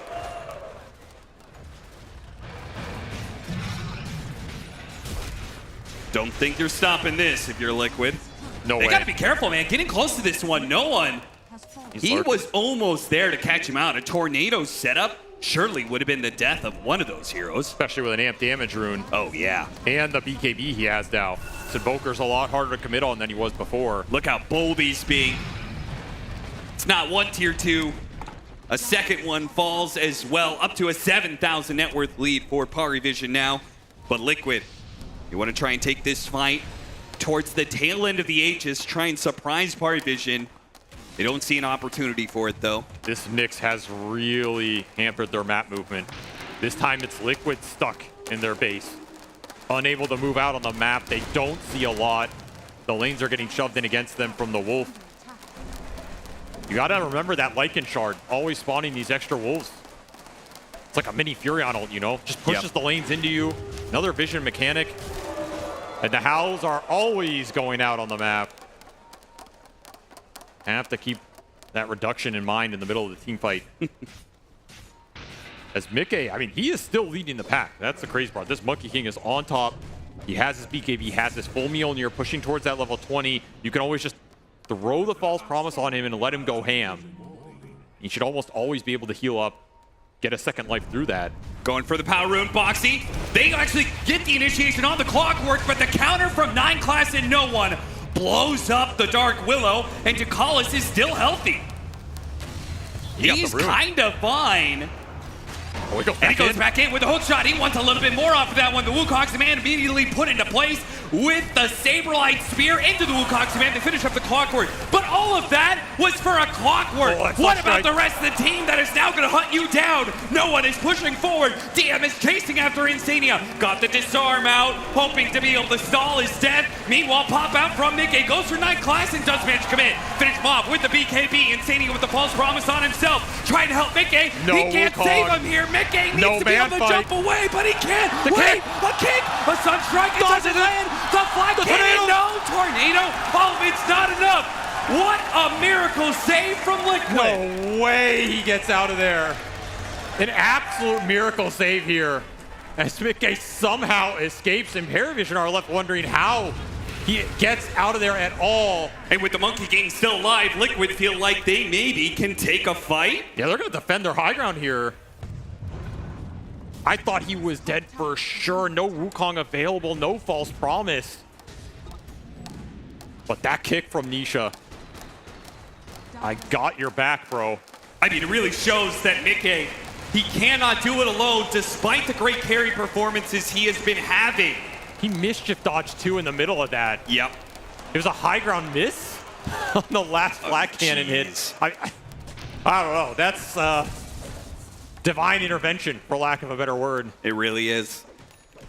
Mickey will live to fight another day. He's so farmed, he's so high level. That is the biggest prize on the map by far.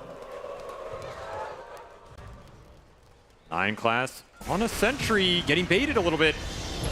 He does. Might still be able to get a kill. No. Help tank the Sunstrike there. Yeah, Dark Willow he got a little low from that one.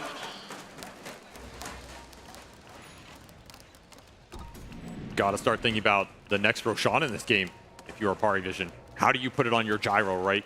Every time you run these gyrocopter lineups, you want that second life on him. You want him to be able to frontline with confidence, throw the alacrity, get all of that working for you.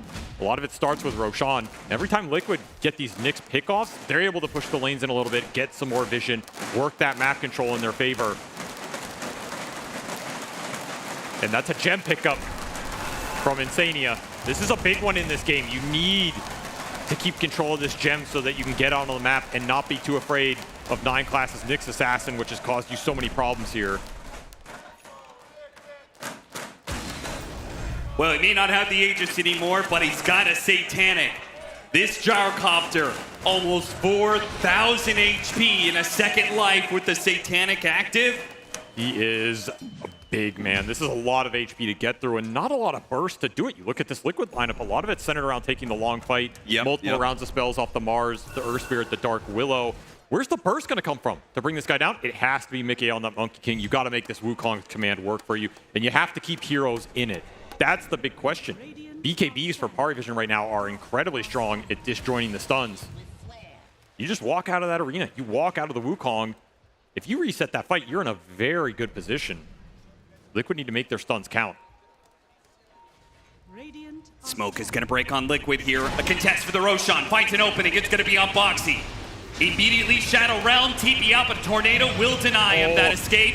He is dead. A 4 versus 5 will now have to commence if Liquid want to fight for the Roche. An Arena attempted on 9 class, but he blinked out. So that ultimate is now on cooldown for Liquid as well as he continues to frustrate them on the back line.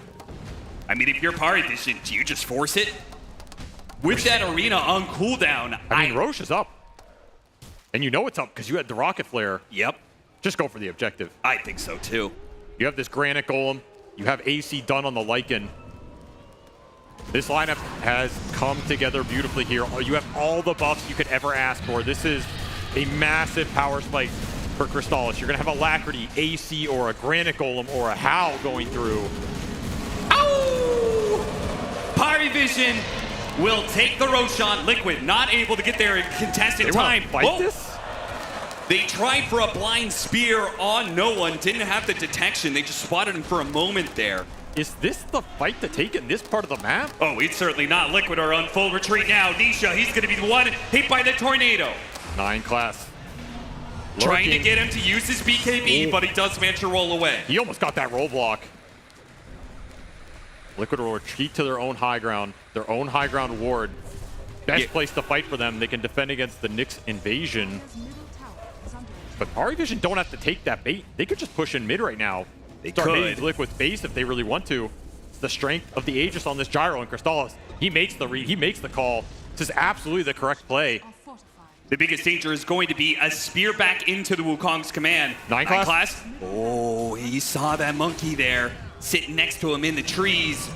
Mickey's got to be careful with that one. Tornado. Dude, this golem is he's just demolishing the range barracks. Mickey has to deny it. And you got to be careful about those Mjolnir procs. He just got Carapace there. You jump in the fight, random Mjolnir proc gets Carapace, you don't get that BKB off, could be a death sentence. Then you have to rely on the false promise here. The butterfly is done for the Monkey King right now, though. And that's why Liquid are posturing to take that fight. They know how strong Mickey is. In a full-on team fight as Power Vision, they're going to hug the high ground here. They have everything available.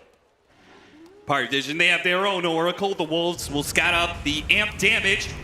No one's making his way to his team right now with an amp damage and an Aegis. Surely this is enough an advantage unless they get the initiation. A blow-up attempt onto Lycan. DM activates his BKB, and he gets out of the Wukong's command. So instead they go for no one. No one, a 4-staff gets him away. And now magnetized and ticking him out. He already killed the Clockwork. Doesn't manage to finish off DM. No one, meanwhile, his BKB has expired. He gets pinned. A Bedlam right on top of him. No one is dead as well. Crystallis is being kited out now. He's committed for the kill onto Mickey, but Mickey with the Jingu stacks managed to keep himself alive. 9 class will be the final victim of Liquid's initiation. What a team fight. The target prioritization absolutely on point here for Liquid. And what a play call from Mickey. He just boundless strikes into the middle of all of them. Barely gets that Wukong off before the Tornado comes through, and that makes a world of difference as you're able to combine the Arena plus the Wukong, instantly force out all those BKBs. Crystallis, he's relying on the second life to do the job here, but the Arena blocks a lot of these flak hits. You're protecting your backline. Insania takes no damage. Boxy takes no damage, and then you're able to re-engage. The BKBs run out on the side of Power Vision. Your Wolf form running out here, and you didn't get enough done with it. The re-engage from Liquid on point as Crystallis, he just gets kited out completely. And look at this. Crystal is trying to kill Mickey here. He just does not do enough damage. Nope. The Jingu lifesteal easily outdoes him. A butterfly effect, it's massive. They Now really, it feels like he can't actually win this man fight anymore until he has MKB. Saberlight though will get picked off. No. A false promise, say perhaps from Insania. He can blink out here, guaranteed. Yep. He's going to activate the BKB just in case to make sure his TP does get out. 9 class catches They're going to run down Insania, right? Right? Oh, no. Rocket Flare. It spots him, but he is so far away. Another escape. Liquid. Oh, Power Vision. They're crawling this game back. They are. Power Vision had this game in the palm of their hands, and it's slipping through their fingers now. Yeah, they missed a big window with that Aegis on the gyrocopter. These are really important to extract as much as you can. That said, they still have very decent position on their cores. If you get this MKB up on Crystallis, that makes a lot of difference here. Right. And that was still a fight that was super well played from Liquid, but we didn't see that combination of throw the Alacrity on him, throw the How, and let Crystallis deliver. That second life was kind of useless because all those buffs were gone by the time he respawns.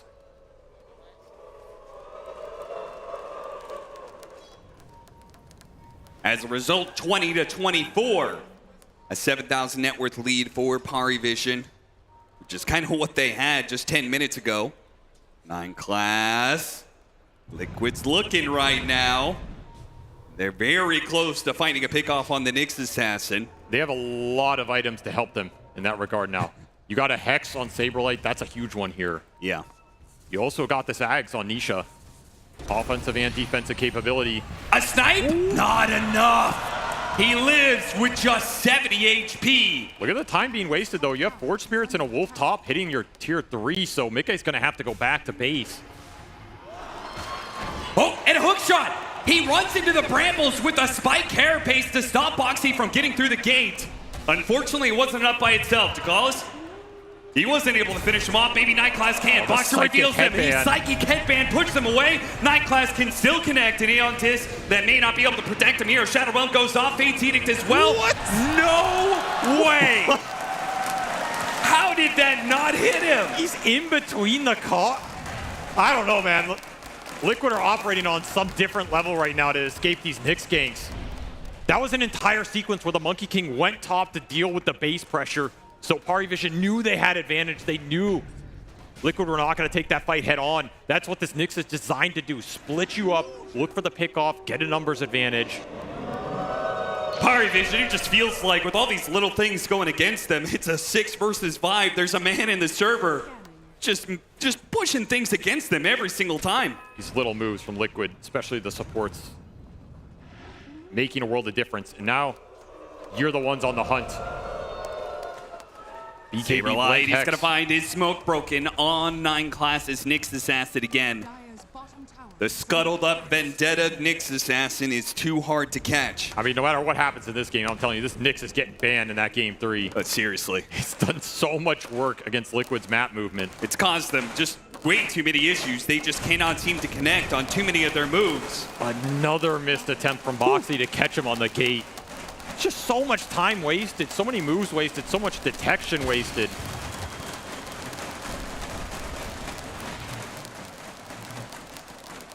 Gotta look towards that next Roshan. It's everything for Crystallis on this gyro.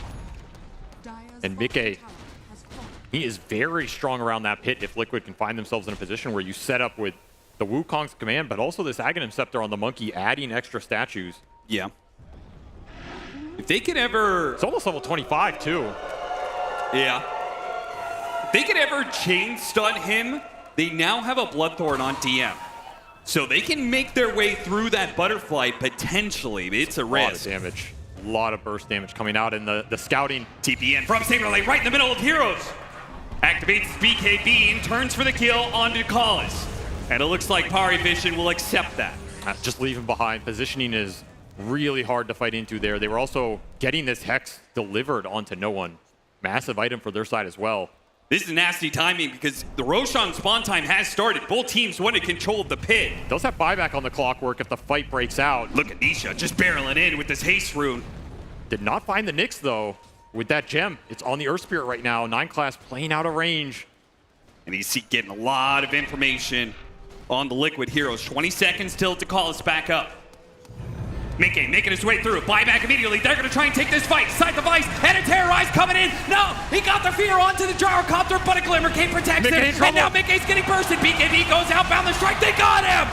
He bursted down the carry of Liquid. And now Crystallis running down Nisha as well. An attempt to roll away. Nisha will get some distance. The missile follows him. Liquid will not be able to contest this, Roche.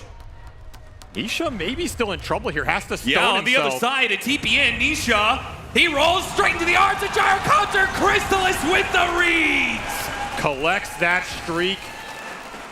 And we'll try and collect more here, so they're just going to run down mid. Oh, Boxy's dead as well! Mid-Rax died to creeps during that entire sequence as 9 Class. And 9 Class wants even more? No way! An impale, a tornado, and the final member of Liquid is dead! This Nyx assassin has picked Liquid apart completely. Playing on the outskirts of the vision, avoiding the gem, finding the openings, the backline crumbling to the Wolf and the Bug. As buybacks are forced out of Liquid, Mickey unable to survive the onslaught here. A fight for Roshan turns to a fight for their lives. Liquid, 3 members up to try and defend the push in from Parivision. Saberlight goes for it. A spear, but immediately the site divides and hooks Sean into the back line of Mickey. It's going to be Saberlight dead with his BKB. Mickey. Now gone. Mickey's in trouble. No BKB. The false promise isn't. Oh, he gets in. Found the strike. Away and into the fountain he goes. He stays alive. That would have been the end of the game. Nisha kicks himself out of danger. Parivision. A second lane of barracks. Are they going to go for a third? Are you going to go Megas? You going to go Throne? You going to go Roshan? You have to make the call here and be decisive. Die back on the Mars gives you that opening. The Crystal is doing so much damage. The Throne is going to be exposed. A roll in, found the strike, chain stun, terrorize. It is a whole wombo combo that brings down the gyrocopter. Looking for more. DM, BKB, TP out. He's good. Dakalis, not so much. Not respecting that level 25 that arrived from Nikkei. What a hook shot away, but a boundless strike. That will still find its mark. They decided to go for tier 4s. And will this be a decision that they come to regret here? As Liquid, they pick up some big kills. The Mars is still going to be dead here for 40, but that Roshan spawned. You have an opportunity to run down bottom lane and either force buybacks out of Parivision or collect that Aegis in exchange for a Monkey King buyback. Feels like Roche to me. The mobility from this Monkey King is unparalleled in Mickey. He has made aggressive moves. He's made defensive moves. This Monkey look King at this, charge. look at this, look at this. No one's going to try and force Megas, forcing Liquid out of here. An immediate tornado goes out. Nisha, he'll deal with no one while his team tries to go still for the Roshan. It's a super smart play. Exert pressure on the weak point right now. Just Even this last more. lane of racks. 9 Class, he scuttles into the base. Looking for an opening. They want Saberlight. They want the tower. They want something here in exchange for this Roshan, which is being claimed by Mickey right now. This is a refresher so shard smart. Roche. They're going to get a full tier 3 for this, exposing the final set of barracks. And no one, he TV's bottom. This Roche is not dead yet. Yeah, they see 2 cores here. A tornado going out right in the middle of the Roshan pit. They will manage again. Some of the spoils of this fight, right? Mickey picks up the pick it Aegis, all up. trying to get all of it. Found the strike it away. Oh, the cold snap! It got him. It stopped his TP. Can no one stop the Primal Spring away? This is an awkward situation. Does he know he's here? Does he know? Oh, he saw the statue.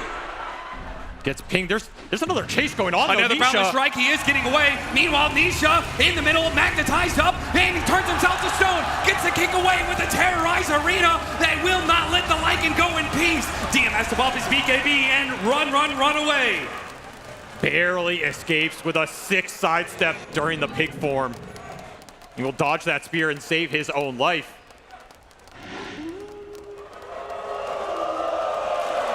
Whew. Liquid, get out of there. Once again, the little plays make all the difference. Mickey just didn't have slots to pick everything up. It was a glimmer-caped Oracle from Insania who went in that pick, took the cheese, blinked out and escaped with the last treasure. So no one unable to collect anything off that Roche play. And now you have an Aegis on this Monkey King to make up for that buyback. You have a refresher shard in the backpack right now, which could give him a second Wukong or a second BKB on the respawn. That is absolutely huge for the side of Team Liquid, because these Wukongs mean everything. Pick-off attempt, successful. Nice pickup. The map is still so difficult for Liquid to play. Yeah. I mean, it was already so bad with the Nyx assassin constantly, you know, keeping them honest in their side lanes, getting pickoffs, breaking smokes. But with 2 lanes always pushing in, and the Lycan shard. It's just so much ghost shove between the Forge Spirits, the Lycan summons, rocket flares. The Nyx Assassin keeping you off the map. No one, he's a pickoff threat in his own right now on this Invoker, just ghost walking around in the late game. He has Hex, and he just finished up a full refresher. This Invoker is going full beast mode in the late game. He can absolutely 100-0 everybody with a full refresher combo if he has his ability and the time to do it in the fight. Still have this Aegis for 2.5 minutes here. I love that no one, like such an old school Invoker player, right? Oh, This yeah. is one of his most prolific Oh, heroes. yeah. And I love that he's not going the right-click build that's been the fad for so many of these Invokers. He's like, nah, man, I stick it old school. Tornado, meteors, drop them. I mean, this is a man who had to compete against the Miracles and the Sumails in their prime. Yep.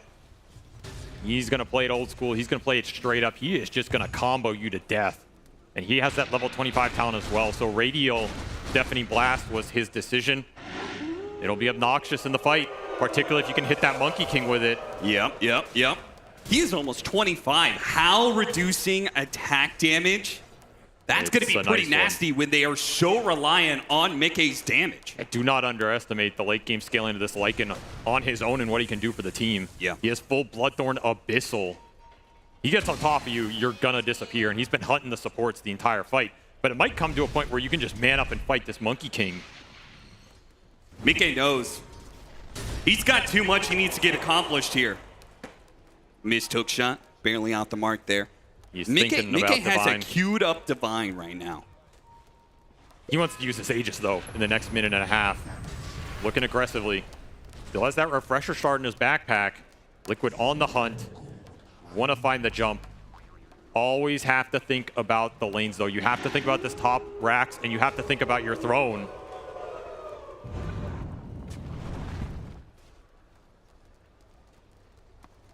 Amp damage, Nyx Assassin, hunting bottom.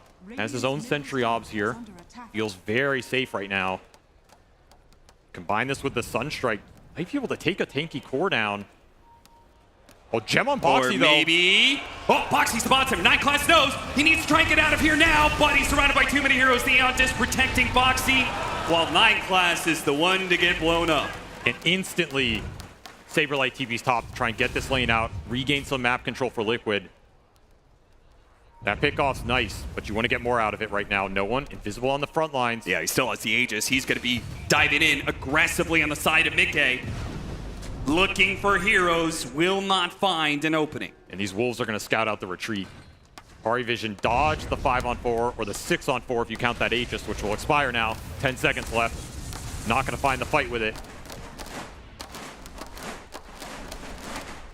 Level 25 unlocked for the Lycan.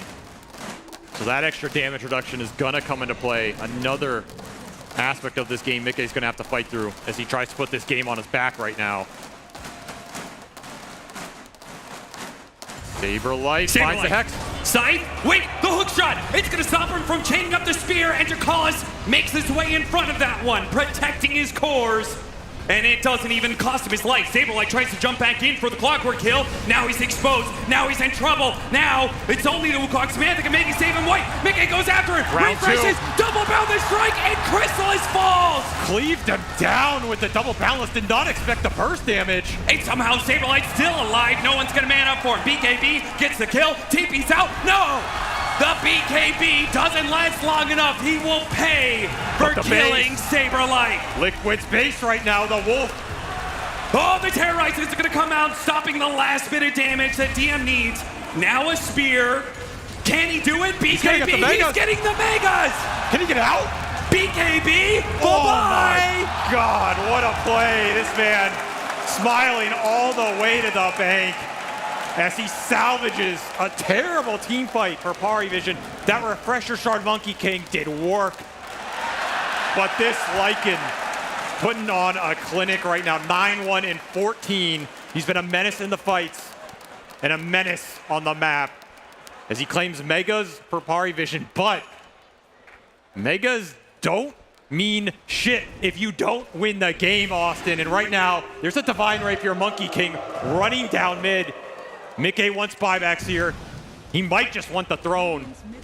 And he has the capability to bring it down. This damage is absolutely out of control right now. With the Aghanim Scepter, He is dangerous on the buildings. You do not want to let this guy get set up on your throne. Liquid marching forward. They will not be able to get a buyback out of Chrysalis. He wants throne. He wants tier 4s. But they are going to try and take the final fight. DM, Tornado, their base or yours. Already got the arena, but a BKB, Saberlight in a bit of trouble. There goes the Saberlight is saved. He's okay for now. Mickey, found the strike, away, getting low. He's down. One shot, it puts him down. Divine Rapier on the deck, a Clockwork to pick it up. Nisha couldn't grab it in time. Wait, no, he got it. Roll away, denied. 9 class shuts him down, puts him in the dirt. And now it's going to be Parivision making their way through the throne. Nothing Liquid can do to stop it now. No buyback available on the Monkey King, not because of the timer, because of the gold. Liquid went for the all-in play, and they fell a little short. And now you have Divine Rapier Gyrocopter. He's coming for you. Chrysalis is coming for you. A shield rune. A Divine Rapier. And only 3 heroes to make the defense. It looks impossible here for Liquid. You're going to have to stone kick this gyro into the fountain or something. Nisha has to do something truly incredible here. It just doesn't look possible. He's going to be stunned up. 9 class. 1 final spike to end the game. A 2-man stun. Only 1 false promise, and GG is called. Parivision will even up the series. What a comeback game from them. What a statement. Getting some of their signature heroes. That early game looked so damn rough, especially that off lane. And who ends up putting this game on their back? That same off lane they got put in the ground early on. The Nyx Assassin threat on the map, the extra lane stuff from the Lycan Wolves, and DM tearing Liquid's backline and their base apart. An MVP performance from that Lycanthrope, as Liquid are left wondering what the hell are we supposed to ban in Game 3? Liquid and Parivision both proving that the lanes will not determine the game.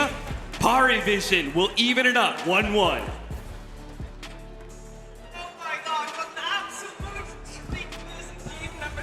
We have ourselves a tie, ladies and gentlemen. Parivision strike back, Team Liquid and Parivision now on even footing for the continuation of this best of 5. A lot to break down here in this game number 2, as there were a lot of cool moments to highlight. Fear, I'm coming to you first, because this game, I feel like we talked about that Lycan factor, and I feel like we should talk about it some more. Yeah, I mean, Dim had an amazing game here. Like, the laning stage was pretty hard. You have a Nyx in your lane, you're playing versus a Monkey King. That shouldn't have gone well for you, and it didn't. But finding a way back into the game is something that he did not struggle to do whatsoever. Went for all the correct itemizations, was always in the right place at the right time. His job was kind of stop this Oracle from getting his ultimates off. On top of that, with the Nyx Assassin and the Clockwork, there are so many ults where Insane he just could not get off in these team fights, and that really determined most all of them.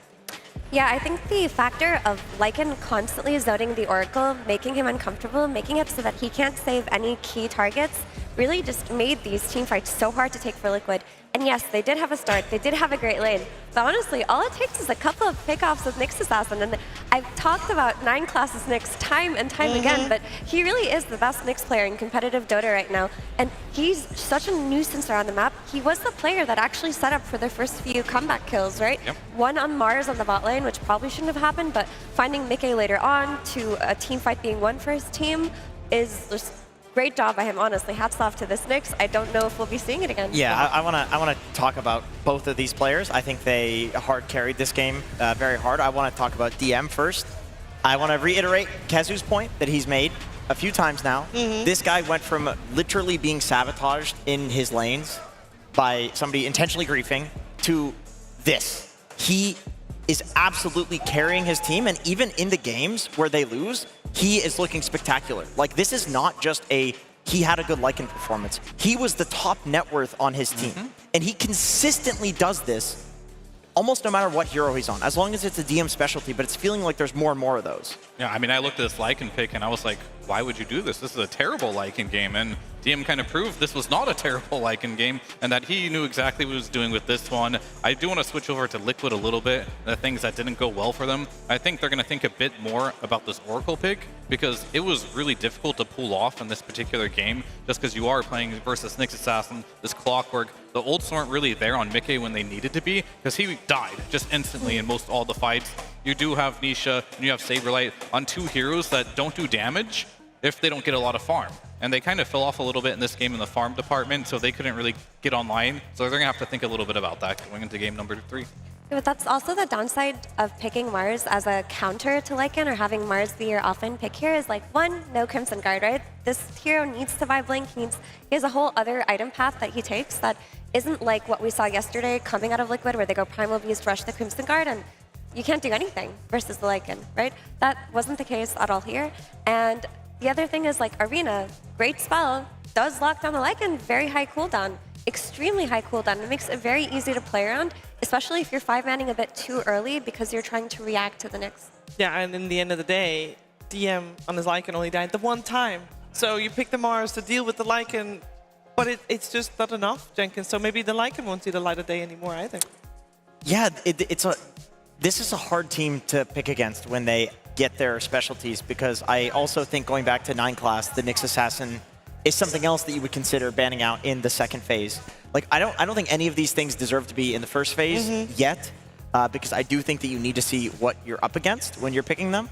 But second phase ban, Nyx Assassin, maybe. Just the way that it lets them change the way that they play the game is, I can't think of another hero for 9 class that's going to do that like a Nyx does. No, we'll have to see what they come up with for game number 3, as I'm sure there's going to be something cooking right about now. But there were stuff cooking in the previous game we just witnessed as well. For example, Boxy was cooking at a certain moment, Fear. Yeah, I mean, he definitely was. Like, we saw that little skirmish in the early game. He ended up getting all 3 of these kills from this because that nice ward they had ended up placed there. They went into the laning stage here with a bracer on Boxy, completely dominated the bot lane, and that has given Saberlight such a good early game start. I'm not sure what happened after that. And if you fast forward to top lane a little bit, Nyx Lycan lane. We talked about how bad this lane is, and when you're playing versus a Monkey King and he has the Samian stride, all you can do is really cut creeps on the Nyx, but Monkey can just jump over there and kill you instantly. So big props to Parivision. They had 2 really bad side lanes, but they were able to bring it back. Yeah, I will say, Liquid had still a good shot, despite, because Parivision was basically ahead for a long time that game. And then Liquid still made it bring it back, even with close to being mega creeps, Jenkins. That was very clutch. They almost did it, but DM did what people, I think, forget Lycan can do, because he's played often as the hero that's like running at supports with summons. He's kind of a team fighter, but there was a patch where Lycan was running at towers only and split pushing. He does kill buildings very quickly. True. So I'm happy for DM that he got to have his little like flex at the end there, where he's like, okay, this looks like it's going the way of Liquid. You know, the momentum is going their way. Not if I have something to say about it. Oh, I love that, and I wanna make sure that people that are not here in Paragon Hall know about this as well. So we have obviously the big screens behind us. You see where the team logos are right now behind us? That's actually also a screen, and that's where we have the player cameras blown up. So it's the same player camera that you see in game, but then big, so you can see it very clearly. So when DM was teleporting out in his BKB after taking mega creeps, he was already lounging, and he knew, like, that was a very cool moment there. He's just smiling, hands off the keyboard and going for it. We actually also have another clip. I don't know if it highlights DM though, Fear. I believe you have a clip for us still around the 17-minute mark. Yeah, I mean, I think in this particular moment, it was so long ago, we'll have to run it so I can refresh the memory. Well, yeah, but anyways, that was the clip in which... They did win. No, so this clip was very interesting. Even though we're not going to see it potentially, I'll talk about it. Yeah. It was the one where they found the Monkey King in the trees right there. Here it is, we're going to see it. So 9 class walks over it. Because he howled, it gave vision of the right tree, and I think the Nyx passive also can see invisible units nearby. This is game winning, and on top of it, you could have seen that Oracle come out right after to save that monkey so we could turn it, but Ducalis with the clutch hook on top of it, it was a nice double play by Parivision, just kind of like showcasing that this tournament right now, they're hitting their stride. They're hitting their spells in synchronization, and they're playing really well.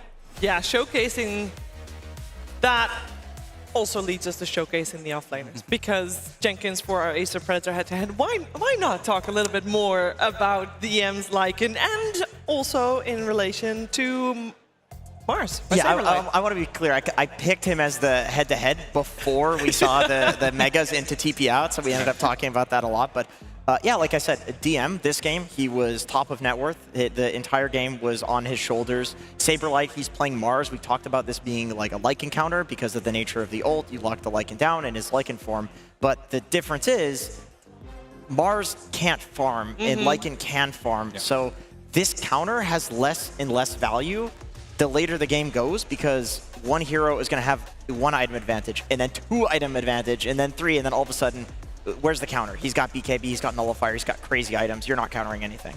And I'd argue that Mars's job got very hard this game because, so the nature of the game changes when you're playing against Nyx and he's killing your backline.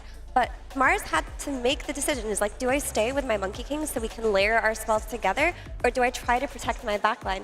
And often the only choice to make when you're losing is like, you go with your Monkey King and you hope you can press your spells together and maybe win the fight. So because of that, because he had to choose between defensive or offensive arenas, his game plan was just very, very difficult. So when you're in situations like this, like it's really hard to say what the correct play was. I think it's just don't be put in that situation where you've given away your lead from the laning stage. I agree. It was a hard game for El Saberlighto. You know, it's this is just a typical Mars game. I don't blame his play at all or the pick. It's the nature of the pick. Like, if you let yourself get to that point, it's like a team. It's a team problem. Yeah. Yeah, this game though, fully in the hands of Paravision, and it gives us a nice taste of what's to come as well, because we're definitely gonna get at least 2 more games, potentially 3. So make sure you go to the bathroom right now. We'll be right back with game number 3 of this grand finals. Waking up, playing some Dota, it's just been part of my life for 20 years, and I don't think that's gonna change anytime soon. Where we are in the history of this game and where it's come from and how much has been accomplished, I think compared to basically any other esport, it's the best. So I'm grateful for Dota 2 as a game, because Dota as a culture supersedes where we come from. You are a Dota player first, and I love that.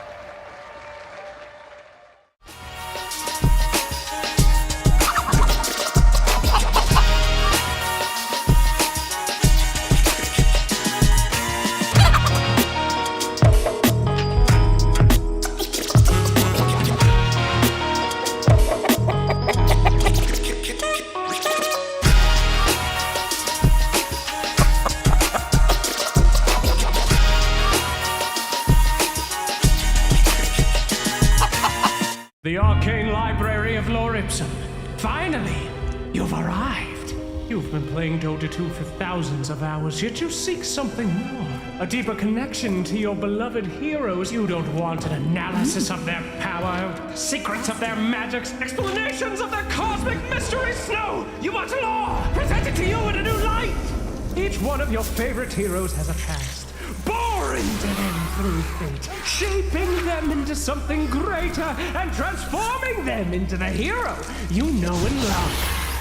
And Venomancer. Heroes which are cursed to a terrible fate, for in the world of Dota 2, any hero that grows enough in power, skill, and experience is fated to fight to the death, brainwashed by eldritch forces to fight against friends, foes, or annoying siblings. But of course you know all this, you play the Battle of the Ancients every day. But what if we could show you how we got here? Show you the history of how it all began.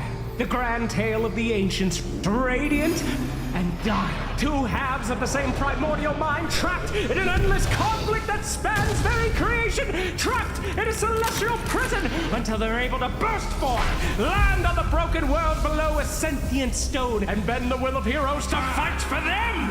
In this world, each hero, through their skills, their strength, or their magics, shot out a path of burning destiny, shaping them into the heroes in ways you didn't see coming. So join us as we explore the stories of the heroes you know and love in a new way you have never seen before. See their stories, their secrets, and know the world of Dota 2. Welcome to Tales from the Lore Keeper, which is me. I'm the Lore Keeper, the DHL guy. And for the next episode, I'll be telling you all about the origins of Rasta the Shadow Shaman, airing at ESL One Raleigh 2025. But for the third episode of the series, you get to vote on what hero we cover next. Choose among the 5 options: Silencer, Lone Druid, Sven, Hoodwink, and Dawnbreaker by going to the following website and voting for your favorite hero. This episode will be aired during Dream League Season 27 to welcome our Dota into the next year with a bang. I will make the splash screens for it.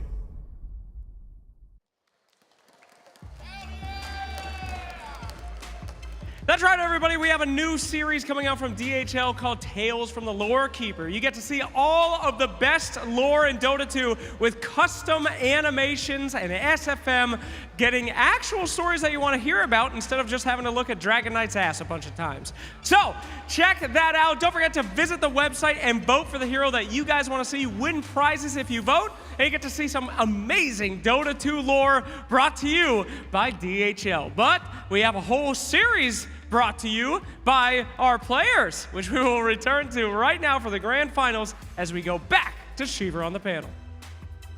Looking forward to seeing which hero will be picked eventually. Thank you very much, Slacks. As we continue our journey in the grand finals for ESL One Bangkok 2024, we are getting ready for game number 3. Now, we talked about this before, about how a best of 5 is a little different when it comes to the meta that is developing. So, Jenkins, where do you take it from here? I would say Magnus is still going to be a consideration for both of these teams. I don't think any of the picks from the Paravision side would lead to like Magnus being let through. I do believe that the Nyx Assassin is a consideration in the second phase because I would actually consider Monkey King to be quite a good counter to the Nyx Assassin sort of playstyle in the lane. As we saw, like he was able to hunt any like wave cutting hero, people pick Monkey King into. So maybe for Paravision, they will adjust by banning the Monkey King and then just playing against a different carry. But we're talking like, what does Liquid do? They had the counter. So I think maybe ban the Nyx Assassin or try to counter it even harder. I think it's very hard to spend a ban on the Nyx Assassin, especially because it usually comes out in the second phase and not in that last pick. It's kind of an unusual scenario, right? Having last pick support. Yeah. Doesn't happen very often. No. But I think if the Nyx comes out in the second phase, there are a lot of better ways to prepare for it or against it. Maybe just play like some Zoo tempo of your own, not something like a Mars. Because if you're playing Zoo versus Nyx, that's when he suffers the most, right? He can't play into 5-man lineups very well. But I do want to say, I think Paravision looks so much better when DM is on a summons hero, on a tempo hero, as opposed to the Magnus. Like, we did see the Magnus fail in game 1. That was due to how well Liquid played, of course. But they are 0-2 with it on the offlane, whereas they've just been thriving with their Beastmasters and their Lycans. Yeah, I agree. Even if it means they have to sack the lane because they have some like terrible dual melee situation, it doesn't seem to matter for them. Honestly, I don't know how much laning stage matters in Dota right now in general. A lot of teams, like Spirit made it really far, losing lanes and then like being behind early and then winning anyway. As long as you have like good heroes that scale into late game and you have that opportunity, it's fine. But I think a lot of this is going to come down to Liquid and prioritization of certain heroes. And that one big hero I want to talk about is going to be the Oracle. I feel like, yes, they have great Oracle players. Oracle can be good in the right game, but they picked it when they saw Gyro Clock. That's all they saw. There was no good reason to pick this hero. Then 3 more counter picks came out afterwards, and now Insania, which we're used to seeing this tournament, just pop off on these Phoenixes, sometimes the Oracle, whatever the hero might be, the Jakiros. He just doesn't have a game. It feels like they're missing their POS 5 player in this game, and there's a reason a lot of teams are not picking Oracle. It's not a super strong hero. It's good in the right situation. Liquid's good with it, but I think that was just a situation where they're going to deprioritize this Oracle just a little bit. I like this pick, Primal Beast, because I feel like Saberlight, you can pick him this hero early and it will do fine. And in the previous game, he got drafted kind of late and it doesn't look the best. There's also a Blade Mail hero against Gyrocopter, who has all this ground-targeted, uncontrollable damage. Like, he's going to have a good game. He's going to kill Gyro in fights regardless of what happens. Yeah, I think you're going to have to spend a ban, though, maybe on the Clockwork if you're Liquid now, because this Primal comes out so early. Like, Paravision are already looking towards playing that Gyro plus melee support. Clockwork just is much more valuable because of the Primal Beast, because it counters it. And Paravision are thinking, they want to do that too. They ban out the Morphling. They don't want to preemptively ET. They're like, we'll take this carry out and we'll just play our own Dota. Yeah, no, I agree. I mean, you do get one ban. You have to spend it very carefully, but you just saw Ducalis. He played an amazing clock. It's gotta be the clock, yeah. Yeah, it's really good versus the Primal, so I don't think there's anything that's going to be higher priority than that one, unless you are looking at things like the Nyx Assassin from 9 class, which also was a thorn in their side. It was a last pick Nyx. However, it deserved to be last pick. It did carry the game in more ways than one. I mean, I think you should probably prioritize the Clockwork ban if you want to protect your Primal Beast. Maybe they aren't too concerned about that matchup, but I would be like a bit surprised if they don't. I like the clock ban. I mean, we didn't talk about Ducalis that much, but because other players played so well, but that was a phenomenal Clockwork game as well. Like, I feel like in every single fight, he was hitting a hook shot on the targets that he needed to hit. He was being really annoying with cogs. He was getting himself in there, like causing a lot of chaos in the fights. So I think it's worth banning. Agreed. But Liquid, they'll think about it. We'll see. I mean, surely you protect this pick of Surely, yours. yeah. Like, surely you don't allow its Maybe hardest counter to They're come using through. reserve time. They're really thinking about it. Maybe there's a world where they think that it can be addressed by the 4 position, and they just say, okay, whatever. Primal is going to have like a rough time with the cogs in the game, and maybe a bit rough of a time in the lane, but the 4 will win, at least get him through the laning stage. Definitely a spot in the draft right now that is a lot of questions going through Liquid's heads right now. Yeah, they're using a a minute of lot reserve time for this. It seems obvious to this, but there's so much more to think about, especially when you're in the draft right there. You have to be thinking later on how you want to do this. They decided to go with, which is probably the obvious, but they wanted to make sure they went through every scenario so that later on in the draft that they couldn't get the wrong pick. Right. That's the problem with this draft order, is there's about to be 6 picks in a row. Yeah, and you got to think 7 And steps you've ahead. Yeah, you have a single ban. So that's why you see a lot of these like block heroes coming out. So I imagine they will be drafting something that they think is actually good against the Nyx Assassin. Like, what is good against Nyx Assassin? It's 5-man Dota with some auras. That's what Nyx suffers against. They can't do that through Zoo from the offlane because this is most likely Saberlight's Primal Beast, but he can still build those early auras and make it so that Liquid, play to end around minute 30 the way that they love to do. Crystal Maiden is not, I believe, considered to be good against Nyx Assassin. Contrary, actually. No, she's not. No. Just riddle me that. Every time I say this, Kezu says that this literally never happens in competitive Dota, but this could be one of those pick CM so that they pick Nyx Assassin, so that way they have the counter to Nyx Assassin. There's a debate. She does punish him on lane though, because like if you're playing 4 Nyx Assassin into a 5 Crystal Maiden, you're gonna kill her a lot throughout the game with your Vendetta, right? But on lane, if you pair this CM with an aggressive carry with a stun that goes for kills, then you can make it so that Nyx is shut down early on. I definitely agree with that and snowballing the game, but the only issue that it's probably psychological at this point, right? Because didn't you just lose winning the lane against Nyx, and then he came back in the late game and kind of won the game as a whole? So maybe Liquid don't really care so much about that, and they've identified they just need to make a few changes here and there, probably within the draft, and I would tend to agree with that. I think they were in a position from the laning stage where they should not have lost this game, but maybe the heroes they picked didn't scale enough, like the Earth Spirit mid with the Mars. It's not a great combination, like scale-wise, so perhaps they make their adjustment later on. I think maybe another factor was they needed the root to come out from Crystal Maiden to address like the 18 pick from Paravision, where we could see no one's Puck or no one's Earth Spirit come out. So you want supports that can play into that mid lane early as well, while also punishing Nyx on lane. CM does do that pretty effectively. I will say this CM is going to do better than the Oracle did last game, no matter what happens here, so that's definitely a good thing. You do have more control. This Primal Beast, we've seen Saberlight play time and time again. He scales every single time. He gets a lot of items, gets really farmed. You can't really do that in every single Mars game. So to me, Liquid's draft really just screams, we want to get aggressive, we want to fight all the time, and that's what CM loves to do, that's what Primal loves to do, and I hope the next couple picks really supplements that as well. Honestly, I would love to see them just go Earth Spirit. Just go Primal Earth Spirit, double melee, double Berser, double Blade Mail, get in there. There's so much, like if you run into the Chain Frost, if you run into the Gyro damage, now you know Gyro's the carry. Well, that's a hero that brawls. Yeah, now I'm not sure about the Earth Spirit, the Tusk pickup. No, I wouldn't want to see it either, because like Paravision does have the 18 pick to counter it as well. This 18 pick is really strong for Paravision, because this is when you can really use no one's hero pool, especially because with Crystallis, you're picking that carry really early on, and this is where you catch people off guard.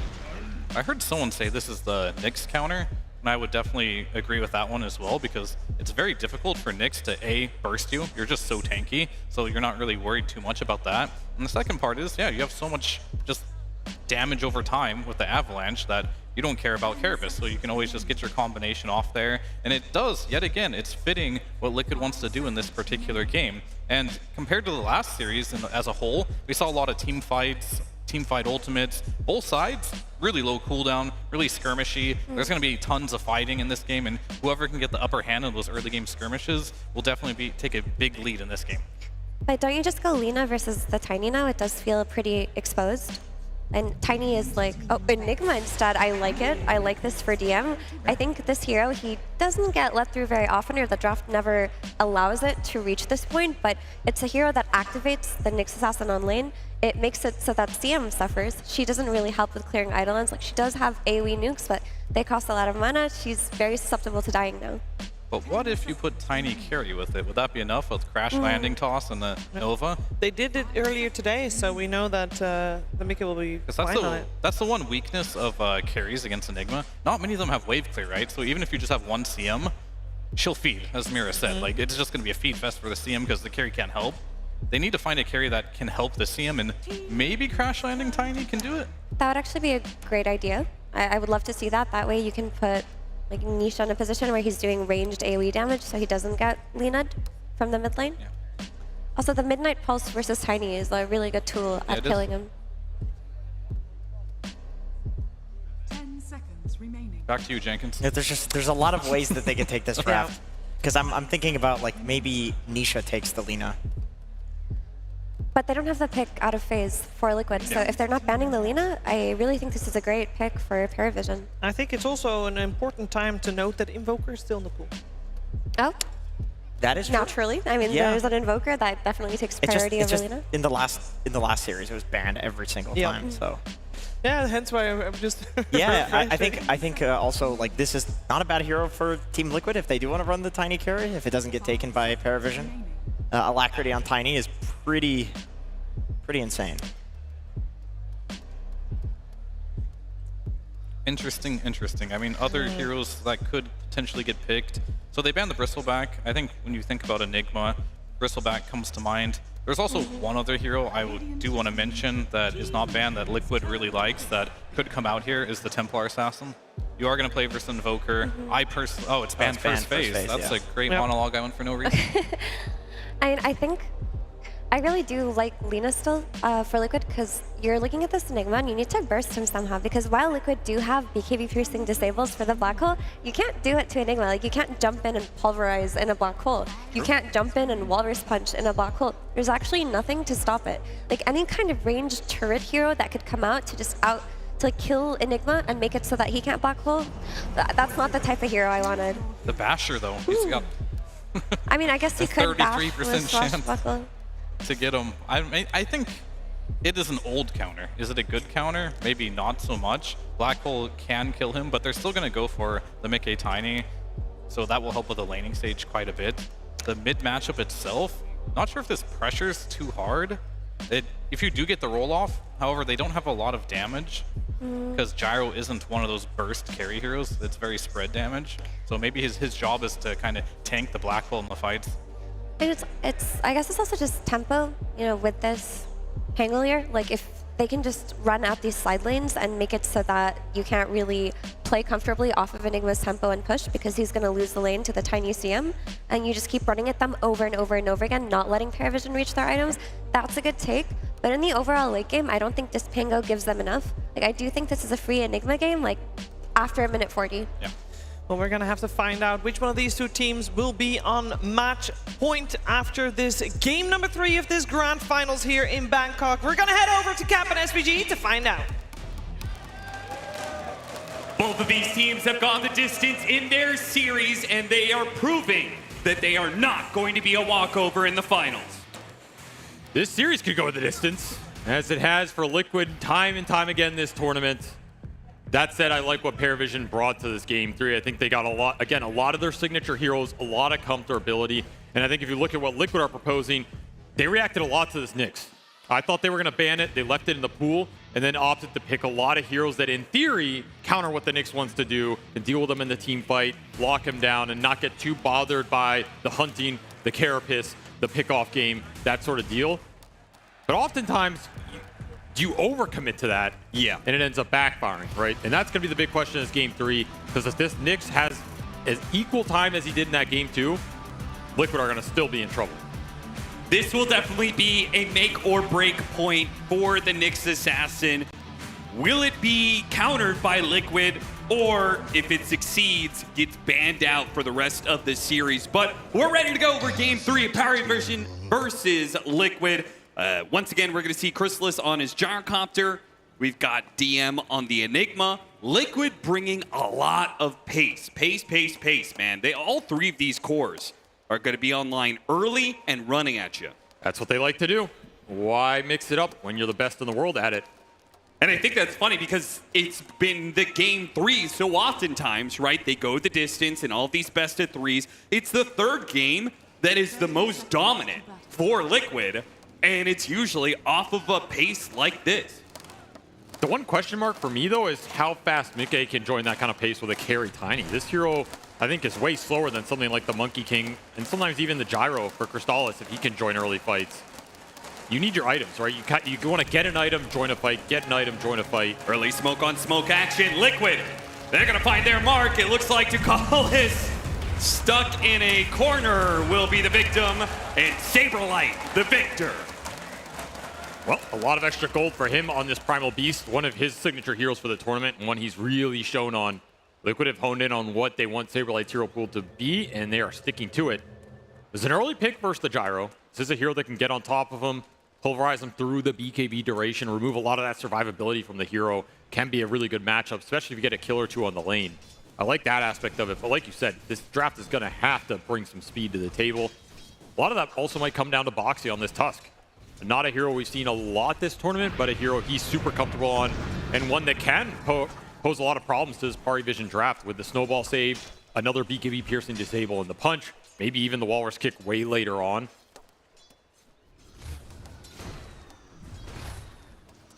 Bottom lane, Primal Beast versus Lich Gyrocopter. We're going to see some pulling shenanigans. So this time it's going to be Liquid with a double melee matchup in the off lane and trying to pull their way to an even matchup. This laning setup's way stronger for Paravision this time around. I mean, Crystallis already has more CS at minute 1 than he did at minute 5 in that other game. So True. He's feeling a lot better about it. This Lich Gyro lane, double ranged heroes with a lot of early nukes versus double melee. You should win the regen trades. You should be in a really strong position. Boxy is going to pull in. He's hunting for some couriers. Let's get the Lich courier. That's a nice little pickup. Tango's gone. Best you can hope for here.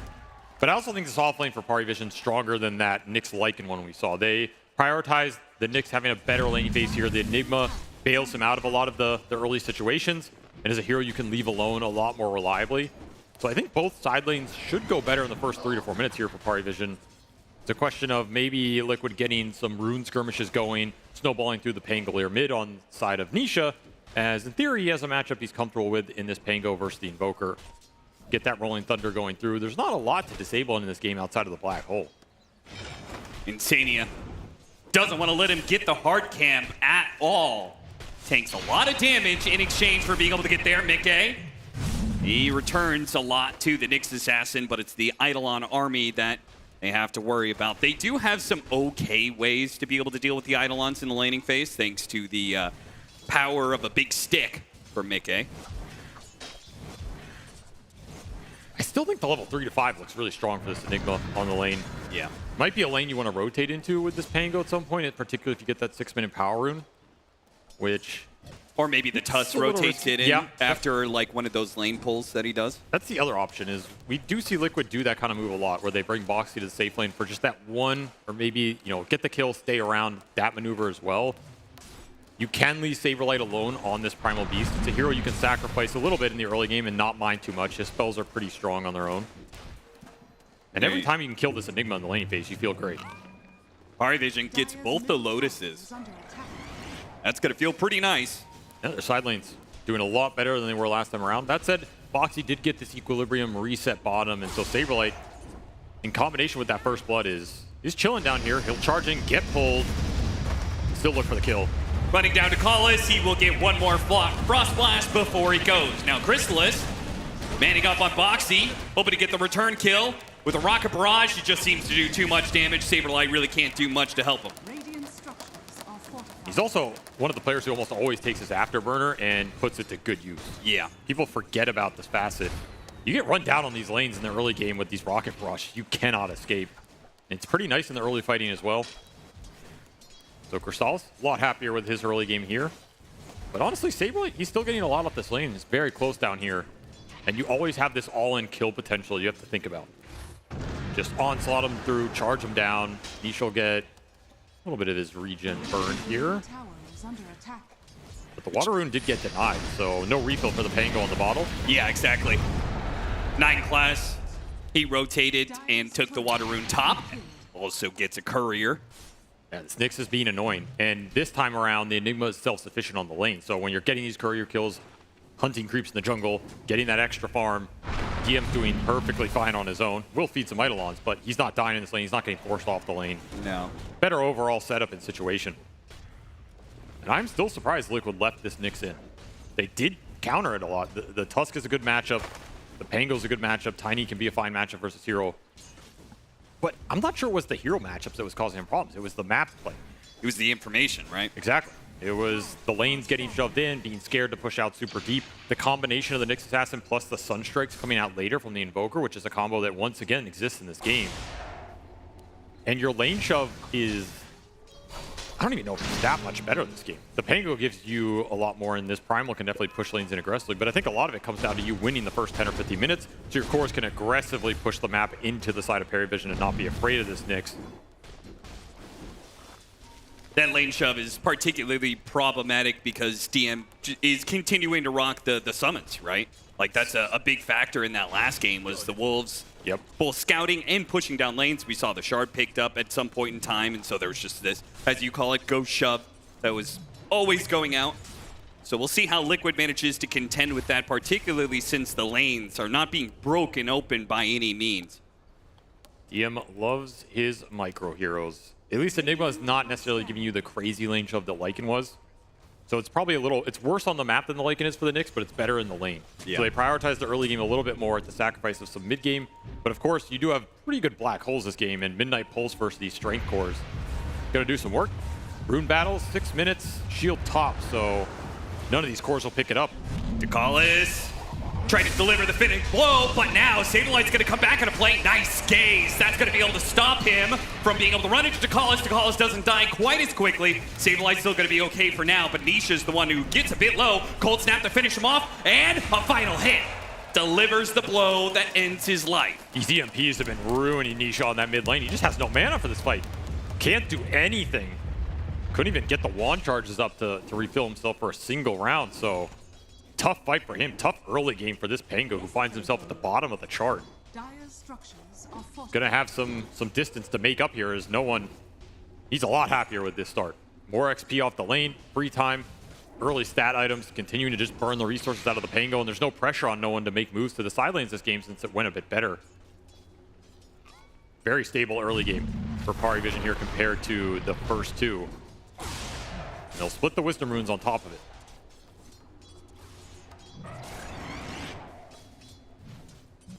Your window to gank this Enigma is closing quite fast. Drum is already up. He's almost level 6. Ooh. Nice tornado timing there. Nisha gonna get heavily punished. Man, he just can't escape the EMPs right now. Nope. And doesn't get to get his shield crash, doesn't get to keep his mana. And it also eliminates the counter rotations on the map. Yep. You just keep farming these side lanes with these two cores. Parvision getting a lot right now.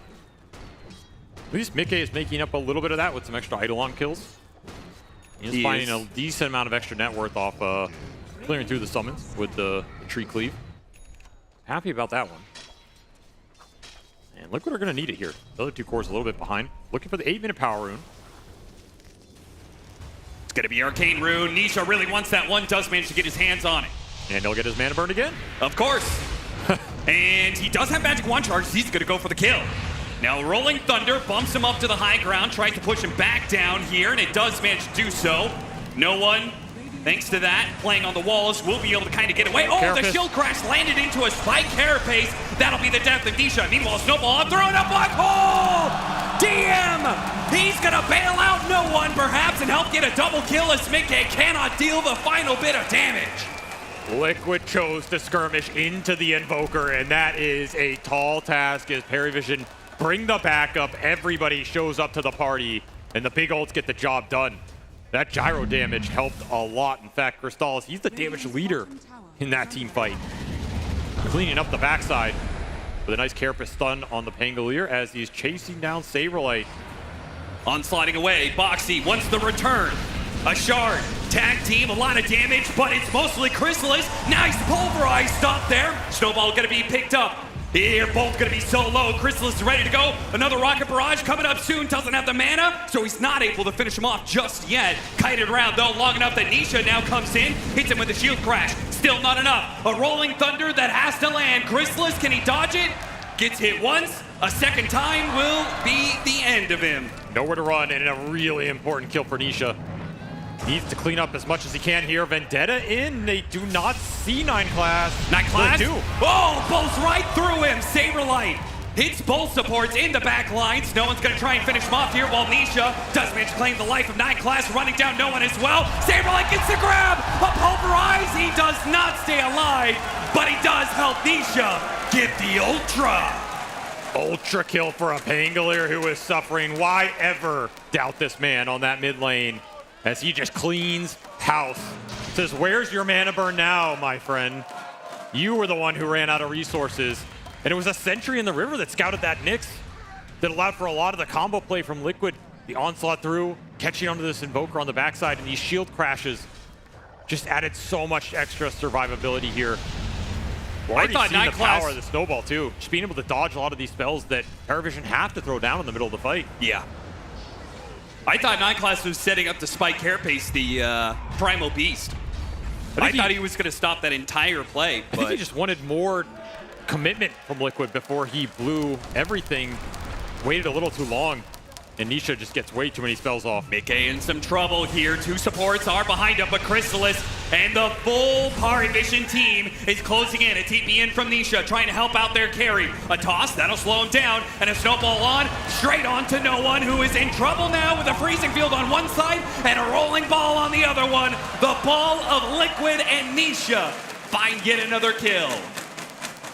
6-2 out of nowhere for this Pangolier, who makes every rotation count and gets a second punish on this Invoker who was having such a good game. No One is now the one who finds himself far behind.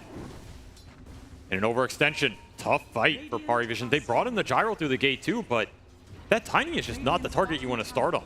So much HP in this early game, almost 2,000. Yeah. Even if you bring him down, it's going to cost you too much in the process. Liquid get a good fight out of it. They're even going to get some good tier 1 tower damage. Creeps are hitting mid right now. Creeps are hitting bottom. This tier 1 probably just dead down here. Paravision, gotta remember what gave them success in that game too. Pushing in the lanes to Liquid were not able to do their constant 5-manning that they love to fall back on. 12-minute power rune will also go Nisha's way. No, he skips it. Says, I don't need the invis. Not gonna risk my life for it. Tier 1 tower goes down bottom, so Liquid are actually the first ones to open up the map a bit. Normally it's just Enigma with the early Eidolons and the Drum being able to push in his lane, take that tier 1. But Mickey's just sat up here basically the whole game and defended it. And this tower's still high HP for Liquid. Keeping these tier 1s alive is really nice versus this Nyx. Limits your early Vendetta capabilities. Forces you to maybe just dive under towers or go through easier sentry placements. And Liquid, they're going to get aggressive. Early smoke. Echo Saber done on Nisha, level 10. He has all his spells at max level, looking for anything right now. DM on the high ground. Gets away from the swashbuckle, but the snowball pursuing. Nisha wants to go for the rolling thunder here, but they're going straight into a black hole, which means that Nisha has to wait it out. He is going to be able to come through and hit him DM a couple times here, but if he doesn't manage to get this kill, those supports' lives were thrown away for nothing. And maybe even Nisha is as well. A toss of the Primal Beast right into the middle of the action. But Chrysalis is joining here as well, and he's already slowed down Chrysalis. He's going to go for the kill and got it on Saberlight. Mickey slowed down to a crawl by no one as well. Parivision return in kind, the 5-man play that Liquid wants to do. Baited him in, forced the overextension, and that is not a fight Mickey wants to join. This Tiny is just not that capable of getting in there before Blink Dagger and having that large of an impact. And the spells, you have to respect the spell power coming out from this Parivision lineup, particularly that black hole. They just went straight into it there, and it did some work. DM not even going down at the end of all of that. A lot of gold into this Gyrocopter's pocket as Crystallis now 5-1 himself, able to clean up some big team fights and halt that Pangalier's momentum. Got to continue to get these lanes in, not be afraid of the Nyx on the map as, guess what, 9 class, he's already level 9. He's been farming a lot of jungle, he's picked up some extra XP from those fights, and this is where this hero gets scary. You get the extra levels up in the Mind Flare, you start to close in on that Dag, and you feed him 1 or 2 core kills right now. And he's going to start to cause you a lot of problems yet again. Another Vendetta goes out as he will scuttle across the map.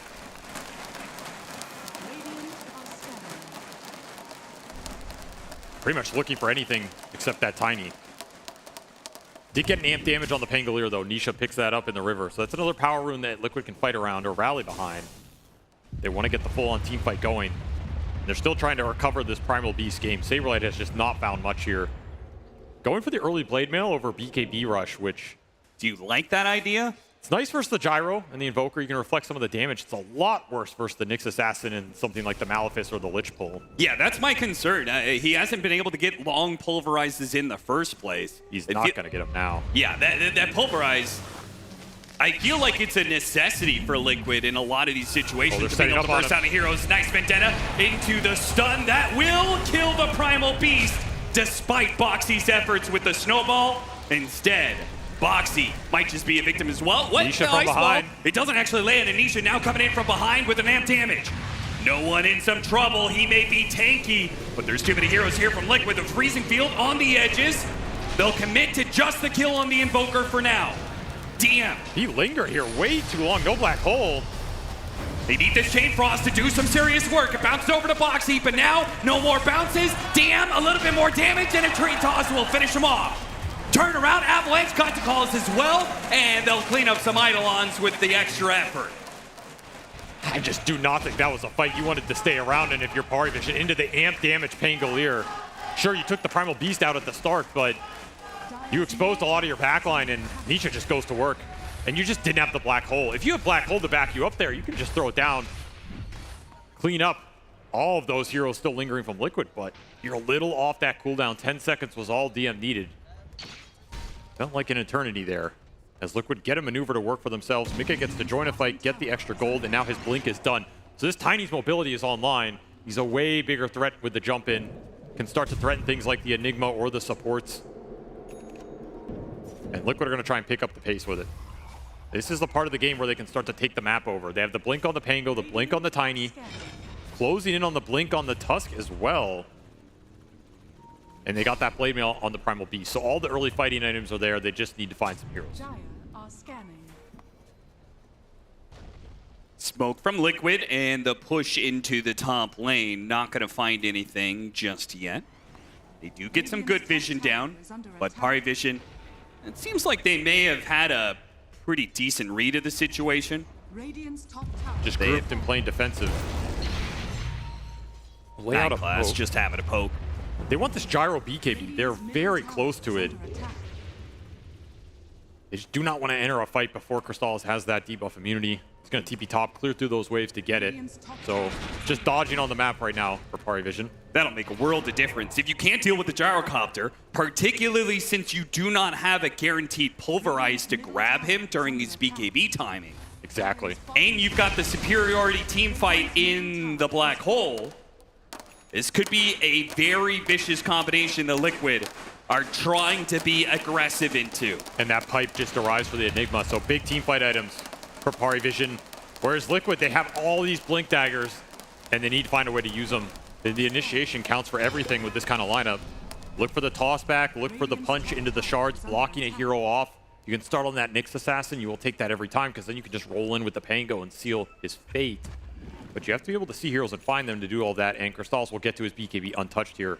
Smoke from Parivision around this mid lane, trying to push it in. They see Mickey. Do you really want to go for that? They tried this situation before. Not a good target. 2,800 HP is too much for them to fight through. So, there is no opportunity here to be found. Parivision will find greener fields. Shabbat. That's going to be bottom lane Nisha, unless he blinks away in time. Nightclass tags him with the damage instead. Boxy picks him up inside the snowball, but they're now stuck in the black hole, and Saberlight can do nothing but watch as his teammates get demolished. These snowball saves are a double-edged sword, particularly in the early game.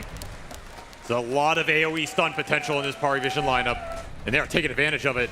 Three members Liquid. Backing away, Parivision aggressively pushing forward, and they've got the vision to be able to get a grab here. Centers the gaze, that's gonna start things out. Toss away, Saberlight in trouble. He just cannot get out of here. Parivision just 5-man diving past the tower. Strength of the ores on the Enigma right now. Drum pipe backing all this up. The BKB confidence from Crystals. There's just not the 5-man team fight from Liquid right now, and they're struggling to find the openings. It's another situation where you don't have BKB on that Primal. Yeah. We've talked about it a lot, but you can't turn any of these fights with the Blade Mail. Parivision are just going to fight through it. They have enough HP to sustain the Blade Mail reflection, and you're not really getting anything done in the meantime. Yeah. It just feels like Liquid did not get enough done in the first 15 minutes, and now we're reaching to the point where Parivision knows that their 5-man is much better. They're taking advantage of it. They would love this mid-tier 1. Best objective still on the map for Liquid. The tower they would like to keep up and like to fight around, keep getting these power runes for Nisha. They'll get denied here. They just keep on stopping power runes. The Eidolons, they keep on being positioned to deny. Dukalis here denies a shield rune. I mean, they are really stopping Liquid, despite, the fact that Liquid has this mid tower, so they should have better control of the power runes. They just keep on denying it away from them. They understand how to play with this Nyx really well. It's another lineup where you have Eidolons plus Forge Spirits getting you information on the map, and then Nyx providing you the setup and the kill threat. Once more, it's Liquid struggling to deal with the lane pressure and find openings. This will be a free Tormentor. Again, the Shard going to the Nyx. Break mechanic, not that great this game. Liquid, they're waiting to see if Parivision will push into their vision right now. They've got 2 different deep wards here. But Parivision, again, great reading of the situation, abandoning this top part of give him the ult chat no too. one knows. He's like, I know what you guys are up to, man. Not gonna catch me slipping. They're just reading this game better. And look, Eidolon denying the Wisdom Rune. Another one. DM is just so good on the Michael right now. Boxy trying to catch Nightclass. The Scuttle might be able to get him out of here. Nope. That is too much damage from the Tiny Toss. He did his best, but that crash landing is just too strong. Spots DM. This is pretty deep, though. This is very far away from the rest of the team. No black hole available, though. He is chain standing him up, and it's going to be pretty low after this. Swashbuckle Deathspan to finish him off. And a toss, that'll blow up Dukalis as well. Chain Frost is bouncing around. Both Saberlight and Mickey are going to be low off this. Pulverize gets grab onto the Gyrocopter during his BKB. Crystallis commits and gets a kill on 1, but his BKB, it's going to be waited out. And now he's surrounded by too many heroes. Liquid. They still found the opening. It wasn't on the top part of the map, but they swiftly moved to the other side and get the win. There's almost a move out of frustration. Like, let's just make something happen. Let's dive. Let's abuse the fact this black hole's on cooldown, and it pays off big time. A big risk, but a big reward, and they're just going to eye Roshan straight into the pit. This is a massive swing for Liquid in this game. Taking advantage of the cooldown. Invoker stuck in base for all of this fight. Can't get here, no TP available. What an absolute disgusting shards from Boxy. That was as much as you can ask for right here. Just wear out that BKB timer and dice them up at the end. You're just getting outnumbered in that entire exchange. And remember, all of it started with you taking down the Nyx Assassin around that mid lane. Nightclass coming in from behind. He spots 2. They're grouped up a little bit. Is he ready to jump? Is his team ready for the jump? They managed to get the stun. A toss away attempted, and a roll up, a rolling thunder. Nisha is getting out. What a sick toss. Tosses him out of the Sunstrike. As 9 Class almost finds a huge pickoff. Party That Vision, they do manage to dissuade Liquid of the notion of fighting for Roshan, though. And that is still a big win. They might fight this on the side of Liquid. I mean, they've got 2 members on the other side of the map. I was thinking maybe Nisha was going to go through the gate, but that's a little spooky in its own right. And you have to know the Black Hole's back off cooldown here, so that fight looks tough. I think that Roshan was just tough in general. Like, you don't have the physical right click to take it down that fast, and you're up against a lot of AoE. To me, that was not Liquid's Roshan to take. The team fight is just not possible to win, I think, without Rolling Thunder.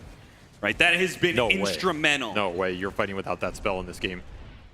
So as soon as it's used, yeah, it saves Nisha's life, but the damage is already done. We'll get you to your BKB on the Primal Beast. There's a big missing component in this game. This will let you man up on that gyrocopter a lot more. It's going to force you to be a bit more selective with the Black Holes. Try and catch a couple of these big core targets, get that Midnight Pulse to chunk them down. Another fight for the Power Runes. Another annoying play from 9 Class. They do manage to finally get Nisha a Power Rune. It felt like it was just never going to happen for the longest time. BKB's arriving for Liquid.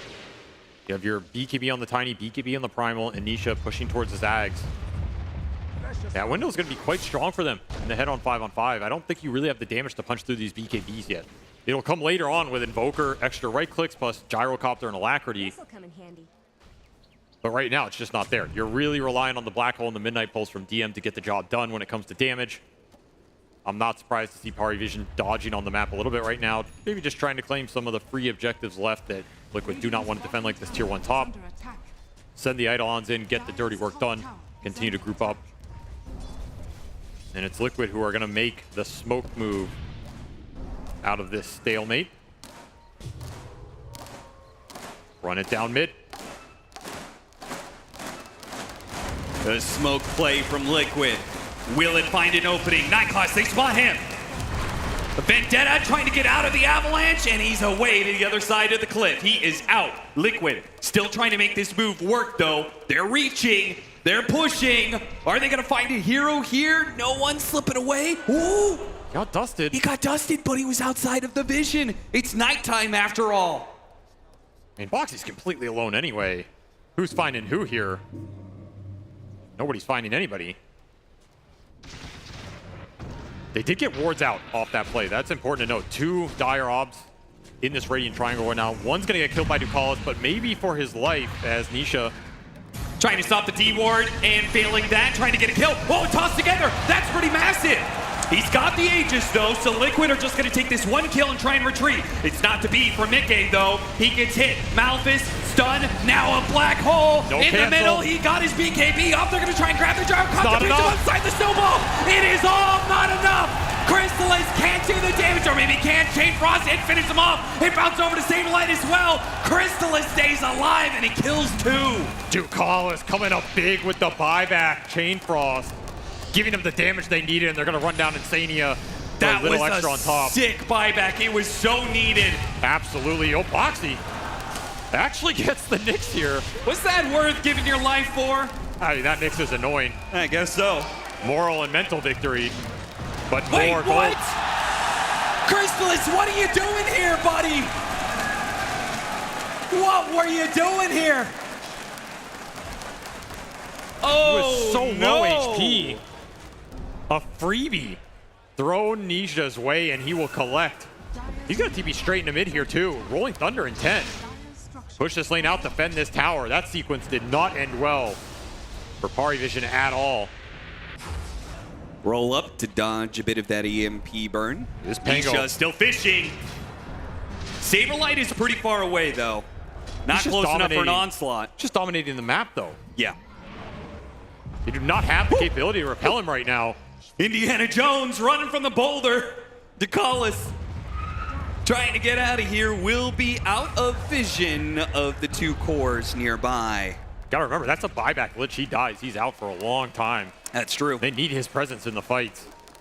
And the fact that this tier 1 mid is still alive in this game as Force Spirits continue to onslaught it, it's really causing Parivision a lot of problems. Should eventually go down here, but man, it has taken a long time. See if Liquid go through the gate. They're eyeing up these heroes top. See the Lich, see Eidolons. Ooh, an amp damage. That's a nice little pickup. And Nisha does not mind that. They gave him the gem as well. So this Pango is in full force right now on the map. You cannot surprise him. Can't get the vision advantage on him. And he is dealing a lot of damage. 20-20. A dead even game on our hands in a dead even series. The third game of this best of 5. And it feels like the game is going to break open one way or the other in this next fight. Question is, when is that fight going to happen? Where is it going to happen? Roshan still not for another 2.5 minutes. Liquid, it seems like they really want to force a fight before then. Is he really trying to set up constant aggression, but more information. Rock, it lands, and an onslaught, now a pulverized grab. All this just trying to delay no one, but the rest of the team, they're going for a different kill. They're going for a kill on TM, and they certainly got him. It's all a distraction. They get the bigger prize. Enigma off the map for 45. Parivision looking at their Invoker. Oh, what is this mass TP? Do they know he's up here? Got a grab on him. Sunstrike coming in. No one with the BKB on cooldown. They want to get this commitment on a Saberlight, slowing down with the Chain Frost, and the meteor lands. Well played. A good read. BKB cooldown. Commit in. Not a part of the map Liquid are likely to have other heroes or defend at. Like you said, they were all going top, I think, trying to predict the lanes getting pushed out. No one had other plans. Yeah. Invoker's starting to get pesky on the map. It has not been the Nyx Assassin that's really caused Liquid's issue this game. Radiant's top tower is under attack. And a Courier Snipe for 9 class. Nisha will try and avenge it, but I think he's out. Away he goes. Blink back. TP away. Space created. And another level on the Dagon. And finally, that tier 1 mid drops. Seriously. And that opens up the map quite a bit for the Nyx Assassin. When he's playing aggressively, he can move through that deep on that middle lane, perhaps. And now it's Parivision buying the gem. They're getting tired of this vision advantage Liquid have had from the earlier smokes to this side of the map. You're still looking at a lot of dire wards in these Radiant jungle areas, just scouting so much. A lot of aggressive vision, and one of them spots to call him. It's a death back. 72nd on the cooldown timer for this Lich, so that's a large window to play with. It is. Liquid. You want to see if that is the first domino to fall that will lead them to a Roshan pickup. Parivision grouping up, making sure that they don't give away any more free kills. They'll take Tormentor. They will eventually get this BKB on Enigma though, and that does change a lot of this game. No real counter to it outside of the basher on the Pango later on. Yeah, I mean, there's the Primal Beast like blinking and pulverizing him, but it's pretty so difficult. Hard. It's so hard. And even then, oh, Nyx Assassin spotted and killed. Woo! He is gone so quickly. That is the power of these counter picks. A lot more instant stun, a lot more carapace dodging interaction. Yeah. And this Tusk can always catch you and just lock you down. Very tough matchup for 9 class this game, and we're seeing that the impact from this Nyx has absolutely been muted. Still eyeing up this Radiant Rosh, trying to control the area, wait for the respawn. It's a fast Roshan too. They don't know it, but it just spawned behind them. Their team isn't terribly good at taking it. So it's a bit slow, but they want to take it away from Parivision here. Yeah. It's the bigger aspect to it, as no one finishes his Parasma in line with the AC being done on Nisha. So both these mid laners getting their big mid-game damage power spike here. But it still feels like Pango's king of the hill. I feel like unless you catch Pangolier and the Tiny in Midnight Pulse / Black Hole, you still don't have the direct damage for them. It's just not there on this Gyrocopter yet. The Invoker's getting close. Should not underestimate how hard no one can hit with the Alacrity on himself, plus the Parasma, Enchanted Quiver, Hurricane Pike. Some serious right-click damage starting to add up. That also assumes you're not the one getting jumped and pulverized and stunned and avalanched into oblivion. Under attack. Radiant are scared. Eidolons and Forge Spirits pushing in top. Constant map pressure the Liquid have to respond to. Dire's top tower is under attack. As Saberlight will body check the Roshan. They missed it earlier. No, it's up now, going for an aggressive play right outside Power Vision's base. The Nyx Assassin is the one getting hunted this game. Just constant jump scares for this man. It's every single time he shows somewhere, it's a blink and 100-0 pickoff. And that's just Roche, I think. Yeah, I think so too. 30 seconds on the Nyx, that's enough to do it here. As Satanic arrives for the gyrocopter, but a little too late. Power Vision did not get to make a controlled move with that item arrival. And honestly, this Roche is not that slow. You have tag team, you have drum. Look at Sunstrike, but you're just seeing it go down. Tag team certainly makes it a lot faster, and Mickey is not hitting that slow. He's got Conda. He's going to be working towards an S and Y next. Also that AC aura. Honestly, pretty nice for this hero. Yeah, it is.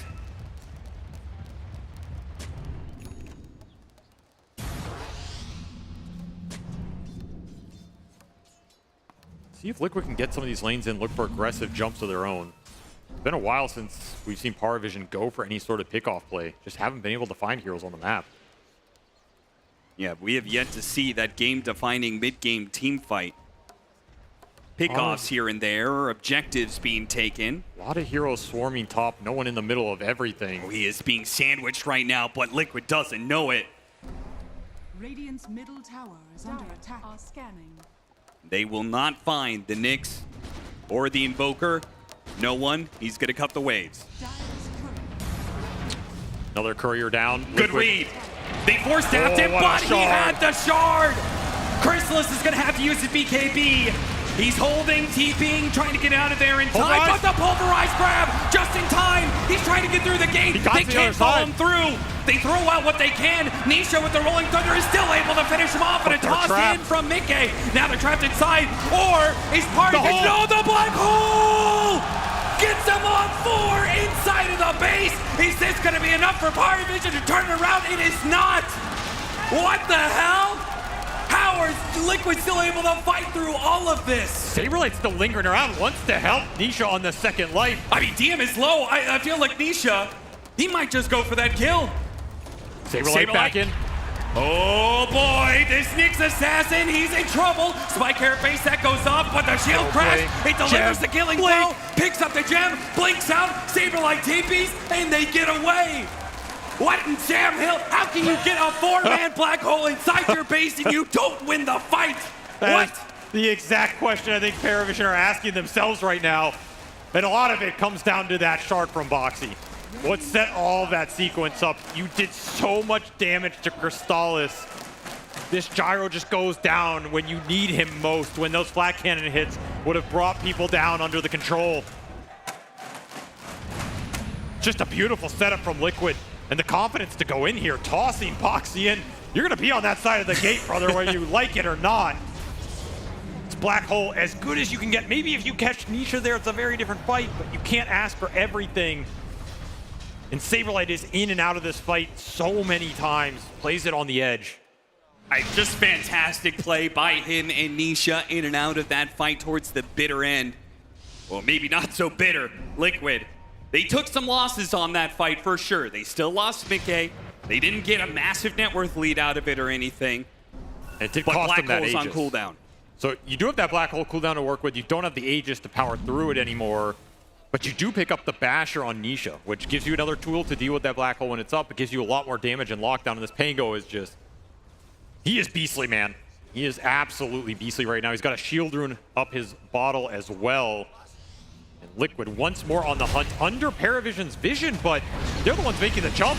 Trying to get the grab onto the Evoker, does manage to get him. The Chain Frost's going to be bouncing around. Here comes Nisha into the back line, knocking up a bunch of heroes. It looks like the Lich is going to be in trouble, as is the Nyx Assassin. A rock to the face, slammed in, and finishes him off. So does the Invoker. He dies. Meanwhile, Nisha's inside of the damn base again. They can't do anything about it. He's way too tanky. No black hole for 20 seconds here. Mickey back in. And they spotted DM. Mickey goes in for the hunt and finishes him off. No, it's Saberlight who gets the kill instead. A sinister gaze. Nisha gets grabbed, but he wants the kill. Swashbuckle goes up back to the high ground. No one delivering damage. It's the Tornado EMP. Sunstrike on the final hit.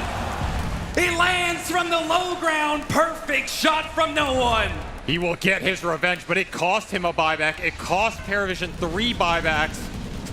Crystals will clean up Insania, but these are all a consolation prize. That's an expensive team fight victory. Still, bringing down that Nisha Pangolier has got to feel good. He was just wreaking havoc in this game. It was a monster 8x streak. That's 2,000 gold. A good chunk of it going to the Invoker.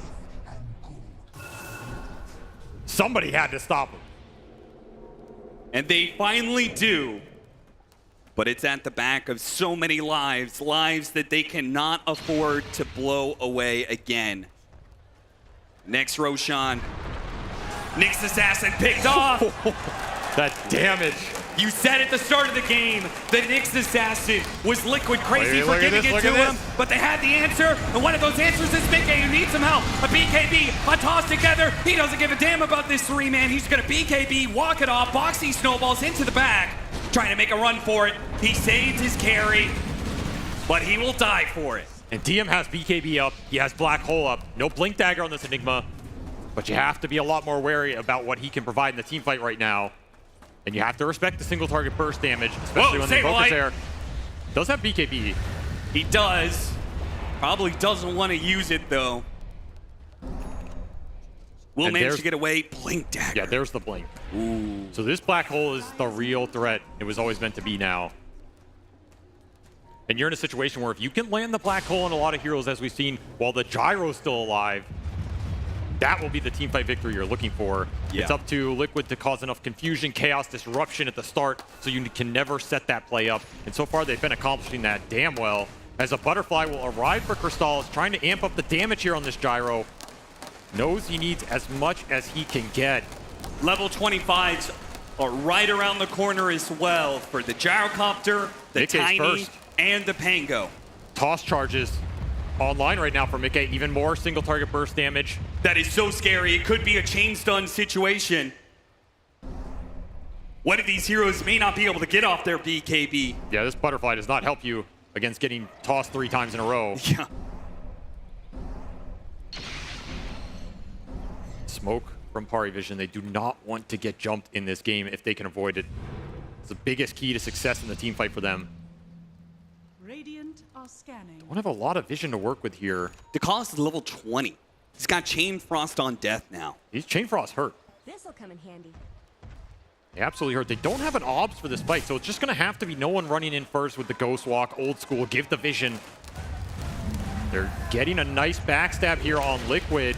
They're going to run into Insania first here. Drops the Sentry, gets some vision. Glimmer Cave trying to get away. DeCalls goes in with the dust. Meanwhile, Nisha's rolling into these heroes. They will manage to kill the Lich, but there goes the Chain Frost. They have to activate the BKB. The Black Hole goes out. It's only going to grab the Primal Beast while Mickey chased after the Nyx Assassin. They finish him up. Now he turns back in. The battle of the carries. Mickey versus Chrysalis. Mickey, he doesn't want the fight against Chrysalis. He's trying to make a run for it for now during the BKBs. Oh, he's stunned up. Frostbite, Sunstrike, Sunstrike, oh, Mickey, they need a little bit more.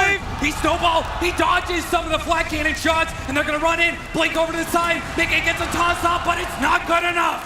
Saberlight at risk of a dieback here. He needs to escape Blink Dagger and one. The missile. 1, 2, oh! He gets a little distance. Is that gonna be enough? Stopping for Lotus is Boxy, you madman, as DM throws a tip out. That Black Hole was... It was on the edge of being good enough. You wanted the Pangolier in that. You only got the Primal Beast, but somehow Parivision are able to power through it. They get the big Tiny kill. They keep the Gyrocopter alive, and they get that Saberlight buyback. Teamfight victory for them. Showcasing the power of this BKB Black Hole. Even if you don't catch everybody, it's still a tool that Liquid can't really engage into if you don't get the lucky bash off of one of the Pangolier procs. Nisha almost going down there. Man, was out of mana, though. DM, like, I almost got you. A little bit closer, a little bit more mana. The fact they almost got Mickey in a position where he could get another volley off was absurd, though. Yeah, it was pretty scary. Boxy pulled out some crazy plays on that one. Still, a lot of items being injected into the economy here for Paravision as they get a Hex on the Invoker. That's a huge initiation tool. It means you can hold this black hole a little bit longer.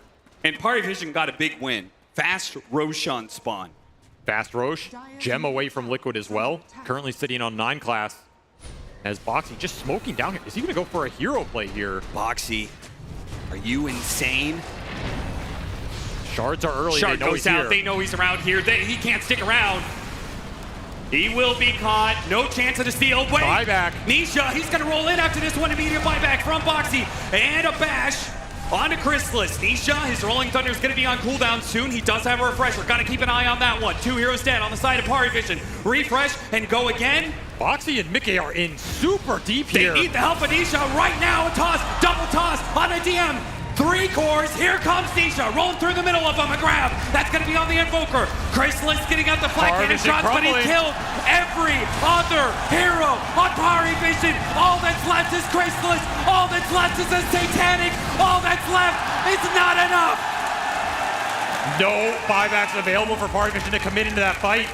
As the gate play, the aggressive maneuver from Boxy and Mickey finds Paravision when they were not ready for the exchange. Black Hole was on cooldown for another 10 seconds in that fight, and it meant everything to Liquid. That is why they committed aggressively there. That is why they were willing to risk it all, and they will get Roshan as their reward. Aegis onto Mickey. Refresher Shard currently in the backpack for Saberlight. The tactical mind on Boxy to make that play of just like, guys, we stall them on the Roche. We take this fight now while the black hole is on cooldown. I have a buyback. We can do this. Such a good read. That's a crazy call to make in a grand final stage like this, but you gotta be able to do it if you want to be the victors at the end of this tournament, and Liquid have bought themselves a huge opening. 11k gold lead now. Refresher was done on Nisha for that fight. That's why he had a second Rolling Thunder. He will pick up a full Abyssal now. This Pangolier reaching critical mass. He will drop the banner mid. Force the action onto Paravision. Gotta remember, no buyback on that Invoker for 40 seconds. Paravision, they have a decision to make here. Are they gonna give up 2 lanes of barracks? I think you have to. I don't think you can buy this gyro while your Invoker's still dead. You might gamble with this black hole gyro buyback. Yeah, I was gonna say you could go for that, but Liquid isn't giving you any options. It would have to be a 3 or 4 man black hole. It's the only option. They're just gonna try and catch when the gyro respawns, but without no one, you're missing a lot of damage. This could go wrong very easily. Chain Frost going out early. Mickey wants that kill. 10 seconds for the Invoker. They're stalling this out. Trying to get away. Force Staff helps him get out of the AoE. Liquid backing up a little bit. Mickey finished off the building. Now walking away. Paravision begging him, please don't go. And Mickey, he thinks about it. Stunned up a little bit. Chain stunned a bit. Nisha on the side. He's thinking about going in. And he does. Saberlight, he goes in first. Hits the Lich where he can. Mickey, he's not just yet. They do manage to find the Enigma. He's already used the BKB. Nisha, he wants to be able to follow this play up from Saberlight. Saberlight is going to go down, though. And the Chain Frost, DM's not dead just yet. Nisha's trying to finish him off. But there goes the Frost Shield. He is still alive. And now the black hole commences. Nisha is caught. Nisha is dead. And Boxy is next up. Liquid bailing on the team fight in Paravision's base. A missile that's going to be able to track him down no matter wherever he goes. He's regenerating up with the Tranquil Boots. Sunstrike. Enough HP. 9 class? He wants him, but he will not get him. Boxy survives. And he takes an Arcane Rune with him. Are they happy with what they got there? 2 buybacks, the 2 supports out of Paravision, but none of those big core ones. You didn't even bring down DM there, as he's able to survive a lot of the roll from Nisha and turn the black hole against him. Do get 2 lanes of racks, though. That's worth a lot in a game like this. Refresher Shard still available for Saberlight as well, so you did not commit that resource. And Mickey is starting to get to that 6-slot territory on this Tiny. Man, Crystallis is struggling to match this battle, carry versus carry. It just doesn't feel like he's outputting the same damage or the same burst that Mickey is able to do in these fights. He's also just not tanking as much. The amount of attention that this Tiny is bringing from the Paravision lineup, it's insane. Just so much HP to get through. He has 5,000 HP with a butterfly, all the extra armor. And this is going to be a nasty pickup. Boxy getting an Aghanim Scepter. The pickup potential it's arrived. Combined with the chain stunning, or even just kicking the gyro out of the team fight. I mean, you kick anybody into your team here, you are super happy with that setup. There's almost no real chase potential in this Power Vision lineup, right? No saves to bail you out. Not a lineup that wants to chase a hero super deep into Liquid's part of the fight. Well, you said Chrysalis was struggling. He agrees. He says, I need an X Factor. And that is just the raw damage of a Divine Rapier. I think this is absolutely the correct choice. You need DPS here. You need it bad. You are not likely to win these long, drawn-out late-game team fights, maybe into Liquid buybacks. You have to cut this Tiny down to size. You need to bring the Rock down somehow. This is your best option to do that, combined with the Daedalus, combined with the Ag Scepter procs. Throw Alacrity on this Gyro, and suddenly he's a different beast than he was before. The bottom lane is pushed down a little bit. The mid lane is pushing in. Parivision will smoke up after it. They still have these summons to help them on the map. They're hoping Liquid will give them some sort of freebie in the mid lane as it pushes in. Failing that, though, where does Parivision go with this smoke? Have to see something. Can't really just go in blind. You also just don't want to show this Divine Rapier. Do not want to give that kind of information to Liquid. They would probably focus this Gyro down a lot more if they knew that, whereas a lot of their attention has been on the Enigma, trying to take the black hole out of the fight. Radiant are scanning. Teams dodge each other on the map. Liquid will retake the bottom half as Parivision go top, and it's a smoke from Liquid now. Looking at this wave going in bottom that they know someone's going to have to react to here. They're going to push into it. They get the scan on the high ground. They would love to see a hero and just be able to kick him out of the base right now.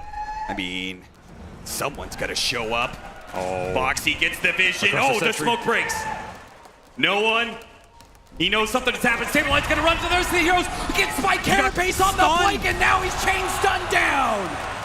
9class with the quickest reaction.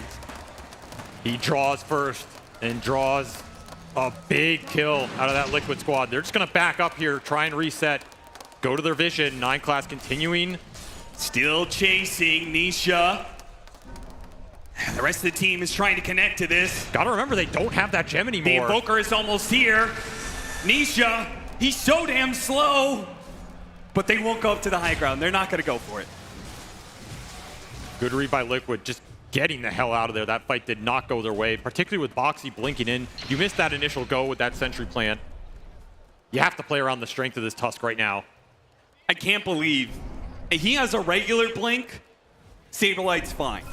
The fact that he has an overwhelming blink, he blinks instantly, stuns himself on Spike Carapace. Too rich for his own absurd. Good. Still remember that Primal still has the shard. So this is double BKB, double pulverized Primal Beast. Yep. Huge threat if he can get in there and start the fight for his side, as Liquid are the ones now stuck in base. Parivision will regain a lot of map control here. I mean, you saw it. He had the idea. He was blinking straight to the gyrocopter, and he was going to grab him, slam him, refresh, grab him again, and then by the end of that, surely the rest of the team is able to follow through. That said, it was also the Divine reel in that fight. Yep. And that Divine did some serious damage to the Primal Beast in an isolated situation like that. Yeah, you have to respect the damage here. May change some of their read for the next team fight. Parivision, it was a big risk. They invested into this Divine Rapier. And if they could get Roshan as well, they will be at a pretty damn good position. And that Roshan. I mean, I'm looking at the buyback situation right now. It's 5 buybacks available for Liquid, whereas Parivision are still missing 3. The Gyro's very close on gold, but of course, if he dies with Divine, it doesn't really matter. Yeah, Liquid. Massive life advantage. They won't have the TP advantage, though. That's to the favor of Parivision, so Smoke's gonna break here. Boxy managed to get the blink away. 9class couldn't get in. Oh, but he gets the Spike Carapace on Mickey. Tries to toss back the Nyx Assassin into the rest of the team. Meanwhile, Scythe the Vice catches Saberlight, but this time he gets off the BKB. This time he'll get away. Nisha rolling around, hitting some heroes, but the Rolling Thunder is now expired. A jump in, an immediate grab. Oh, what a sinister gaze from Ducalis, stopping Boxy. But Mickey might still go in with the buyback being used. The extra lives. Liquid tossed up in the air. Not enough. 1, 2, not enough. Mickey now on the run. Buybacks coming in from Liquid. They're trying to return to this fight. The It just missile? takes so long. Pari Vision, they smoke up. They got the saw better of Nisha. Liquid in this engagement, and they see Nisha. They saw him on the ward on the dire triangle. It's not a ward you expect to be there. If they can stop his blink, they hit him with the Malefice. Now the Sinister Gaze. Here comes a rock, but it's He's not gone. enough. A dieback on Nisha. What a ward and what a read as it expires. That ward just timed out. An incredible sequence for Parivision. It did its job, and now Pari Vision, they've got the numbers advantage. They're Gotta going to get this deal with the mid-wave. lanes. They have Roshan coming up. They might have just bought themselves an extra life on the Oh, gyrocopter. boy. Refresher done for the Enigma. Oh. Not only that, he's going to be able to hold on to buyback gold here too. The rewards of winning that fight every time. Nisha's been on top of DM in this game, but it's not enough damage on his own. Are they going to go throne, Avery? There's no pango. They're pinging for the base. They know. There's an opportunity here. They've There got a absolutely full is a minute. window. A full minute where it's a 4 versus 5. I mean, if you're going to go, though, you just refresh the black hole right now, right? Start this refresher timer. You're still 70 seconds off. Maybe they just want to be able to even up.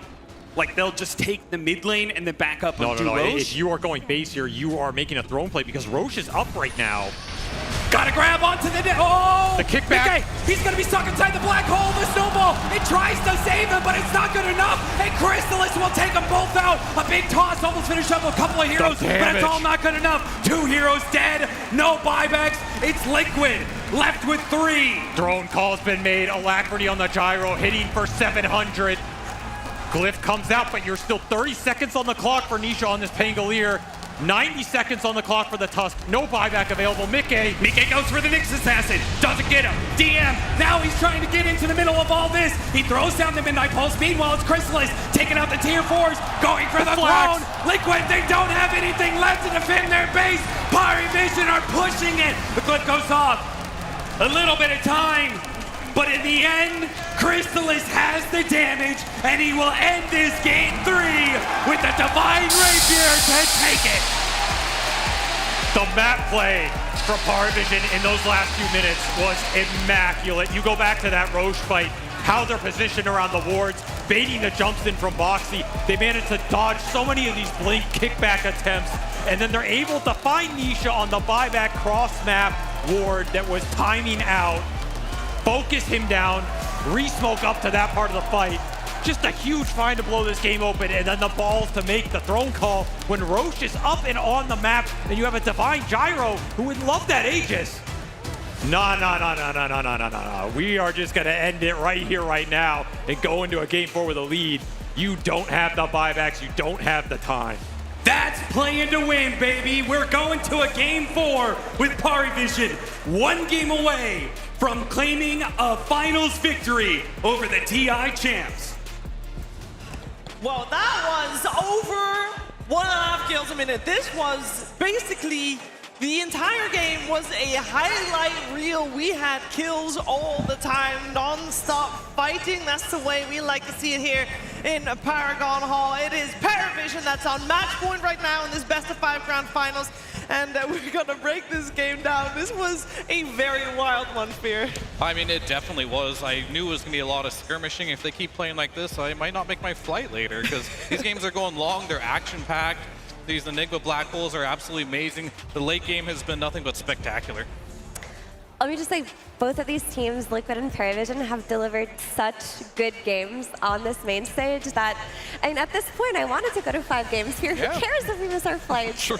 It doesn't matter, but I mean, this game was, where do you start? I guess the player that I want to shout out the most this game is Crystallis. Like, we've talked about 9class, we've talked about DM, we've talked about no one, but when it looked really rough for Parivision, Crystallis really clutched it out. Like, he was just always positioning well on the gyro. His target priority was so good, and that rapier purchase at the very end is overall what took them to the finish line.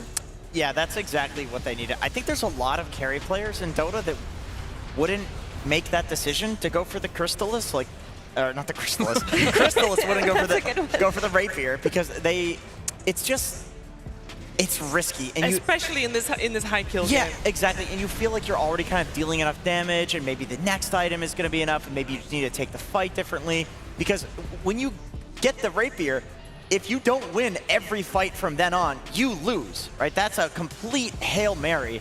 And I don't think Crystallis comes across as the type of guy that is willing to make these like clutch Hail Mary plays because he's just so chill and he's so calm. But he really is. Like he definitely, to me, is one of these types of players. So I'm glad to see that reflected here, and it worked out.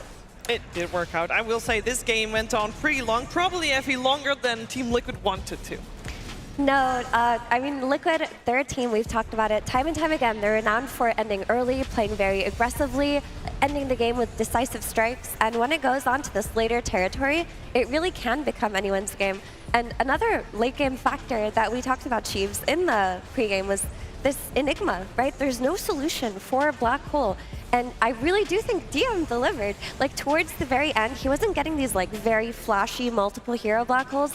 All he really needed to do was get one key target, whether it be the Pango or the Tiny, so long as that core was within the Black Hole, that was a free kill. There was no BKB piercing disabled versus this Enigma.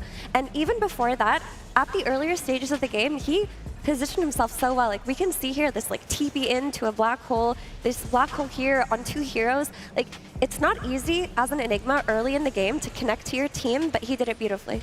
Yeah, I mean, I definitely agree with that. And I think there's another spell in this game that typically you don't think about in the late game, but there was no nullifier in this game, and this Lich armor was actually keeping Gyro alive in every single fight as well. So you have to deal with this Gyro with the Rapier, you have to deal with the Black Hole, and then you have to deal with this Frost Shield when you have all this physical damage with no nullifier. It felt impossible. It did. We get a highlight of all the Black Holes, I believe, on your screen right now with DM basically making sure that the Black Holes are hitting the right targets. And it is indeed, as you said, Effie, very impactful. It really is, right? All it takes is that one target. And towards the very end, he got his refresher just in time, right? They Black Holed the Pangolier. The refresher wasn't shown. He buys it, they walk down mid, and Tiny was not ready. Like, it was not ready for that second Black Hole because that was a recent purchase. So with that refresher, they get the final nail in the coffin right here, and they take it to the very end. With all of that being said, I really just want to praise Crystallis one more time because this is the kind of game where your team looks at you and they think, thank God you're our carry. Thank you for doing this. You carried us in this game that looked so impossible, and that's got to feel so good going into the next game. Yeah, it's the stable factor in the chaos. You know that he made the call too. That's such a Gyro main thing to do where it's like, you just know that you need that damage to close out the game. I do want to shout out to Callis as well in this game. Yeah. Like, there were a lot of Blink Sinister Gazes on heroes that had BKB, and they can't only rely on DM to constantly use those Black Holes. It's a very long cooldown, and yet they were still getting the pickoffs, they were still getting the chain stuns, and a lot of that was coming out from Tukalis. He actually did 34,000 hero damage in this game. He did more than his offlaner, more than his position 4, and almost as much as like all the cores in this game. On a Lich! Yeah, on a Lich! That's insane. I'm so glad you brought him up because he was cooking too towards like the very end. Me and Fear were like, what? Ducalis is so brave because is that a Lich or is that a Centaur? Because when they were going high ground, he just walked in on the Lich, just pressed Sinister Gaze in front of 5 targets. He didn't care. And like they just didn't kill him. They ignored him. He threw the Chain Frost out and he died before doing it. I mean, that did not look like a Lich to me, Fear. I mean, he was absolutely insane that game. Between the Frost Shields and the initiating and the team fight spells, he did more than you could ask for in just a position 5 Lich. I do feel, I mean, this was definitely, I don't want to take anything away from Paravision because they earned this victory fair and square, but I do also feel like we should highlight the Pango a little bit because Nisha, especially at the start of the game, I think the whole team was looking towards him to make the moves, and he really, really did. It started very early on already with this ultra kill. This was actually when this was happening, Fear said, you know, we don't need to highlight this because this is going to happen the whole game.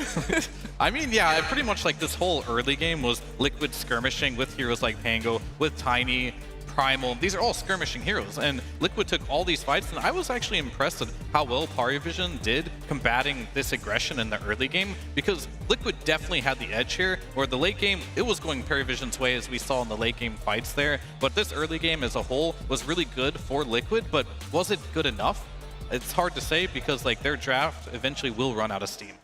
Yeah, and it did run out of steam. Now for a long time when it did go well, it went well in part due to the vision coming out from Team Liquid here. Yeah, I think the late game was definitely Parivision's, but the early game was Liquid's, and Insania had some really good wards. In this particular instance, they make these rotations down to the bottom lane towards their own vision, and this allows them to get picks all across the map here. But this clip in particular is actually them just killing the Nyx assassin here, and then Boxy goes in and gets them there as well. But top lane is where the action really happened there. They managed to pick off the gyrocopter, and then yet again, you'll see this vision going bottom lane. They see that the Enigma's down there.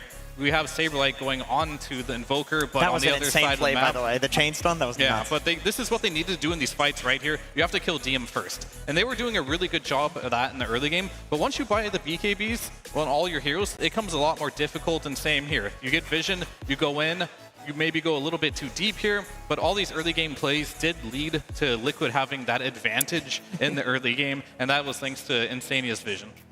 Yeah, that is 44 wars plays. Can I just say? I mean, this was quite the intense game for that one. I guess on hindsight, Jenkins, you could feel that Liquid was playing with that pressure that the time and the time limit of their draft created. That's crazy. That's like almost 1 per minute. It's a 55-minute game. This guy's that's a lot of warding. That's a lot. But yeah, I mean, this is how Liquid plays. Blitz has talked about this in interviews many times. They're completely fine with playing a draft that has a very small window of opportunity to, I don't want to say end the game, but at least like take an advantage where then you can like choke out the game. They're fine with that. So I don't think that like, sure, they felt the pressure, but I don't think that that's anything abnormal for Liquid. It's more so that they're playing against a team that handled it extremely well, and a carry player who was able to make that clutch decision in the late game to buy the Rapier, and then a team that could play around it. Yeah, I wonder how... This gyrocopter was first pick. 2 games in a row now for Paravision. How did he get away with farming as well as he did? Why wasn't he in the skirmishes? Or was he in the skirmishes? He just got the right kills at the right time. I mean, he was skirmishing. A lot of the game was back and forth where they were trading kills on both sides, right? Like, we saw how many black holes came through, but there was a lot of AoE damage also coming through from the Invoker, from the gyro. And it's not like they were just running at the gyro over and over. There were windows where Liquid were very dominant, but windows where Paravision were also fighting back.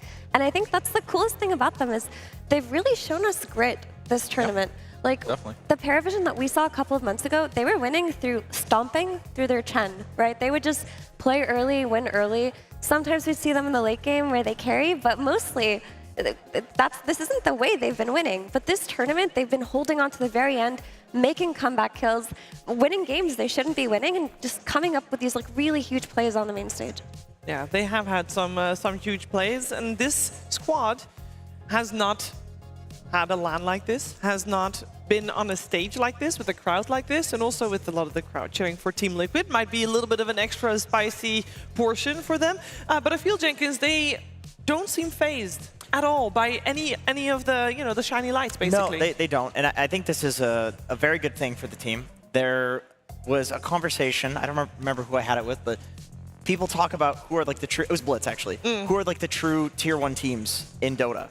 And he put Paravision up there, so he knew what he was talking about clearly. This was before the event. And I actually was disagreeing, because I was like, okay, they're too new. Like, sure, if you're talking short term, they're tier 1, but if you're talking, tier 1 of tier 1, there's like Gaimin, there's Liquid, there's teams that have consistently over years done extremely well. And I think part of becoming like truly tier 1 is being able to win in multiple different types of ways, where you're not just one archetype of team.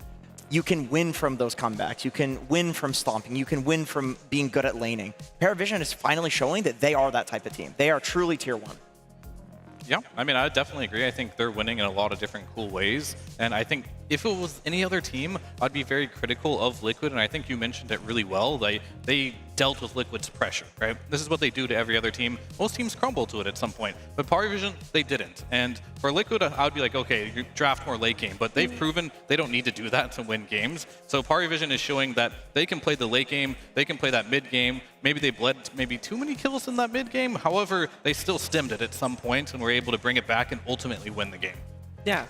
Yeah, and Dota, at the end of the day, like, really is a psychological game. We've seen the best teams crumble under pressure, like one throw into a choke in the next game.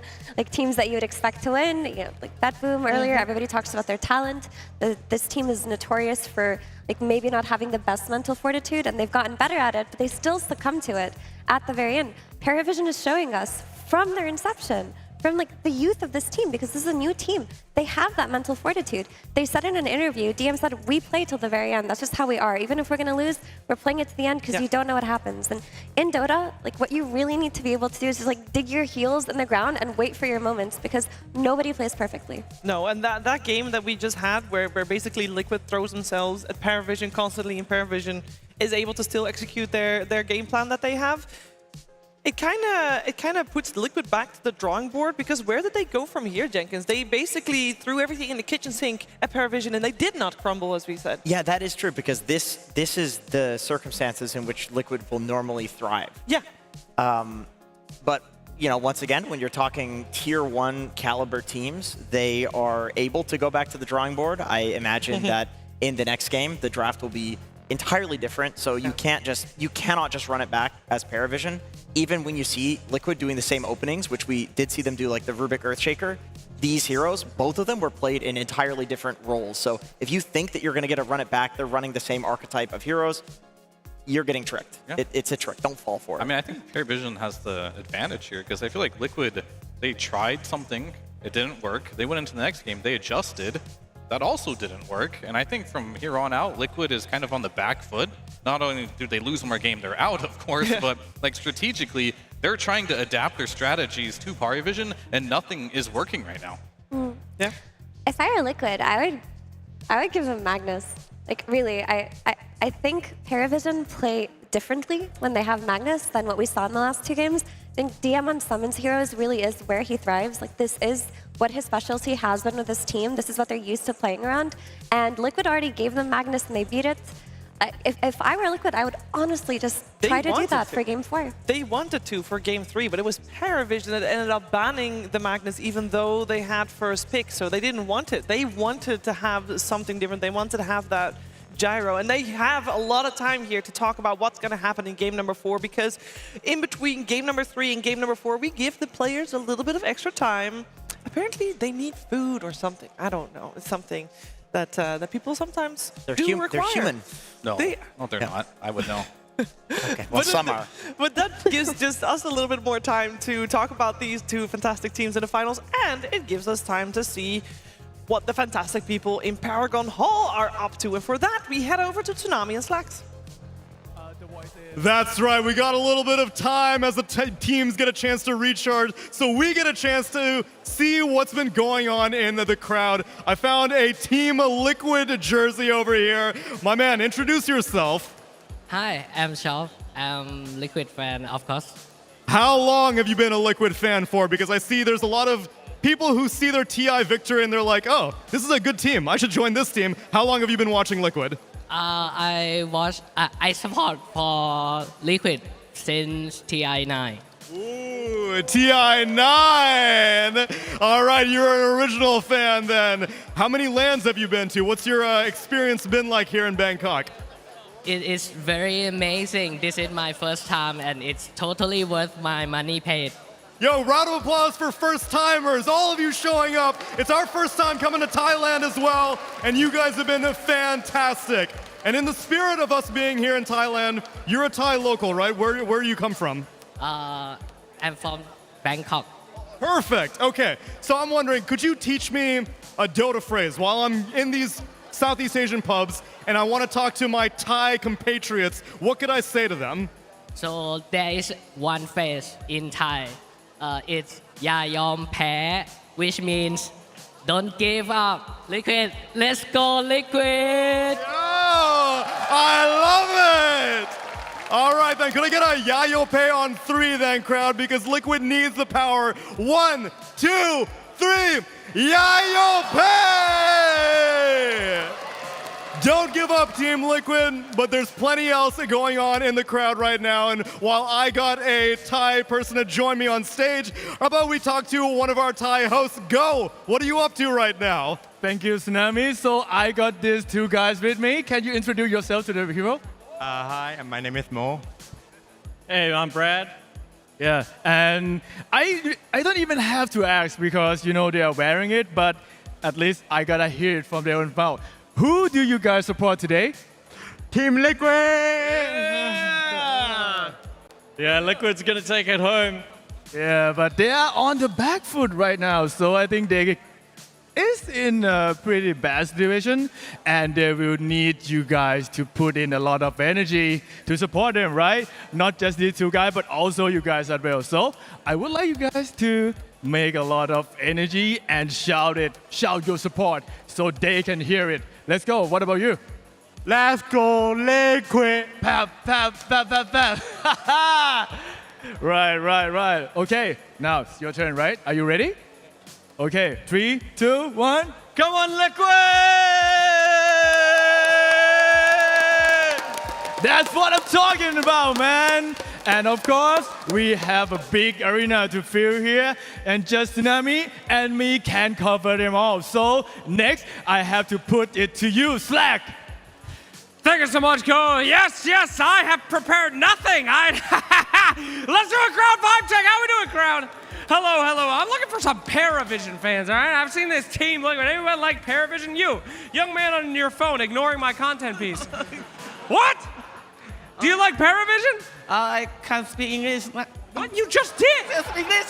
You're lying to me. Don't lie to me on the camera, please. Paravision. Do you like them? Again, please.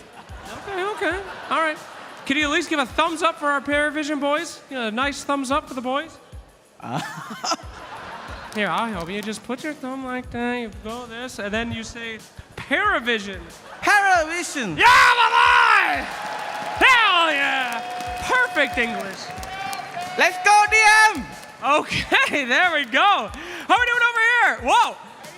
Hold on. Let it load. Let's go. Paravision, you just wrote that for us. Thank you, my friend. How you doing? What's your name? My name is Zoe Gogotat. Are you having a good time? Call me Zoe. What? Okay, I'll call you Zoe. I'll call you whatever you want. Are you having a good time? Sorry? Are you having a good time? Of course. Is Paravision the actual team you want to win, or do you just do this to get on camera? Yeah? Yeah. Name 2 players on Paravision. Of course, Nolan and Chrysalis. Yeah! All right. You passed the test. Well done. This guy, are you what? Here filming us filming you. Yes, what do we have there? Liquid becomes solid. Never give up, Liquid! Never give up, Liquid. Fantastic. Look, there's shame right here. Who is this little one? He is ashamed to be anywhere near your nephew. As soon as he started talking, we got the look of shame. I like that. Welcome to your first instance of cringe, young man. You're gonna get used to it. Anything on the camera? Would you like to say anything? No. No? Sir, can you please show your phone background to the camera? Please. Wonderful. Anime, he's just like us. I see on your WhatsApp you have someone typing, what? Question mark? Welcome to the show, my friend. Absolutely. Hello. Ooh, you are so well dressed. Can you stand up for us? Do some modeling for it. Ladies and gentlemen, somebody coming straight from the office. You look amazing. I love this. Give it up for our well-dressed gamer here. Hello. What's your name? I'm Name. Oh, fantastic. These guys just ran. My man, I won't put you on camera. You don't have to run. It's all good. Goodness gracious. Who are you here to see? Thank you. I'll take that. That's fine. I'll wear that for you. All right. Who are you here to see, sir? Who do you want to see? Who do you want to win? Of course, Liquid. Oh, of course. Very offensive. Okay. We need a fight game. Yes, we will fight them, and we will win against them, right? Yeah. Ah! Good enough for me. What's going on over here? Anybody want to be on camera? Anybody want to say hello? Oh, We got a couple. Oh, I'll get to you next. Mr. Big Liquid fan, he's got the horse, he's got everything. I cannot wear my jersey because I cannot fit it anymore. So, can I get one liquid? Woo! He cannot fit in his jersey because you can't fit it in it anymore? Is that what he said? Yes. Yeah. Okay, we'll get you a free Liquid shirt. I see Blitz right there. We'll throw you one, don't worry. No, I'm just lying. But we will get you one. We'll try at least. Hello, you said you want to be on camera. Hello. What is your name? Craig. All right, my friend. Tell me a little bit about this series, about this day, about these games. How you feeling in here? What's the crowd vibe? The crowd vibe is fantastic. We are all here to see 5 games, so everyone is rooting for Liquid now. And by the time it's game 5, they are gonna win it. So that's how it's gonna pan out today. That is what I like to hear. Thank you very much. Now, Tsunami had a nice, casual phrase taught to him. Can you teach me any curse words? No, just do it. Don't do that. I think, what? Friends. Friends. All right. Well, no problem. I hope that these friends get together. We get 5 games, right? Yeah. You want to do some yelling? Here we go. Let's go Liquid. Hey. All right. Yell with me. Yeah. Do you want Paravision or Liquid? Liquid first. Come on, Liquid. Don't say, come on. They're literally on the stage. They can hear you. All right. Let's do it. Let's go Liquid. Sorry, I love you, Paravision. There we go. All right. Very good. Ready? 1, 2, 3. 1, 2, 3. Let's go! Fantastic. You were great. Thank you very much. Very strong man, too. Goodness gracious. You know what? I've had some good vibe checks over here. Omni Night, let's go! Woo! All right, anyway, let's pass back to my boy Tsunami up there. You find anybody else, Tsunami? I did, actually. I didn't have the same person flip-flop between both teams because I found a representative for each of them, and I can prove it. My friend, show this tattoo that you've got on your face. You've been rooting for Paravision. When did you get this tattoo? When did you become a Paravision fan? Yeah, just this tournament, I become the Paravision fan. And please finish in the 4 game. Tomorrow I have an early class. This man's got to get to school. What are you studying, my friend? Fishery master degree. Oh, okay. You definitely got to get back to class on this one, but I can see you're a Dota player. You're smart. That's why it all makes sense. And you're rooting for Paravision, and I've got a Liquid fan, but I don't need to ask any questions because Liquid fans know how to cheer. My friend, you want to get this cheer started? Yes, I'm ready. All right, everybody in my section, because we're going to go later on and Slacks later on, but in my section, if you're a Liquid fan and you want them to win, I want to hear a Let's Go Liquid. You ready? Yes. Let's go Liquid! Let's go Liquid! Let's go Liquid! Let's go Liquid! Let's go Liquid! All right, that's what I like to hear. The competition is fierce here.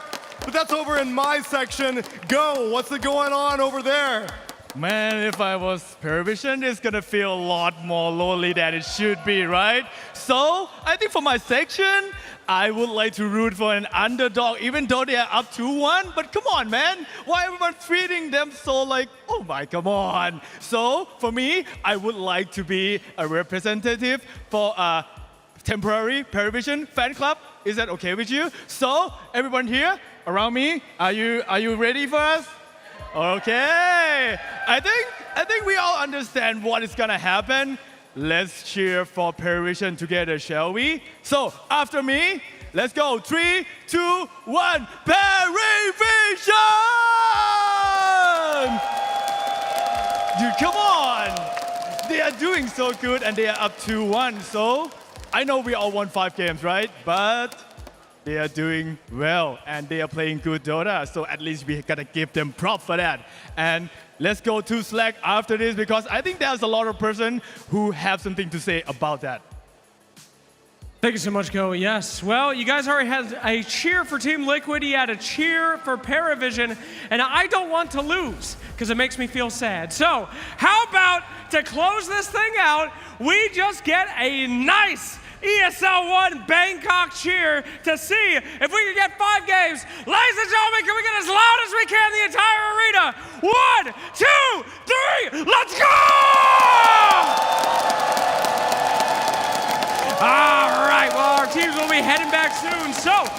go right back into the action soon. Let's go ahead and throw it to our panel. Thanks a lot. Waking up, playing some Dota, it's just been part of my life for 20 years, and I don't think that's going to change anytime soon. Where we are in the history of this game and where it's come from and how much has been accomplished, I think compared to basically any other esport, it's the best. So I'm grateful for Dota 2 as a game because Dota as a culture supersedes where we come from. You are a Dota player first, and I love that.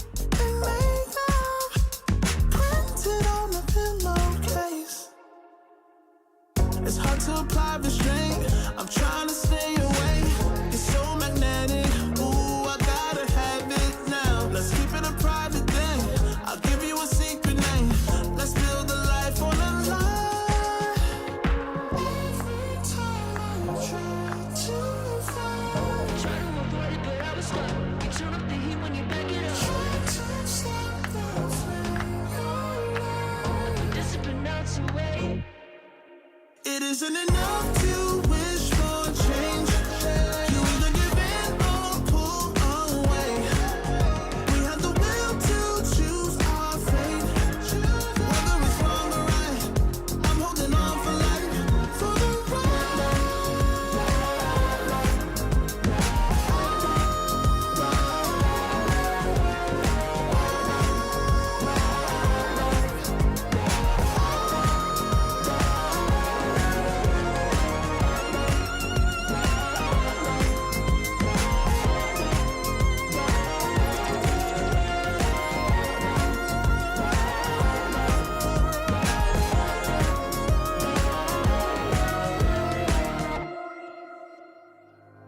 Think about it every night when I close my eyes. You're on my mind. I try to quit a million times, but it takes me high. Like you're so divine.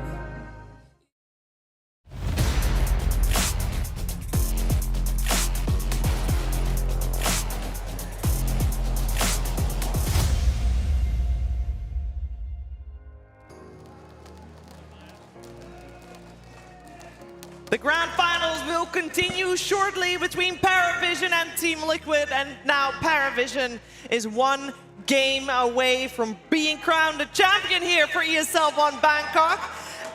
It's looking rough for Team Liquid, but I will say they have been on the brink of elimination every single game they played, I feel, Jenkins. It's literally been almost every single game they played since they started playing well. Yeah, this is not their first time dealing with this right now. I think it would be hubris for anybody to assume that Liquid will not come back swinging as hard as they can. I think they'll be fine. I think Blitz will have a little talking to with his little pep talk with his boys. You know, he had one of the other two coaches. Yeah, or he had a long. Well, Blitz is the pep talk guy. Sure, maybe that's fair. Jabs has his analysis, or KP has also his analysis. I don't know what the hell they all do, but you know that at 35 minutes, that's plenty of time for William to do one of his speeches. I'm sure they'll be fine. I'm sure we're going to get a game 5. I've got some analysis too on this one as well. All right. Game 1 versus Falcons, they lost. They won the series. Game 1 versus Spirit, they lost. They won the series. True. Game 1 versus BetBoom team, they lost. They won the series. Game 1 versus Perryvision, they won. Ooh, all one out. Now what? No, and then they lost 2 games. Yes. But by the time they it normally was, win those 2 games. But by the time it was 1-1, it's a best of 3, no? So then they lost game 1.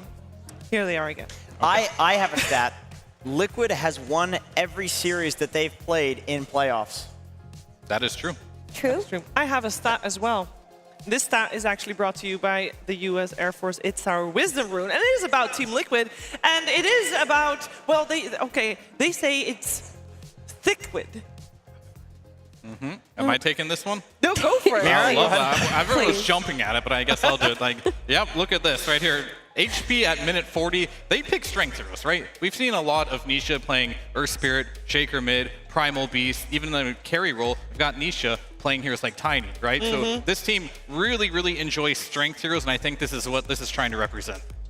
Yeah, it's working out for them, right? But I feel like we've been in a strength hero meta for a while now, like a tanky hero meta. It's been a long time, but this means that, because everybody else is picking tanky cores as well, but this means that Liquid are also picking tanky supports with a lot of HP. Yeah. And I think that's what we see contributing to this wisdom rune.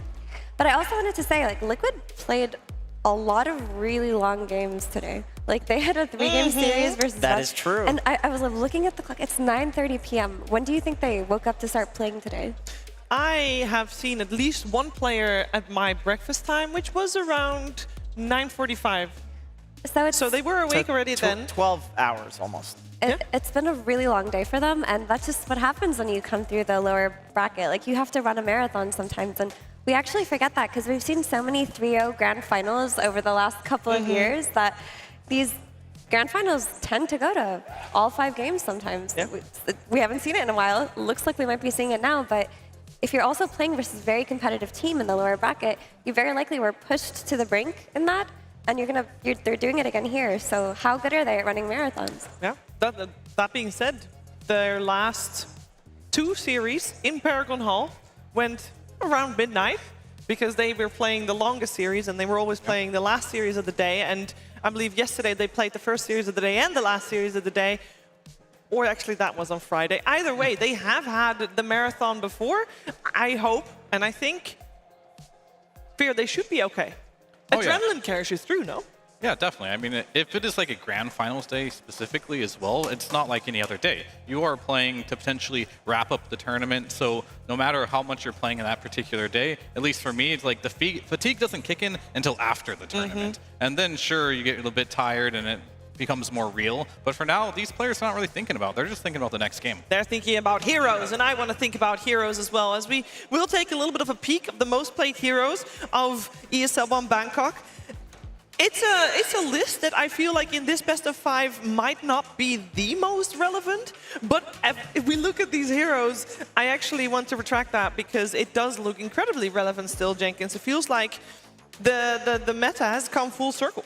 Yeah, we're not necessarily seeing all of these heroes picked, but a lot of them are getting banned. The most important thing to note about the top row of heroes, I would say, are that there are 3 repositioning heroes there, and I think in terms of fighting and the way people like ball around the map, and there are these strength heroes, they're very hard to kill, people are getting aura items to save them. There's no coincidence that playing these repositioning heroes where you can drag somebody out of the fight and then burst them, these heroes are very strong. Ogre is the one that we're not seeing a lot today. And all of the other heroes. Muerta, yeah, that was more of like a bet boom specialty. Yeah. We saw it banned, I think, in one of the games. in our finals so far. But also the stat doesn't tell the full story. Like, these are the most picked heroes, which means these are the heroes amongst the meta heroes that get let through the most often too. Because like a lot of heroes have been much more contested. For example, Alchemist and DK, like literally contested in every game. And I would consider them, you know, the most picked, but they don't make it through. Yeah, they would be the most contested ones, as we are in the draft for game number 4 with Paravision on match point. They're on Radiant's second pick. That is their most preferred position. So let's see what they got for us. We already have a couple of bans out. They are the ones to ban on the Magnus. It is once again Insania that gets targeted heavily with the Phoenix and Jakiro in that first phase banned. Dragonite still banned, so is Chen, and so is Alchemist. And the new hero is joining us. It's Gyrocopter, because Crystallis 2 games in a row had a fantastic performance, and that was the answer that Paravision had for the Monkey King in the previous game. This time around, though, not available. You know what else you can cook up on Crystallis? You can't forget about this hero, but he does have a Razor in his pocket for that second phase. Oh no, it can't be the game you give it to him. No, not on match point, not this one. We've seen it. I think Liquid has still been banning it in the last phase of the games, just as a precaution. But I wouldn't be surprised to see it picked up second phase for sure. Well, it will be picked up, unless it gets banned right now. There are 2 bans. Never mind. I was going to say there's 2 bans. Sorry, I looked up and the ban's already done. Next Assassin Invoker. And Paravision gets picked out of phase. So. And this is the swap up, right? Because you have to ban this Gyro to protect your Monkey King, because that's what they responded to last time. You let the Beastmaster through that you've been consistently dealing with by banning it or taking it for yourself one game. And like I said, DM on his Summons heroes, owning this series. I will also say a 35-minute break, and the teams are speed running this draft. They have run this in their heads several times, thinking, what will they do? What will I do? And the fact that it goes so fast makes me think that both teams are not surprised by what the other is throwing at them. These guys are professionals. They ran every scenario while eating and taking a nap at the same time, so they'll be completely refreshed for this one. But I will say for Liquid as a whole right now, I'm not really inspired with what they came up with during the break, because I personally think this Crystal Maiden hero is a bit of a bait. Sure, versus Beastmaster, I get it. You can use your Frostbite to kill the boars, the Helm Dom at some point later on, but we keep talking about these late games and the scale. Batrider Lasso comes to mind, winning many, many games that I've seen. I also see this Beastmaster win lots of games in the late game. Of course, the no-one Sniper, it's going to scale like crazy. Ducalis Clockwork has great scale potential as well. And you're drafting yet again in a Liquid, I'm going to play fast. They tried that last game. It didn't work. It feels like this is the last card they have. They just have to polish up play, but they're still just going to play this scrappy, run-at-you early game tempo. So what does Liquid play to counter the Cardell Sharp Eye mid? Is it the Earth Spirit, you kick him in? Is it the Tiny, you throw him in? I feel like some sort of repositioning type hero is necessary here. Yeah, typically that is what you do. And you could also have the option to, like, if you want to play for scale, go for the Lina and just try to, like, pick a very high range hero. The issue with that is the Clockwork and the Lasso later on and the Roar. There are a lot of tools to deal with there. Yeah, I mean, the clock makes it so you don't want to primal either, which would have been good in this game, so I suppose you do just pick a mid here. I mean, Nisha has gravitated towards Tiny and Earth Spirit quite a lot. Makes a lot of sense here. They could also Lycan themselves on Liquid. Like, we haven't seen them run something like this Lycan offlane yet this series, but this could be a solution to Sniper. Yeah, I mean, it's been a long time since we've seen Saberlight Lycan, but he does play it. He plays it, He's very good at it. This was one of his like OG heroes. Yeah. So I guess the question is, has he played with the new Lycan, you know, being a universal hero in the facets? Storm, this is another option I was thinking about. There's not great lockdown on the side of Paravision. At the very least, it's all very like projected. Beast has to wind up to Roar. Bat has to, you know, show and vision oftentimes to jump you and Lasso. Same with Clockwork. Like, it's not really that hard to disable, but you do lose lane to Sniper. It's like everything does. Yeah, it's Sniper favored for like 5 levels, and then when Storm hits level 6, all of a sudden you have the kill threat. So what do you ban? Other than the Razor, of course. Of course, can't give that away. What's Crystallis gonna play in the final pick? That's a great question. Yeah, that is something that worries me for Paravision, is that the Crystallis last pick has not looked excellent for them. They like the bristleback, and there's still potential bristleback sniper as two cores works well together as well. You can't bristle into SD. That's too hard of a counter. Okay. Get the break on the Aghanim Scepter. Bristle into Monkey as well is rough. I think you just pick to counter like the Saberlight hero that comes out. You can't like preemptively build it up. Yeah, give him a good lane. Yeah, you can't necessarily address the storm from your carry role, but you can still play like a Drow Ranger or some range type of hero to play into it. You just need to make sure that whatever Saberlight is picking isn't gonna make it hard for her. I would like to see them close it out with the Bloodseeker, but that would just be because of the flair it gives. I don't want to see that. No, I know. We just give that little bit of extra flair. That would be funny for me. But the we're funny gonna pick. Do the funny pick. No, the entertaining pick. Yeah. That's what I The thing meant. is, like, the problem with the Bloodseeker is he's just bad right now. And, like, you have to have a good rupture target, like a Pango or something, or Primal to make it good. Storm, when he zips, Rupture doesn't affect him at all. Monkeying, he gets Ruptured, he'll just drop his ult, right? These are heroes that are quite good against them. And because these heroes are in the meta, Bloodseeker probably won't be seen too much. I think we'll just end up seeing that ranged carry that punishes, right? So Morphling, Drow, Dusa, something like that, versus whatever melee hero comes out from Saberlight. Morph would have been really good. Morph is always pretty good, right? Ooh. Off That's lane. an off-lane Terrorblade. Well, that does make the carry pick interesting. That makes Drow better. Yeah. It does. Definitely wouldn't mind that. What else could be good? I don't want to say Troll, but I'll give it an honorable mention. God, no, do not pick Troll. So, I mean, the Drow what's wrong looks with the Drow? Like, why wouldn't you go Drow? Drow Sniper feels a little sus because they're countered by the same things. You know, the Storm will be able to kill the Drow if she's popping off, or the Sniper, but I do agree. It's Chaos Knight's okay too, I think, in a game like this. But this hero, I'm not sure why nobody's picking it. TB doesn't really do anything to it. Good with supports, good stun Storm. Maybe Bristleback, but then you're fighting for the triangle with your Beastmaster. Yeah, that's what I'm thinking too. I kind of want a melee hero, because like you do have the Sniper already. Like, ideally you want a hero that just kind of gets in there. Not a lot of options left in that regard. Honestly, the Bloodseeker's not the worst. No. I think it's bad. If they can set up the silence on like with the Beast Roar or the Bat Lasso on the Storm. I'd rather take a Void then at that point. I can see that, but like, the thing is, like, both cores on Liquid and Monkey King and Storm don't care about getting ruptured. Like, Monkey King stands his ground and Storm I get zips that. away, I get it. so- I'm trying to think of like what's comfortable for Crystallis that's like okay in the game. Because I feel like if they're trying to go for a gotcha last pick, you've picked this for the wrong player. They had all their bonus time at the start of this one. Yeah, he's played Spectre before, and Spectre doesn't necessarily hate laning versus Terrorblade. How does Slark do against TV in lane? I mean, it's always been a fine matchup because you can purge off the reflection, which is, that's okay. But I mean, it's a good call, but I feel like oftentimes people, when their backs are against the wall, just pick the Slark and it rarely works, but it definitely can work. I think out of the options mentioned, they did want a melee hero that could have some type of disable. Slark does fit that bill, so if you do get the leash on the Storm, that's an option. When you do drop Wukong's command and meta, he can just go invulnerable to that damage and decide if he wants to take the fight or not, can hunt down these supports. So overall, it is a good Slark game. I mean, yeah, but like we saw the stats come up for both of these last picks. Slark was 5-3 and Terrorblade was 1-4. So I would argue that Slark has had a much better showing this tournament than the offlane Terrorblade. Like, that really is where the question lies. And if Crystallis is feeling himself after the game that he just had, I can see him pop off on Slark. The issue with Slark, though, is you're worried about that period of the game where your team gets run over, but I do think that can be counteracted by the Beastmaster tempo. So I like it. They're cooking here.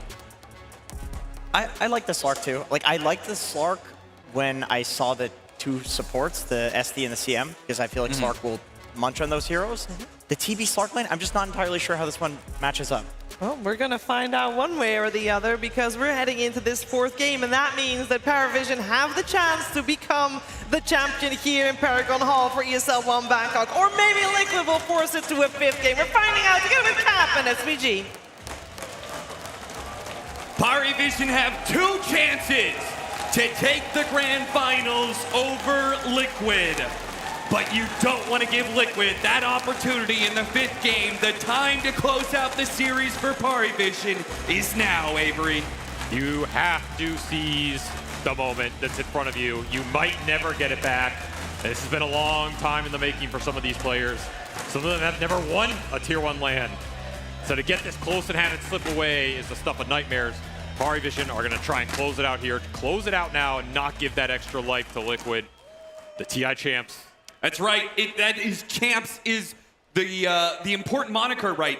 Because any team can win a game. A lot of teams can win series. A lot of teams can go far in tournaments, but few teams in Dota can call themselves champions.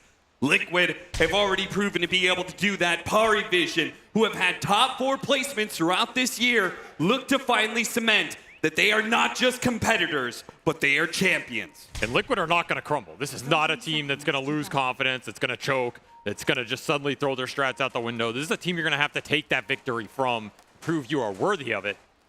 We'll see if they are up to the task in this Game 4 as everything is on the line. They've gone for a last pick Slark on Crystallis versus the first pick Monkey King for Mickey. Couldn't have taken these carries in different slots in the draft, and they couldn't offer different tool sets. An interesting battle to see which comes out on top. Early disruption in an attempt at a surround on Dakalis. Does not work. He will be able to slip away, and as a result, Parivision get the better of Liquid for perhaps the first time in this Grand Final series. They got 3 bounty runes. A head start going into lane, something they're unfamiliar with. Yeah. Let's see what they can do with it, as this laning setup looks pretty stable for Liquid. You have the Storm mid, not a hero that loses a lot of matchups, though he is up against that Sniper who has been a force to be reckoned with in this game. But you have that Mickey Monkey King, which we've seen Liquid win a lot of lanes with. And you have that Terrorblade for Saberlight, which is perhaps the most interesting core pick in this game. This is a hero he played a lot in pubs, but didn't really find the success with competitively. Yeah. So it's interesting that they busted out here and now, feeling it's going to give him the advantage. We did see this laning phase swing Parivision's way in Game 2, and then especially in Game 3. Oh, nice! Flame break. Insania has to go for the TP out, otherwise he was dead. Or annoying lane dragging. You lane drag versus the Monkey. We saw how bad that can go before, but Batrider tends to be a much more difficult hero to connect on, especially for the Monkey King. Getting caught out in the open versus the Napalm. So far, bottom, Crystallis not having a great time CS-wise versus Terrorblade, but he isn't getting harassed too much either, which is normally the issue for the Slark. So as long as he can stay in here, continue to get XP, and at some point the CS will come, should be happy down here. What do you make of the Slark pick anyway? You touched on it a little bit, but I'm not really convinced by it, to be honest. I don't think they had a perfect pick there. Okay. And I think for Crystallis, you almost rather take his carry hero earlier in the draft, right? The Razor, the Gyro, the Warfling, whatever it is. I think they ran out of options a little bit towards the end, and it's a matter of what do we get that's going to give us a chance to win this game, scale, carry the game, and help us play the map. And I think Slark does do a bit of all of that. Gives you a little bit of everything, right? Sure. And the vision and the map gameplay has really, to me, what stood out. You really have to control the map well versus Liquid, not let them collapse on you, not let them get a numbers advantage. First blood is going to be taken by Mickey, finally bringing an end to 9-class lane pulling. And there's that Monkey King lane prowess we've seen time and time again. I just don't think Liquid lose lanes with this hero. No. They just execute it way too well. And I mean, Mickey's just been playing on another level. So quick start for the Monkey King. Good sign for Liquid as they try and strike back in this Game 4. Regain the momentum in this series. Also be interesting to see which team tries to rotate through these gates, because I could easily see either side lane getting ganked here if both supports can combine. The Clock Bat and the CM Shadow Demon both have a lot of offensive potential here in the early game. Yeah, I mean, if I had to bet money on it, I would say it's probably going to be Mickey who makes the first step through the gate. Also possible. He's been, long been one of the most active carries in utilizing the gates, and in particular with the Monkey King. Likes to be able to do that, but we'll see. It depends on how well these lanes go. And Saberlight caught inside the cogs. Disruption will dodge a bit of this damage from the battery assault, but is still hit by the pounce, locked in place. Saberlight takes a lot of damage, but so does Crystallis. Yeah, poison stacks going in, and Boxy did get Lotus off the Lotus pool, so he's going to get his mana back here in a little bit. Is a Sal for Crystallis. Blew it out ahead of time. He will regen back up after the poison pop, which does a hefty amount. We're seeing a gap open up mid, though. This is a lane that Paravision can go to, either gank for the sniper, rely on the XP advantage that no one's going to be able to create, because he should win this lane. He is winning this lane. Yep. Almost doubling up the CS from Nisha. Bunch of extra denies as well. He's opening up a significant gap. Nisha is struggling to sustain his HP and mana on this lane, just getting outranged. It's a tough one. I mean, Storm survives this lane, and he definitely has the better matchup in the mid game in terms of gap closing the sniper, but sometimes you just fall too far behind. You can never get to that point. Yeah, we just saw him. He was zoned out. No one forced him to TP back into lane. Expensive one. Does get the boots, though. That'll help a lot. And now he's got to be careful. He's really got to make sure he does not die in this window of time. No one's really going for it. Brings Nisha very low. One or two not more enough for the headshots. kill. You're looking at a solo kill right there. Is out of shrapnel charges for now, so a little respite, but not much. This lane is brutal right now. Yeah. And you have to consider the rotations that could come through, too. We're already going to see 9 class go into that bounty rune. He's going to deny it up from the Storm, really limit the regen on the map. Oh, they got a scan on him. They know he's farming up this camp right now. They would Or love to get this kill. stacking it anyway. It's a triple stack. I think you want the level 6 on the sniper to really make this a reliable play.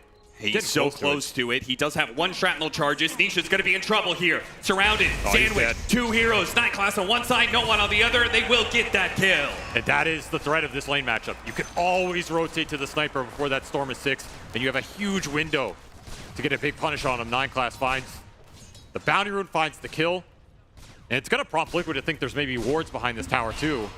Nothing there. Just the Batrider scouting it out and setting the play up. And now this Storm, he's still level 5, and he's a long way from 6. Still a lot of threat on this mid lane. Catapult laying into the tier 1 tower. Liquid have to respond here, have to help Nisha stand his ground as 9 class continues the harassment. Yeah, they do not want to let Nisha get that level 6, but 9 class might be pushing a little bit too hard. Jakal's is going to cut in, try and help get the kill on Nisha. They've got him locked down, and here comes the shot. No one finishes them off. They may have killed 9 class, but guess what? That's a walk of shame for Nisha. He is so far from level 6. He's going to have to walk out from base. Deep obs planted by 9 class. Hopefully you get that D-ward if you're Boxy, but it's going to stay up for a little bit of time. And no one, he's hasting straight back in, sees this juicy hard camp stack. Oh yeah, the shrapnel's going to go to work here. He wants at least some of it. Doesn't have the charges though, actually. This is a little slow, a little awkward, but even if he steals half of this away from the Storm, that's a big victory. It looks like he's going to be able to stick around and get the full camp. That's just nice right there. More damage done to Nisha. He is just not finding anything in this early game. This Storm is, he's 2K net worth behind at the 6.5 minute mark. And look at this play. Oh, Dugalis. He might just be able to sneak a Wisdom Rune here. Liquid. All that attention going into mid lane. You forgot about the side lane objectives. Boxy's The going to TP's going to come in too late. Dugalis has the cogs to be able to push him away and takes the Wisdom Rune away from them. They're going to try and catch him on his way out. But even if they do, I mean, you're Saberlight's got to get in front of him. He does not manage to do so. Dugalis slips away. Disruption, they're going to get in front of him now, surround him, and he will die. But the damage is done. The experience has been taken away. Mickey, they need to be able to find somewhere else a win, but he can't quite finish off DM. No one turns around for the assassination to finish him off. Nice rotation from no one, continuing his dominance on the map right now. And Liquid, they are just not finding the answers anywhere. Losing the Wisdom Runes, falling behind in XP, getting out-skirmished in this mid lane that they just don't want to get sucked into. They want to avoid this sniper as much as possible. Paravision are doing a decent job at forcing the issue. And no one, he is absolutely set up for success right now. 3-0 start for the sniper mid, absolute free farm. Decimated his counterpart in the Storm, which was one of Liquid's big answers to this hero. Yep. The farther Nisha falls behind, the less solutions they're going to have to this sniper in the mid game. Yeah, because the sniper can get really tanky, right? Exactly. We've seen these snipers very easily get up to like 2,000 HP. And your tower's just dying already. So he's going to have the space to work with to farm these items up. Pew pew. They're trying to bring the supports in from the side of Liquid, but Paravision, they've already matched this. Nicholas was hoping to be able to sneak maybe a cogs push or something. I mean, they're just here for the tower. Yeah. They're just protecting no one more than looking for the kill, and he will get this last hit. A rich Cardell indeed. They're going to continue to invade these jungle areas. This is not a tower you take and then you back up to your side of the map. Ideally, this is a tower you take, you get wards out, and you continue to take farm away from Nisha on these hard camps. Yeah. Don't want to overextend into some counter gank with numbers, but you want to get aggressive here. Continue to use the sniper strengths in these skirmishes. Keep the TP up. You can counter rotate to either of the side lanes if Liquid try and make a move. Very tough map state to play into right now. And the other issue is that Storm is your big playmaker. This Terrorblade is not a hero that's going to set ganks up or make rotations. He kind of just farms, does his thing, builds auras, gives you some teamfight presence. That's it. Nisha playing in the enemy jungle to be able to find stacks uninterrupted. Might have just spotted that that ward was laid down. But Nicholas, he's not going to be caught by the 3-man of Liquid here. In the other side lane, Mickey and Insania prepare for the pressure coming in from DM. Yeah, he's pushing this tower and doesn't have that helm yet, but it's flying out right now. They're ready to make the move. Liquid with the counterplay. Nightclass puts himself in front. He's going to be disrupted. Liquid do not want to jump on it. They know no one sniper is here, and he is not to be trifled with. Gunning down Mickey. Mickey's going to be slowed down by the shrapnel. So is Insania. They turn for the Crystal Main instead. Got him a flame break up to the high ground. Well played by 9class. 2 kills. Both supports go down on Liquid. Another nice rotation from no one. Getting a lot of work done here. And still no solid response from Liquid in this early game. Not rotating the Terrorblade. Not enough resources on Nisha to make that counter gank worth it. Just got to keep farming up. And at some point try and fight. Ideally, I guess, some high ground ward on your side of the map. Yeah. Or you make an aggressive smoke play on this sniper. Take the fight to no one. Don't let him dictate where and when these skirmishes are happening.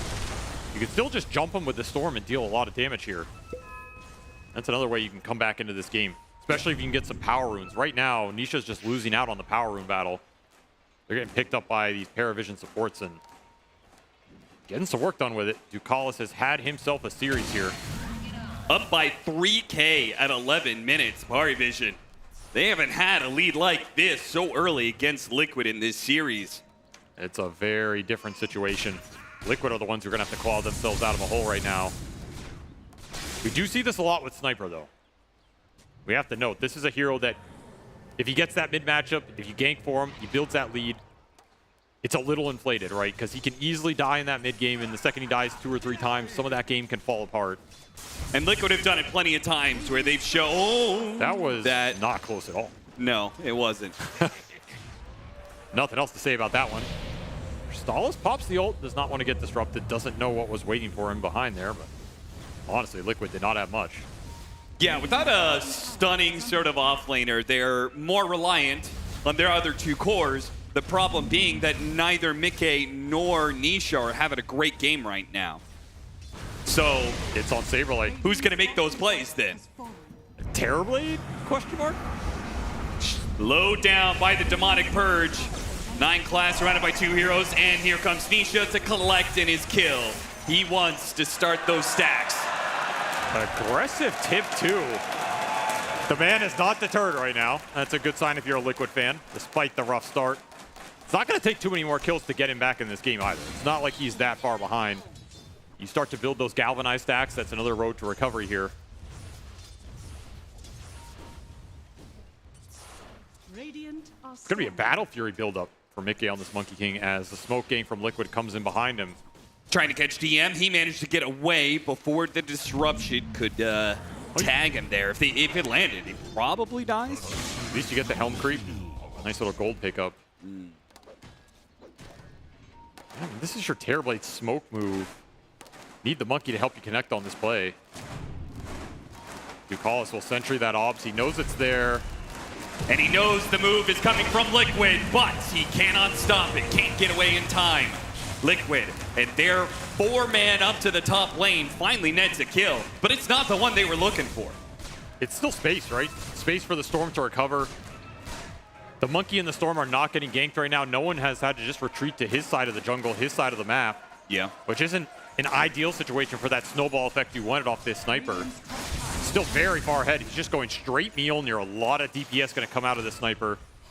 Going to be susceptible to the jump, but so far, Liquid haven't really been in a position to make that happen. And you are going to have a fast blink on this Bat Rider, the other part of the early game that went well for Parivision here. Yeah. As another Still smoke. looking for this kill on DM. Liquid have invested 2 different smokes to try and catch this man, but he just refuses to be caught. And an early Orchid is going to catch out Nisha instead. DM finally does get found, but he's in pretty deep. He's underneath the tier 2s. They do have to use the Sun to try and keep Insania alive. The boards are still going to go to work. They still finish him off. 2 dead and a 3rd with the catch. Maybe a 4th as well. Boxy taking a lot of damage, but he will manage TP away. 1 for 3 is the overall kill score for Parivision's favor. They do get both Wisdom Runes here on the side of Liquid, as they are eventually going to pick up their own on their side. Okay. That's why they were there in the first place. It was an objective-based move, but yeah, that mid-kill, the bigger prize. Orchid reveal from Crystal is not an item I think Liquid expected. And he finds himself in a position to get some early core kills here. TP in, get the Monkey King as well. Some nice bonus stacks for the Slark. I like this Orchid pickup. It's going to apply a lot of pressure on the map. It's going to make it really hard for the Storm to jump in. And this Storm is already behind. His game is already tough. Now he has to worry about a Slark locking him down. It's a lot of pressure in the fight. Yeah, what does he build in this game in order to deal with it, right? Because he can't go BKB. There's a potential of being roared up. You build this Yules, but if you come down, if you stop the Orchid, but then you just come down into being pounced, right? That's not going to be good for you either. Feels like there is no one solution to all of this. He needs Linken's, BKB, and Yules. You can rely on some of the saves. Sunder and Disruption can bail you out of a leash situation. But they have to be in position. You have to have a good formation to make that happen. Oh, this might not be a good jump for Mickey. He's jumping right to an Orchid, but not just that. It's 9class who is waiting in the wings, ready to go with his Blink Dagger. Man, Crystallis, he is ramping up the map pressure. This Slark got active really early with this Orchid purchase, and it's paying dividends. Creating a lot of space on the map. The Liquid vision is just dwindling. They're getting dewarded massively. They don't have a single obs right now. Ducalis all over the vision game. Yeah, look at him go, man, and Crystal is going to join it. Orchid pick off on the Crystal Maiden. TPs are coming in. Nisha, he even had his power rune taken away by Ducalis. Parivision are giving him absolutely nothing. This support duo is doing so much work on the map right now, and Slark is just reaping the reward. A hero that uses the night vision so well. You're just left trying to run this Terrorblade in with a pipe and hope something happens. Parivision, they're too smart for that. If they keep playing around Crystallis' night vision on this Slark, they're going to be able to dictate every single fight right now.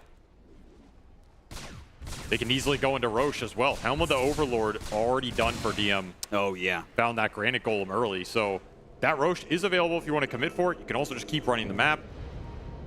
Radiant You can also just keep farming up. You have a Bat Rider here who can soak up some of those side lanes. Continue to scale really well. No real hard save on the side of Liquid to deal with the lasso like they normally would have as in an Oracle. You just have that disruption.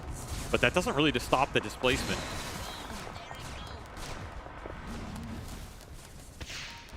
Liquid feeling the heat right now. They've been here before, though. Yeah, a couple times. Can we go back to the Battle Fury, by the way? Why Battle Fury Monkey King for this game?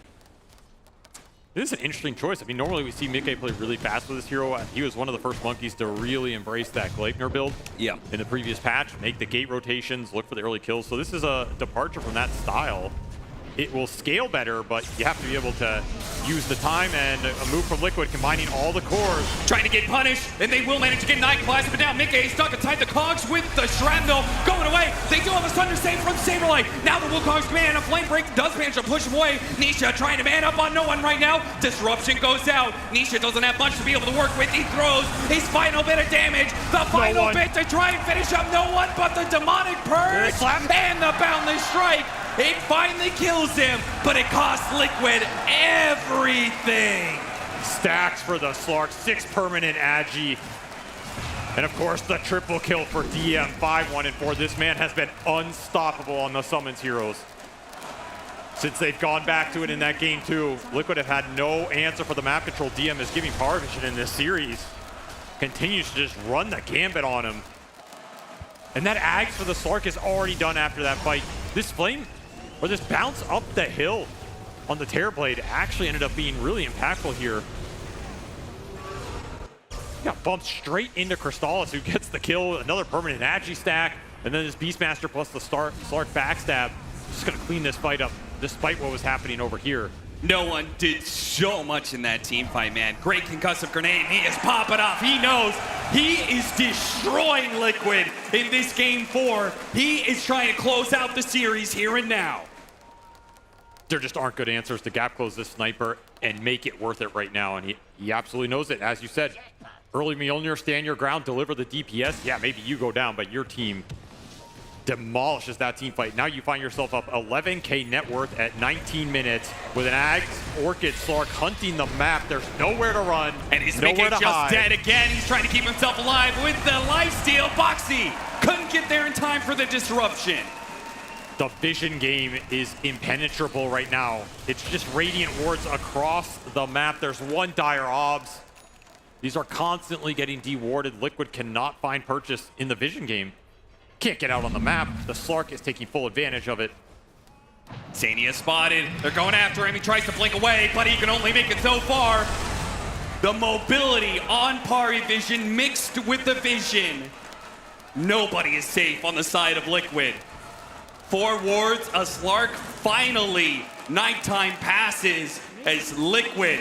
They were experiencing night terrors in the last 5 minutes. A bit of the vision game will finally go back the way of Liquid, but it's a terrible position to be in. A 14,000 net worth lead, 17-9. Pari Vision have taken over the game, and now a big rotation down to bottom. I wonder if they're finally going to go for that Roshan. Definitely thinking about it.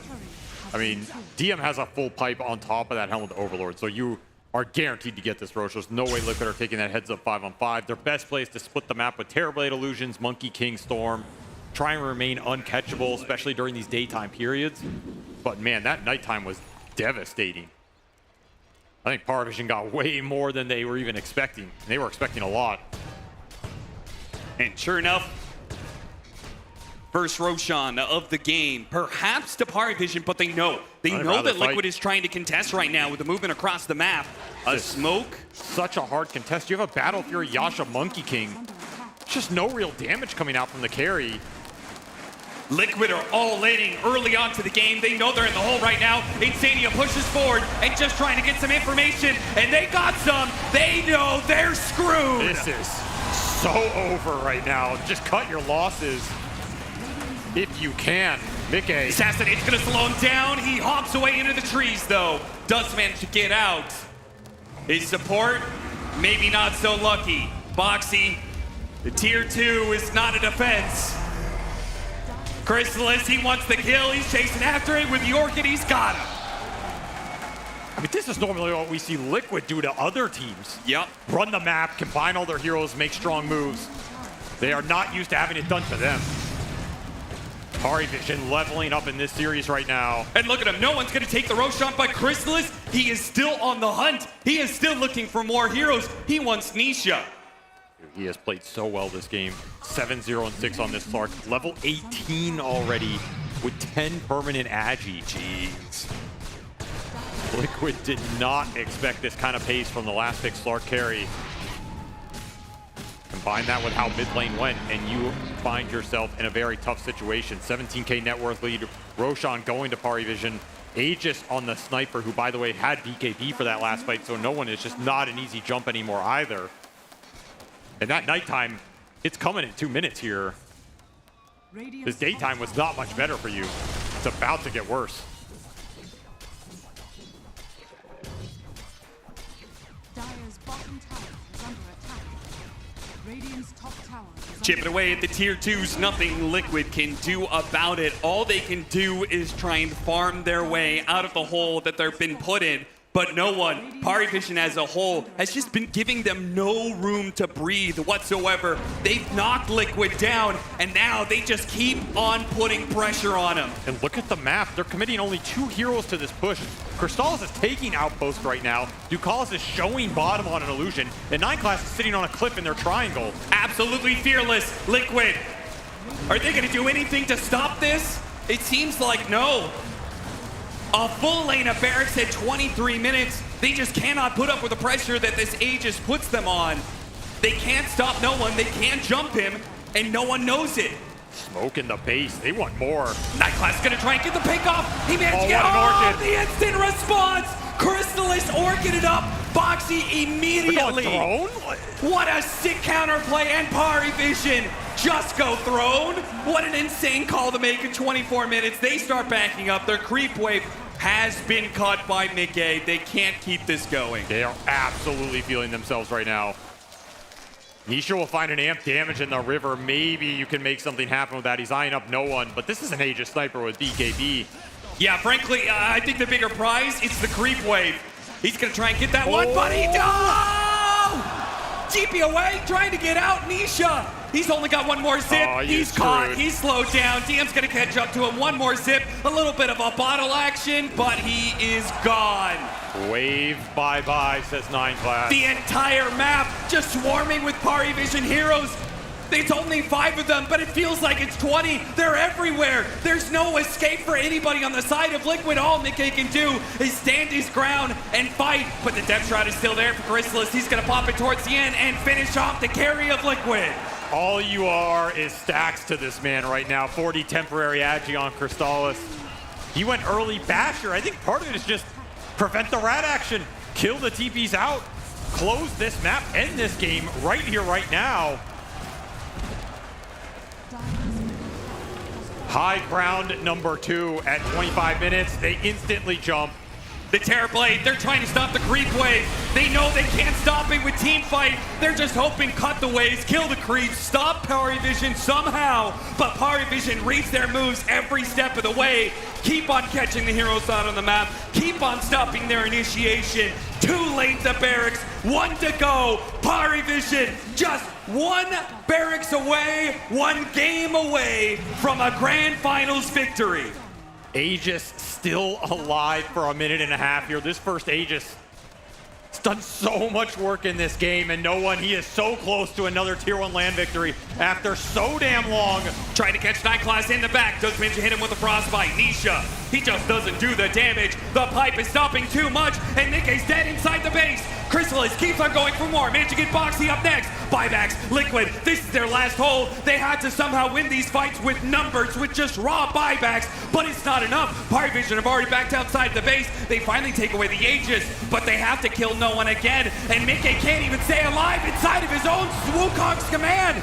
BKB, no one mans up. He has taken this game by storm, and he will end it in Liquid's base. Absolutely out of control. Oh, 1 more shot to go. It's hands over. up. It's all over. Pari Vision take down Liquid 3-1. The first game did not deter them at all. The fact they were playing against TI champions did not deter them at all. A team that many people might not have expected to go this far, let alone claim the title. A monumental victory for this young squad. And a return to the top for some of these historic players. That's right.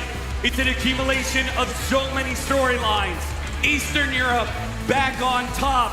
No one back to form, back to being the best mid in the world. And Crystallis, a chance to right past wrongs, a grand finals that he can finally claim championship to. The thing that impressed me the most about this last game is they just flipped the script entirely. So much of this series was about the pace, the tempo that Liquid were able to set against all of their opponents. It looked like in some of those games, particularly the laning phase, Liquid are just gonna run away from it. But this team does not tilt. They do not go away. They continually rat the map. They play for their timings. And in this 4th game, they completely took it to Liquid, took a page out of their book and just ran it down mid. 25-minute victory. First Aegis for 3 lanes. See you later.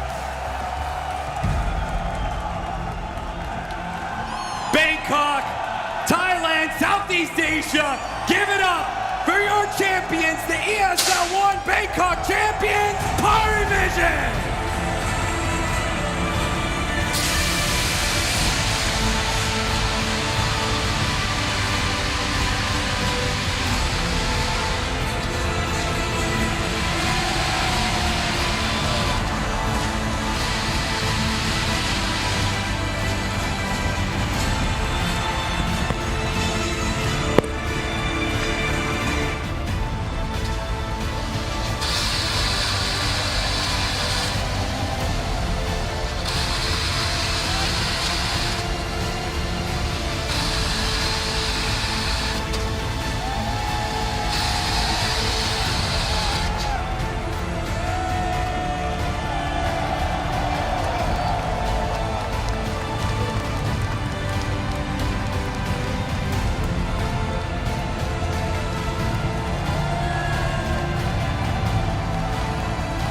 Ladies and gentlemen, make some noise for your ESL One Bangkok 2024 champions, Vision!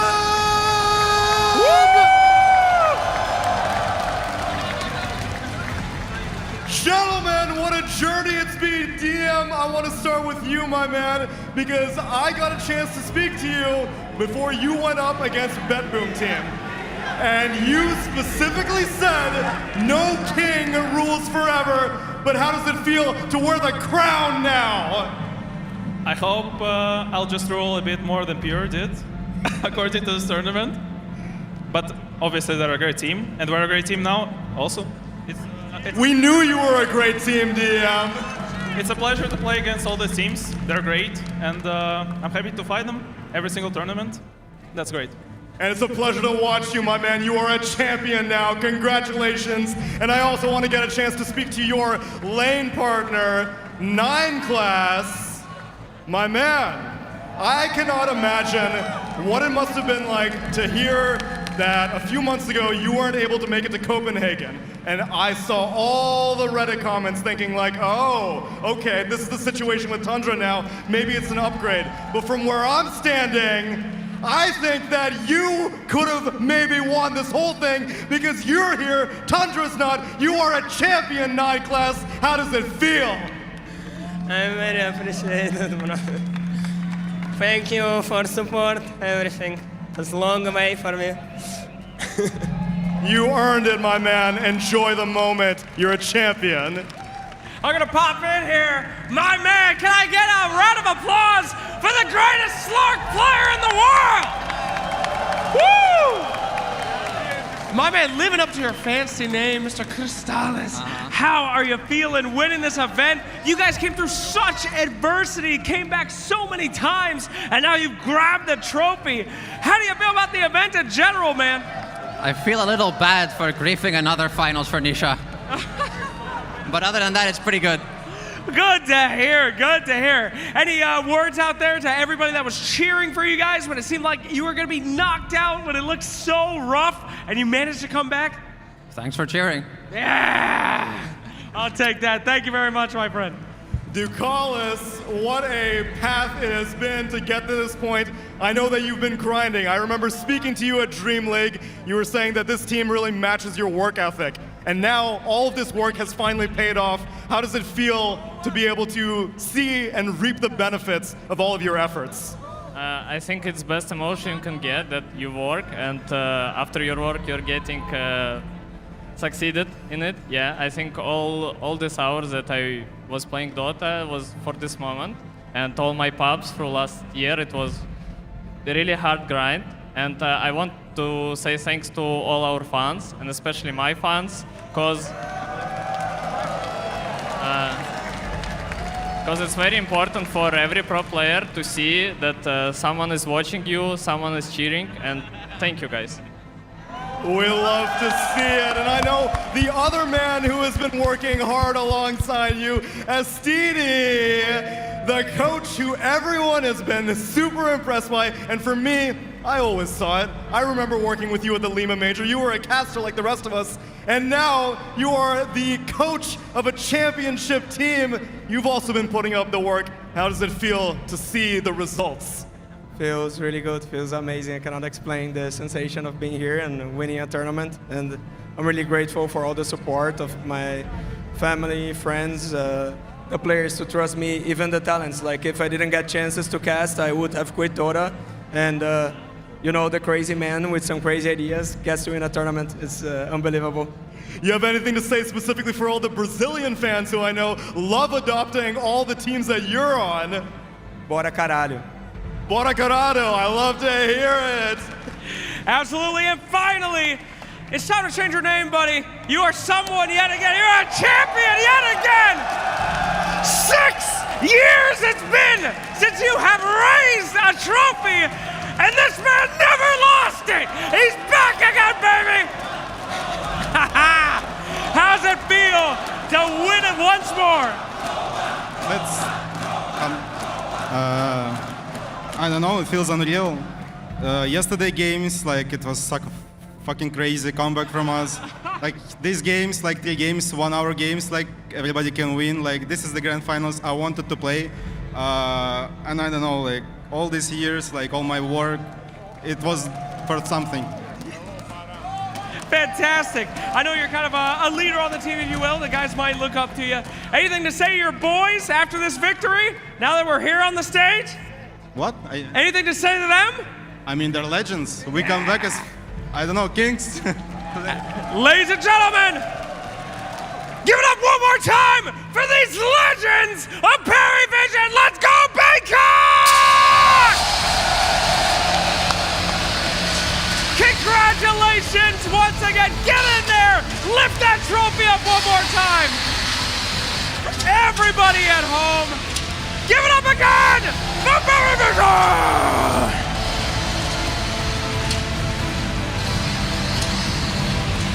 All right, I think they can.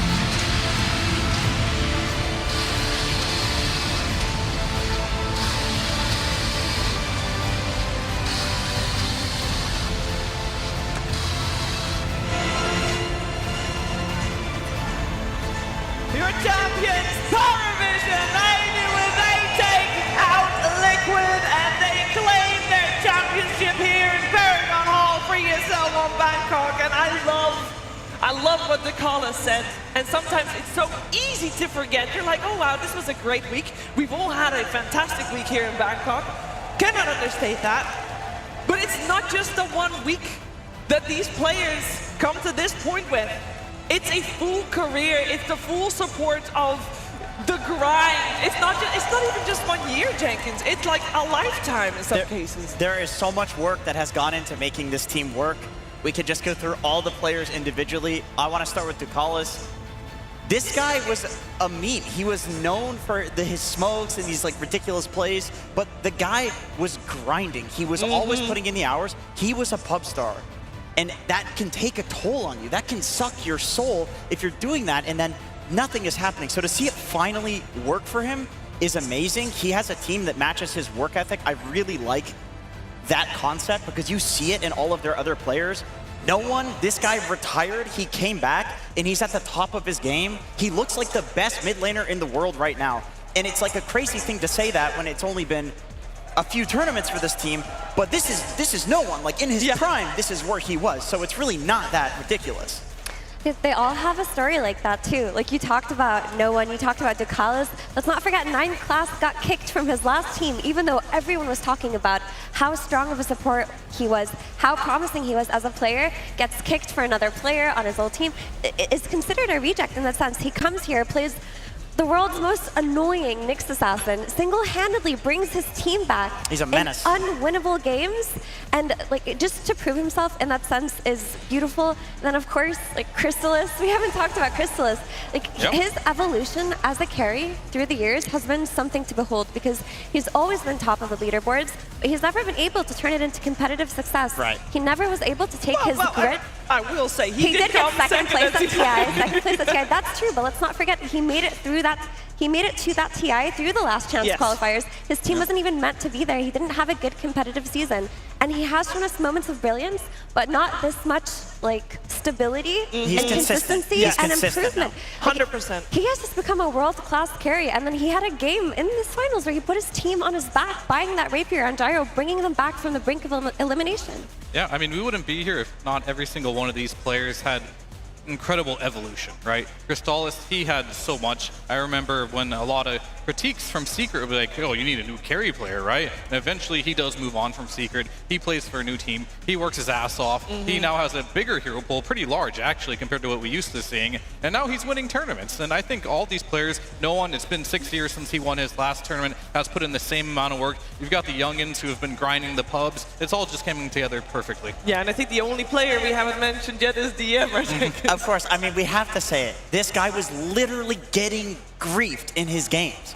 In his competitive games. In his competitive game. Well, in pubs, of course, that's always happening. I can tell you. Because before that, he was on the Virtus Pro roster, the dominant one that was like, you know, not the ultra dominant one, but the one circa like TI-10, where they were getting really good results, like top 4 placements. People were talking about him as a world-class offlaner. He joins OG. Everyone's like, well, what's up with this guy? He's not playing well. Maybe he's not worth taking a chance on. No, he was playing well. Just like Jenkins said, he was getting griefed. He's shown us that with the correct team, with the correct combination of players, he can clutch it out. You know, that his Lycan performance today was also like beautiful. Yeah, Every single he player, carried really hard. Every single player today carried a game. And it's important to note as well that this team is kind of a concept that came from like DM and Estini at Riyadh. I remember they were talking about forming a team essentially. Like this is their dream team. Yeah. This is their vision. And they believed in each other. And that as a foundation was enough to create a truly tier 1 caliber team in Dota. Yeah, we can take a look a little bit at the road that they have taken. While,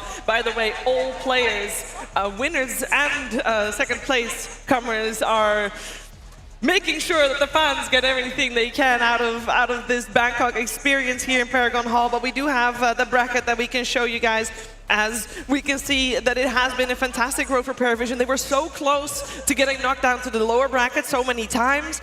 Owlus made a good run for it. Bedboom had a shot at it. And now Team Liquid, they leveled up every series. I feel like this could have been playing out very differently if this was the Paravision of a week ago. Yeah, the last 4 series we had were completely insane. We were all up until like 1 or 2 a.m. every single night. And Paravision, they should have been out. Like, they legitimately, at least they should have been knocked down to the lower bracket. The comeback that they had, I don't think that I've seen a comeback like that in... It's top 3 at the very least, I'll say, in my career of Dota 2. Like, that was an insane comeback. Yeah, you're talking about Bedboom game number 2, right? In the upper bracket finals, yeah. And then they go on to 3-1 the grand final. So they level up again after almost getting knocked down. That's crazy. I'd imagine a comeback like that against a team that beat you in the last tournament, right? Like they lost to Bedboom, and was it the finals? It was the finals. Like coming back against them in a game that looked near impossible yesterday, going into today, that had to feel so good. It gave them so much confidence, and it fixed a lot of their drafting errors. Like some of the drafting we saw come out of Paravision yesterday in that series, left a lot to be desired, right? Today, none of that happened here. Yeah, I think what was very interesting about this tournament for Paravision is they were able to stop an unstoppable Liquid, right? Liquid made a full lower bracket run with their strategies. They meet Paravision, they were just chilling in the upper bracket there, and they go into the grand finals. They stopped everything they wanted to do from game 2 onwards. Liquid game 1, they adapted, and Liquid could not take a single game after that. No, they tried really hard, but I think that the final game we just witnessed was the ultimate beatdown of this grand finals, making it no doubt whatsoever who was going to come out on top. And with that, we can also award Paravision the points, because it's the Esports World Cup on the horizon at the end of this season for the EPT, and the points are distributed. Paravision, they also get the points out of their group stage because they did come first in their group, and they have a lot of points from being first place as well. So that is going to lead us to the standings of the EPT points. These 3,600 points, by the way, for Team Liquid, they're going to come in clutch because they needed those points to beat Team Spirit in the top 4. And the top 4 is so important because that means you have a guaranteed invite to the next ESL One in Raleigh. It also means you've guaranteed invite to the next Dream League Season 25. And for Paravision, this is not just a team that is at the moment on top. Fear, they're towering over everyone. Yeah, and where did this come from? You know, Paravision, like, at the beginning of this year, like, oh, Gaimin made changes, Tundra made changes. They were the talk of the town. And now, when the dust settles, Paravision, they're on top, and it's impressive. It is impressive, and it actually makes you start thinking ahead, like, I wonder what the minimum amount of points needed is to make it to Riyadh at the end of this season, because 7,000 points is a lot of points. And of course, the LAN performances, the performances you have at ESL Ones count more heavy than the performances of Dream League, so that means that the points you get here are just all the more important. And to be fair, though, I think Paravision is going to have a good showing regardless, though, Jenkins. This doesn't feel like a one-day fly type of thing. No, that's the thing, is I feel like there's going to be some teams that are much more ahead of the others in terms of those points, because Paravision, after witnessing them this tournament, they do not strike me as a team that is like a one-trick pony, that they're not going to be able to adapt. Like, they are the epitome of being able to adapt in this tournament, and that is exactly what you need to win LAN after LAN after LAN, at the very least, to do well. Like, I will never bet against this team in terms of doing like top 4, top 6 at each of the tournaments in the year. Yeah, I mean, they just proved that they're, no matter what you go to, which tournament, people are going to be looking at them as one of the contenders and one of the tier 1 teams, as you mentioned, to be looking at their strategies and taking them very seriously. Yeah.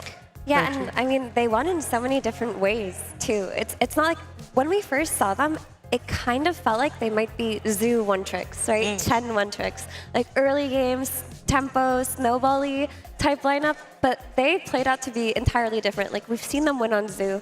We've seen them win on summons off lanes. We've seen them win on team fighting. Offlane Phoenix. We've seen them play like the pucks and the spirit heroes on no one, but we've also seen them play the snipers and the carry from mid archetype.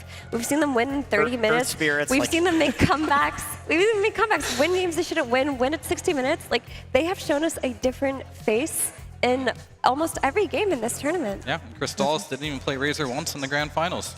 I mean, didn't need it. I did not think that I'd be hearing that sentence once in my life. That's crazy. They banned it out. They did. They did. I believe was banned every single game. Not in the first phase, but banned nonetheless. It has been a great road to see Paravision grow as much as they did. We've seen a lot of teams grow a lot over this last week, and that just means that the competitive year, we're 2 stops in here for the EPT, is just going to get better and better and better. But this was the end of the road for this ESL One Bangkok. It's about that time, so I'm going to go down the line here. Fear, it's been a fantastic event from many different perspectives. What was going to be the one thing that's going to be rememberable for you? I mean, it's definitely got to be the crowd. Southeast Asia, haven't been here in a long time, but the crowd is just as amazing as I remember. The energy was top-notch. The games were pretty unforgettable. We had like some of the best games we've had all year, so along those 2 things, not much can top that. I'd have to agree. Like, this is some of the best Dota we've had in a really long time, and then you tie it in with the crowd. Maybe it was feeding each other. Maybe the crowd was feeding the hype Dota, all of the epic comebacks and all of the epic team fights. So it was just like a beautiful marriage of the 2. I can only reiterate the same point. There was so much hype for me going into an SEA LAN. I've dodged all the other ones, so I was like, oh, this crowd, like, this is like gotta be overhyped. It's amazing. Yeah. These people are amazing. It's like, you can feel the energy, you can feel the vibrations. People are howling when Lycan is howling in the game. This shit is so funny. Like, when there's nothing happening, they still find a way to make it hype. And I do think that energy definitely feeds into the Dota. You can tell that these teams, the only way that they're all leveling up and becoming like prime Liquid, like prime every one of these teams, is because they feel this pressure. Right? They feel this pressure, and because of that, we get these 60, 70-minute games. We're all up super late. We're sleep deprived. Nobody's eating. There's all these like emotions going around, and I just love this game. Yeah, I know, it's fantastic. I mean, this energy that we're getting from everybody here, we're getting it too, so we get the same hype, and it's just amazing to be here. And I just want to also tell you guys that there is an incredibly large amount of people that are working to bring this show, not just to the people here in Paragon Hall, but to everywhere around the world. And they're all that passionate, and they all have that similar energy, so we just hope that we do the best job we can to also transfer all the energy that we're talking about to be here in Bangkok, in Paragon Hall. We hope that you guys get a little bit of that energy as well, and you guys can feel the hype as we feel it. Because if we even have like a sliver of 1% that, 1% is all that's needed. and you'll be over the moon. Don't worry about that. This has been a fantastic experience, and this was the first ESL One stop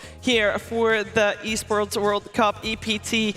There is another one on the horizon. That's right. It's going to be ESL One Raleigh. That's going to be the next stop for ESL One. There's going to be a Dream League Season 25.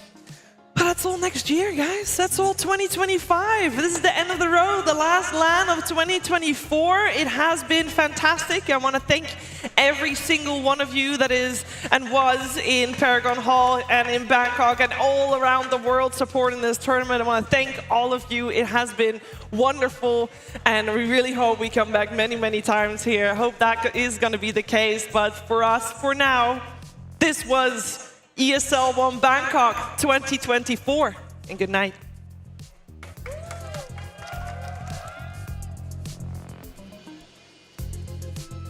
No, I can't be a bit louder. What do you mean? I'm standing up in the falcon's nest. They say don't enter a falcon's nest when the young are feeding, and Nalorine's playing a pub, so what am I supposed to do here? I'm gonna be quiet. That's a good one. That's a good one. Oh, he's not there, actually. I probably should have looked.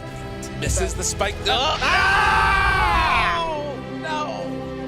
Crit. Oh, yeah, nice. There. Oh! Jeez. All right. That's right, Cheever. That's right, Cheever. That's right, Cheever. Coach. Say that coach is giving every coach like an extra 5% on their coaches. Well, if you've got 5 coaches, It's like you get a free coach. That's 25% of a coach right there. That's some boiled water. We have more boiled water.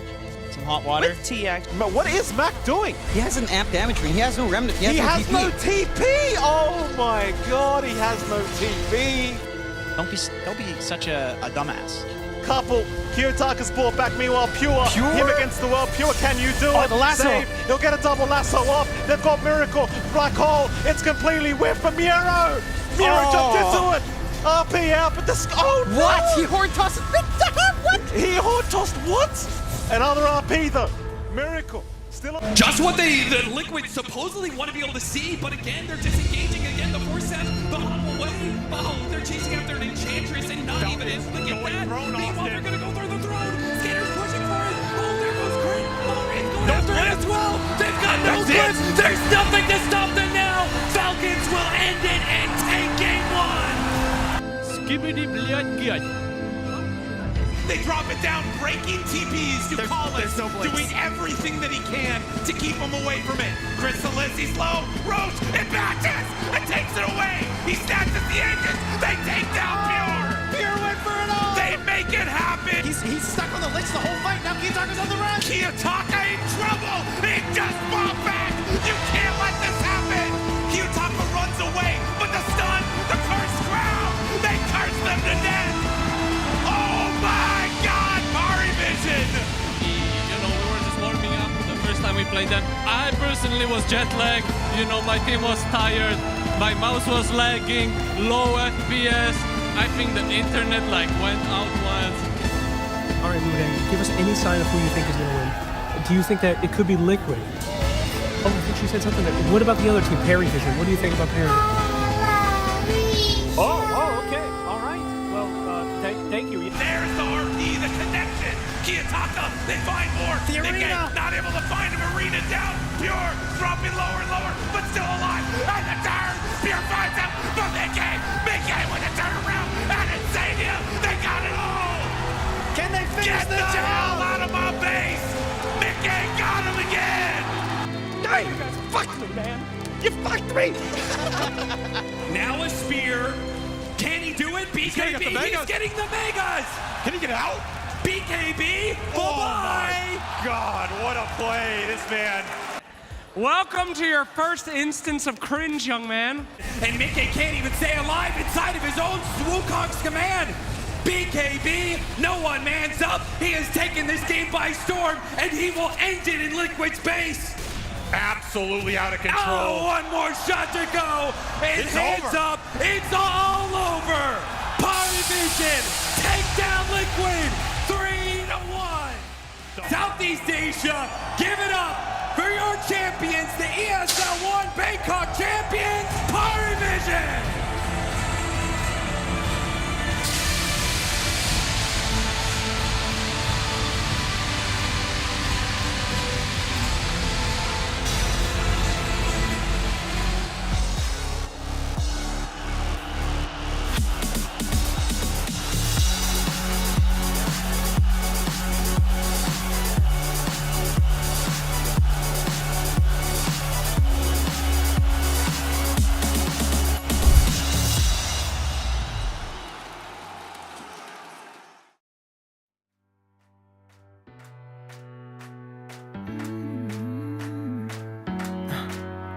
Am I wasting time? 'Cause I'm already gone. So long, can you stay the night? 'Cause you're the thing I want. I know you're feeling different when you're stressed out, but even with no makeup you still stand out. 'Cause no one makes me feel the way you do now, like you do now. The way that you move your body, you make it look like a hobby. Every time that you touch me, it's electricity. Things we discovered underneath last night's covers. Everything came so easy. It's electricity. Electricity. Whoa. It's electricity.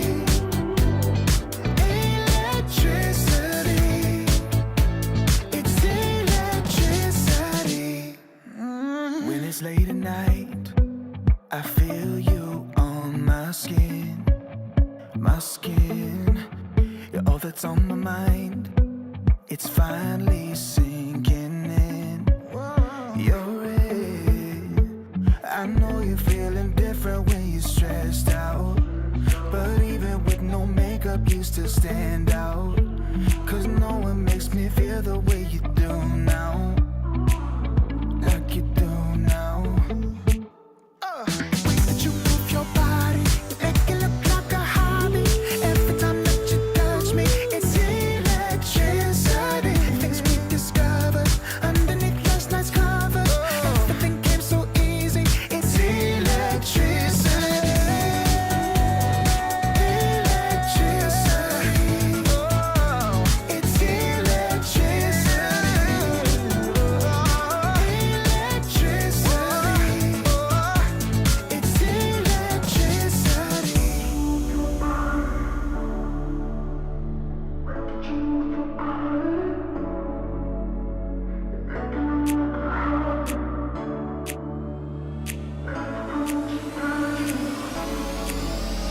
The way that you move your body, you make it look like a hobby. Every time that you touch me, it's electricity. Things we discovered underneath last night's covers. Everything came so easy. It's electricity. Electricity. It's electricity. You move your body. Electricity. You move your body. It's electricity. I can feel it, I can feel it in my blood, through my veins like a melody. I can feel it, I can feel it, so alive from high, I can finally breathe.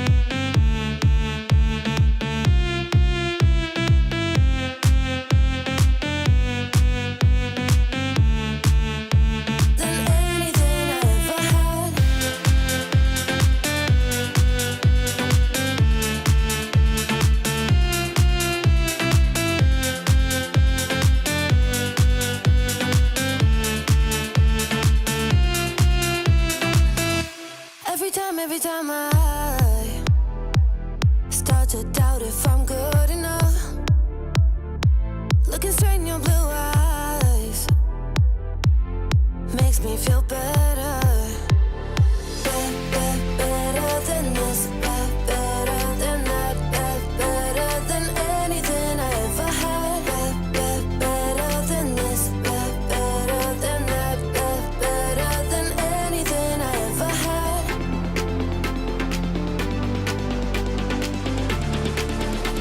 Than anything I ever had.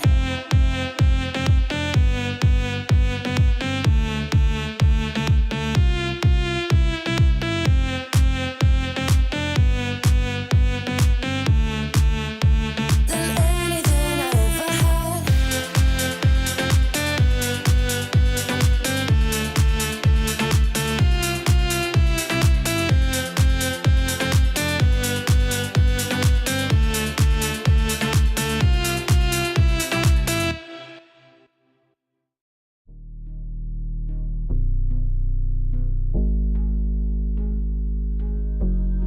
Never pressed, but I got the juice.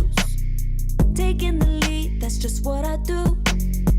I make mountains move with one hand tied, and still this world ain't satisfied. Everywhere I go, they stop and stare.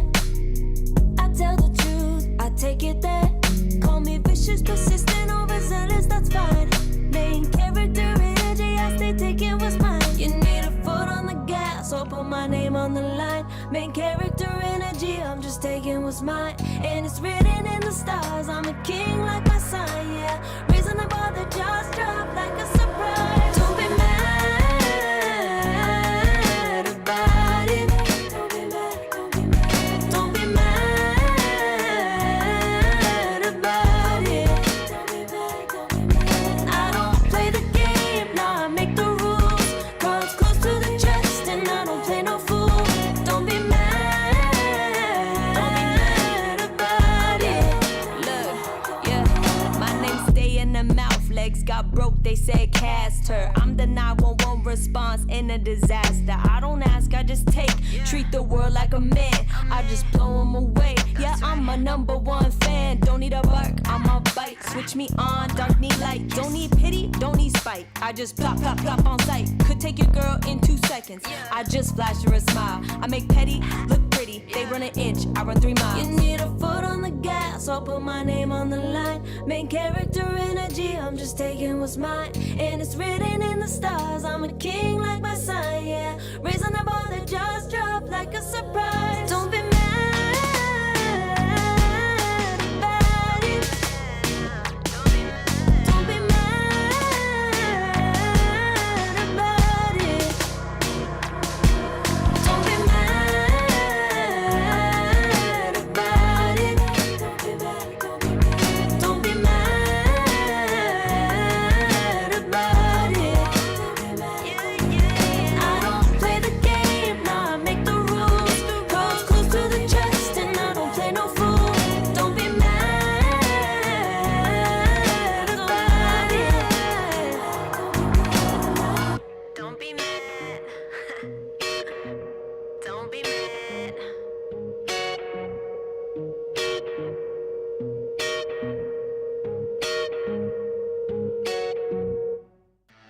You're so cool.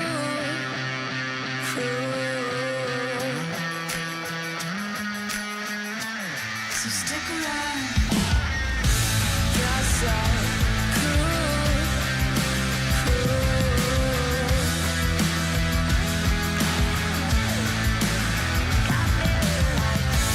You're so cool.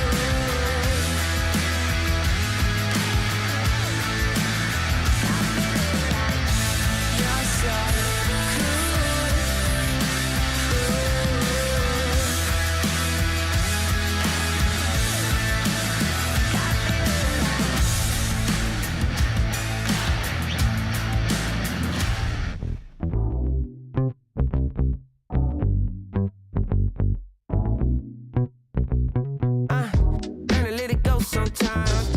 Don't let it stay on your mind. Don't let it stay inside. Gotta let it out with the sunshine. Maybe walk it out. Sometimes gotta scream and shout. Let them know that you're here, no doubt. Took a long time, but we here now. I know you're ready for the hardships. Know you're ready for the progress. I know you living your truth, but don't forget to always stay honest. So do a little dance, do a little wiggle. Yeah, it's your turn. Learn how the universe works. Yeah, come on. Can't control the world,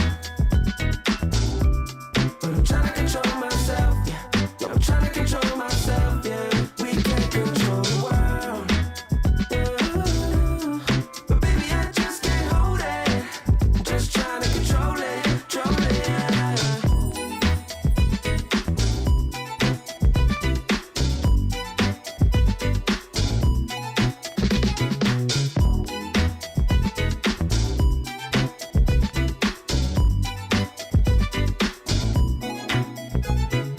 We gon' celebrate like we never have. Slow wine with your better half. Never hesitate to get the bag. Money talks and we always chat. That's why hard work and dedication can get you to a better place, better space. You ain't got time to be wasting, but don't chase it. You can't control the world, but I'm trying to control myself. Yeah, I'm trying to control myself. Yeah. We can't control the world. What we doing? But baby, I just can't hold it. I'm just trying to control it, control it. Yeah. Just trying to control it. Hey, just trying to control it. Yeah. Let it out, let it out, let it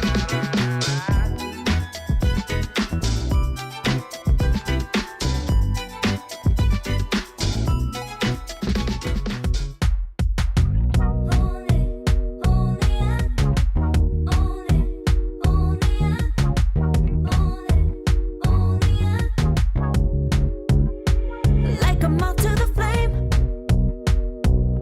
I'm attracted when the doubt starts saying my name. I can go there easily, and it's hard to maintain, 'cause I know it's not the world I know, it's me. Believe in every little thing I hear, and no, I ain't no stranger to the fire, burning up all my desire to be great. It stays coming in waves, and no, I ain't no stranger to the fire, burning up all my desire to be great. I gotta just open the gate. All I need is saving from hitting the pavement, understanding when I'm impatient, that only I give to me. All I need is a little love in lonely places, the strength to stare fear in the face, that only I give to me.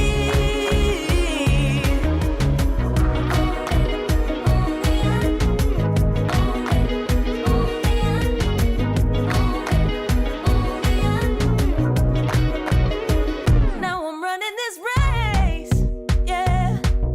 Stallions couldn't catch up to me.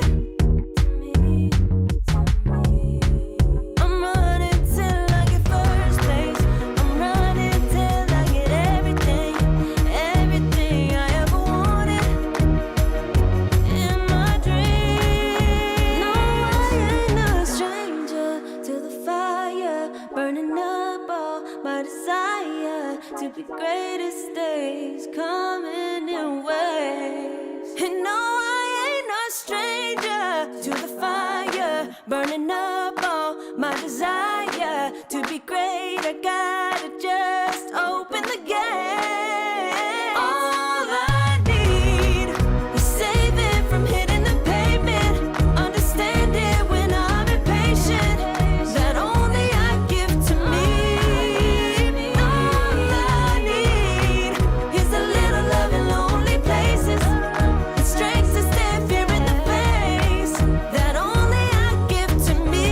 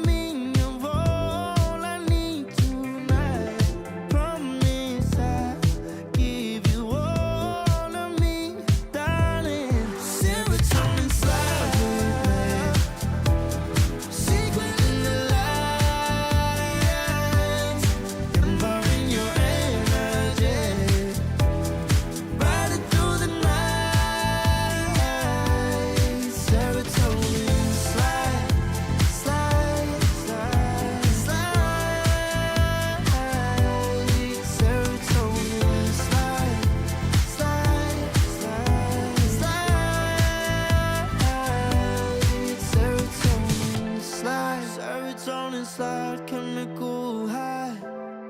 Dopamine dive, love, take it higher. Serotonin slide, chemical high. Dopamine dive, love, take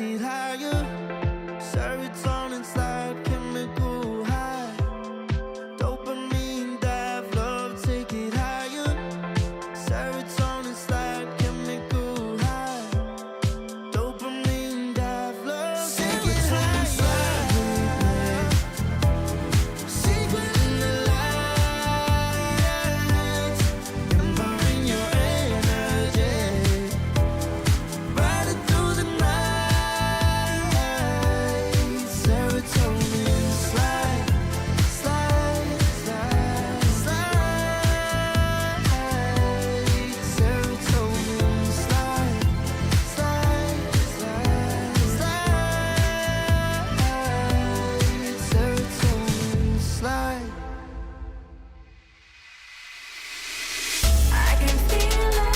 I can feel it in my blood, through my veins like a melody.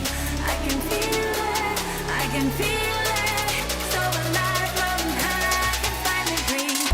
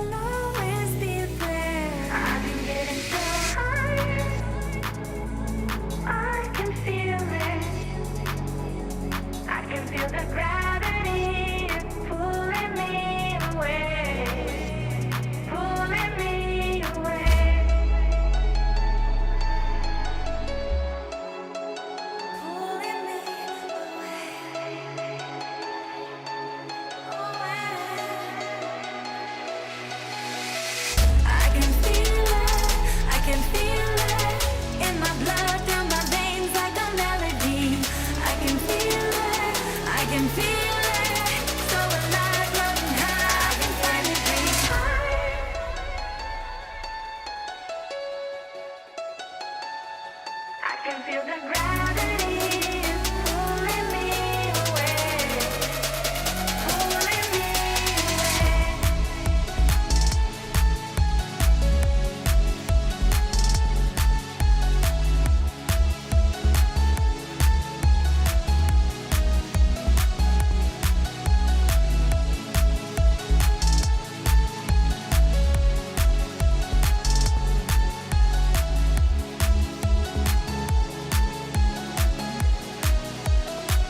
I've been getting so high, I can feel it.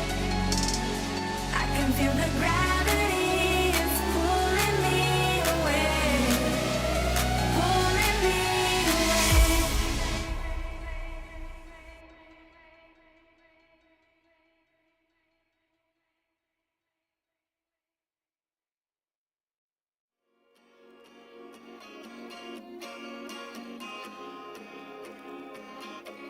Yeah.